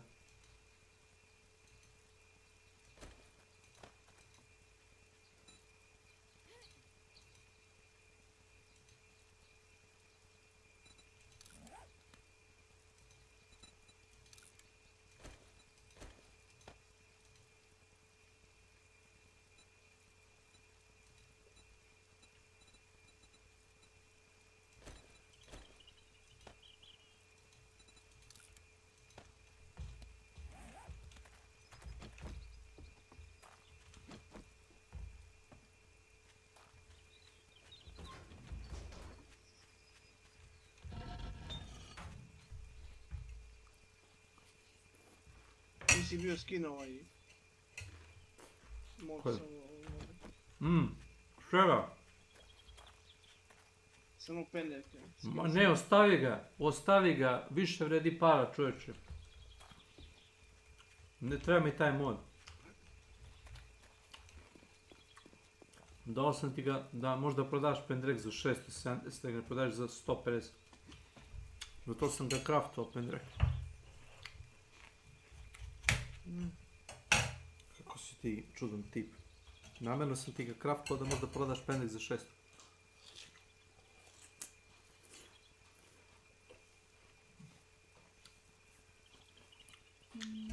Ti si to da baciš taj mod inače. On ste rekao da ne vredi ga bacati, možda pojaš za dobre pare ako napraviš nešto da možda ga soketaš. Ovaj pipe iPhone da prodam ili... Ako nešto da putaš iz njega, prodaj ga. 6 miliona. Ili, znaš šta uzmi? Stavi ga. Samo Neš dobiti ništa, dobit ćeš jednu C. To što je to pipe rifle, nije pravi, već pipe. Ali gledaj ovo, stani, nisi ga prodao. Nisam. Imaš ovdje bipod mod, stavi na njega ovaj dvonožac. Evo ti ga ovdje, napolje s ove strane. Stavi bipod i prodaj. Vredet će bar 500-600 opet.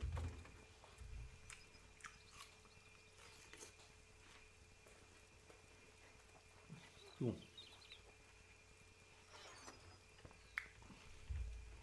Trebalo bi da može. Jel ima vrednost ta puška inače, ili 0 ili je... Ima. Ne. Sad 150 će skočiti isto tako na 500 vjerojatno.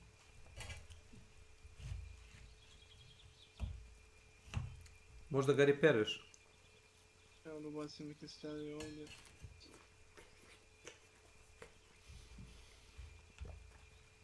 Treba ti cev da bi ga opravim. Ne, samo sam pobacivo stavio u ovo. Evo imaš onaj cat fall, vidio sam da si pokupio jednu. DTD voting is complete and the viewers have chosen celebration. Any zombie animal killed by target and their party will explode into confetti for a limited time. Evo počinje? Počinje sad, čim ubiješ nešto.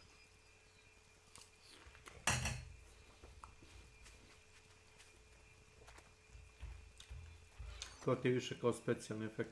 Što ne stavi ovaj armor plating na sebe? Čim da stavim? Pa staviš ga na deo armora koji ima soket.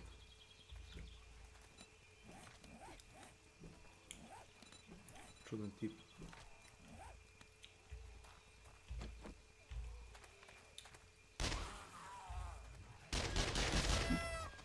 Viš?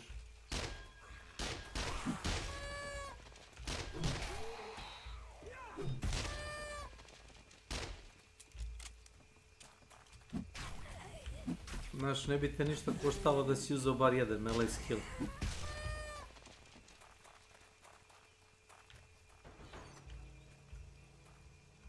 Da. A to nije event, to ti je samo efekat. Svaki put kad ubiješ zombije, jer prsne se u konfeti.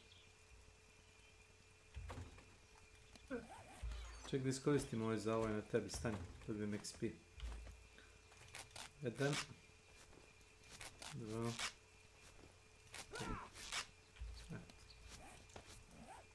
to.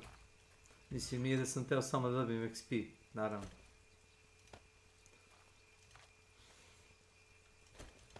Ja to onako, to brate, moj srce. Ne daj Bože da za XP.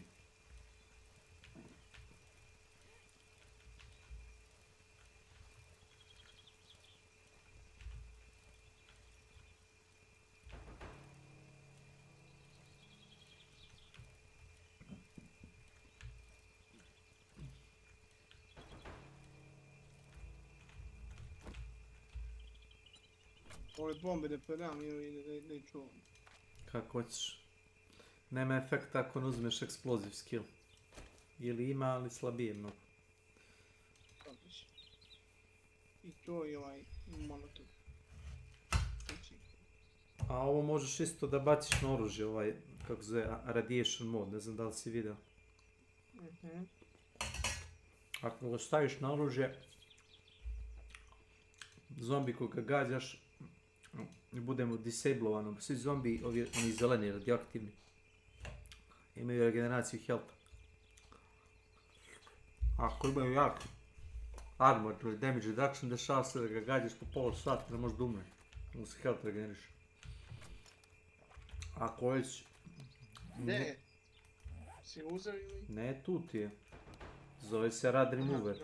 Našto. Rekao da si ga uzeo? Ne. Ne, zbog razloga što ja već imam odavno ta dva moda. Na oba oružja. Radi na većinu oružja i na melee alat. A od alata koji su dobri za borbu su sekire dobar za skidanje glava.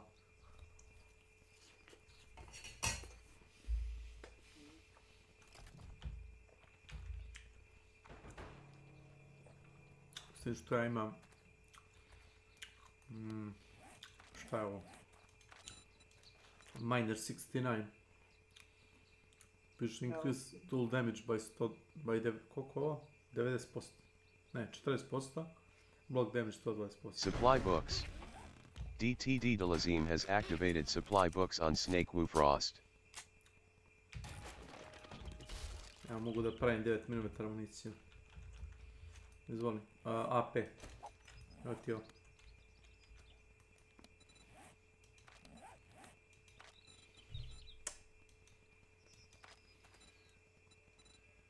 Nisam.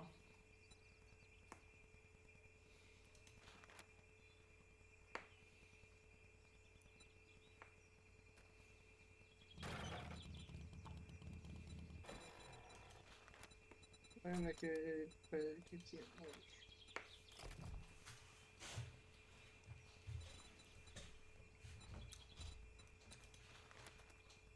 Aha, mogu da pravim kutije strela. Odlično. Gdje je taj quest? Eno ga tamo na farmi svinja. Ali imaš taj 3 quest? Idemo. Ajmo to. To ti tamo da ono radioaktivno prase. Zapravo imaš farmu I imaš onu kao ambar. Ne znam šta je ta dva. Može biti ambar. Ambar se lakše radi nego farm.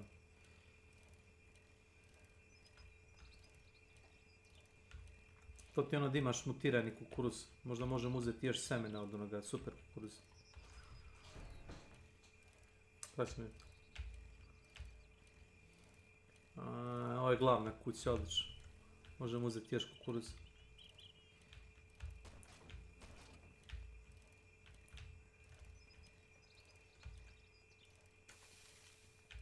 Moram napraviti u sedište. Kažem, moram u sedište da napravim. Da možemo zajedno. Za motore da možemo zajedno. To ti je random, moraš da lutuješ prvo. Imaš još ovo? Imam. Da spali po džakovima. Dobit ćeš XP i kukuruz, ja mislim, dobijaš. Da?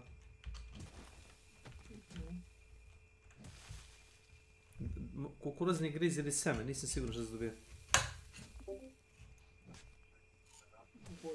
Ne mogu gorit, skrbnik me zaglavio, ne mogu da te... Ne moraš, a? Ne mogu gorit, skrbnik me zaglavio, ne mogu da te... Razočarao sam se. Duboko si me razočarao. Ne mogu gorit, skrbnik me zaglavio, ne mogu da te...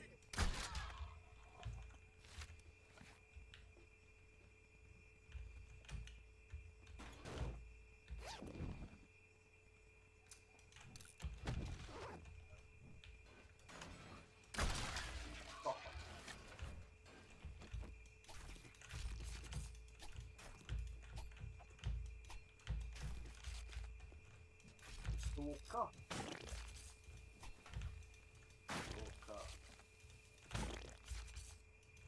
Ovo se nije živa, a? Više nije. Ne pucaj, ne pucaj, ne pucaj, ne pucaj. Kako nije kad je živa? Koja je to bilo? Prošao sam pored nje, znaš.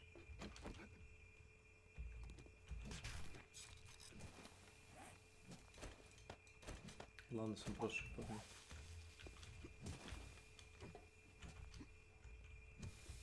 Urin. Ono što je najbizarnije na ovoj farmi je da su farmeri hranili leševima prasići.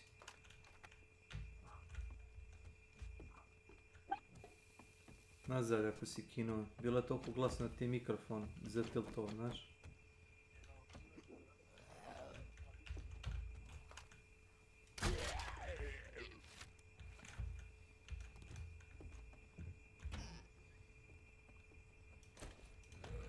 Ne mogu. Ja gorim.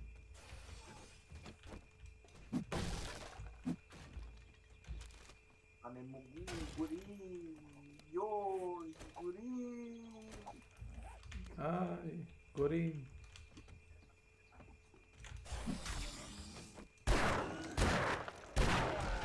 Imam neki petak za Windowsu. Mrzi me da to instaliram. Battlefield? A? Što mi se rekao neki Battlefield? Za Windowsu. Aktivirao si zamku, sad je isključi kako znaš Miješ, ajde kad si to uradio. Nema ništa. Ima, super korn ima dole. Tamo sam našao seme dole. Ne može da se uđe, ubit ćete to bukvalno, ne može se... Može da uđeš. Ajde probaj, probaj da prođeš pored toga. Sad ću ti pokažem gdje možeš da uđeš. Ne možeš da uđeš čovječe, nemoj to da radiš. Deaktiviraj tu zamku, hoćeš. Sad ne možeš reći uništio prekidač. Sad ću ti pokažem gdje možeš da uđeš. Ne možeš da uđeš tuda. Može. Ajmo. Dođi. Kroz podrum, a? Aha. Ovo mapa je bio otključeno.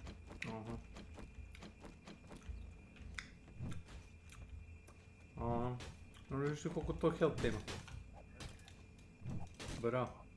Uzmi kramp, molim te, imaš kramp sam ti dao level 5. Samo udari. Cep.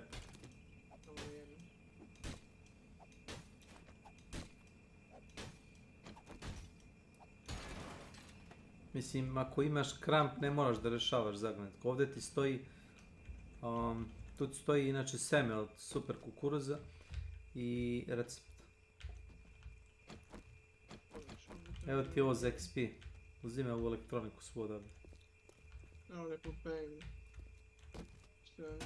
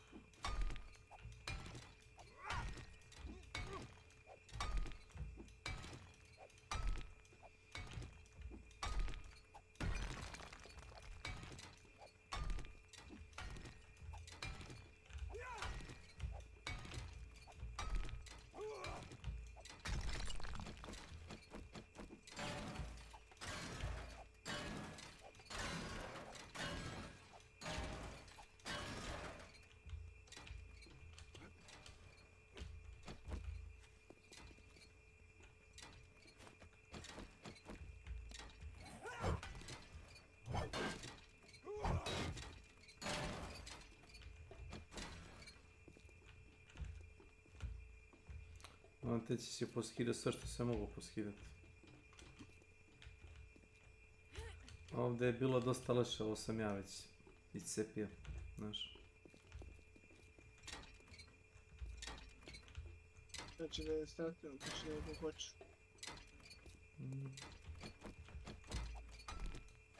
Ćeš prvo dobijemo zeleno pras. Ne ima. Onda vidim da li je živo. Nije, bi sam ga skoro.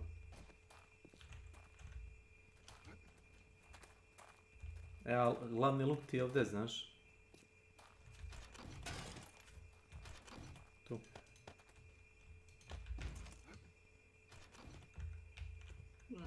Čekaj, to je seme. To. Seme čega? Aloe vera. Od aloe vera ti se pravi oni zavoj, oni mali crveni, znaš.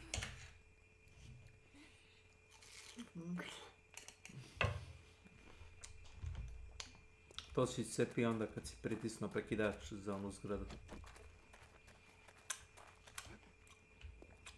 I da ti nisam mogu reći, nisam ja imao pojma da tako vrta radiš. Da povadiš ove kukuruzi ili... Nema potrebe, znaš oko u bazi imamo kukuruza. A ovo ti je sve suvo inače, viš, pogledaj. Udari paš da viš, sve suvo. Ne daje ništa. Ništa, ajmo. Ti možeš sad još. Aha. Ovo vidiš te leševe. Pusti mene. Pazi sad, kako ćeš otvoriti kave, zajce? Da te malo, da razmisliš malo praktično. Vjerojatno ima neki... Uzmi još ovo. Ne, gledaj. Uzmi još ovo. Dobro. Iskopaj jednu kocku ispod vrata. Direktno ispod vrata. Evo, otvoreno. Jeste, ima prekidač. Dobro si rekao. To je to. Još uno uđemo, a? Pa ovo ti je u suštini kraj dungeona, znaš. Elektronika 101. Ovo je za lovačke lukove. Dobro, nemoj ga uništavati. Hranu imaš tu. Evo, bijam govno. Možeš da ga ubiješ?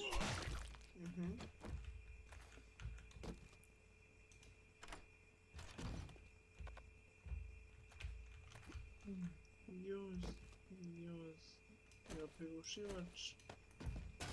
Radi još.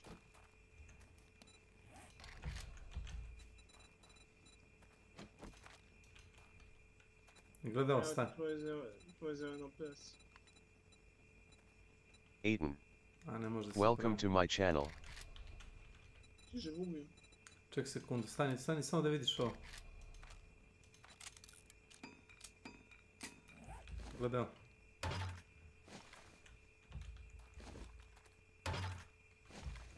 Stavio si 120 za stepeni. Da, gledam. Da ga puknem. Ne još. Samo da postavimo ovo. Ovo možda pucaš iz ruke inače, znaš? A vidim. A možda ga ovo uradiš ovo. Ali problem je kad se reloaduje, znaš. Viš moraš dođeš ovako. Nemoj to da otvaraš. Može sad.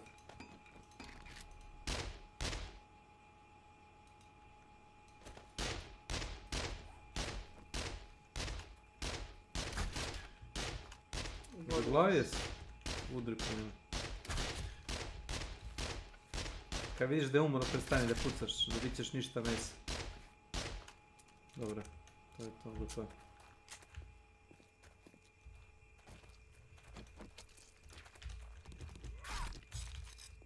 $300 mesa, da. Ovo ću ja.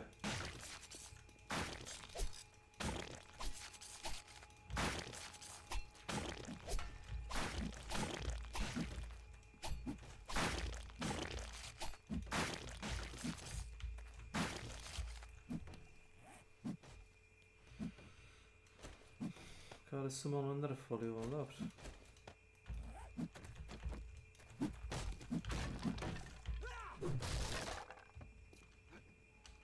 Evo ga dinovački otač.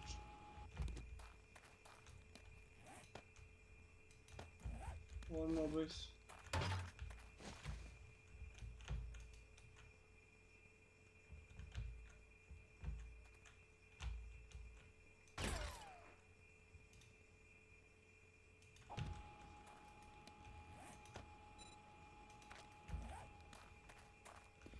Zanimljivo je to što su stavili te junk turete da možeš ti da pucaš iz ruke s njima.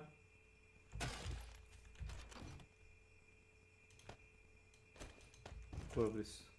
Jelan? Jo, dedi nauči. Šta je bris? Seksi sliku ne? Stavi nešto po bris. Ovo? To su Milanovi radovi inače.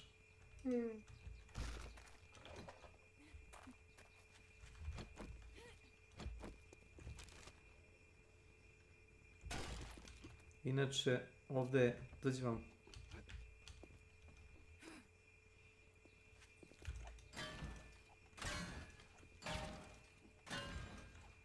Beš. Šta, imaš eksploziju? Imaš dinamit? Imam u motoru, imam u motoru. Pa daj mi nira ova vrata, da uđemo, da vidimo kako radi. Piše da radi 5 damage, montiraj na vrata da vidimo kako će to da funkcioniše.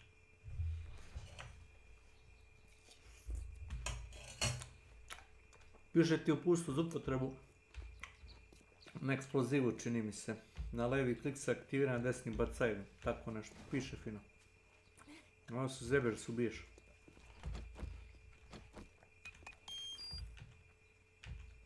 Stavi, bježi.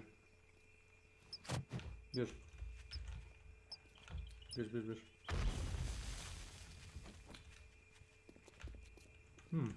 Damn. Znaš oko je skinuo? 4700 HP. Super. Odlično. DTD Delazim has received PP for being the top helper. Da imamo koji je ovo kukuruz. Super corn. 7 kukuruzina. Ajde.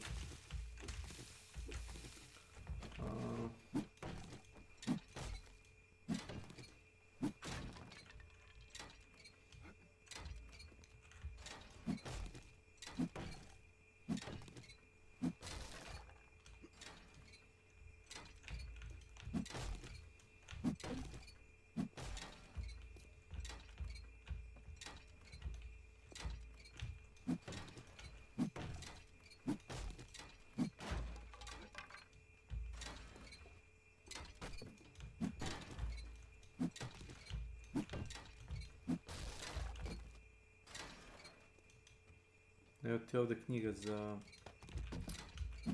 Miner časopis. Oho.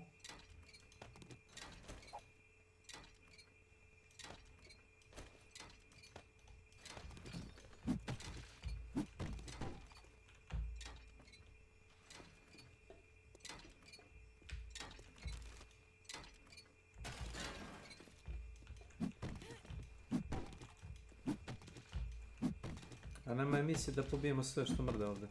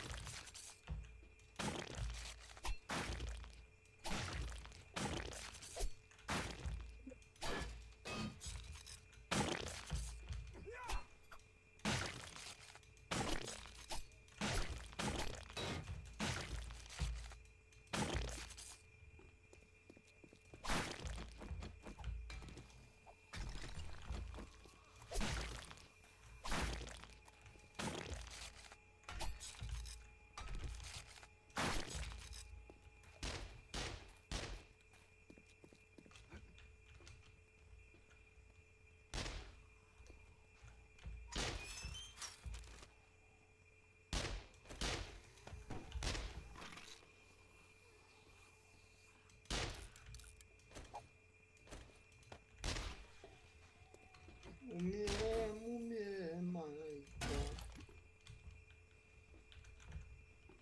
Moj ne da mi... Oti turban, opa. Našao sam ove... naoče sa poti turban. Da, možda biraš hoćeš i naočar ili ćeš... ne možda nosiš jedno na drugo.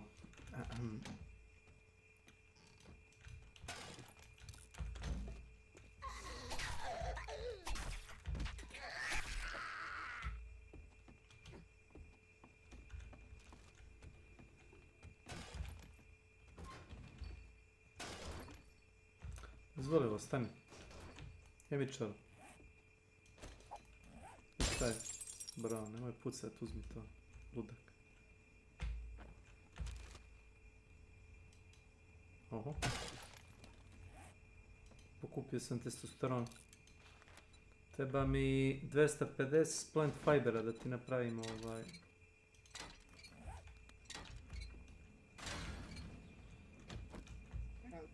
Ne znam da li da staviš eksploziv. Uvi se da ne odleti se u vazduh. Ali bit će vrata roš.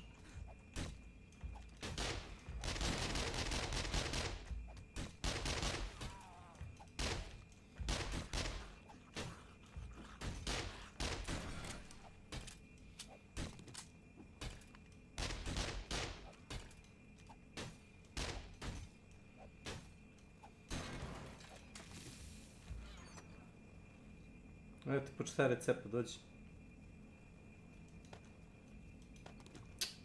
Šta radi? Izvoli.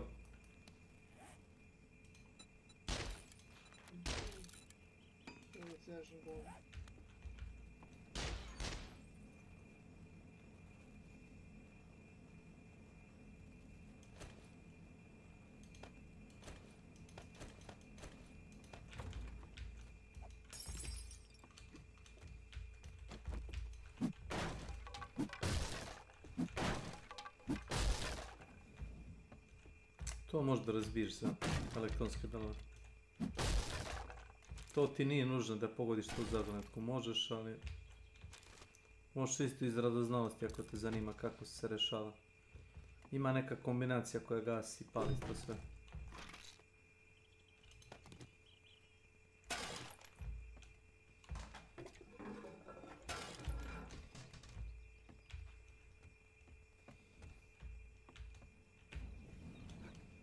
Mislim da si bio ugasio na sekundu.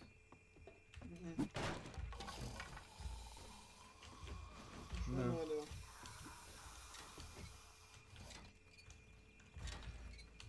Nekih 60 tu govori. To je su cijev da isečeš, ne? Iščekao sam cijev. Pa dobro, bilo bi logično kad cevi isečeš da ne ide gas, jel da? Mislim...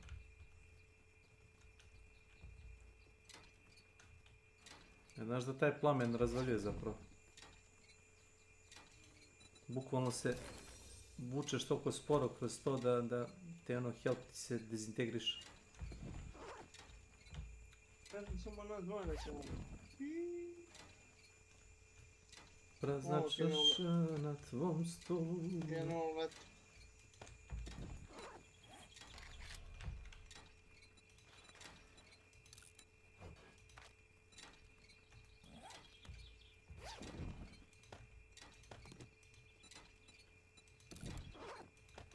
Ne znam kako hoće. Ja nikog ne prisiljavam da bude ovdje. Svako je po svojoj dobrovolji.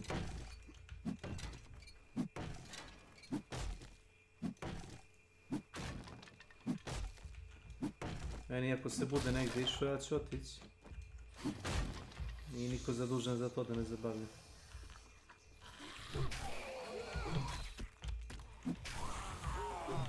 Loži.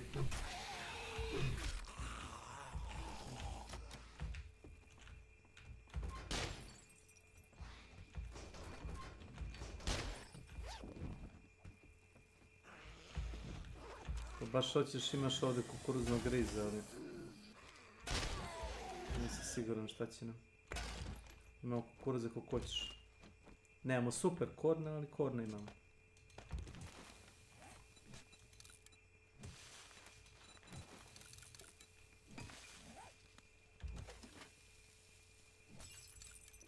Ja ti treba toolkita. Evo držiš 3, kreni se. Sad sam upao 3.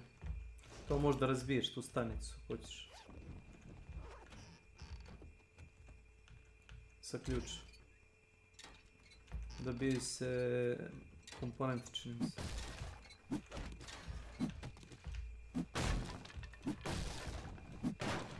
Ispao kukuruzni griz.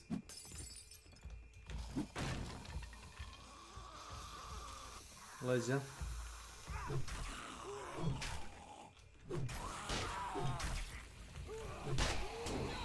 Ajde bre, umri. Čega si se ostavio? Kako dobro.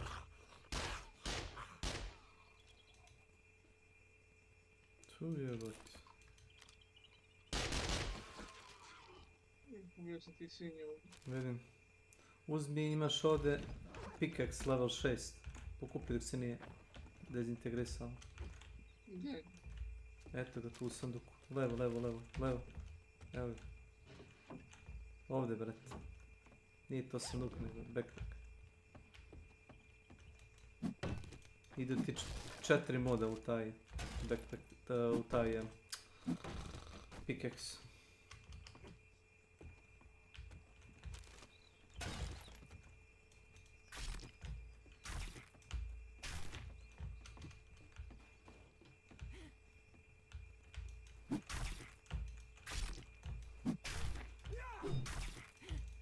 Ja više ne mogu, meso spada iz mene. Znači imam 3 steka po 125 mesa i još uvijek imam previše.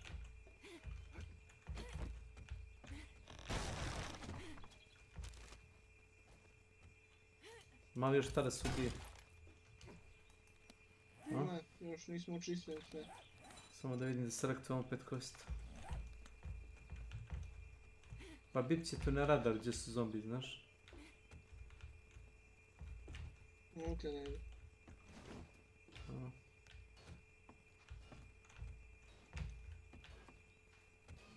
Ili zombi ili prasići, nisam siguran šta je.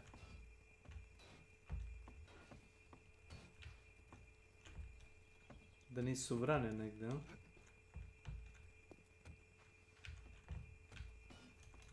Ne mogu da skužim. Znaš da su, ja mislim, gore na 3. spratu. Si našao stepenice 3. sprat? Nisam. Bilo je negdje stepenište, evo ga ovdje. Evo ga 3. sprat. Vamo gore.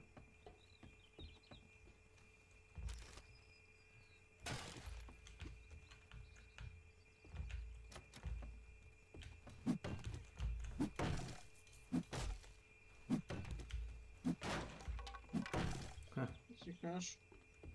Ne. Evo me gore na krovu. Na krovu nije mjesto. Gdje? To je 1. Još 2 vidim na radaru.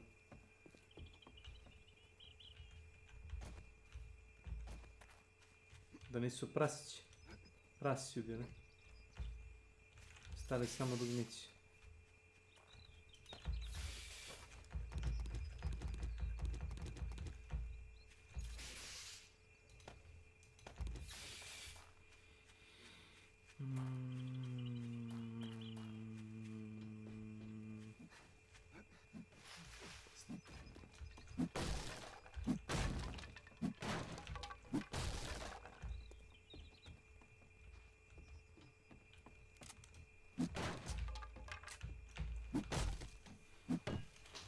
Pogledaj ormane. Nekad se kriju po ormanima. Ako vidiš negdje ormanu, proveri da nisu unutra. A, ne, ovo je spržno. Spržno mjesto.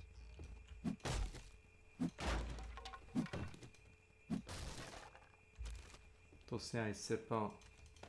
Plakar. Svinja, a? Nije. Ovo je boje negdje. Može biti i podrum.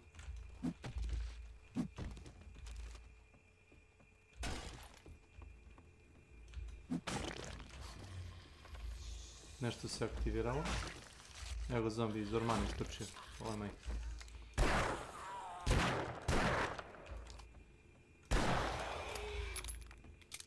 Još igre više ako sam.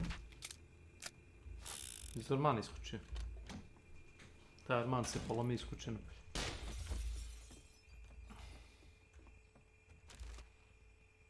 Mislim da imaš prasiće dole u podrumu. Bros. Welcome to my channel. Yes.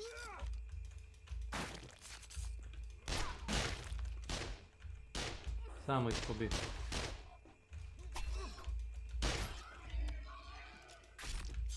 Šta još?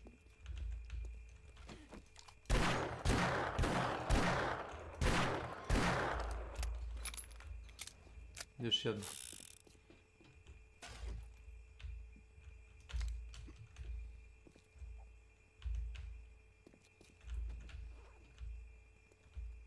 Da nije opet neko u zasjedi prasa.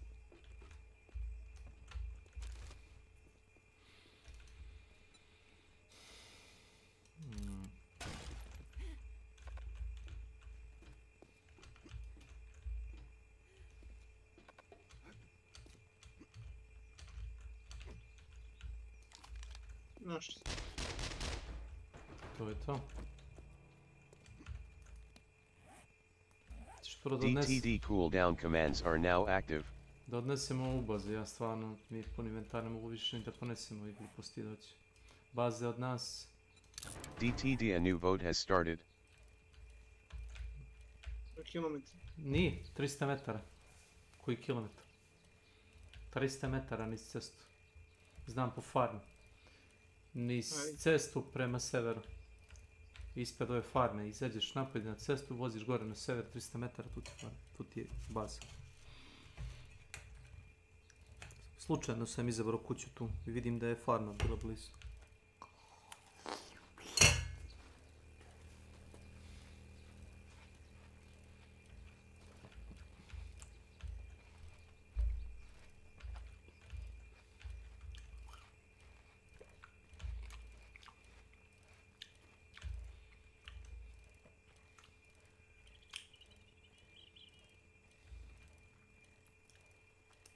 Mnogo više se životinje spavnasa nego pe. Pre je bilo jako malo. Svega. DTD voting is complete and the viewers have chosen dire wolf attack. Vukovi. Pazi.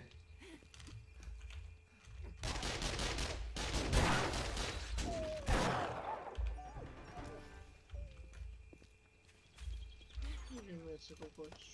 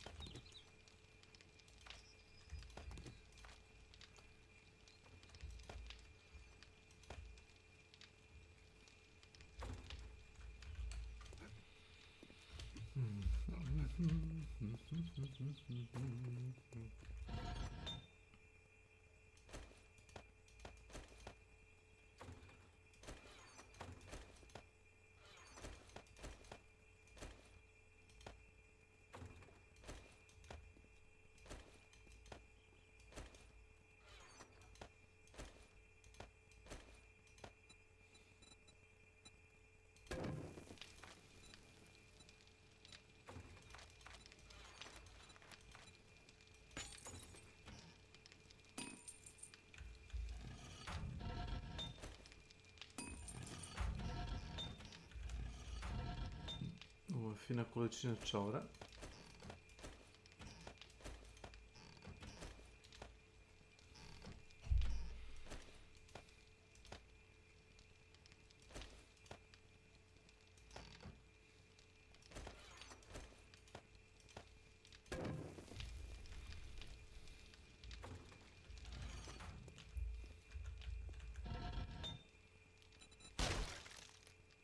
Nemoj da pucaš u sanduke, možeš li kako? Kad radiš alt tab, nemoj da klikćeš. Mogu li samo to da ti zamolim? Ne. Slučajno sam... Pa nije, a svaki put to uradiš. Nisam alt tabovo. Svaki put kad se vratiš u igru, znači znam da je to. Svaki put to Nisam pada. alt tabovo, slučajno sam pritisnuo jebeni levi klik. Vidim što si raznao da opravim. Nisam ništa raznao.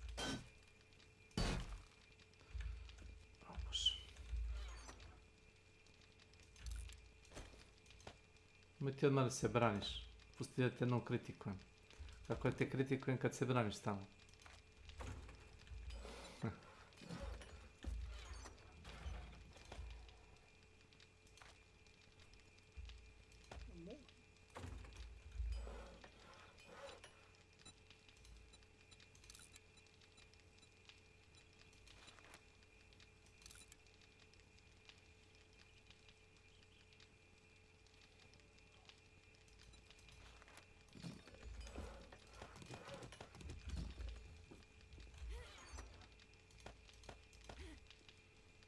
Ako hoćeš ponesi jednu ili dve ove boce ovoga smutije. Napravio sam ga masu. Lako se pravi, samo treba vremena. Evo ti ovdje.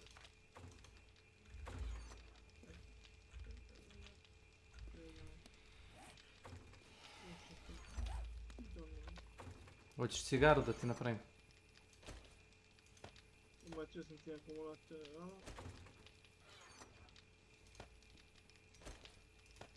Halo?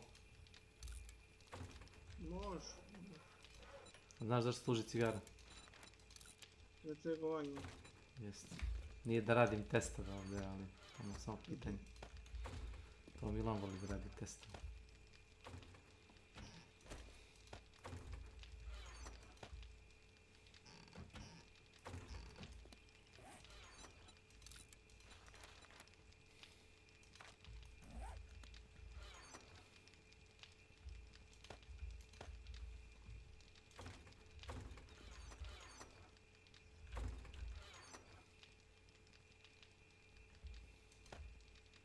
Ne znam koliko imaš kiseline za akumulator. Bacio sam 3-4, mislim. Jako malo spavno. Pa u suštini za to želiš da imaš onaj, kako se zove, taj scrapping skill. Kad scrapuješ vozila sa onim francuskim ključem ili sa onim, imaš onaj elektronski odvijač. Dobijaš isto za akumulator kiselinu. Random. Uzeti još taj za tebe. No to ti ja nosim sa sobom. Skoro uvijek. Treba ti još jedan sanduk za municiju. I evo drži.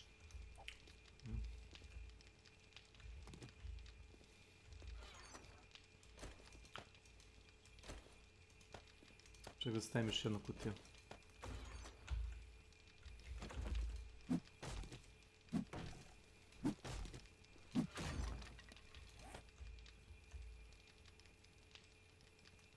Sam ja lud. Don't answer that.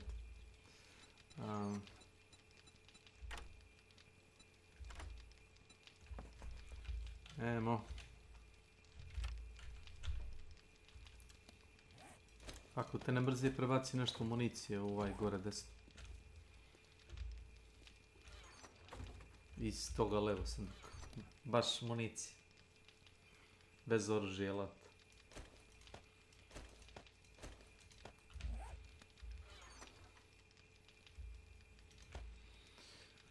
Prebaci svu municiju tamo. Pa, municiju. Konkretno. Stalo ne mora.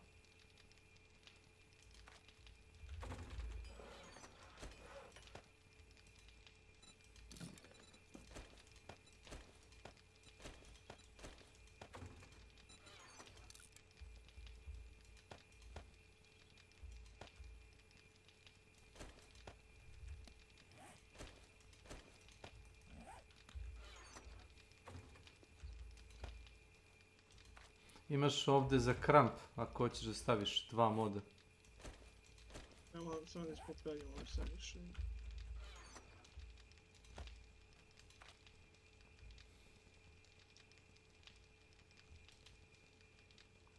Imaš ovdje hunting rifle level 6, ne znam zašto ga ne upgradeš.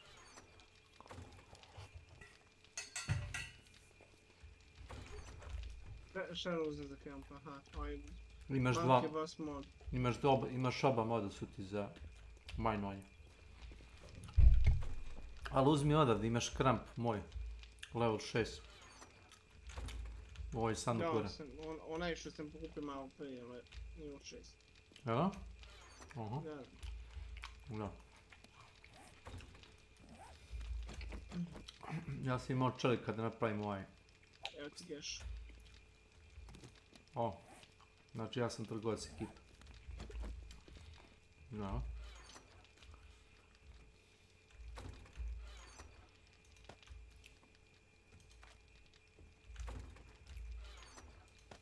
Si vidio kuvane hrane. Šta je ovo nestalo drva? Jaaaa. Moguće. Neki bug. Zadnji put kad sam gledao, baš sam gledao da ne fali drva, da se to kuva.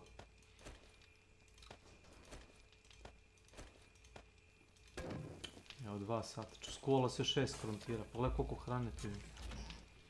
Bože spasi. Ima čorbe, koliko hoćeš.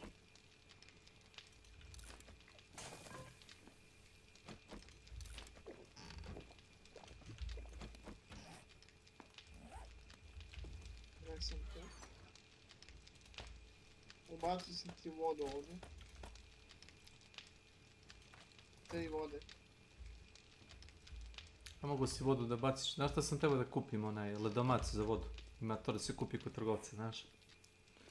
Nije neophodno i ne radi ništa posebno, ali izgleda lepo. A može ga stavimo ovdje.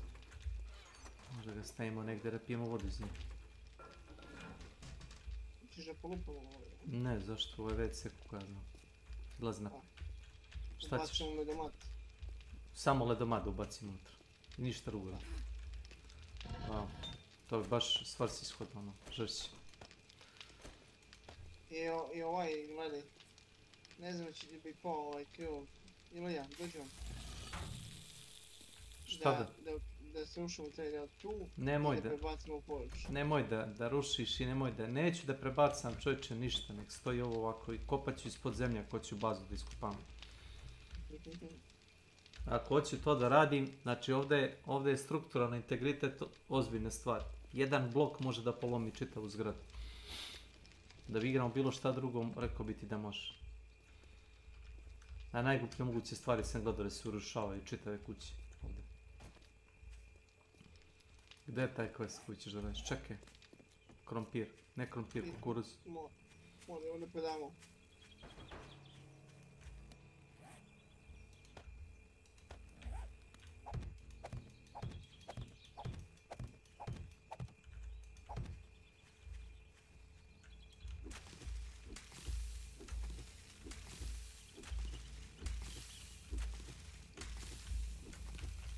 Kukuruz ovaj berem.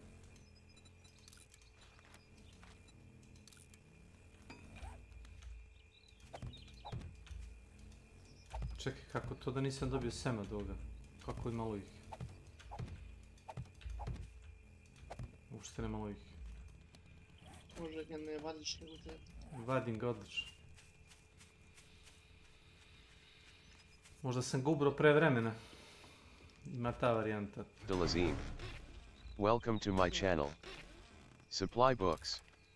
DTD Delazim has activated supply books on S.W.Frost. DTD channel point event mystery supplies has been activated by Delazim.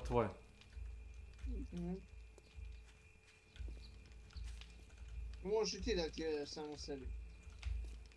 Neću. Ima razlike. Što nećeš? Ti je da ne dobro nešto.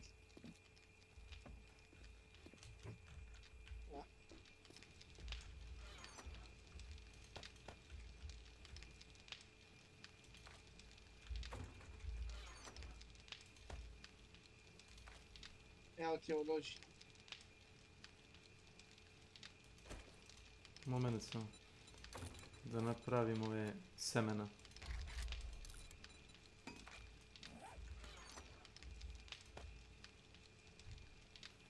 Čekaj.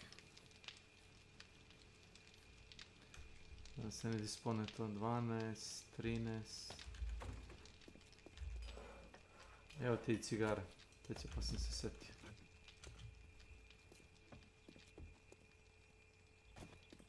Izvolio. Ja sam se kao ne bacio tebi. Nema to već.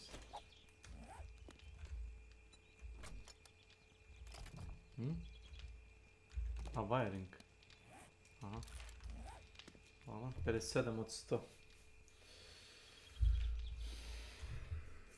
Treba ti 60 ili 80 da možda praviš generator i onaj akumulator bank. Čudno, dobro. Moraš bukvalno da ili istražuješ ili da kupuješ tehniku. Ne možeš da tucaš kamen i stojiš umjesto i ne radiš ništa. Mislim, sviđa mi se u jednu ruku što su to radili ovako. Zato što moraš da se makneš sa nule. Znači, ne možeš umjesto da stojiš i da resursi padaju sami od sebe i skill point. Kao što moj kun mu običaj da radi. Da uzme level na ništa i da, ne znam, izleveluje looting i onda kad otvori jednu kesu smeća dobije 100 metaka, tako nešto. To on ne radi ovdje baš tako. Ne radi više. Ne radi tako. Dobijaš ti skill book ili dobijaš bočicu vode ili nešto. Resourceful ako ćeš da glasaš.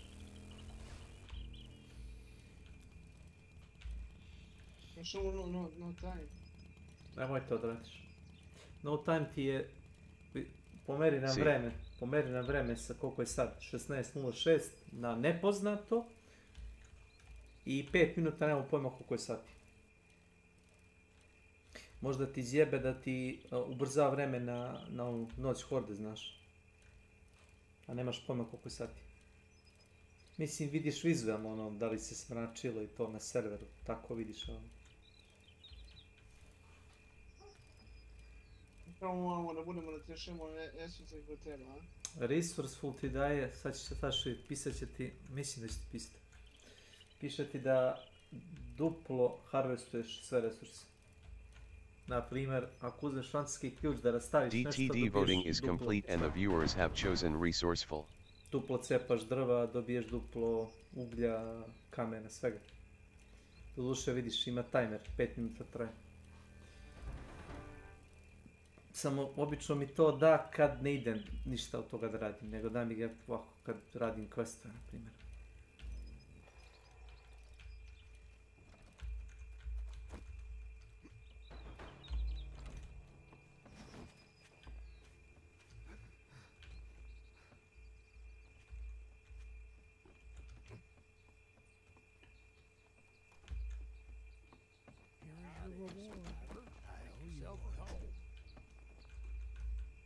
Daj mi mogućnost uzeti.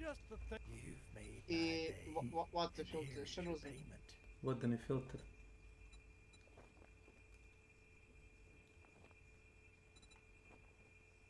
Do you think you can help me? Well, alrighty then.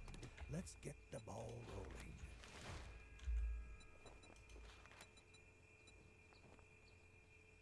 I'm in a little predicament. Could you help Trap? Thank you. I bet you wouldn't do this for just anyone in the wasteland, would you?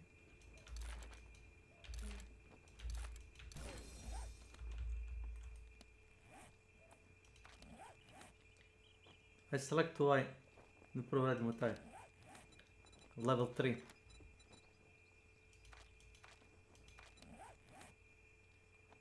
Au brate, ovo će biti jebeno.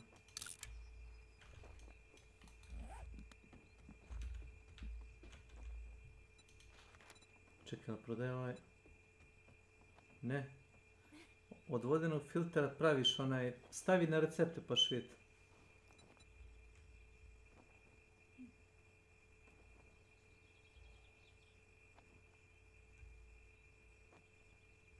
Ti pokazuje. Come back tomorrow. We get new goods daily. Treba ti cevi, kako se Dobro, zove? mi čekaj da tape. Da, to je najveći problem u Slavoniji.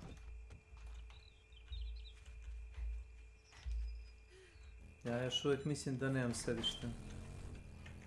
Da im samo...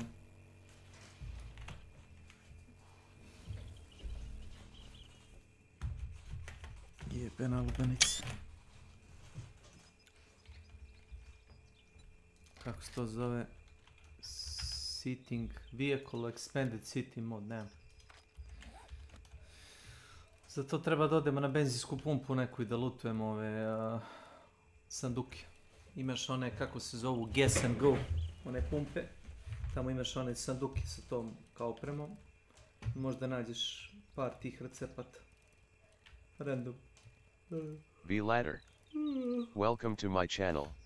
Vladar. Ko je Vladar? 1889. 1989. Ko je bio Vladar? Je li to pokojni Vučki? Ne znam ko je. Treba mi pomoć za ovo. Ček da otvorimo ovu slušam video. A to, ajde. A to ti je kod Jen ideš. Piči motorom. Možda uzmeš i quest od nje ako hoćeš, nije problem. Dobit ću ga automatski.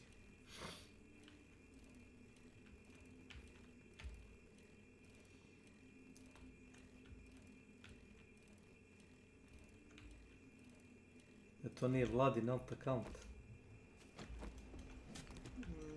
Vlada nije 89. Pa i meni je sumnio. Možda je neki drugi Vlada. Da nije onaj Vlada, kako se zove, gospodar močvara. Sam buče. Kasapin iz močvara.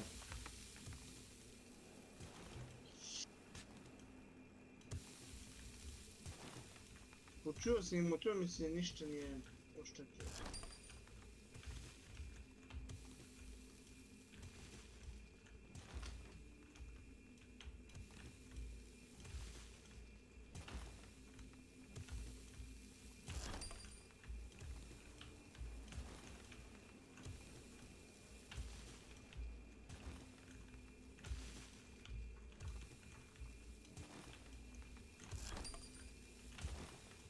On se je podsjetio da pogledam ja šta nudi ono. Pretpostavljam da prodaje knjige. Za medical pretpostavljam također i za kuvanje. On nudi mi samo nivo 1 osnovno. Pa nudi ti nivo 1 jer nisi radio ništa. Ja mogu da uzmem level 2 ili level 3. Dođi vamo da mi ubiješ sve, pa ajde. Napravo, dok ti dođeš ja ću ga otvoriti, ajde.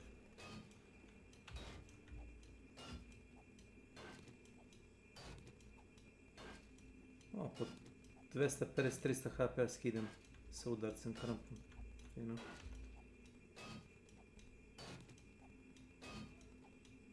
Dobar ovaj čovječe kramp.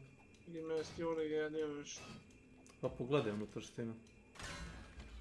Možda ubereš biljke, zapravo nemoj da bereš biljke. Nemoj da bereš. Imaš i ova ti collection i ovdje.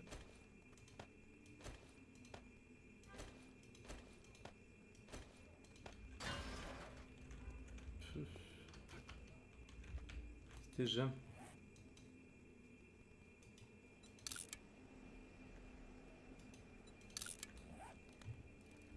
Jebate, moguće da mi je dao dva blaga, jedna blizu drugog. Ujebate.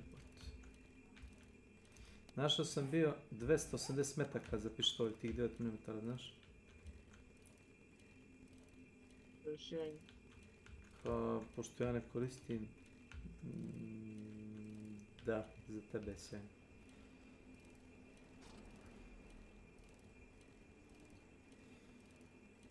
Više, idemo na ovaj... early point. Ako hoćeš probaj da ne slomiš motor, da mi pomogneš vam.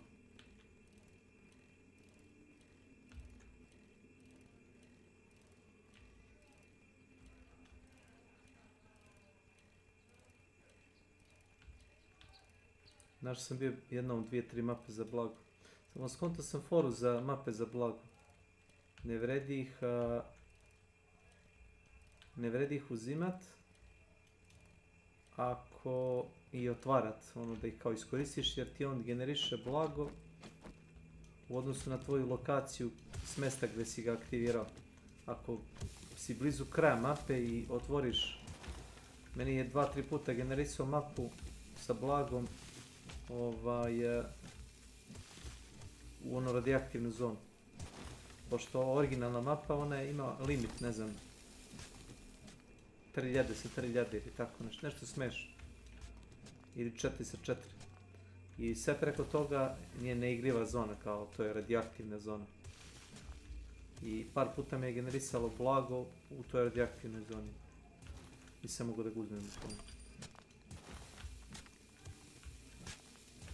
Znaš, ako ti ide, kopaš do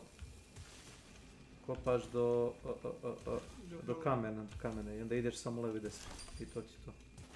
Tako skopa blago.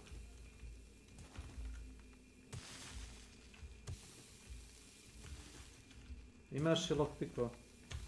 Nijem. Mislim, ako hoćeš probaj da odbiješ, ali mogu ga ja i razbucat.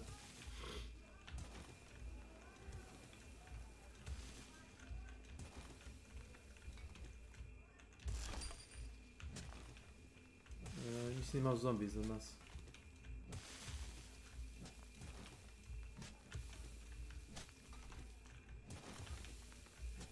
A gde je ovo jebote više? Ne pokazuje na mapi, nemaš onaj svi. A tebi ga ne pokazuje to što ti nisi, to je mapa s blagom. Što ti ne mogu samo ja da ga vutim. Evo ti ga, obi ga. Al, nemoj ga otvorit, ako ga otvoriš ne dobije nikakav XP. Ako ga otvorim ja dobijem XP. Dobro.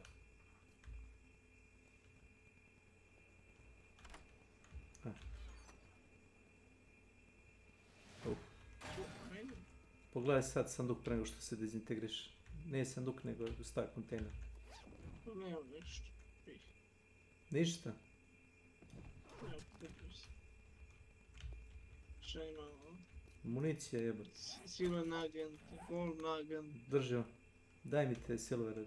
Evo ti za municiju. Evo ti to, eto to. Hvala mi.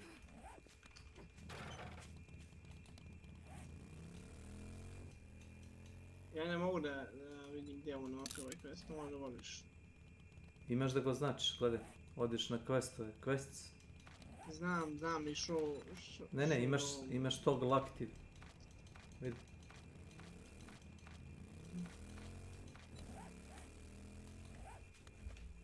Ali vidiš sad? Ne možeš da ga vidiš, a? You are wet. Ne mora pećeš.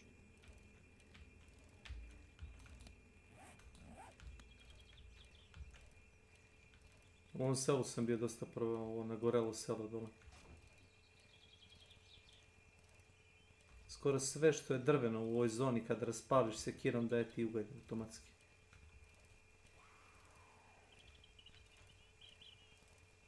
Mislim da ova šuma možda se generiše samo u single player. Si vidio policijski auto? Nisam. Dođi da vidiš vam. DTD Delazim has received PP for being the top helper. Ovo je autobuska stanica, to je novi objekat. Dođi da vidiš. Ovo moraš da vidiš, ovo je novo, Vidim.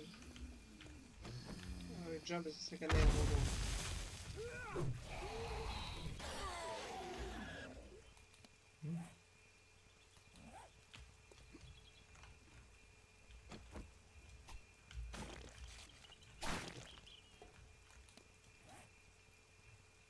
Ode ti, ja. Dobro, eto, nice.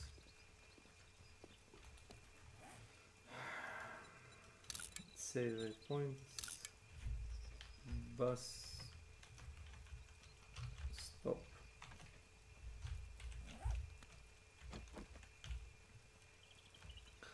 Ja sam našao u takvom policijskom automobilu ovaj compound crossbow. A to ti je otprilike max level. Ono, to practice oružje. Sad smo na snegu.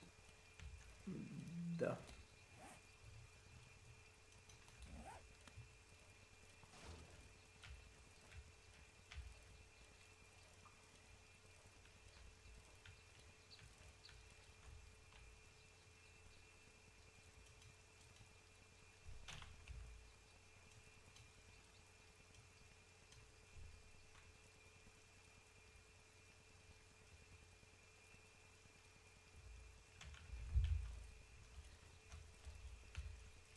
Osjeća da mi je Cage nešto poslao, ne mogu da otvorim njegov chat.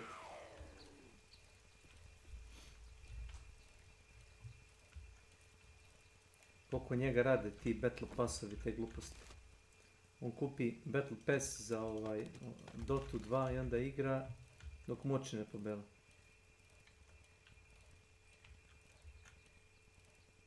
Zato što ga je uzeo kao već. To je njegov neki rezon.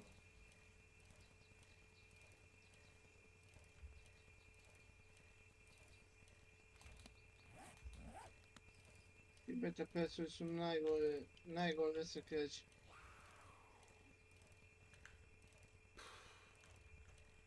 Ako moraš da uložiš fizički novac, da.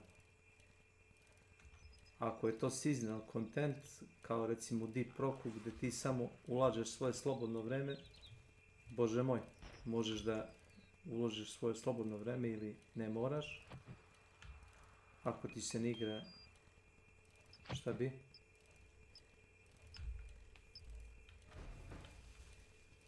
Šta si razbucao? Vrata. Vidim da si digao nešto u vazduh.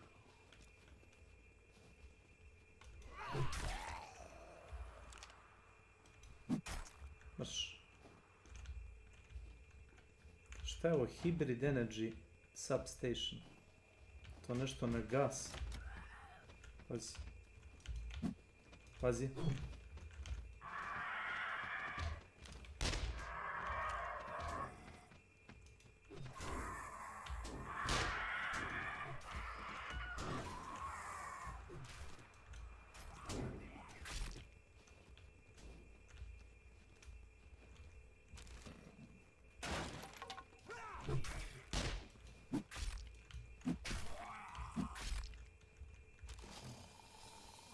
Ajmo još ovdje vodu.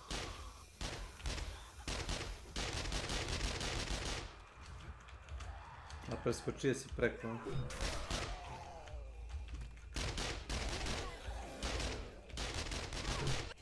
Kurac. Pucam mu toliko metak u glavu i neći rume, jebot. Pa ne pucaš mu u glavu. To je greška. To je greška. Pa izvacim mu kill iz glave. Nema to veze. To ne treba da vraćaš pažnju. Pa nije moj backpack.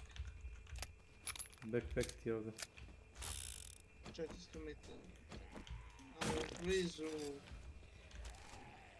Pa piše da je blizu.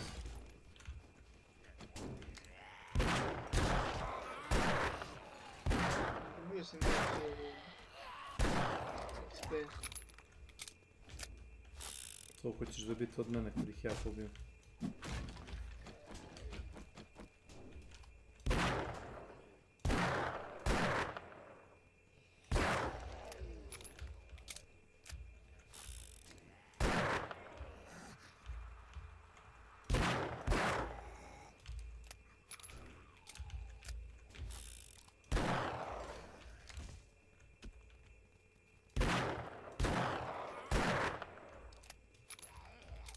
Gledaj, jednu ruku ima, majke. Odjepi. Trebalo bi da te vata na kilometar za ovaj XP. Ne vat. Nije bih, onda ne znam, možda 100 metara s te range.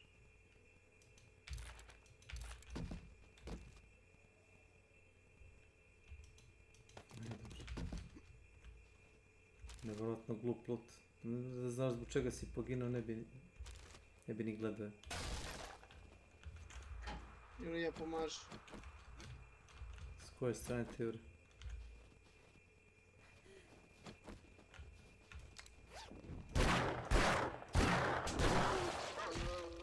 Šta je nije govorilo? Hvala što si mi ga donao. Imaš ovdje municiju toga. Šta nisam to vidio? Oho. Stavi to na... a jebi ga. Ako hoćeš mogu da te napravim kožne čizme, da staviš taj bracing i nećeš nikad nogu slomiti. Pa... skoro nikad, da kažemo tako. Ima kožne čizme u ovom...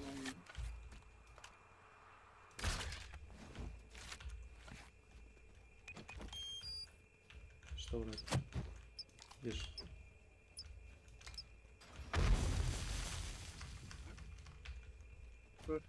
Wow.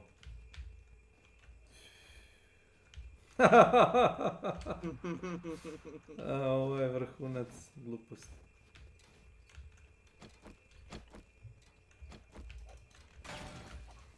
Što ne preskoči preko ograde, to sam ja uradio. Ne skačem ja ništa više nego ti. Ja sam čisto da vidim šta ima. A, treba si skočit nazad kad si vidio da ih ima u kurac. A ne, pa nisam uspio da naleteo se na mene, evo tebe.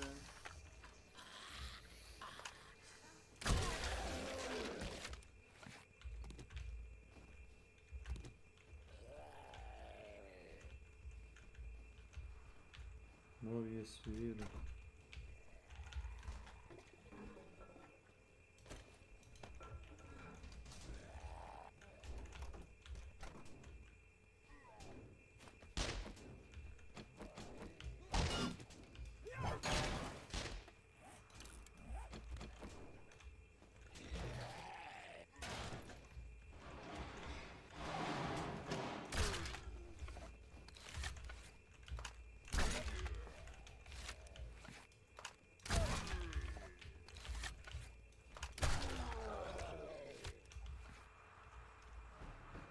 Ovo definitivno nisam to.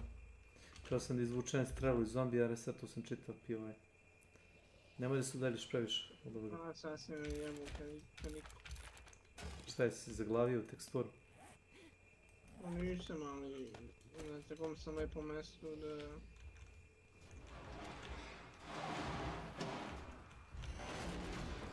Samo iskoči napolje iza zida. To je lakše da kažeš nego da se učini, ali je.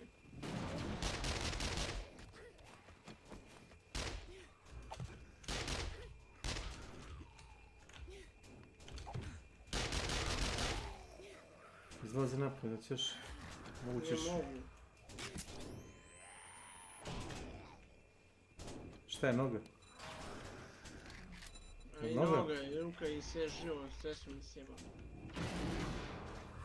Bravo. Molim te, samo nemoj da čučiš.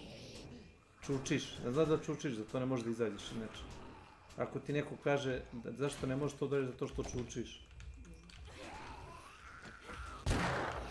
Znam da je glupo, ali tako je. Mašinari.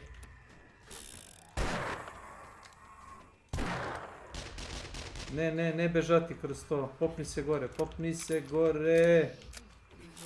Znam. Moj ne da budeš dole.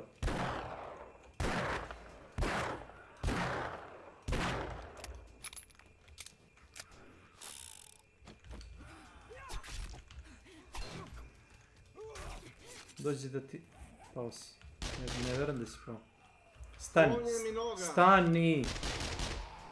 Stani. Nemoj da se konstantno krećeš, skakući okolo. Pokušavam dođi njega da ga zakrpim, ne mogu. Skakući okolo. Jel to to?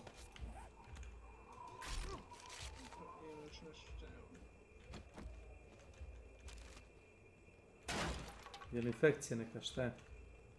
Dajte mi vitamini. I infekcija. Skoči gore napolje da izađeš. Gdje mi je bicikl, samo da nađem. Nemoj se vraćati unutra, stvarno nisi normalno.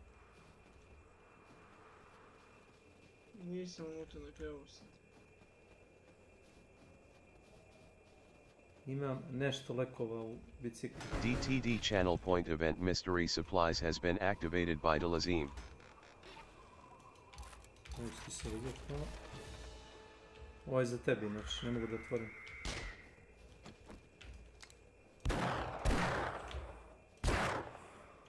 Imaš sanduk tu, da? Rocket launcher sam dobio. Daj taj hekler, pucaj po ovome zombi zonu. Ne daleko, ne toliko daleko, ne toliko daleko, bit će ti mission failed. Priđi bliže.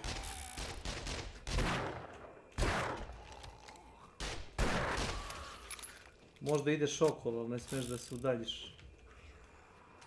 Ja sam već. Na ivici čini mi se. Šta ti treba, antibiotik, jel? Ja, antibiotik i vitamini. Težak slučaj za vitamine, izvoli. Neko puta sigurno ima, pa ćemo to da rješimo posto. Evo ti knjiga isto.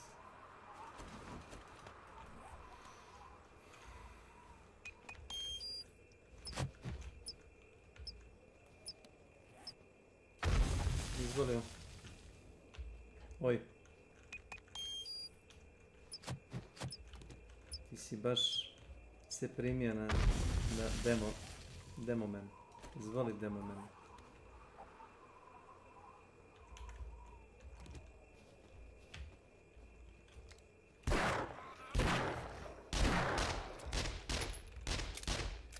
Unoge. Ako ne možeš da ga zaustaviš unoge, puca da ga obališ.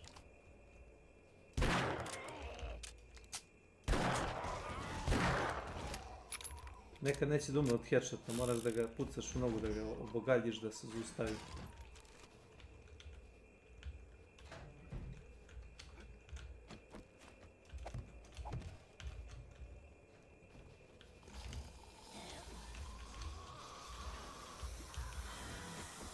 O, vidiš šta ih je, ovo.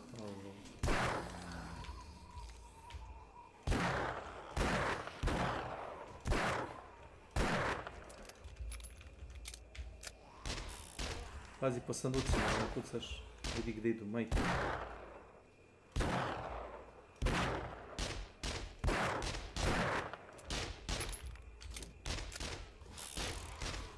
Čekaj da ga rame.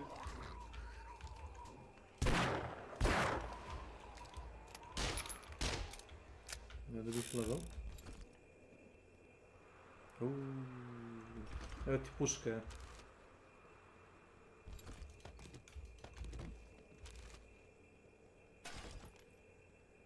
Evo ti lekova ovdje gore.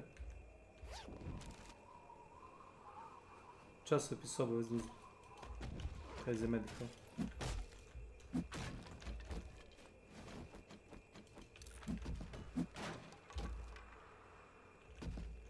Što je to?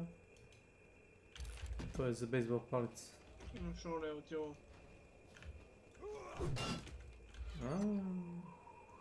Ujebot. Taj Steel Club samo skrepuj. Ja ću ga skrepati, ajde ništa. Level 1 ne vredi, samo za metal vredi, ništa. Uzmi što ti treba municija. Evo da municija treba.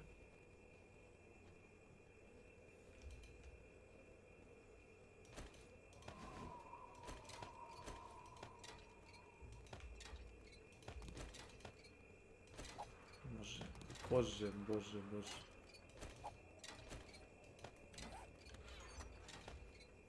Što mi je pun inventar. Džubrete, na? Ajde. Ima tu stvari koje aj trebaju. Ima stvari koje su skroz nebitne.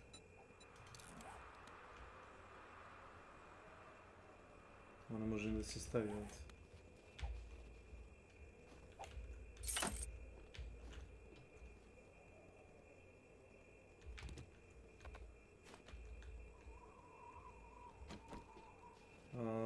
Mi nismo ubili sve zombi ovdje, znaš? Znam, ostalo nam je ovdje.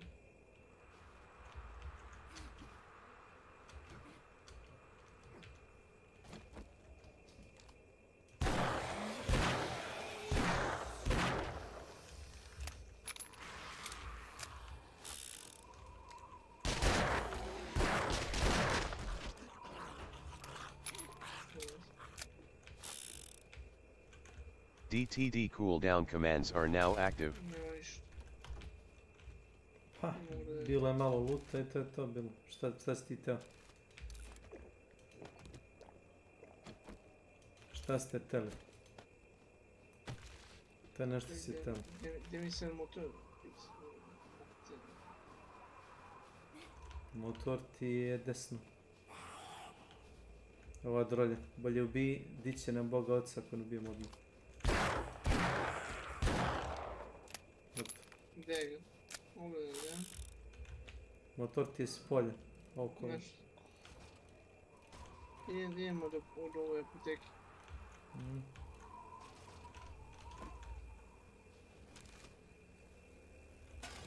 Opa, vehicle supercharger.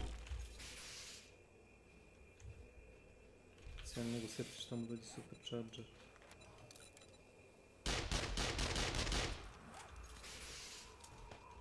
Ujel.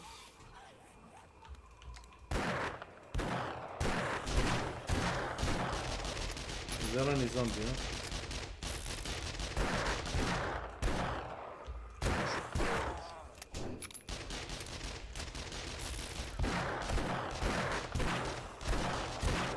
Ma ide kurac, ovaj glitchuje, jel?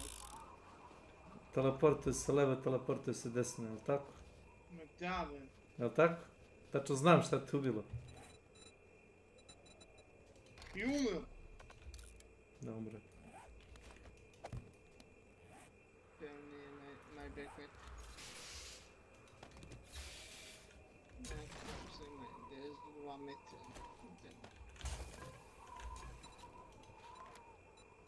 Napravi campfire ako možeš. Evo ga, da zapalim vatru, šta? Mhm. Zapalio se.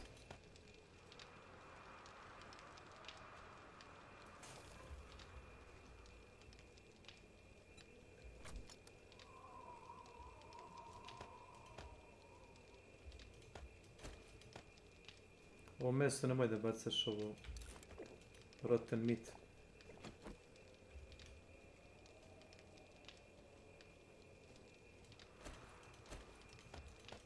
Prvi džuvio od njega. Pa...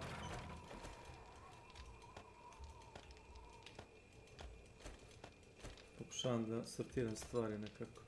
Da, praviš ne đubrivo nego... Ovo je kako se to zove... farm plot praviš. To ti je kao mali ono komad zemlje 1x1 i na to seješ stvari.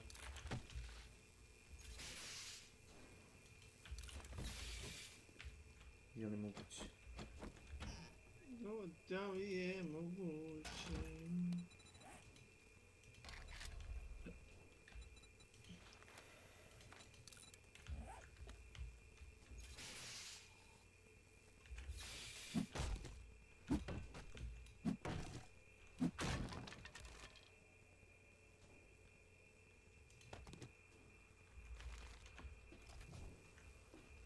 Ako uđeš unutra ti nije toliko hladno, znaš.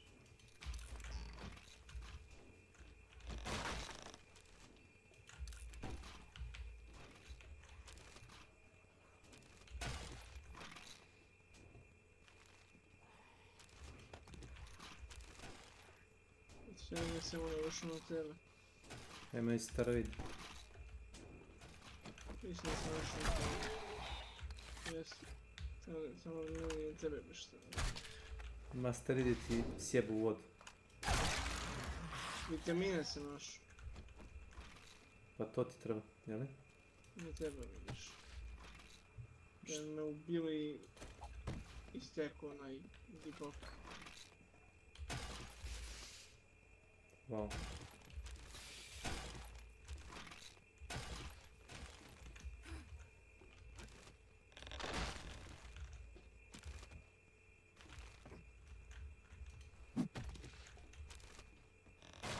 Bukvalno otpad ovdje ima.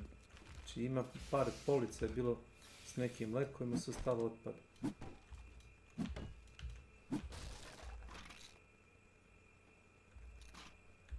Ima ovdje biker. Biker nam treba za ono, medical station, kako se zove ono, chemical station.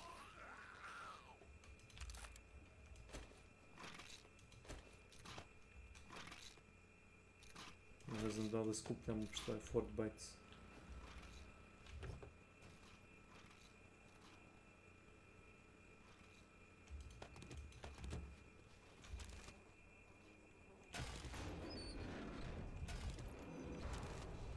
Trash collector. Ovdje smo duboko jebate, Pazi, zombies are coming.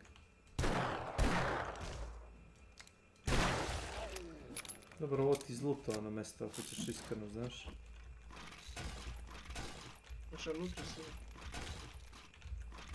Ne, nisam ga lutao, nego vidiš da je kao polo polica ti je...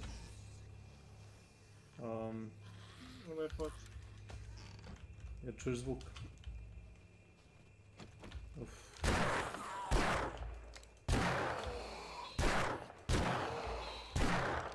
No ja sam problema to je. Pogledao majke. Šah mat sam uradio, aj.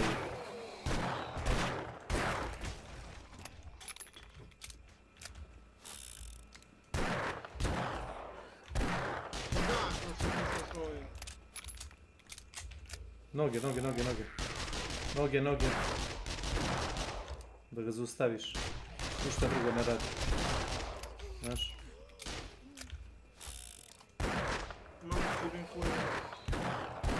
A inače u pravu si. Da se ono, u sekundi se pomeri level desno. To si primetio, da? Da ga nišaniš i on cimne level. U milisekundi cimne level. To još nisam vidio. To...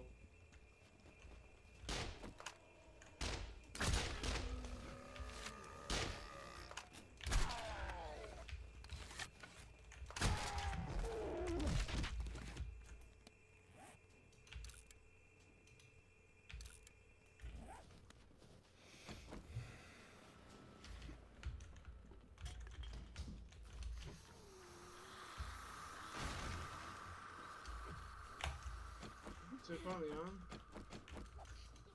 Ne, popus super.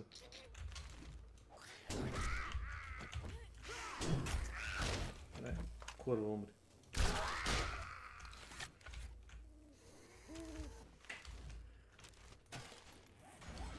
To je bio sandvič, jel da? Vjeruj mi da sam ga pojeo, toliko mi je karakter bio gladan da sam morao da pojedem šta god. Ovo što ti kažeš.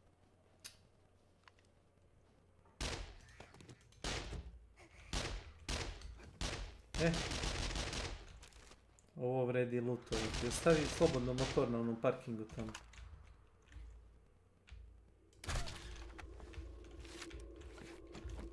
Vidim ja dolaze. Znaš zašto dolaze? Jer vidiš i gore desno onaj malu ikonicu. To ti je da zona ima 1 puta 1,5 kao taj modifier, znaš? Što znači da se agresivnije spawnuju i da su teži za ubiti.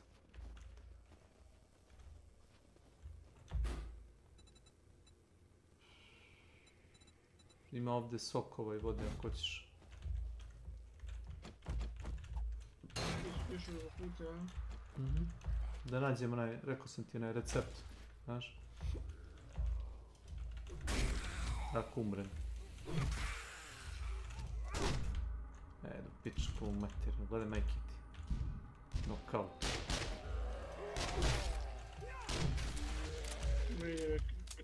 Kakva je ovo animacija bio sam jel? Šta je, zarotira se u mjestu?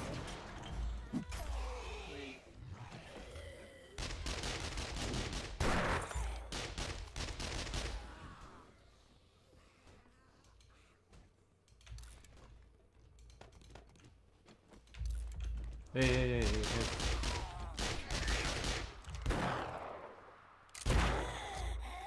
Evo ti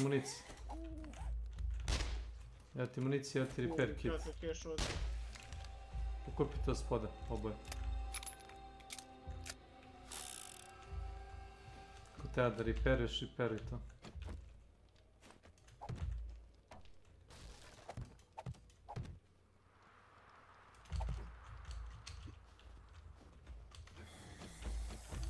Gore su na krovu, prvo skočiš gore.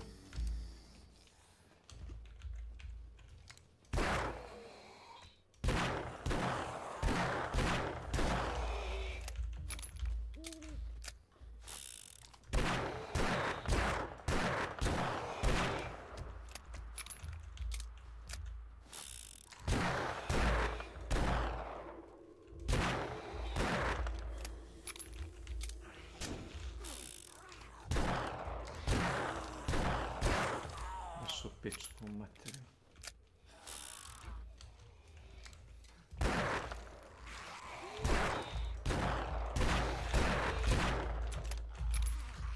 Šta sam naš?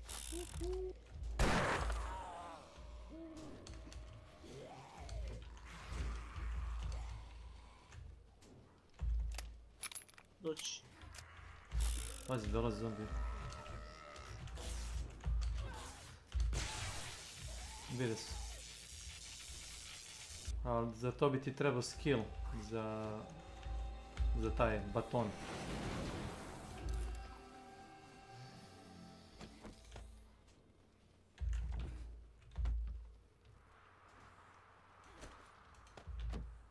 Rekao sam ti.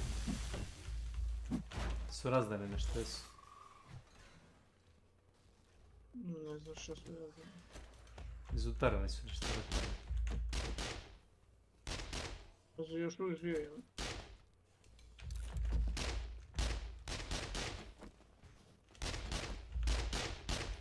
Mora su razdane taj... Sjeo. Pa su još živi, jel? Ne zadugo.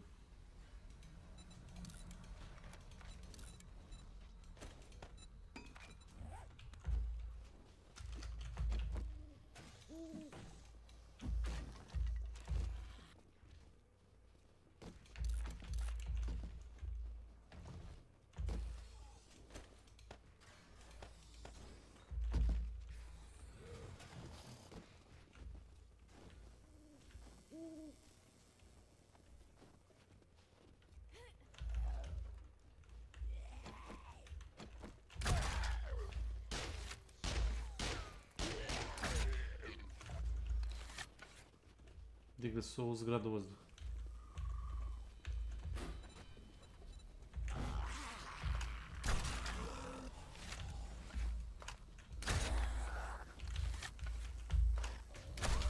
Upravo s ti animacije su i malo retardirane.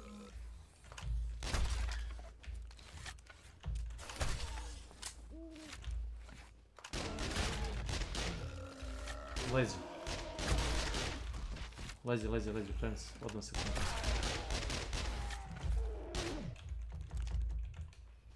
Eno je. Znači mamu i plovino idem. O, lanac za motorku. Što ima u garaži? Nisi stizao do garaže, ne? Jes. Jesi bio u podrumu? U podrumu nisam. U podrumu nisam. Kanal, dole kanal imaš. Nisam.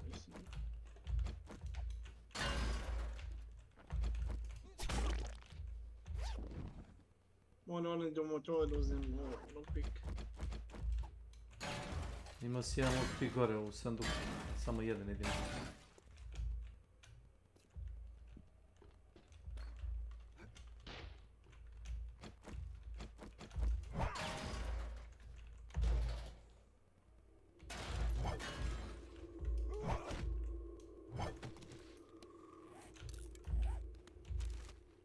Imaš ovdje 3 lockpick. Si vidio to? Nisam. Ne znam kako nisi kad si ti luto ovo. Nisam se izlutio. Vjerojatno su te napali, moja pretpostavka. Što je ovo neke mačke? Nemoj, bježi od toga.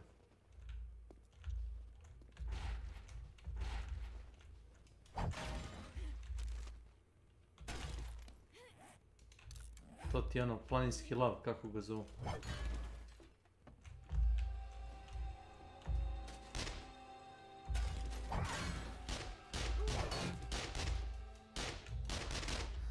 Pazi.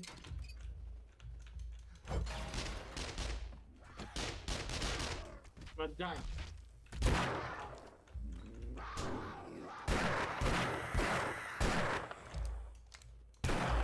Šta nače fora? Na tebi pa na mene. Da. Gdje je horda? Evo stiže horda. Au, brate.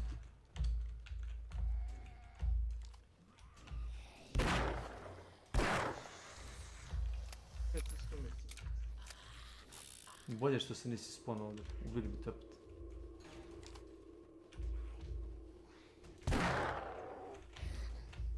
Glupa mačketina. Koliko metra da bi ovo glavu i jedan idem.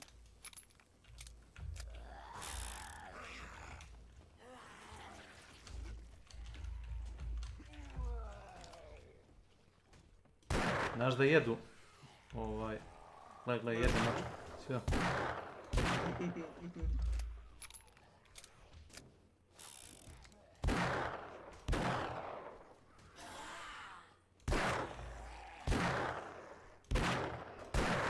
Mali zeleni čajnan. Vidi ga.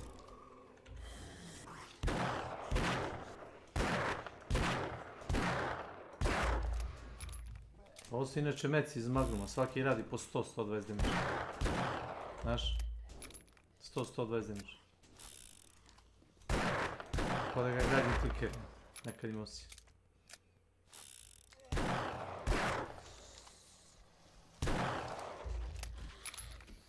Pokupim beš.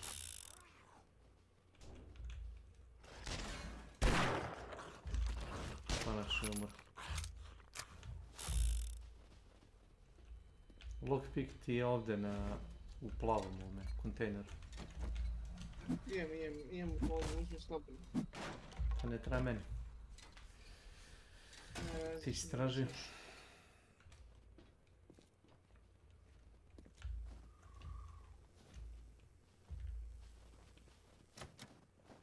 A preporučujem bi ti da ga lockpickuješ, da ga ne udaraš. Jer ako ga... Bolje nemoj, da se znaš. Čak nemoj ni da budeš sada znao.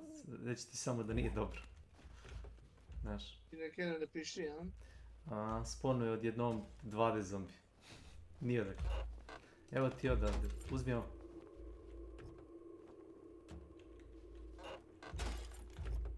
Imaš knjigu i kako se zove to. Nisi dobio pištolj nešto? Nisam. Čudim. Imaš dinamit? Imam. Daj na vrata me. Ubio ovo lizans.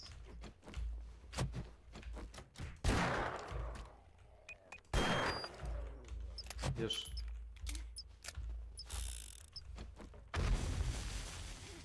To je to. Pazi, ima pun kurac ih unutra.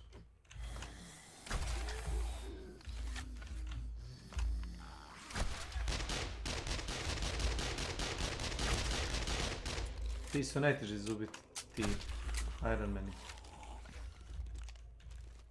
Generalno su najteži, dobro.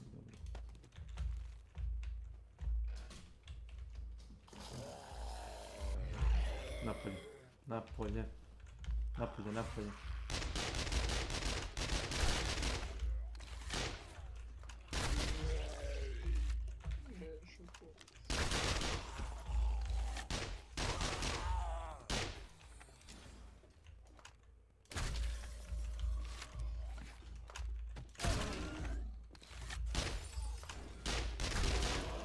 Pazi, pucaj, pucaj, pucaj, pucaj. Još.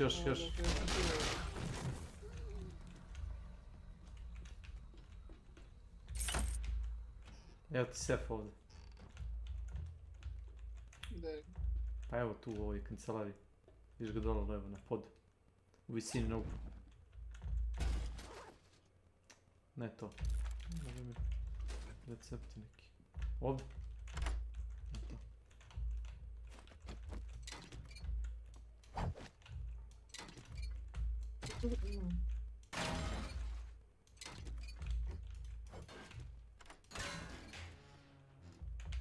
Okay, I'm not waiting.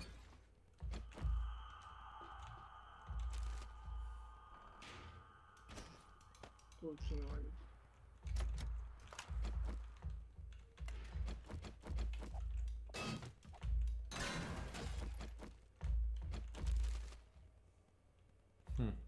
Evo, ovo ti je ovdje za tebe. Ovo ću da uzmem definitivno. Ćeš mačetu da kidaš glave? Ma imam. Ovo je iza tebe, imaš bronzu.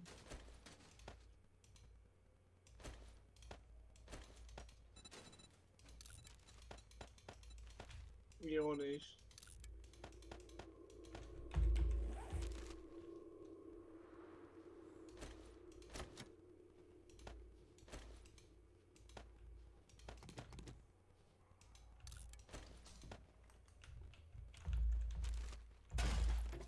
A, Bres.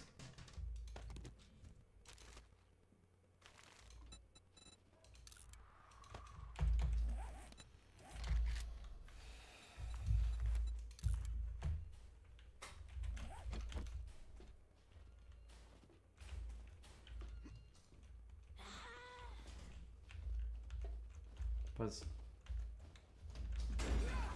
Zadnja vrata.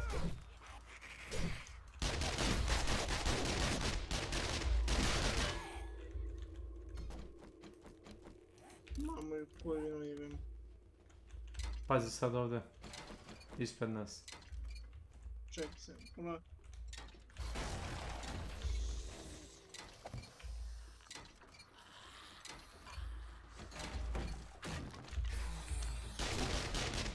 Mogu se sponu. Bež napolje. Napolje, kako znaš. Pokušavam, Ilija, pokušavam. Zamaglam ga.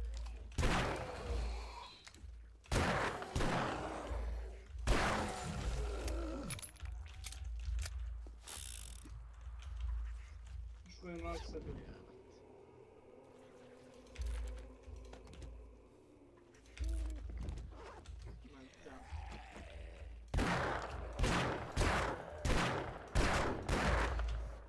O.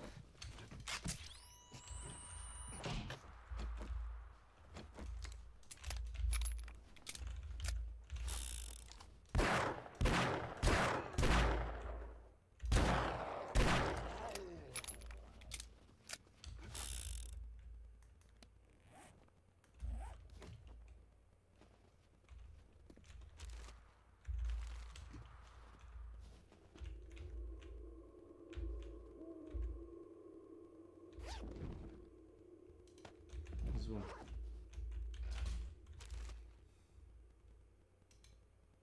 Jesi ti vidio ovo? Nemoj rekao. Ti imaš level 6 šlem. A, to nije. Kako ti imaš level 6 šlem? To je moj. Ajde ti ne diram pa kad sve klikuješ baciti šlem da samo prebaciš ovaj gluposti na njega.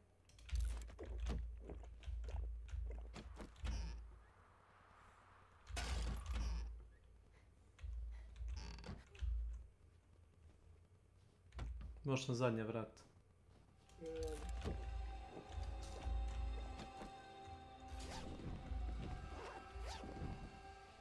Evo ti ovaj šlem. I evo ti ovaj BDU isto.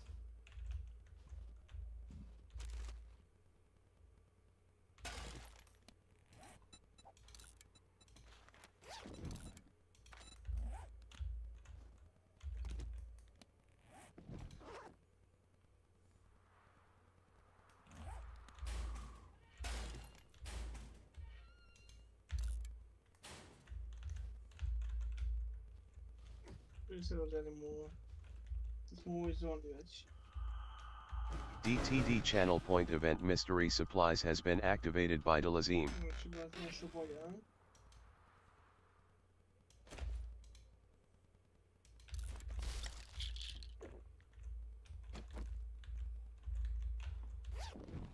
Ne znam da li možeš, to je tvoj sanduk, ja mislim.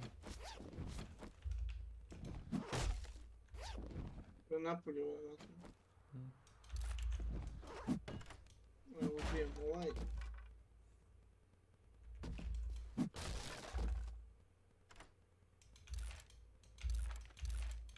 Njega sam našao za elektroniku.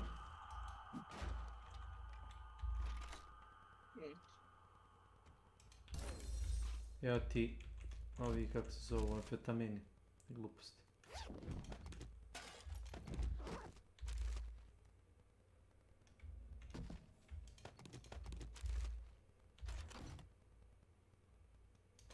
Evo tebi ovo.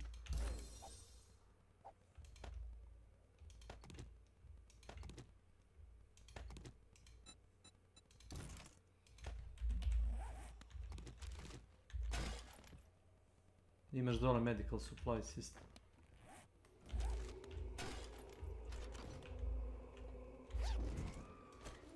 Evo to je počeo da vrišti. Je li moguće?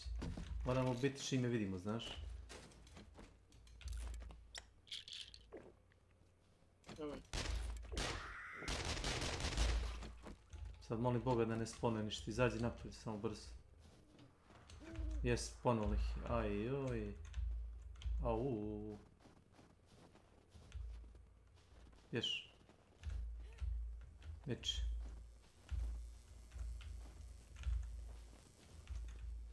Miči. Miči, blago čiči. Bež gore. Tako. Udari dole po stubima kao retardiran, znaš.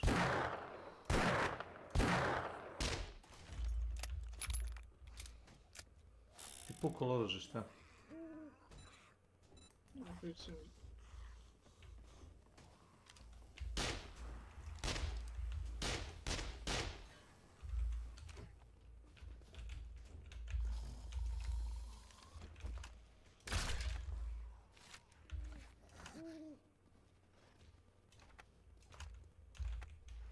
Dole su rade show program. Uzmi ne pravi preko puta da možeš da odemo da ih putamo s visine. Šta? Rešetke. Napravi 2-3 rešetke da... Znam što ti treba potporni stub ovako nešto. Viš?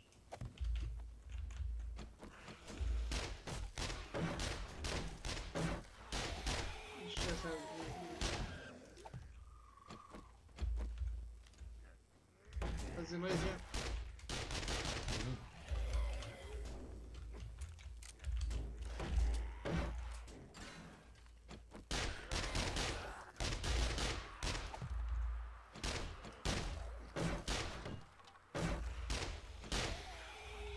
Na čemu ja sad stojim, a?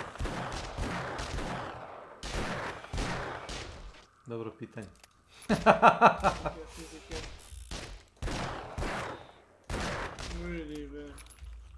Ne umire. Ne umire. To je to. Ćeš kod trgovca dodamo da ispredavamo malo. Sada pokupimo ovaj moj sanduk.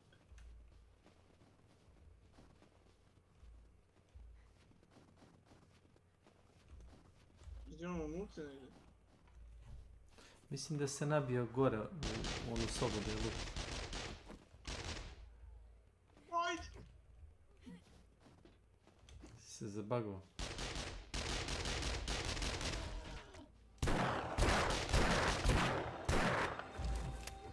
Će li umreti?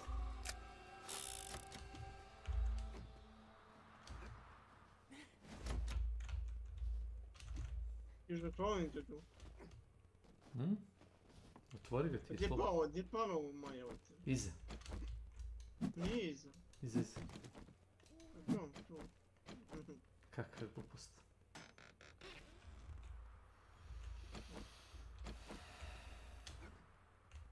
Evo dobio sam špagete. Grampa viski. Još evo, sas. To ti daje barter, 20%. Da. Baci. Ako mogu da kupim džip, kupit ću džip. Ili onaj helikopter. Češ da provalim ovo? Ajde.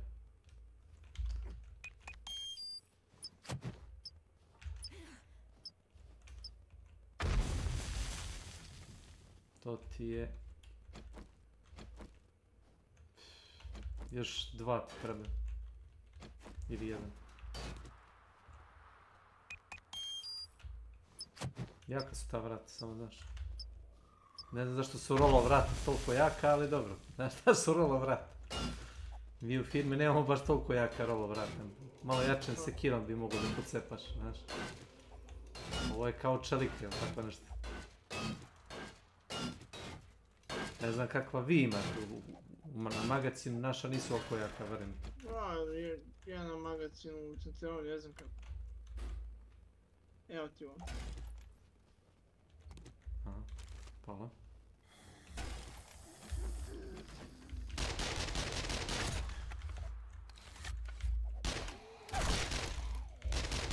Sve ste pogodio u glavu. Pazi, pazi noge.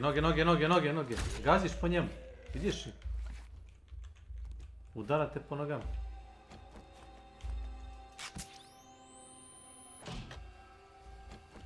To je možda bio overkill za healovanje, ali nema veze.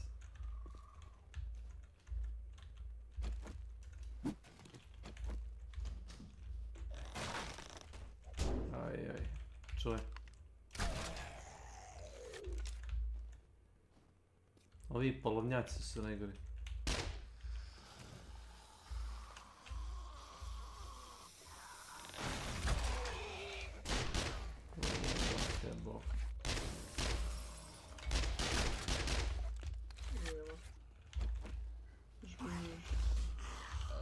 Uf, si vidio ovo? Si vidio ovo? Jesam da. Si vidio? Ja sam zatvorio vrata, toliko je brzo potrčao pored mene da nisi stigao vrata razotvorio.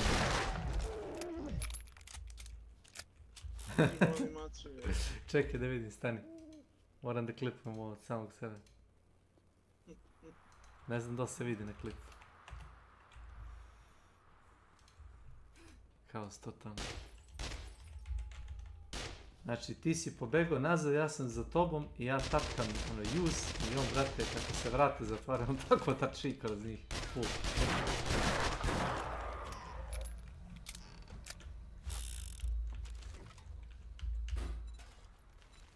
Oho. Znaš šta? Evo kupit ću ti ovo, gledaj. Jezda košta, uzmi popija. Evo ti ga, iza tebe. Popi daje onaj, kako se zove, cold resist daje. I onda ne gubiš ovaj,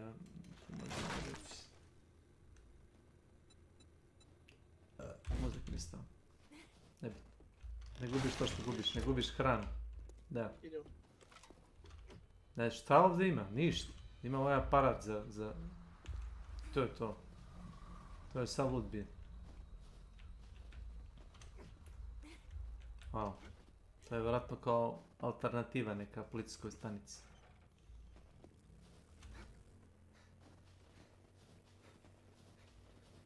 Čekaj, hoćeš da te odvedem do trgovca? Znaš da je trgovac? To je onaj tamo u Snežno odbijamo, ali tako? Kilometar i nešto. Pa ne znam tačno, to je verovatno tačna procena što si rekao. Kilometar i 400. Ne, to je da se vratiš nazad, neko toga trgovca. Vamo, za mnom. Ne, vamo, za mnom.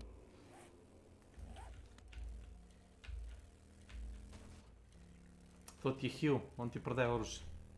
Prodaje oružje i one, kako se zove, knjige za oružje.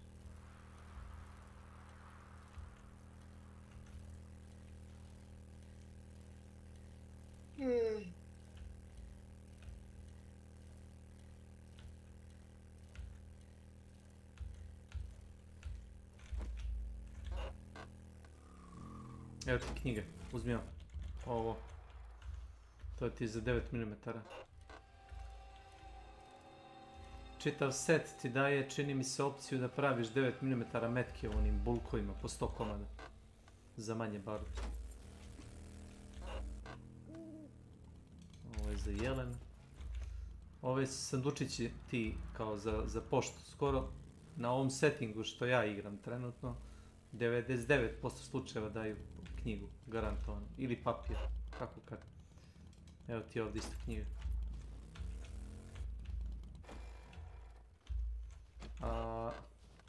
Samo da vidim. Ovdje sam se tukao protiv horde, čini mi se. Jesu. Pogledaj ovo.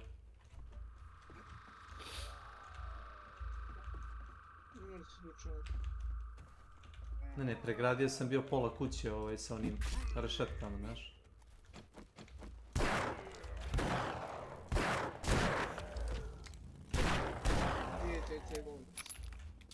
Nici cestu. Daj ću ti pokazat. Peči. Ovamo.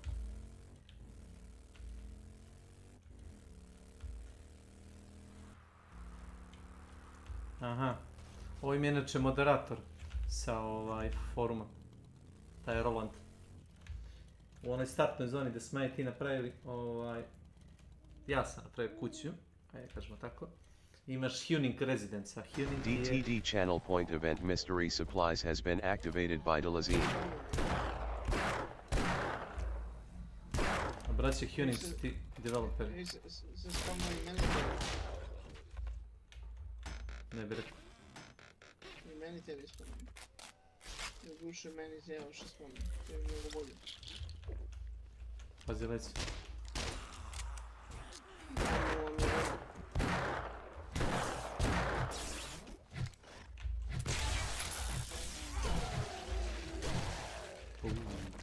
Сюда.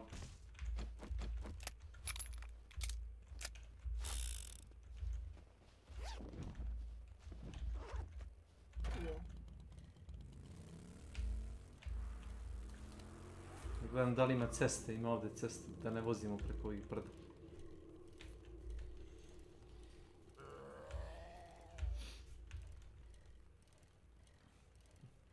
Supply books. DTD Delazim has activated supply books on S.W.Frost. Međed ili ja međed. Nećete prati, dođi vam. Pokupi samo knjigu odavde. Pokupi i nastavi dalje. Pročitaj. Imaš use odmah.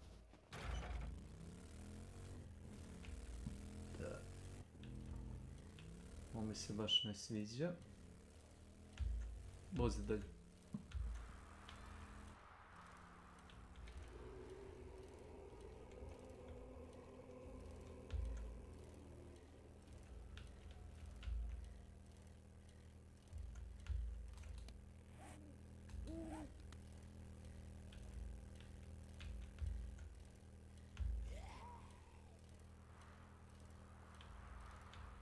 Što ja probijam put sa biciklom, umjesto ti s motorom.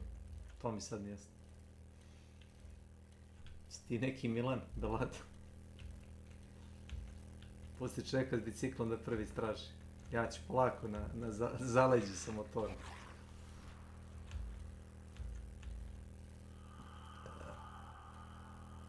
Sad već možeš, pošto nema stamina. Ne znam gdje je put. Ne znam gdje je ovaj. Samo vozi. Jaguar. Planinski lav. Nema Jaguara ovdje. Jaguar ti je u Amazoni. Evo ti knjiga, odi. Jebi, uzmi ti, ti ćemo znaš. Ma ovo ti je za mining, stani.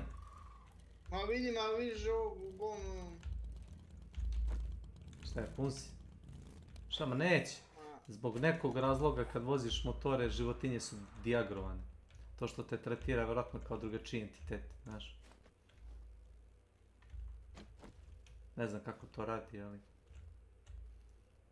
Eto, to level 6, taj stun button. Nije. Nego? Nimo ti.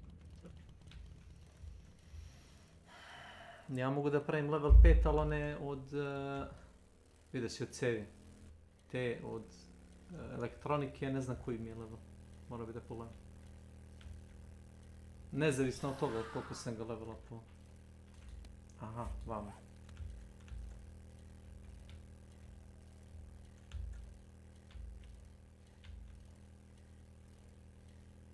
Uf. Gas. Nisi, ima helta dosta. Eno ga napao je zombi.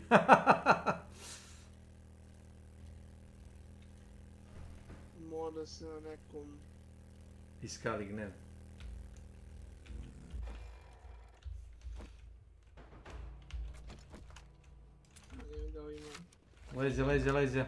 Leđa.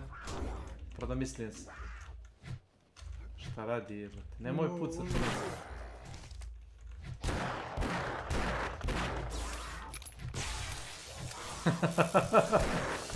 DTD, a new boat has started. Šta bi ovo? Čekaj da napravim ćevap od njega.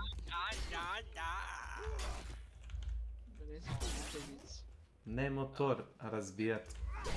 A dupli klik imam jebote. Na šta, na miš? Na Tuki.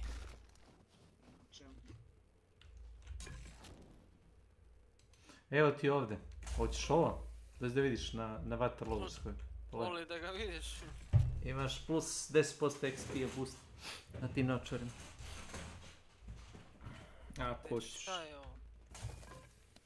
Čekaj što da je ovo.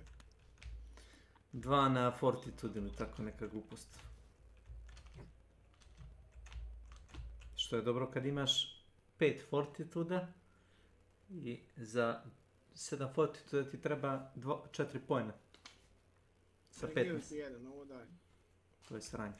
DTD voting is complete and the viewers have chosen ammo supplies. O, brat. Ko ti to spavlja? Ne znam. Whoever it is, ovo je Dracula spano. Ovo je jebo. Evo ti municiju za pištoljku ako hoćeš. A uvrat. Peđe, kad si već tu? Kad si već tu? Klikni dole na ovo, ne znam koliko pojena imaš ti Kunilije. Je.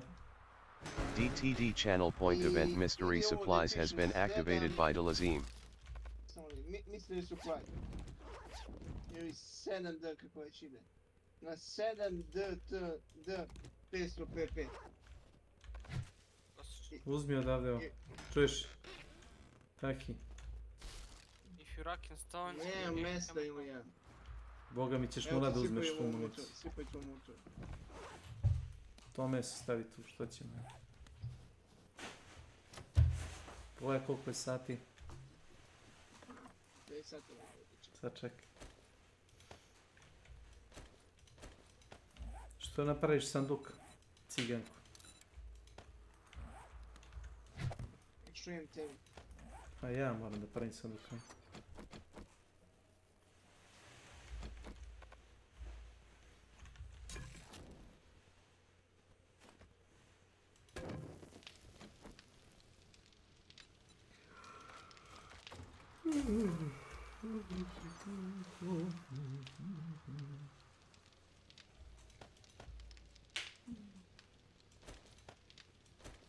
Ima cigara kod tebi. Pa dao sam ti je. Evo ti. Ma imam cigaru bre, dao sam ti je. Ja sam mislio ako kupuješ ovo nešto. Ne, dao sam ti jer cigara ti daje 1 na strength također, znaš. Što nije uopšte bez veze.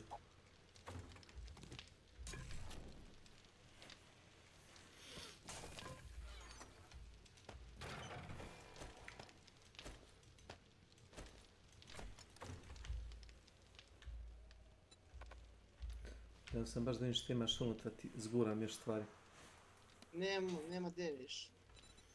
Mogu misli kako smeće imaš. To nije smeće. Ako je semenje od ovaj... Nije, municija, voda, modovi i tako to.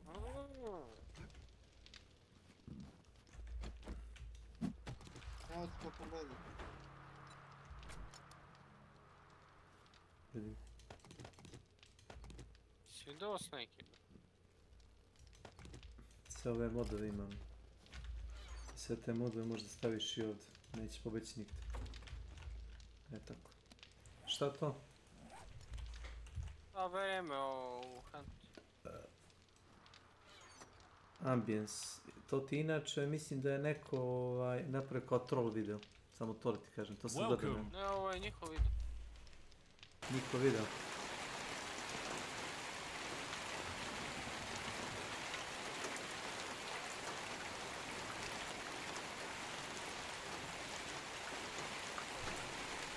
...30 minuta pada kiša.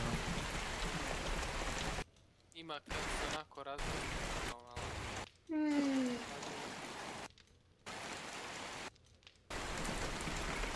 Šta ima i magla, a?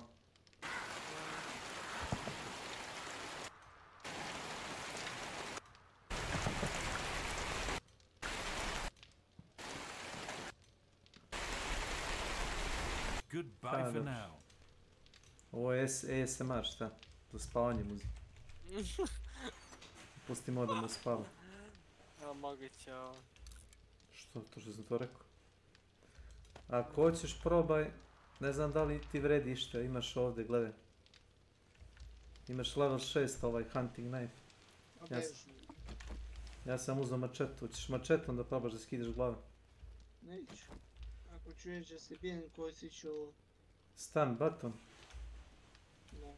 Dobro, ako nađem level 6.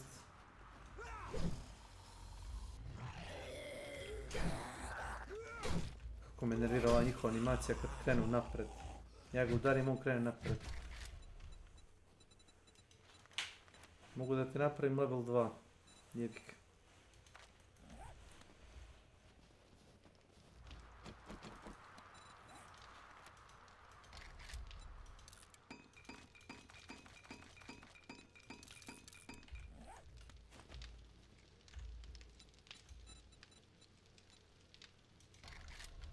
Ću nešto da probam da napravim.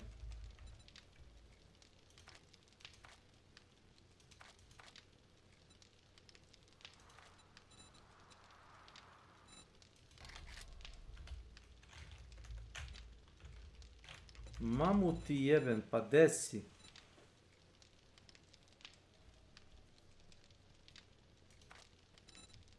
Evo ga. Ovo sam to da napravim.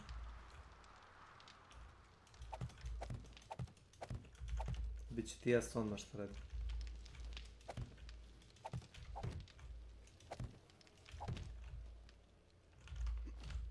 Što kažeš kuću? Pa jesmo li... Nije dobar ovaj oblik, a? Da ovako dobro.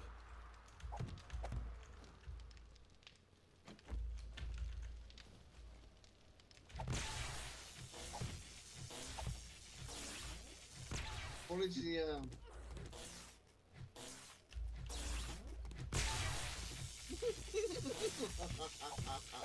Ne radi umisli da je bije. Ovo je snobina moja. Uzio, ej.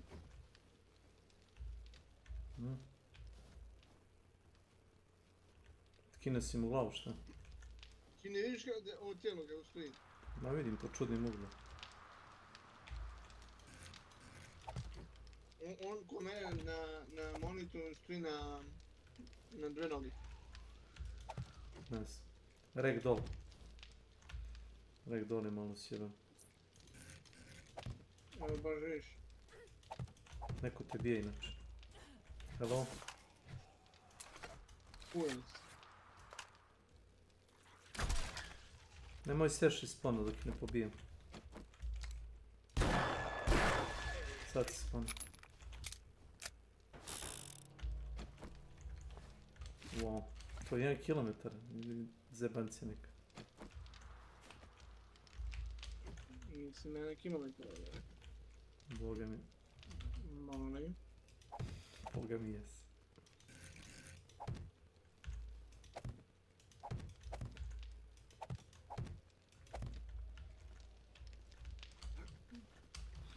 Baš je ono, on my birthday.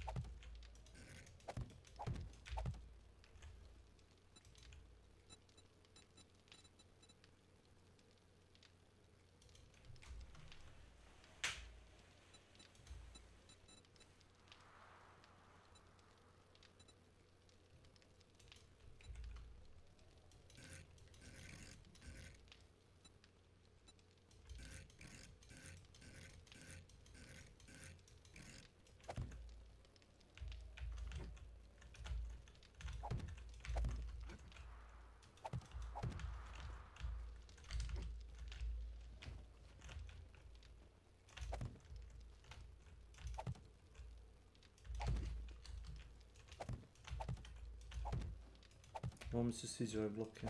Rezano drvo.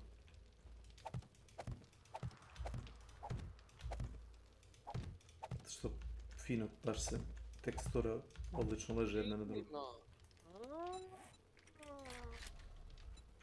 medvede da mi spawnuješ i govna. Zamolit ću te.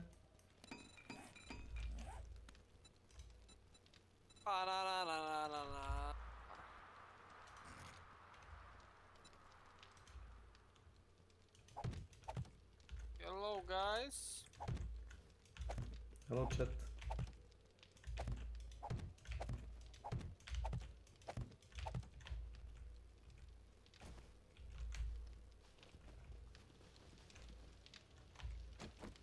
Dobio sam achievement. Šta si preživio?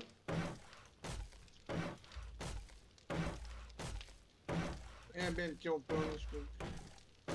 Ugaja.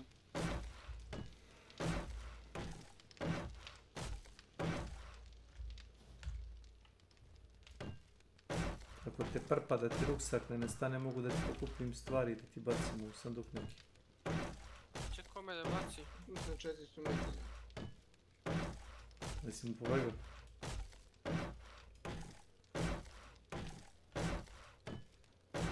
Ja se nadam.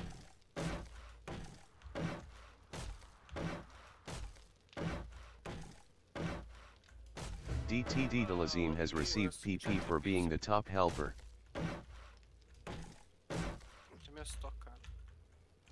Voda plitka je duboka kao moške si sirene, pola riba, pola žena.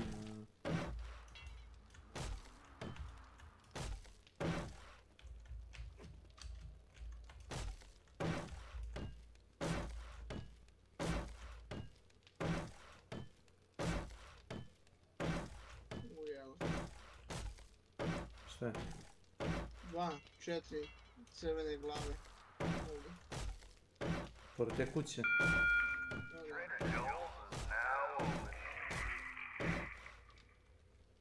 Četiri crvene i jedna i pola energosta.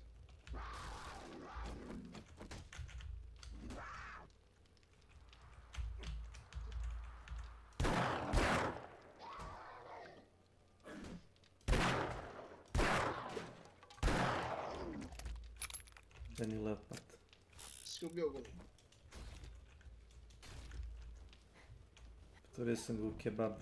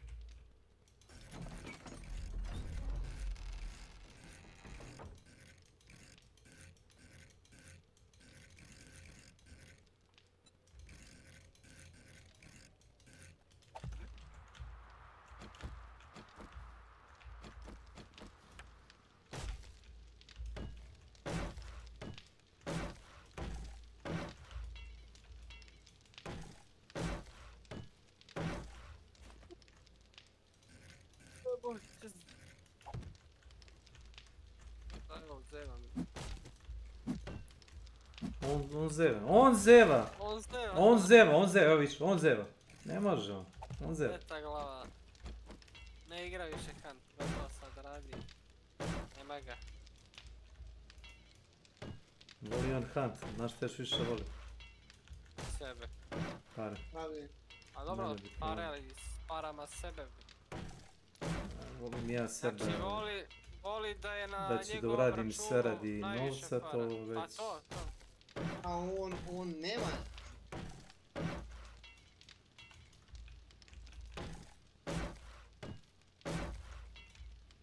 Nekad bolje prazan račun nego da imaš puno para pa da imaš milion problema. Gdje je prazan račun? Šta ne znam. A šta ćeš sa punim? Nosit ćeš ga u grob? Možda će mi treba tamo. U grobu će ti trebati novca. Zamisli plaćaš gore Vrpaš u grobu. na, brate, sudu, brate, gdje god bio, da li u Pakao ili u Roju. Po srpskom gledanju, ono što se radi ovdje, radiš i tamo. Znači, Misliš slovenskom ili srpskom? Ajmo sad dalje. Ajmo dalje.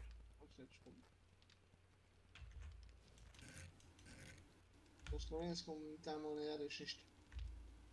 Zar nema ono, kao onaj pog, kako ga ono zovu? Bijelobog i črnobog. Bog i batino. Ne. A ne. Dva naličja istog boga.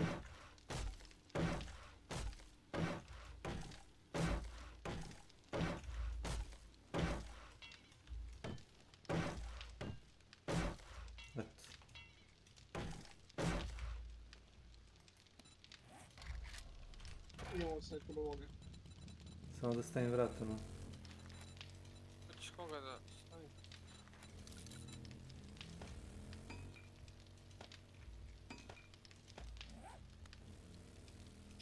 Sve je ovo jebate.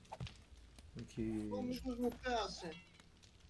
Šta je ovo neki demoni? Neki demonski sile.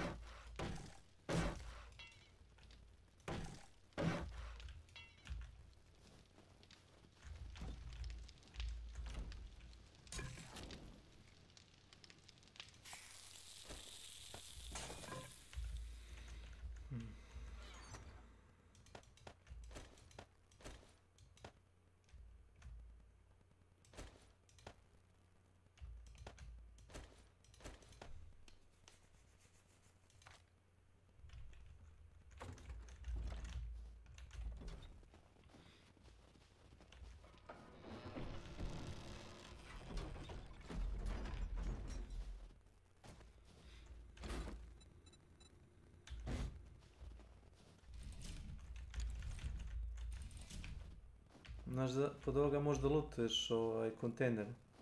Par kontejnera. Ima sanduci s municijom.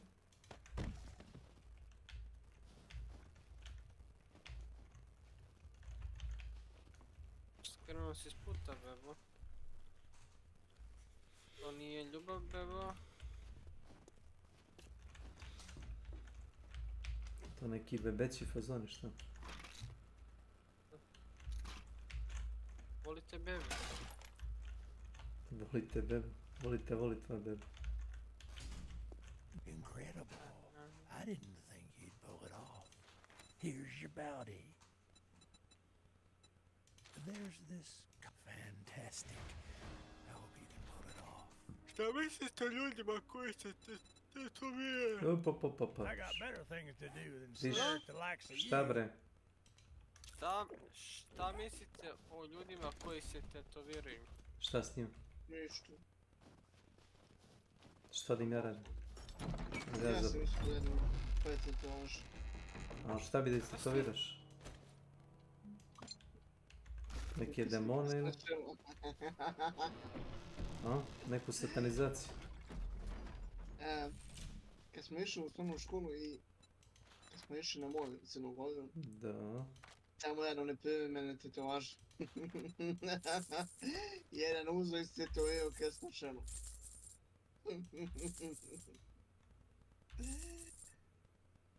Kad ga vidio... That's all you're gonna buy. I'll let you show yourself out.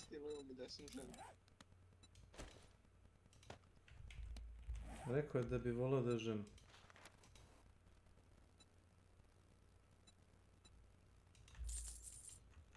Zbog tetovaže na čelu. Hello? Hello, darkness, smile, friend. Moj tebi.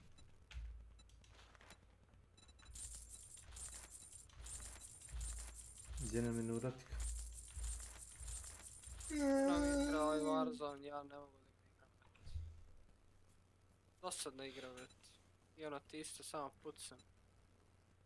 Ne mogu više igre. FPS mi se zgadio. Eto. On jede.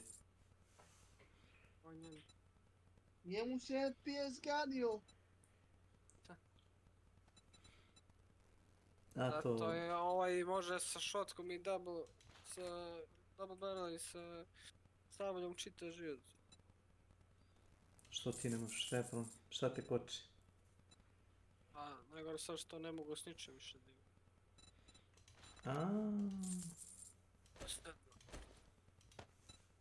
Doteku sam dno života, ipak kao da pimite u žuze, prokleti ženski stvore.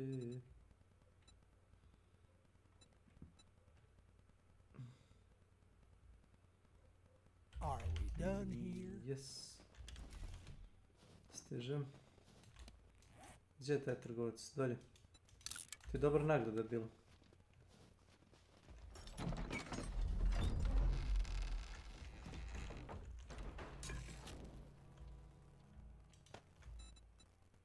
O.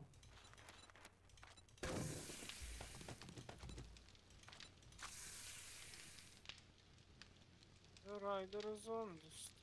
DTD, a new vote has started.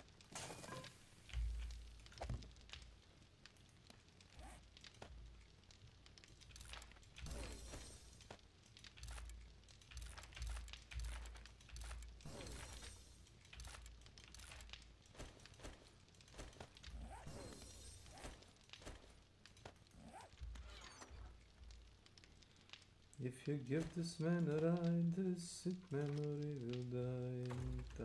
Let the children play. Riders on the la la la la la la. Riders on the tam.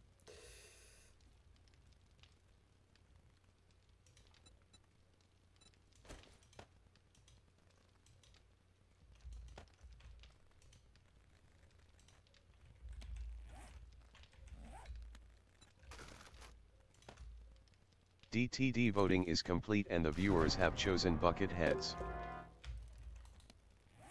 Jesi vidio ovaj mod od Bucket Heads? Če sam vidio? Bucket Heads. Pa izađi okolo da vidiš ove zečeve i kako se zove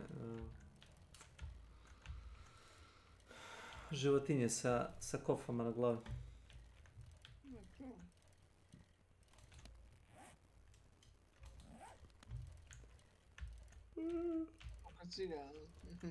Pa, evo, ne piše ti ovaj mutator aktivan, jel?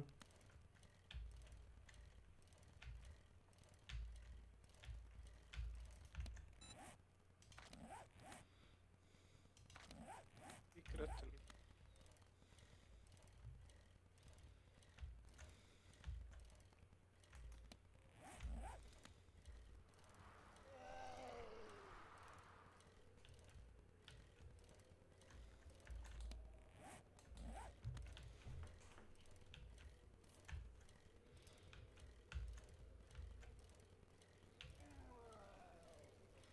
Što se da skupiš oko 40 do 60 hiljada i ako skupiš toliko kinte možda kupiš onaj hammer ili delove za hammer, znaš. I onda si na konju. A kad počneš da lutaš bolje predmete tipa level 6 opremu, znaš. I ako skupiš i onih dodataka, svako oružje koje je level 6 i ima par upgrade-ova na sebi vredi oko 1500 do 2, tako nešto. A ako višaki ne koristiš ga, možeš ga komotno prodati. Recimo ako nađeš vozdenu sekiru level 6, a recimo ja koristim čeliču koji će mi. Samo stavim attachmente na to i prodam. I uzmem pare. Evo ih vukovi sa kacigama na glavu. Pa vam majke ti. Modelu mozga.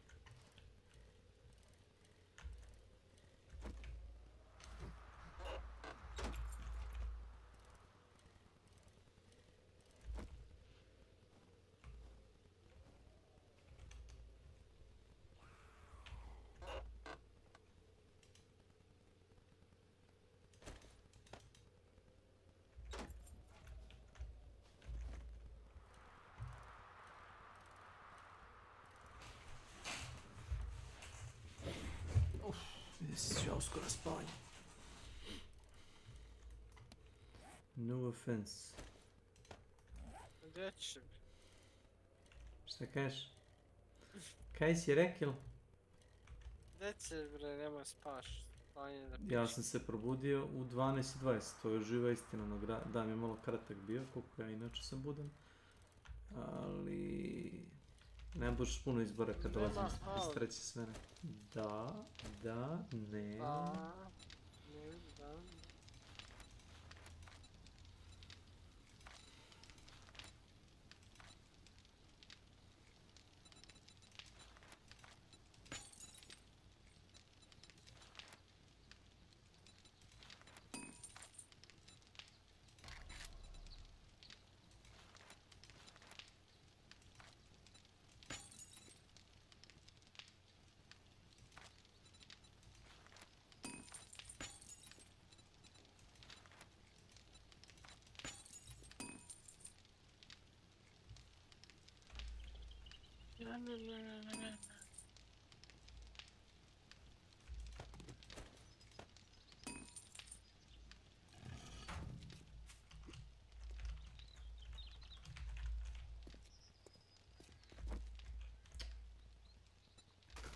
Šta radim, katapultirat ću sam sebe u vazduh.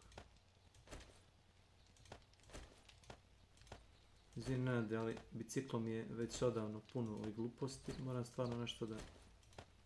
Kako? Nikad. Biciklo mi je puno gluposti.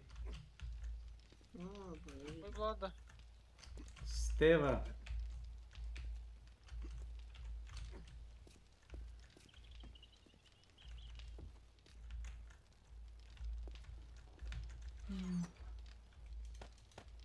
Ali on je stvarno zvučao šlogirano, majke. Da je živ i zdrav. Ja sam mislio da mu se nešto desilo. Ili se on toliko fokusira na ništa, razumeš, kada ono igra taj Han Shodan.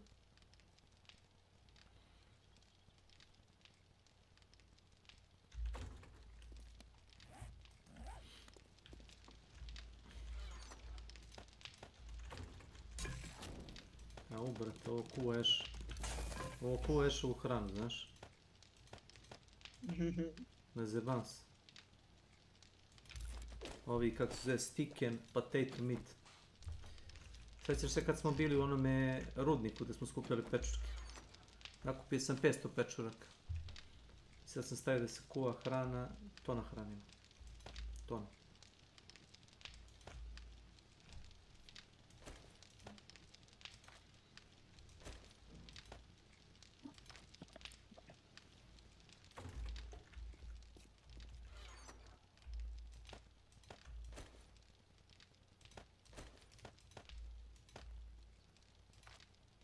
Ima i perje, dobre.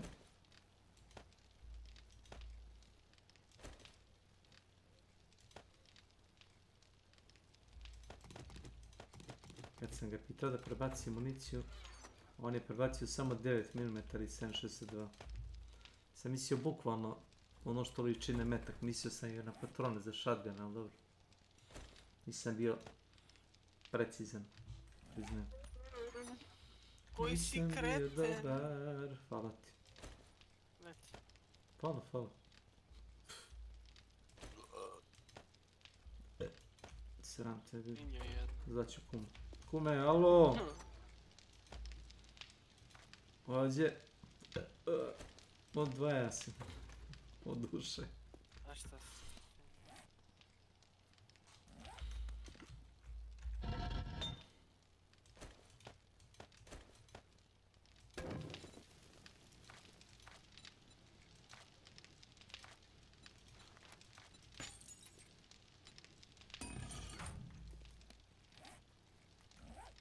Imamo na cilju.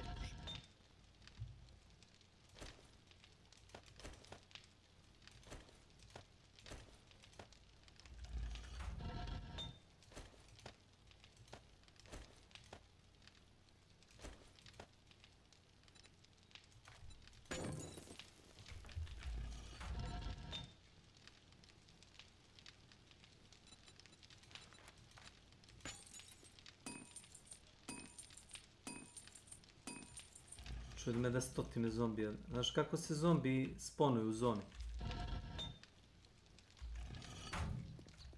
Je bilo pitanje za Nenada, ali ja nije tu. Kako?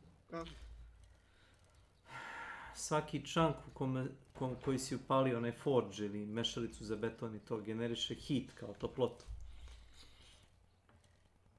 Nije bukvalno toplota, ali nebitno.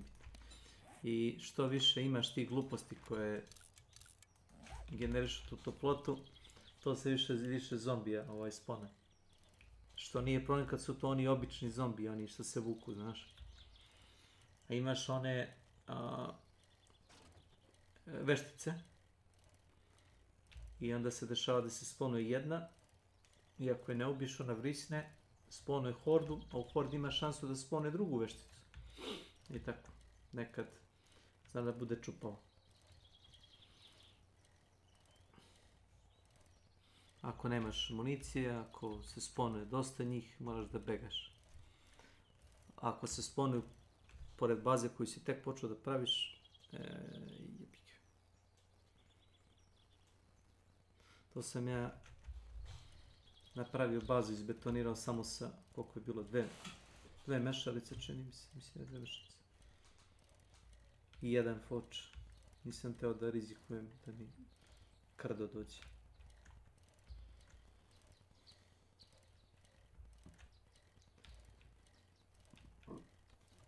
Madre mija. Evo ti si 22. level, znaš da je ovo drugi dan kako igramo? Mislim da je drugi dan. Što ako meni telo dođem do 22. levela? Ne smeš. Mene nema ko da boosta. Nikad me niko nije boostao ni za što. Ko i mene da boosta? Ko me boostao ikad? Ko? Milano Han Shodan, šta? Ne znam, možda. Jest. On me naučio osnovne igre. Tome ćemo biti večno zahvalan. Slava mu i večno. Kao što meni malo pre kaže da ne znam ko je igre. Šta ti ne znaš? Da. Lik mi to komentarisao na profilu. Zašto ne? Nisam zajedno sa njima ušao sa Mabelom, nego sam pobio ljude iz daljine. Šta bre, svi igri ovaj Lego Battle Beat Remastered. Jesi vidiš nešto reći? Jesu ljudi oboleli, bet? Što su ne boleli? Što si hejter? Šta hejter? Što si hejter? Ima neki popust. Za šta dobro? Da ih objasnim. Za branje kupusa. Eto.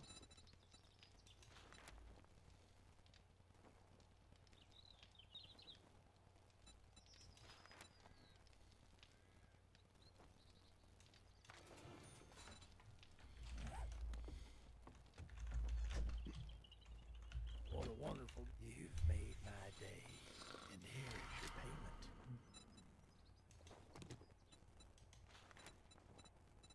Ima li šta bliže? Mozak mi ne jadoš. I like you, friend. I've got God bless you. Možemo sutra na sve tako ćeš. Sad ću reći. Izgledaš se od toga ovdje.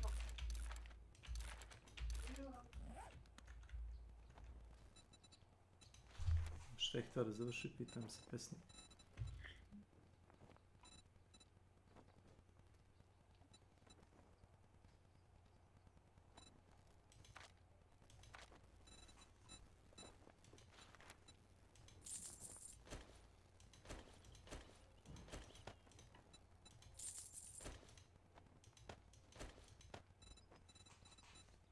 Sad je ovo Walking Dead 20.000 serije, su ovi normalni. Daryl Dixon, njegova scena, pa sa Neganom Dead City. Jebote, samo štampaju. Ja sam mislio da ta serija se još ne prikazuje. Ne, tek sad snimaju spin-off. Sad je, slušaj sve to, izašao je spin-off sa posebno karakterima. Jedna serija je sa Darylom, onaj sa strelom. Sad se snima i sa Norman Rickom i sa Reedus, Michonne. ono što glumi što ga je Kojima uzeo da mu... Slušao, imaš i vrate Megi i Negan posebno, Dead City, kao izašla je već serija ta. Dead City, to je kao New York fazon, katastrofa, banditi i pored zombija, ludilo. Znači oni... su u ozbiljnom kurcu. Još samo štampaju. Ovo mi posjeća na Fast and Furious.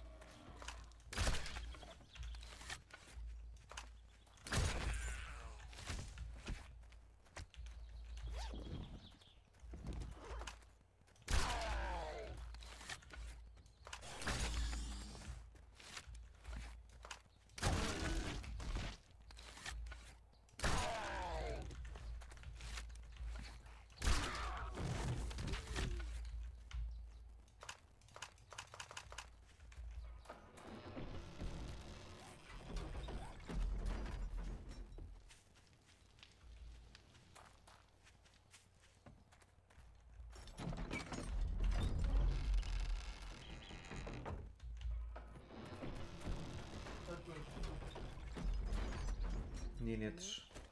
Ajde, vrati se.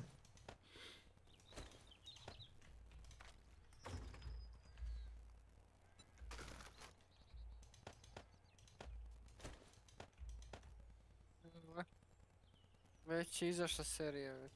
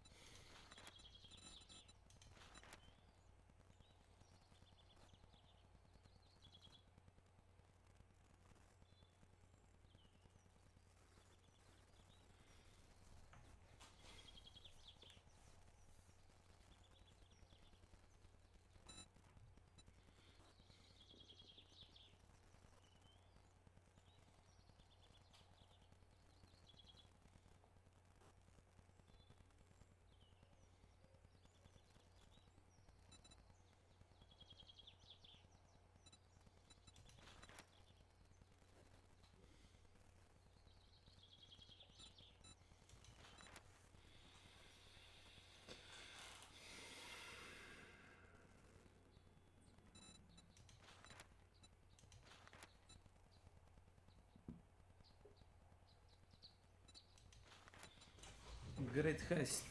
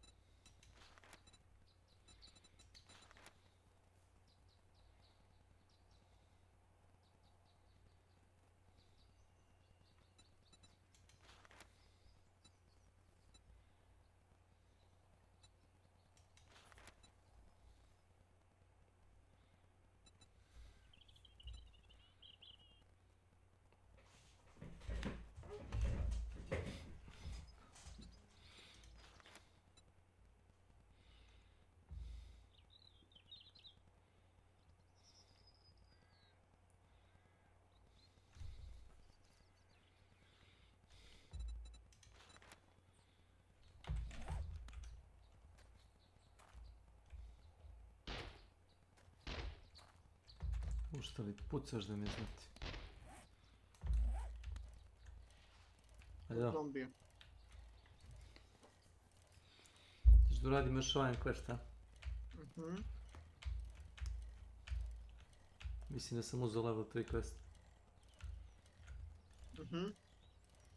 Ako se ja dobro vidio, to je onaj pawn shop gdje smo već bili pored njega.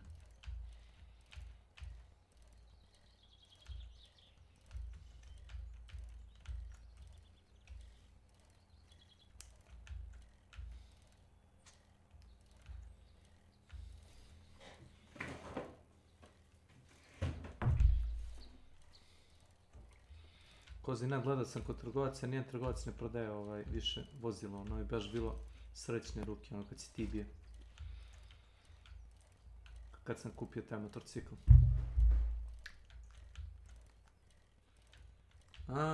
Ne, ovo radi stanica. Čekaj. Samo ti moraš i resati još jednom.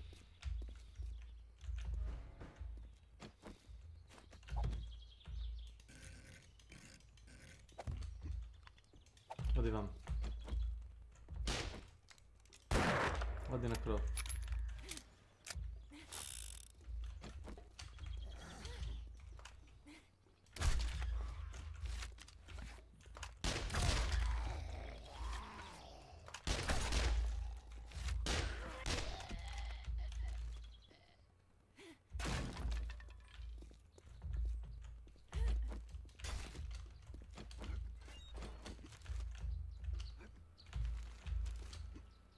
Šta je ovdje? Quest clear the area. Ovdje skoči, odi. Tu. Ajko da pomotam u šinu. Gore da ti teško naći što. Ima pasno, pa je.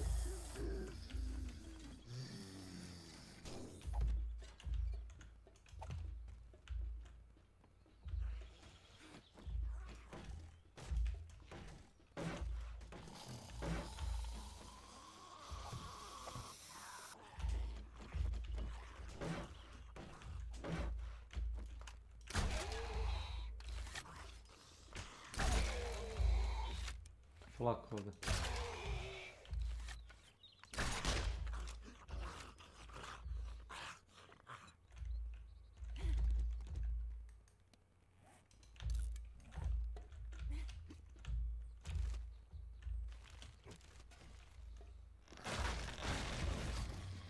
Čuvaj.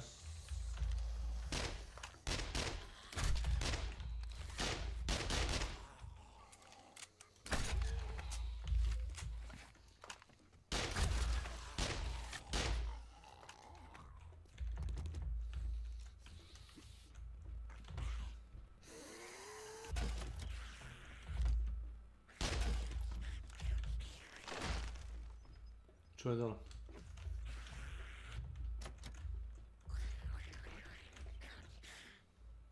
Stani, nemoj skakati dole.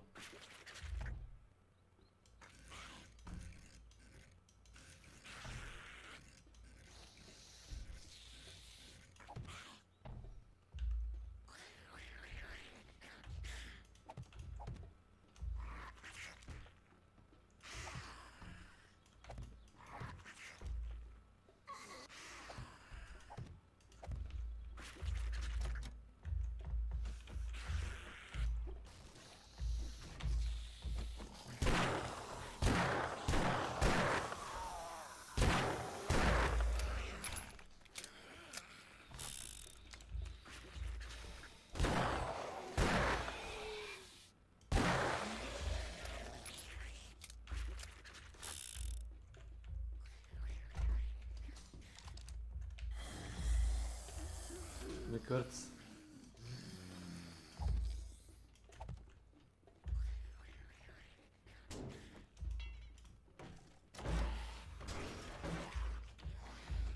Iza vrat.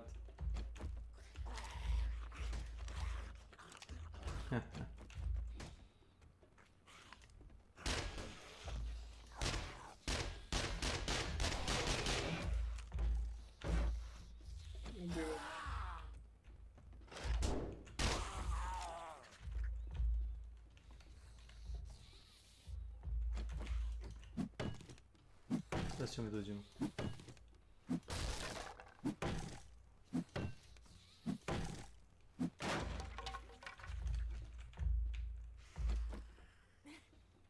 Mislim da je ovo zamka neka. Ja bi se pazio. Zamka. Van.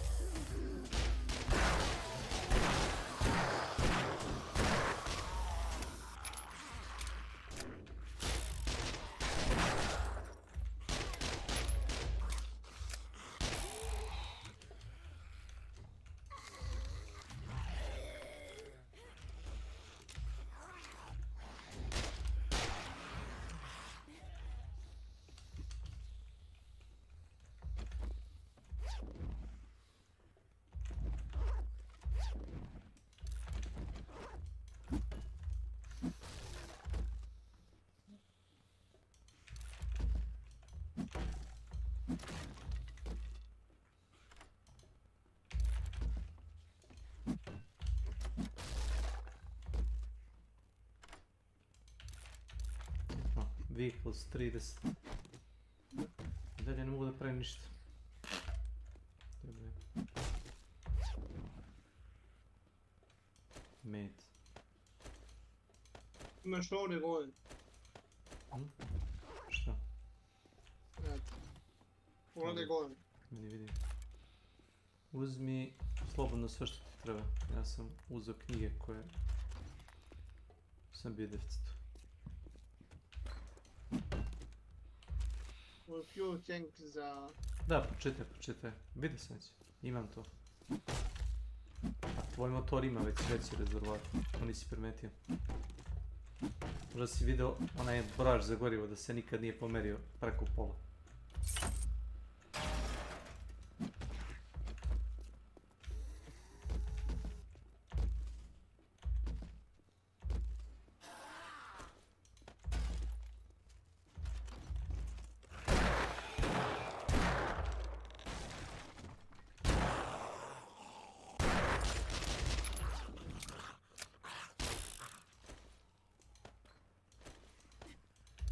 Odakle si se ti pojavio sad?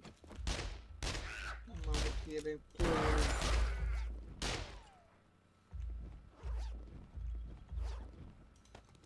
Zvon. Raspet stigo, bate. Šta da lutam?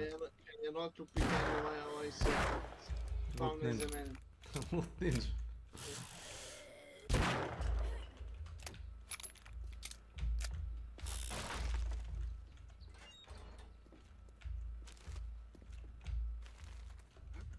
Možemo napolje. Znaš kuda smo ušli?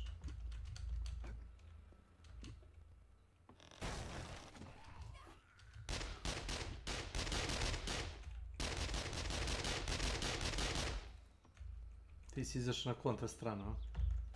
Da se uvelim Demeter.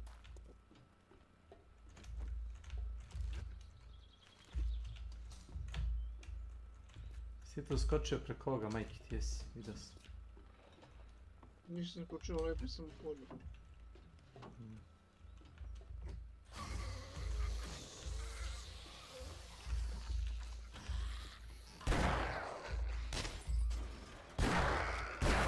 Kurac ovdje za te što će da nas je muti.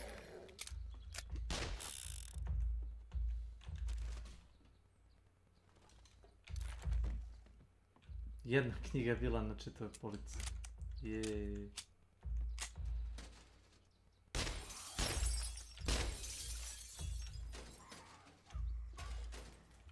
Još ovdje šta je ovo? Escaping fun. Lezi. Lezi.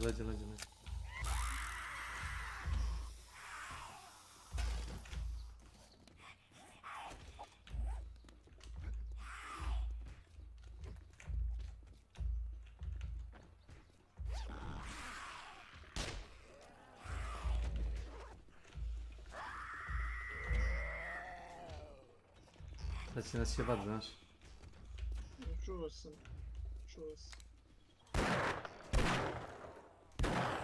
Ovaj je popustio, sad je to baš jako. Mi možemo pobegnemo odavde, znaš? DTD cooldown commands are now active. Više idemo gore. Bježi napad. Sede na motori vosi. Ko će ovdje bi ovo? DTD, a new vote has started. Gdje je moj motor bio bilo? Vamo pravo. Posred horde. Gas.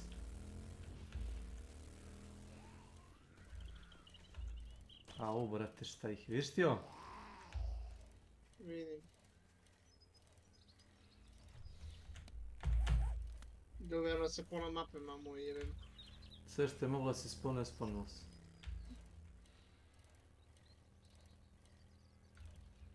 Šta je white attack? Vidio veštice? Ima 3, pa možeš nju da se sponuš slobodno. Ne, sjeću. Nepoznato. Gdje sam otišao, pozavljeno se. Mogu nozi. DTD voting is complete and the viewers have chosen Zombie Vulture Attack. Vidio. Hvala ti za to. Molim da pucajte u njih. Ovo što mi radi.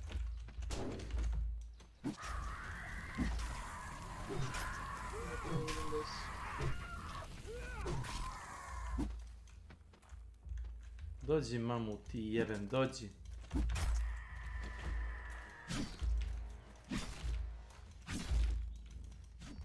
Ubio sam. Ubio sam se sekirom. Dobro, u moju odbranu nisam bez veze sebi napravio onaj military kevlar. Mislim, jedino fali rukavice. Što uradiš?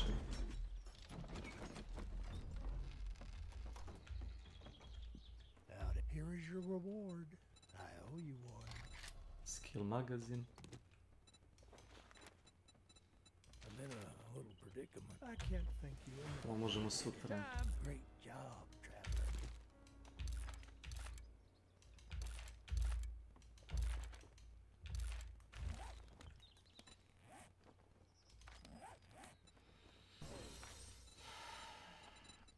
Mogu da pravim francuski ključ. Kako se zove to ono? Gedore, znaš?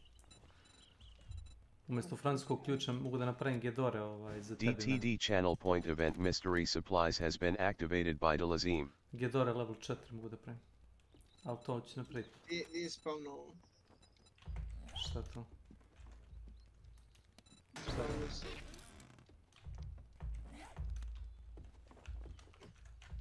Evo ti u prodavnici. Ovo brat.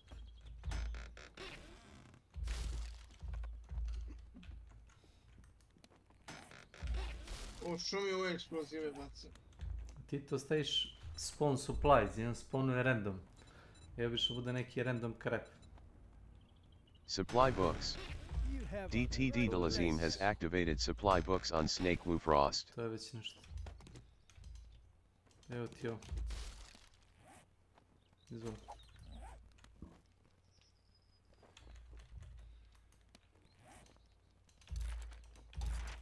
To može.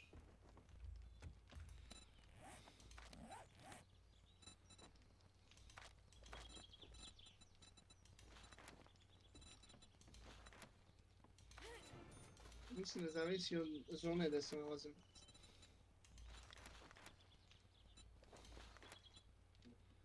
Misliš kvalitet toga luta, šta? Da. To je vrlo, vjerovatno, tačno, 100%.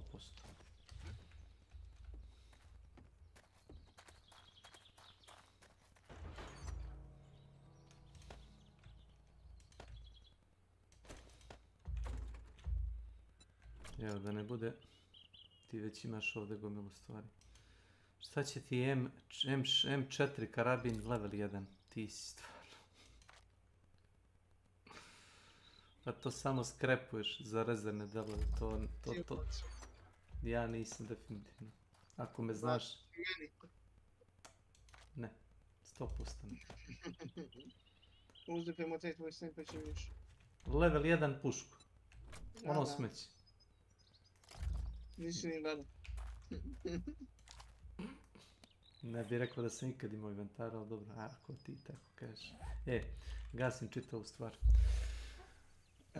Ja se izvinjavam. Ste htjeli još da igrate, ali... Nemam naviku da ostajem do kasno u noć budem. Ako budete sutra, tu ranije, igrat ćemo ranije. Ovo prvom.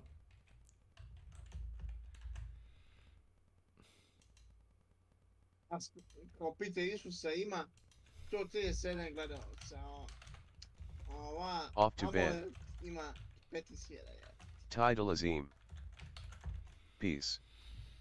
Ko? Isus ima gledalca.